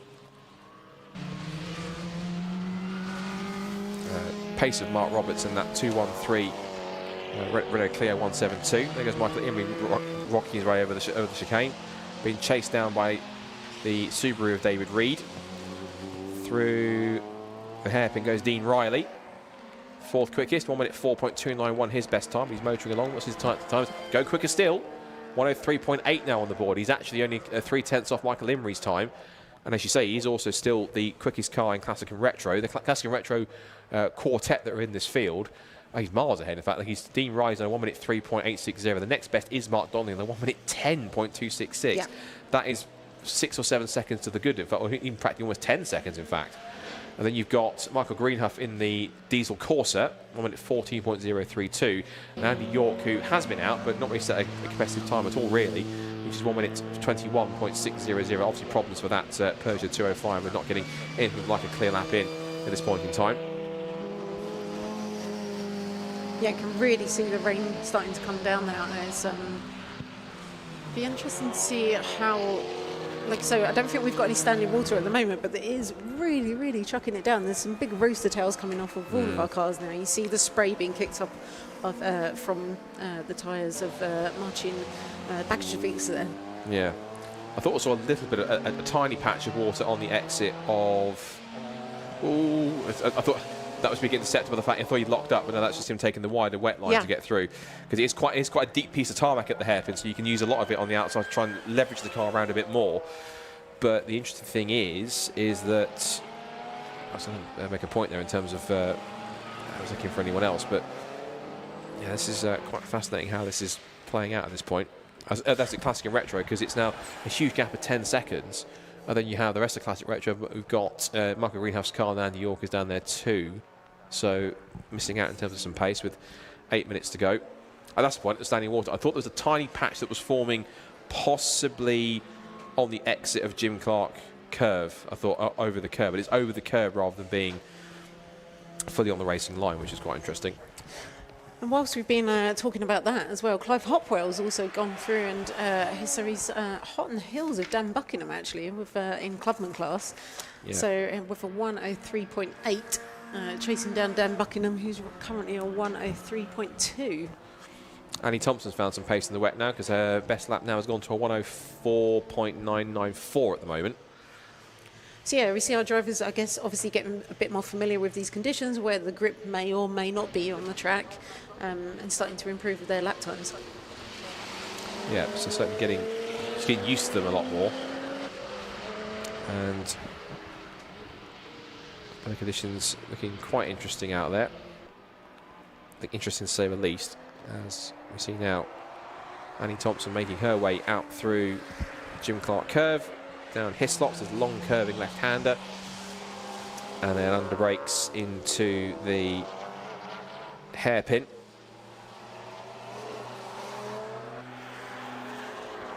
Back up the hill once again, back up through the gears, and in the second youngest car in the field. Of course, the youngest car is the 2023 Golf R of Clive Hopwell. So that car was only 2 years old, whereas this car was 2020, this Lotus 6 Siege 410. And Ellie's last lap was a better one. She did a 1 minute 4.181, set the fastest speed in the speed trap for fastest speed in sector 2, 110 miles an hour. So she's just chipping away at Clive's time then. So yeah, really interesting that she's managed to find the grip out there on track. She's got to find about another second to try and get closer to him if she can, about 9/10 at least, if not a second. Although Clive has just gone through and actually improved his time over 103.3, so just pulling a little bit away in that gap between them. And as I was saying earlier, I think these conditions are really playing up to, are really playing favourably to our locals, and I think we're seeing that reflected in the times here as well. Certainly would. There goes Clive Hopwell, up to 4th now. His best time has improved on that last lap, 1 minute 3.350. Winds his way through. About 5.5 minutes to go. There's Conor Devine, who I think he's just taking it steady out there now, because incredibly, look at his lap time now. He's done a 1 minute 0.1. So he's one couple of tenths away from going sub 1 minute in these conditions, which is absolutely astonishing for a local driver like him. As just trying to haul that car out of the hairpin comes Clive Hopwell. He'll charge it back to the line. And the personal best in sector 1, he might have lost time in sector 2. Across the line he goes faster again, 1 minute 2.995, a great final sector. Oh, so he's displaced Dan Buckingham now, so in Clubman, so... Yes, he has. You're absolutely right. No, you're absolutely right. So he has now taken the top. So we're talking about Annie Thompson versus Dan Buckingham, and then just enter player 3 comes Clive Hopwell, and he might steal the 15 points all for himself with the lap time he's got. And he's still pushing on. He's done a decent first sector, through sector 2 again, under power once more. Oops, Michael Imrie, careful! Ooh. He got off onto the grass on the exit there. He cautious just he was going off the road. Thankfully, he's gone around, hasn't damaged our Lucas Oil or Yokohama boards. That's considerate of Michael, thank you. We need those for Snetterton, so thanks for not damaging property. And he gets back on the roads. Clive Hopwell goes past him. What's Clive's second sector like? It's been quite quick, but Annie Thompson's on a move. She's got the last time actually did the fastest second sector, so this personal best second sector, fastest final sector of anybody in the session so far as well. So look at this battle in Clubman. So Dan Buckingham's gone back through and stolen that with a 102.94, but Clive Hopwell's with 102.99. So really, really close between them all. It's half a tenth in it in these conditions, which is pretty astonishing. This is the kind of battle we were hoping for. Who knew that some, not torrential, but some heavy rain would really throw things up into the mix and give us a real good show at the end of the day for the last super attack of the event. So it is now a bit of battle royale between Clive Hopwell and Dan Buckingham. Who dares push hardest in these conditions is that famous last words. Now, and Annie Thompson is only 0.4 of a second off them as well in these conditions. You took the words right out of my mouth, because I genuinely was about to say as well, Annie Thompson, you're absolutely right. 1 minute 3.3, she's getting faster as well. This is now Honda Civic Type, and Dean Riley just pops up from nowhere and goes, I'll have 3rd place overall if you don't mind. It's 3rd overall, of course. He's still top of his class in Classic and Retro, as he's now on 1 minute 2.841. More changes through the order. Ryan Bark has popped up. I think, is that now? No, he's not. I thought he was top of the naturally aspirated Pocket Rocket class. He's not. Closing that gap to Mark Roberts, though, with again, point, what's that? Point 0.67. Yeah, 0.07 between them. Less than a tenth in it as Dean Riley continues to push on. There's something about these wet conditions, Touchwood, that are giving people confidence here, because they're getting used to conditions. This is what we meant. They either want it fully wet or they want it fully dry. They're in fully wet conditions, so they know exactly what to expect now. Now it's at the point we think, right, it's not really going to get I guess, any wetter. This is what the conditions are. Now I can suss them out. Now I can really go for it. What's intriguing also is Imrie, Hopwell and Don Riley all in the last lap set personal best. So the track is, ironically, I think, getting for some people faster, ironically, I think. Well, for them at least personally. As Dan Buckingham moves out of the way, he's not on the quick lap, he's not pushing, he might have one more chance to do it. Moves out of the way of all people, Clive Hopwell, who himself has got Michael Imrie chasing him down on track. They're not in the same category, but they're still pushing on. So Clubman Golf R versus Pocket Rocket Mini Cooper. And I love the Michael Imrie Mini, because if you listen very carefully, you hear the wonderful whine of the supercharger on it too as well, which is excellent to hear. Now then, personal best sector 2 has gone, fastest sector 2 has gone to Conor Devine. Is he about to go sub? Yes, he is. He's done a 59.898. He's on sub 1 minute in these wet conditions. That is astonishing lap time. That is incredible. For Conor Devine. And of course, that again, local knowledge counts for a lot. So, Yeah, particularly, particularly in these conditions. So the Ford Fiesta has gone sub 1 minute. There he is. Conor Devine, there's your fastest man on track. He's a single round entry. He doesn't score any points. So that's not too bad. He's going faster still. Look at that. He's on the fastest first sector of anybody as well. 19.234. He is absolutely bouncing over the chicane. He is absolutely flying in these conditions with a minute and a half to go. Just doesn't seem phased at all by the weather. Wet weather? What wet weather? To me, it's completely bone dry as far as he's concerned. Pushing at it. He's chasing after the Fiesta in front. That's the 313 Fiesta of Tommy Langley. And that car's not slow either. So yeah, normally you try and avoid the curbs in this kind of weather because it's incredibly slippery, but it's just going straight over them. Yeah, straight over them. He knows by default what the grip is. And that's working for him. Absolutely, it's absolutely working for him. Clive Hopwell on his last lap again went faster, as did Dean Riley. Across the line goes Devine and goes faster again. 59.838 once more, I think, as he crossed the line. Yes, he has. So that has gone 2 fast laps in a row from the number 6 Ford Fiesta. And he's now chasing after Clive Hopwell, ironically. He's terrorising everyone out there, including the car in 3rd place right now. More personal best further down. We've got David Reed doing a 1 minute 3.8, 1 minute 4.9 for Mark Roberts, and a 1 minute. Oh, it's getting closer again. So Mark Roberts has gotten quicker. He's done a 1 minute 5.4. No, that was his last time. So 1 minute 3.8 was his best time last time by. I look at the wrong car. 1 minute 4.9 for Mark Roberts, 1 minute 5.1 for Ryan Barker. So that gap's gone out to about 2/10 now, rather than it being 67 thousandths. And still, Conor is pushing like he doesn't have the fastest lap, but he does. Oh, and as we've looked away again, Annie Thompson goes through for 102.399. And crucially ahead now, Dan Buckingham. That's the key thing. Yeah.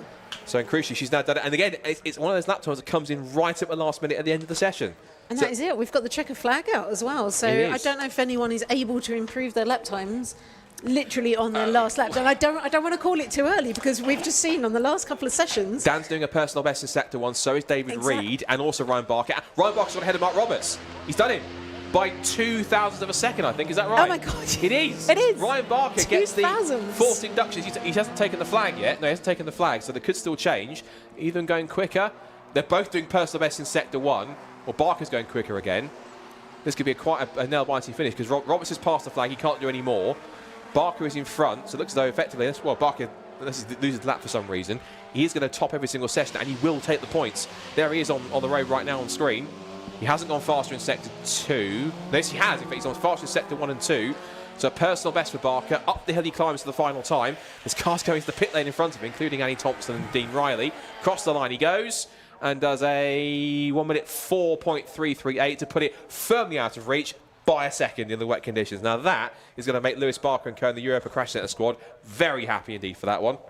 Very happy effort from Ryan Barker. That is the perfect score. All 4 sessions, top of the times, and he punches it in by a second right over death. Excellent stuff. This is the thing. You can never call it too early in time attack. Quite often we see these fastest lap times literally on the last lap, and that's exactly what these drivers have done for us today. It's ironically, the circuit becomes much quicker at the end as well. So, a dramatic but exciting final Super Attack for Classic and Retro Clubman and Pocket Rocket for the Super Attack, and here's how it finished up.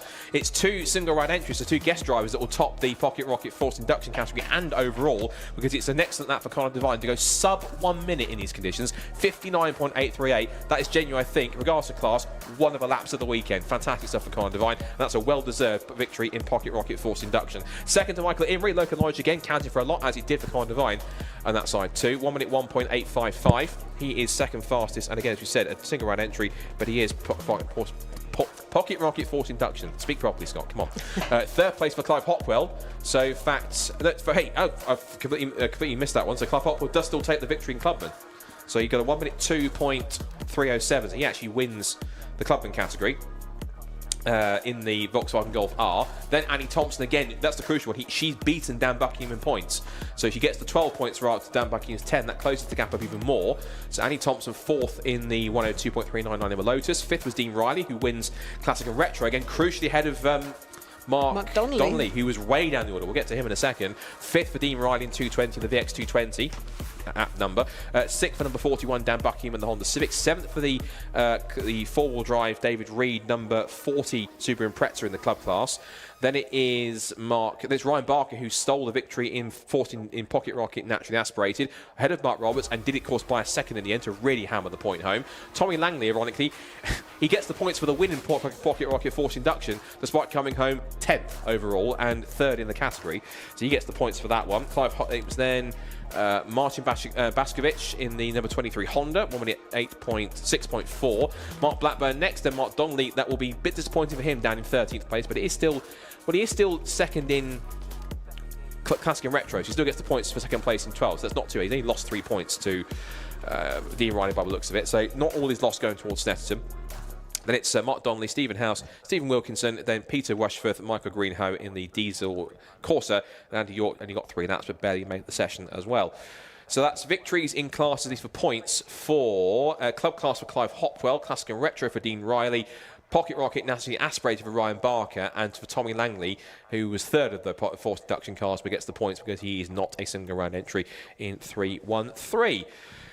And that concludes Time Attack for our first visit in 11 years to Knockhill. And it's going to be pretty incredible. So I have to say, for a first visit back in 11 years, Susie, I think, and also first time for me commentating Time Attack, I've thoroughly enjoyed that. That was excellent stuff, and I think Knockhill hopefully enjoyed the same as well. Yeah, it was an amazing, and as we amazing last lap. Yes. But amazing day overall. And as we say, you can never call it until we see the final results coming in.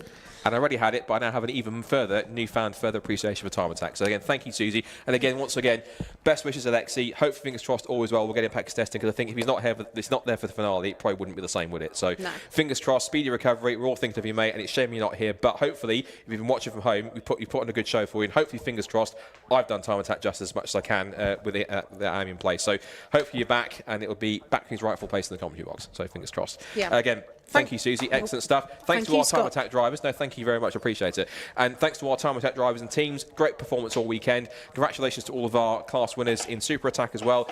And if we think about it as well, potentially maybe we'll have 1 or 2 provisional champions. If that is the case, if that's the big word, a premature congratulations to them. Of course, it'll all be confirmed and sealed, at least initially, at Snetterton next time out in a few weeks. And next, the show will go on to its final round. Incredibly, how is it the final round already? It's crazy when he started, in May, the beginning of May at Cabell Park, and now we're 1 round to go. It seems like it's gone so fast. And it's a shame, because it's my first time in the paddock this season. I've thoroughly enjoyed it from start to finish, and I can't get enough of it, so it's brilliant. So, excellent stuff. But we're not done yet, though, because we've had the Time Attack action. Now we've got race 2 for Racing Hondas, and it's wet, and it's a partially reverse grid. That usually means we're going to get an electric combination. We'll have to wait and see. But we're going to do that at the other side of these adverts. But it could be possibly one of the races, not just the weekend, but of the season. Is it going to happen? Find out after the break.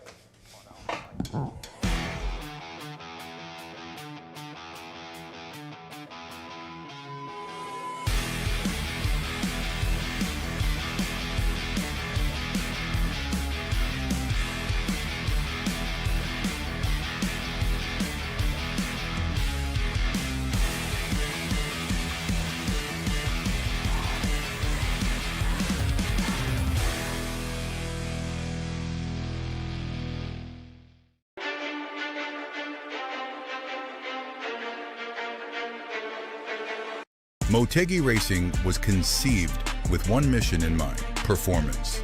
Each wheel is over-engineered to ensure industry-leading strength, lightweight design, and seamless connection to your unique style. From our storied past in motorsports to our stylistic contributions to the aftermarket culture, one thing remains: Motegi Racing is built for enthusiasts.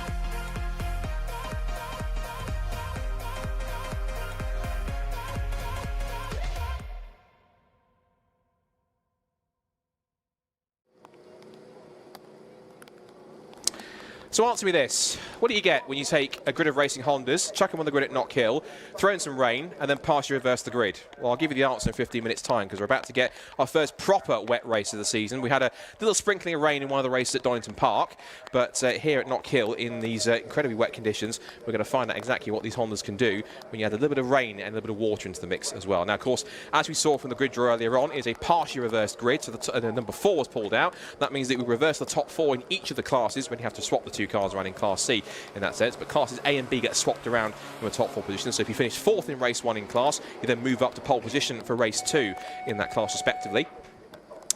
And as what we also do as well is we separate the classes out. So we have the Class A cars towards the front of the field. There's a rows gap, then Class B cars, and then you have a rows gap to the Class C machines in the mix as well. Now, a couple of things we should mention. One thing I'm also mentioning too as well is that we do have Spencer Fortag on the grid. He is there. He missed race 1. Not quite sure the reason why, but his number 4 FN2 car is out at the back of the grid as well.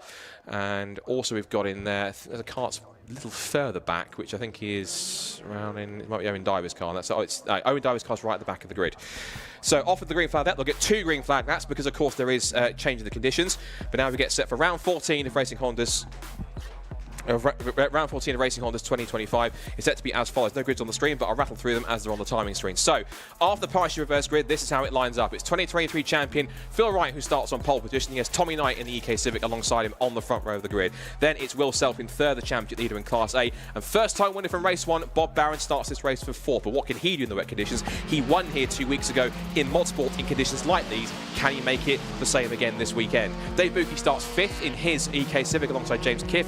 He hopefully better fortunes on the first lap this time after he went off, had to recover to P6 in the end of the Integra. Then Fraser McNeil will start P7 in car number 7 to try and make it work. Then there's a Rose Gap. Then we have Lewis Barker starting on pole position in Class B.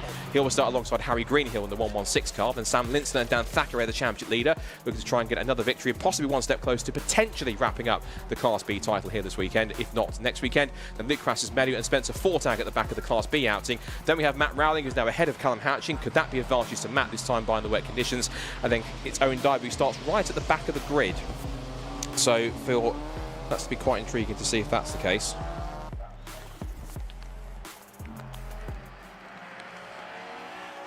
So the car's making their way around onto the second formation. Now, again, they have to have a second formation lap for those who don't know, because, of course, it's a change of conditions. One formation lap is not enough. They need a second one to be able to fully understand the conditions, to be able to make sure they're not getting a big surprise when they're heading down towards turn 1. 2 cars that are starting from the pit lane. One is Michael Barron after he pulled up late in the race at the bottom of the chicane. The other car also had an issue and dropped back is Dan McDonald. He finished 7th in Class B after he started on the front row of the grid in that one. Here's the grids on the screen, as you saw, so we'll quickly rattle through them once more. It's Wright from Knight, then Self from Barron, Buki from Kiff, and then McNeil, who starts in P7. And our Class B pole sitter, it was meant to be Michael Barron starting to make, but of course there's a gap on the road from him because he starts in the pit lane. And it's Barker and Greenhill, Lindsay and Thackeray, Holloway and Crassus-Medu, McDonald and Owen Diver, who started right at the back of the grid though. I'm not quite sure why. He might move forward if that's the case. And then from the back in Class C, of course, we swap the 2 cars around, so it's Rowling and Houchin at the back of the grid for 17th and 18th. So, stories here to have a look for as well. Of course, you've also got Spencer Fortag in there as well. Of course, you have to remember at the back of the Class B grid, starting 17. So 19 Hondas are going to be on the grid for this one, I believe, anyway.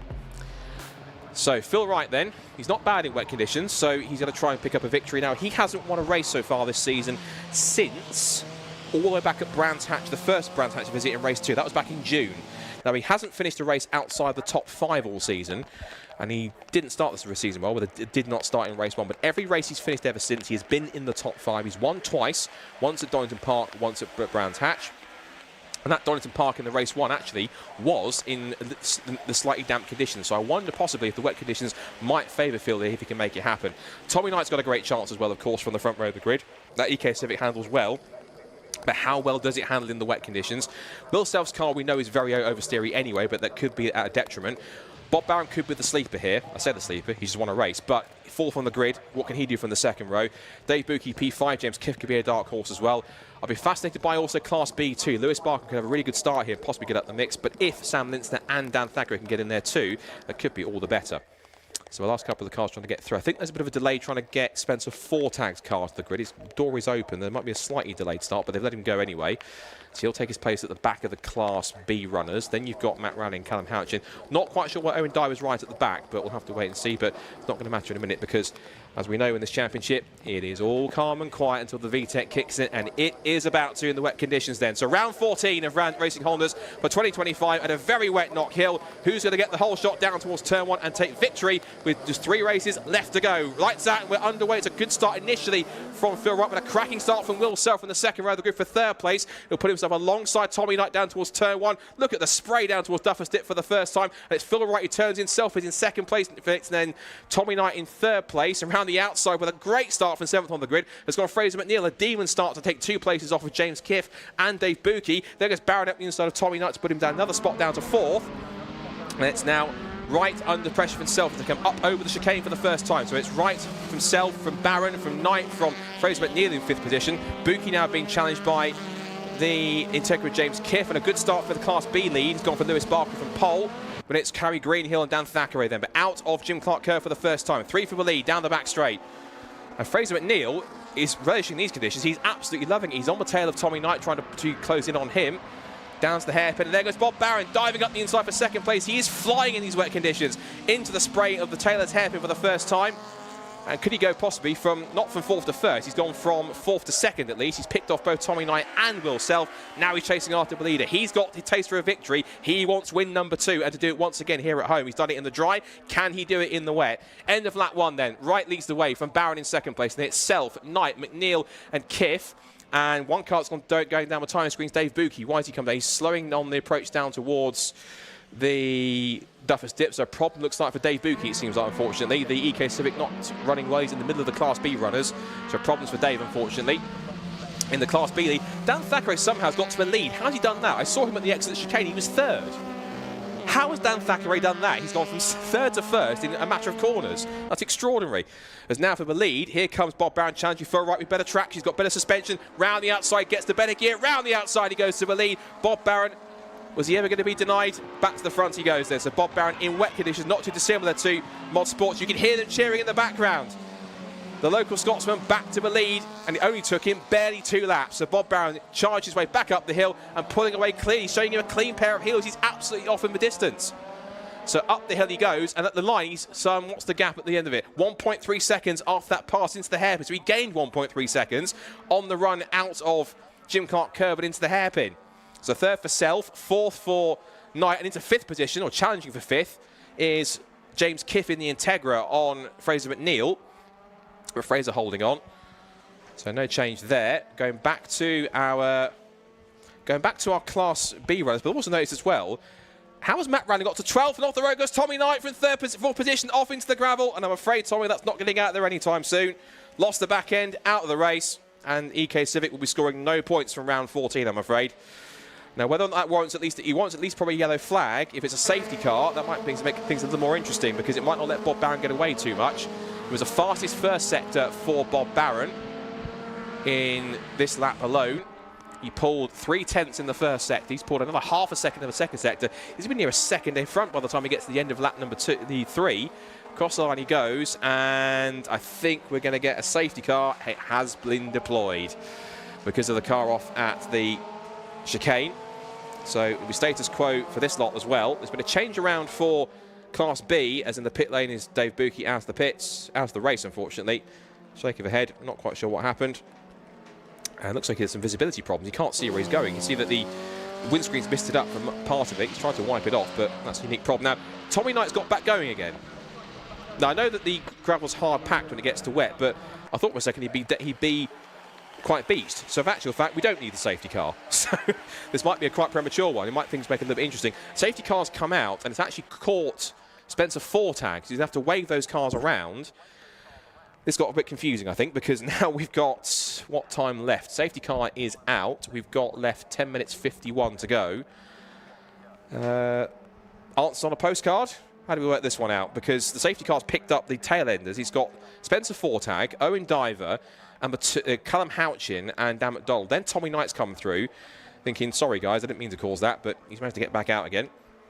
So now we've got to pick up the rest of the pack and then wave through the lapped cars and then get back Bob Barron back through again. One person who does benefit is Bob Barron, because of course he's not going to be lost here. Now also I've just noticed in the sequence that Phil Wright's got ahead of Will Self. No, he was ahead of him anyway. I'm being stupid. He was ahead of him anyway in second place. So it's Bob Barron from Phil Wright, Will Self, then Fraser McNeil. And Fraser McNeil is we right on the tail of Will Self here. This could be quite intriguing. Now the safety car has paused to let those lapped cars through. That's quite smart thinking. So we're coming up to only 5 minutes into this race, and it'll now wait patiently at a reduced speed to pick up the leader. So let's just take stock of where we were, because I also saw something else that was quite astonishing. Someone a bit higher up than I thought they would be. So let's look at the full race stock of where we are then. Just past 5 minutes gone. Bob Barron leads the way then, once again, for Phil Wright in second place. Will Self in third.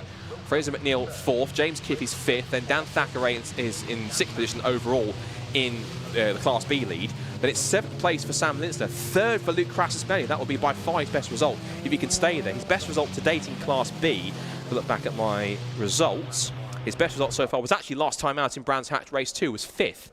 So in the wet conditions here in the partially reverse grid, Luke Crassus-Melly definitely could be getting a first piece of silverware if he can stay where he is. Then it's Lewis Barker in fourth, Harry Greenhill in fifth, and then somehow Matt Rowley in Class C has gone to the dizzying heights of 11th overall. He leads Class C, he's ahead of both Spencer Fortag, Owen Diver, and then his fellow classmate Callum Houchin. But how he's got to 11th has astonished me for a second. That's quite impressive.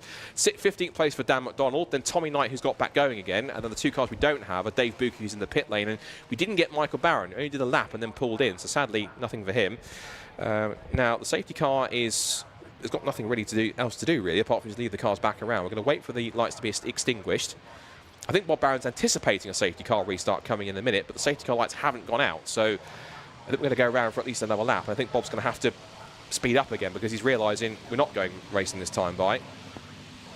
But they're all taking the wide line to go through, so they're just using a bit more of the circuit. I think he was anticipating a restart this time by, but it's not actually going to happen. So the safety cars had to slow up and think, no, we're not going live yet. Bob, come back behind me, come on. Otherwise, it's going to make this restart even longer. So the safety car is pulling the field up the straight.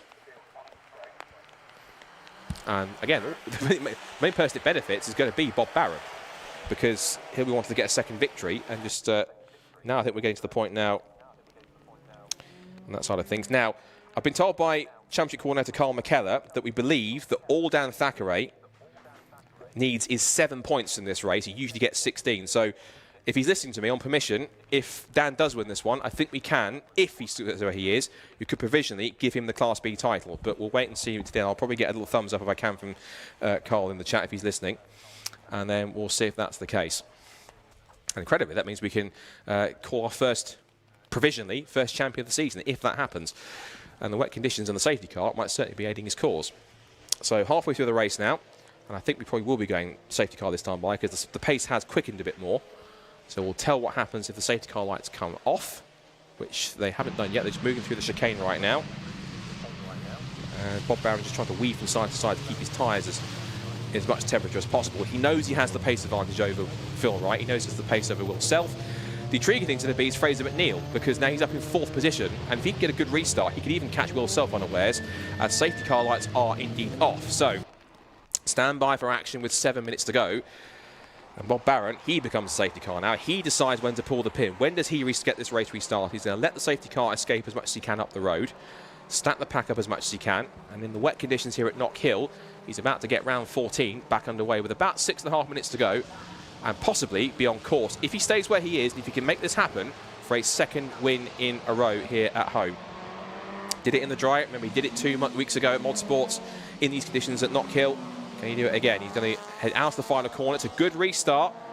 Wright has gone with him, but it's good pace at least initially. They go up the hill once again.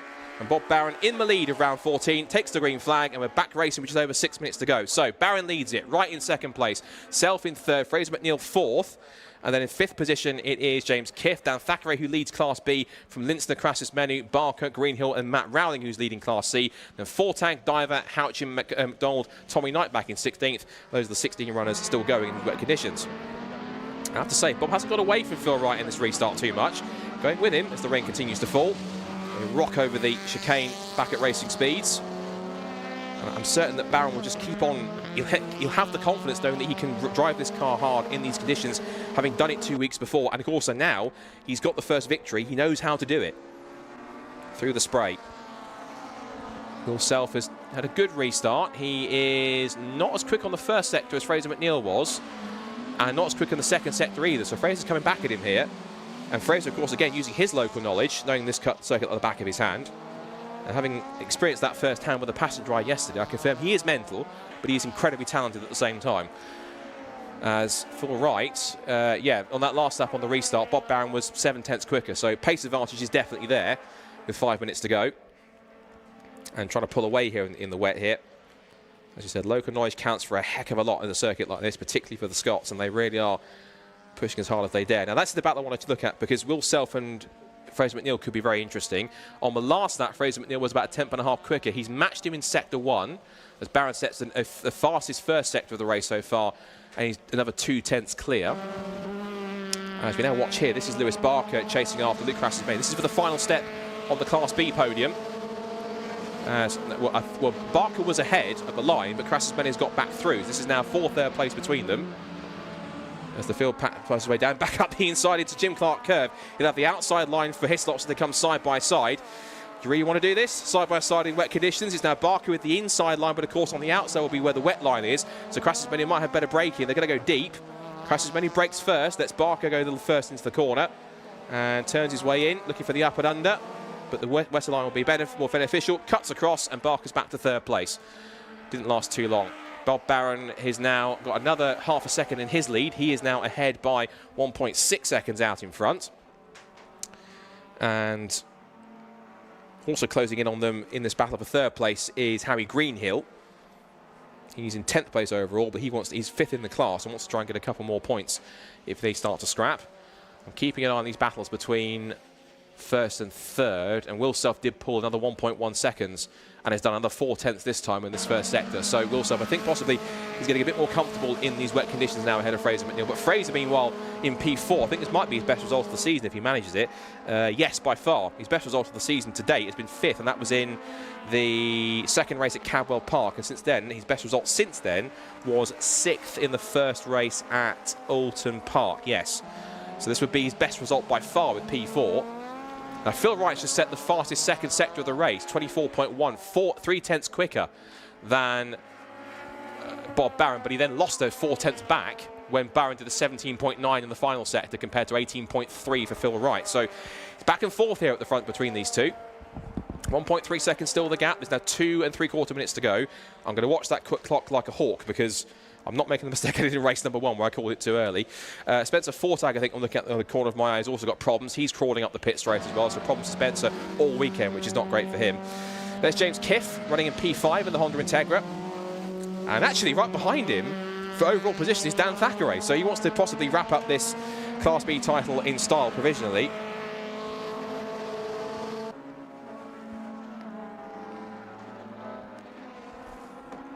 So he's now chasing after him, and again, it's what we talked about in the time attack session. It doesn't matter how much power you've got, it's how you use it. And so Dan Thackeray showing he's got plenty of class here. Down towards the hairpin they come again. Oh, and just deep under brakes for James Kiff. And he's chasing after him up the hill. Now Kiff will have better straight line speed, but Dan's giving as good as he gets. There is an ex-Civic Cup car, so he's got plenty of power in the mix in that car, trying to pull his way through. Down towards Duffer's Dip, 2 laps to go, I call it in the books here, because yeah, lap time is 1:02, 1:03 for these faster cars. And Phil Wright got 4/10 back in the first sector. It's getting closer again as they come back towards it, and in fact, I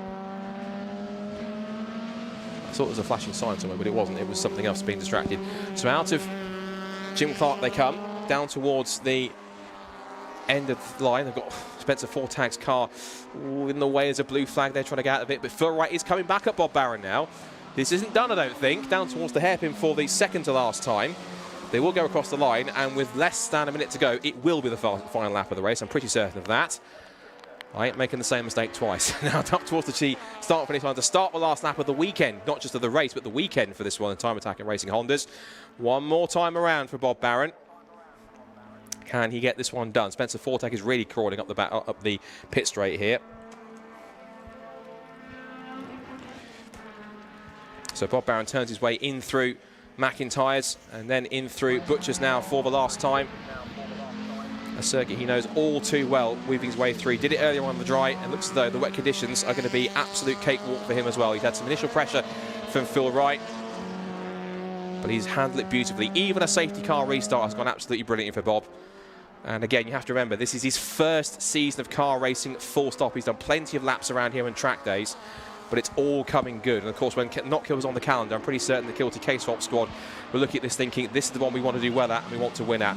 Into the hairpin for the final time. He locks it up a little bit, but he's going to hold on to it. And like the saying goes, you wait for one victory, and two of them are going to come at once, because up to the checkered flag, it's going to be a Bob Barron double. He will come to the line, and he will make it 2 from 2 at home at Knockhill. He wins round 14 of Racing Hondas 2025. More home success for Kilty K-Swaps. Fantastic racing. He did it in the dry. Now he's done it in the wet. Second for Phil Wright, third for Will Self. That'll be Fraser McNeil and James Kiff, but we're going to wait for P6. He's up the line. Going to be for P5 overall. Across the line they go. Fraser McNeil is 4th, but Dan Thackeray will be P5. He will win the Class B race on the road, and we can say also provisionally he will be 2025 Racing Honda's Class B champion. Congratulations to Dan, and that makes up in one way for missing out on the Civic Cup title in 2023 a couple of years ago. The job's not totally done. There's still the final round coming up at Snetterton to try and get the overall title, but at least for the class, that essentially is provisionally done and dusted. So congratulations to Dan for sealing that one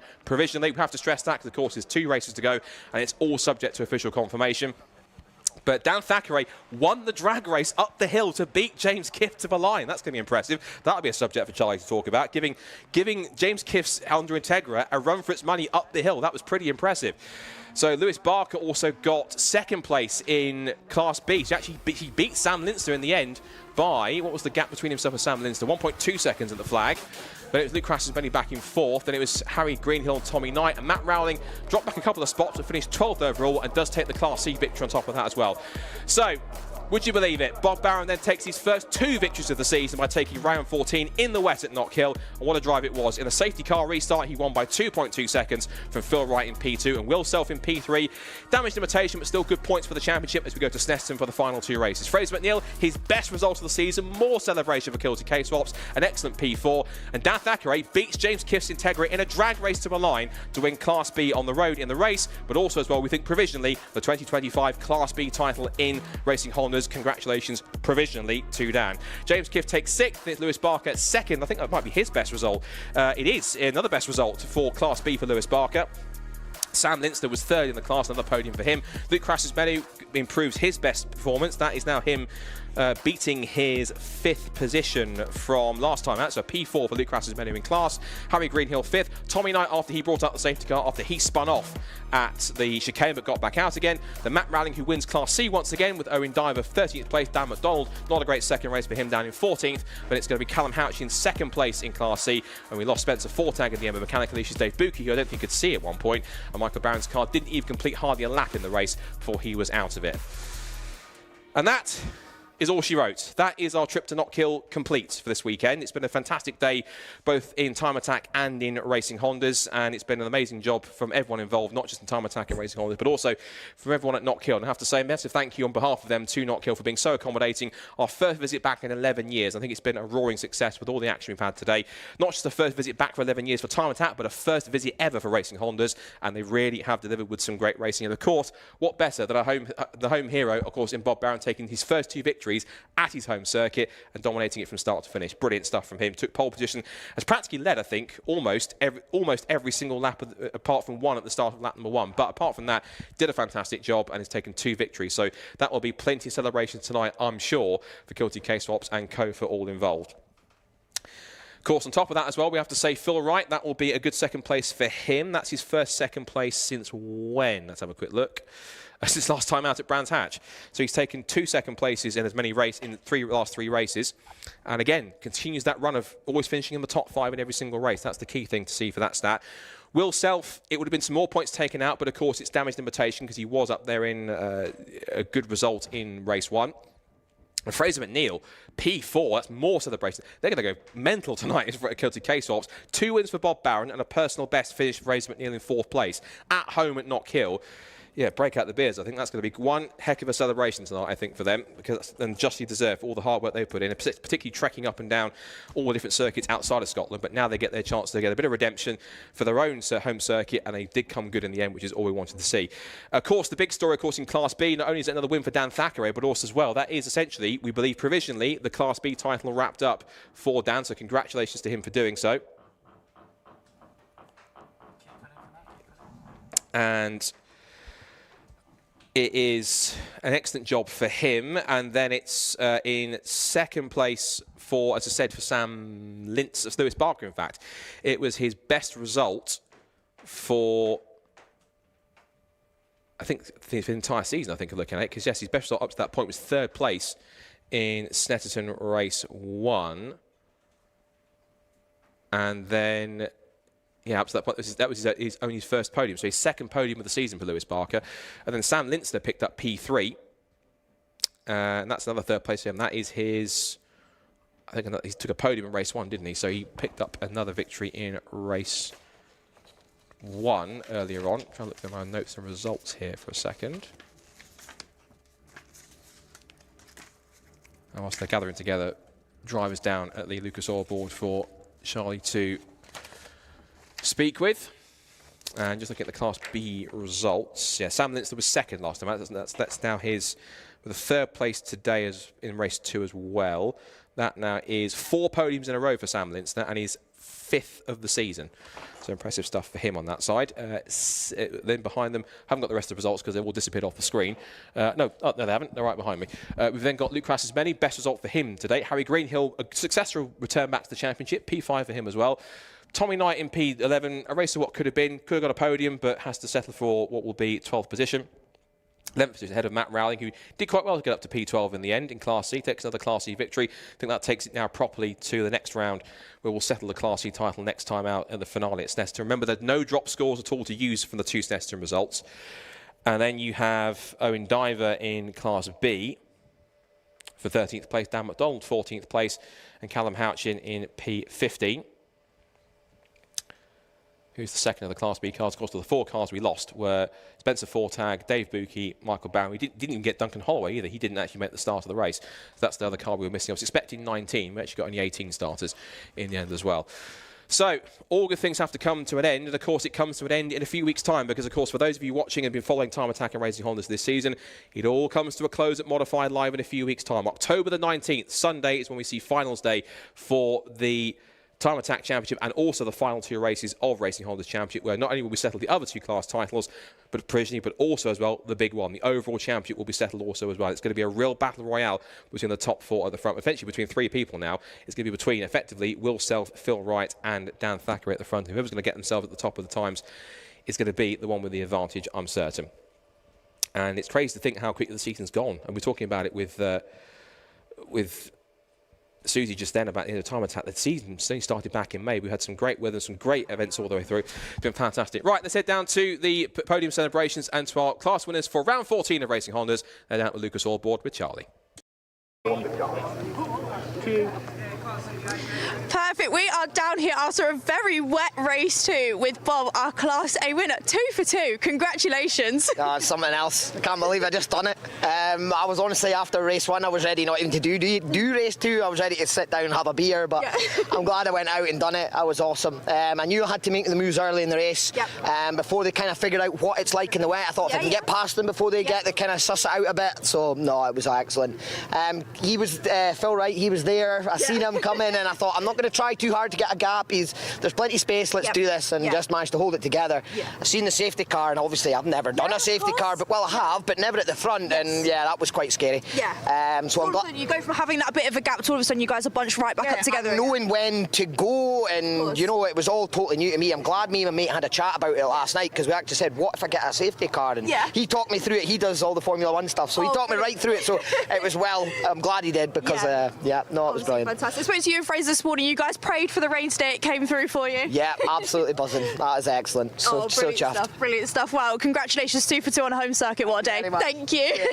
Brilliant. Right, we're going to get Dan over now, our Class B winner. Dan, you said rain's your speciality. It's come through for you. How was that? Yeah, I have to admit, I was quite happy when it was raining down. I was in the minority, I think. But yeah, the spray probably one of the worst ever in terms of really could not see anything. I was hanging on the back of the Class A boys, but I mean, I had good corner speed, but just no straight line speed. But I think I managed to get James out of the last corner, which was a small win. I enjoyed that. Definitely. We were looking at you picking your way through the Class A boys as well. I think you got right up there towards the end. Yeah, I mean, I could see them in front, but every time you try and get a run on someone, they just have that enough grunt to be pesky. Yes. But yeah, I had enough of a run, luckily, to get him over the line, and although it didn't really mean anything, it was quite nice. Yeah, still a little win, isn't it? Yeah, exactly. Little win. Speaking of wins as well, I've just had the clerk come over my shoulder. Congratulations, you're officially Class B champion. I know, very happy with that one. It was, I've lost championships at the end before, so I was just looking forward to trying to have a sensible weekend and get it done. So I'm very pleased. I must say as well, a few rounds ago you told me commentator's curse, but here we are as a winner. Yeah, I think you commentated me curse once, didn't you? But I feel like we've broken that curse. We have. Wow. I'm fine with it. Congratulations on the win and congratulations on the championship, Dan. Thank you so much. Thank you. Right, we're going to bring Matt over now, Class C. Matt, how was that? Hello. Oh, I loved every minute of that. That was so much fun. Good. This is an epic circuit and it's really good fun in the wet as well. Actually, I really like the wet conditions. Brilliant. I was like, how does it? You've done the dry race, done the wet race. How do you think it compares? Oh, totally different. It's a mega circuit, wet or dry, to be fair. I really love this place. Can't wait to come back. So yeah, but it's a little bit greasy in places, a little bit slippery actually in the dry. I don't know if that was kind of conditions or something that had gone down maybe from a previous race, but yeah, it felt a little bit greasy. But yeah, it's an epic circuit. It's really good fun. Obviously, Callum got the win earlier. Wednesday, that points is ever so slightly shifted a little bit. How do we feel going into the last round at Snet? I don't know. I think Callum's going to have the edge again at Snet. Yeah, I really do. It's 2 long straights at Snet. So yeah, I'm at a big disadvantage, a bit like the hill here, to drag up the straight. So yeah, you never know. We'll have to pray for the pray for the rain gods. Yeah. Brilliant stuff, and congratulations again. Thank you. Thank you. Right, that is everything from us here today at Knockhill. Thank you so much for tuning in, and as always to Lucas Oil for powering our live stream. We'll see you guys at Snetterton.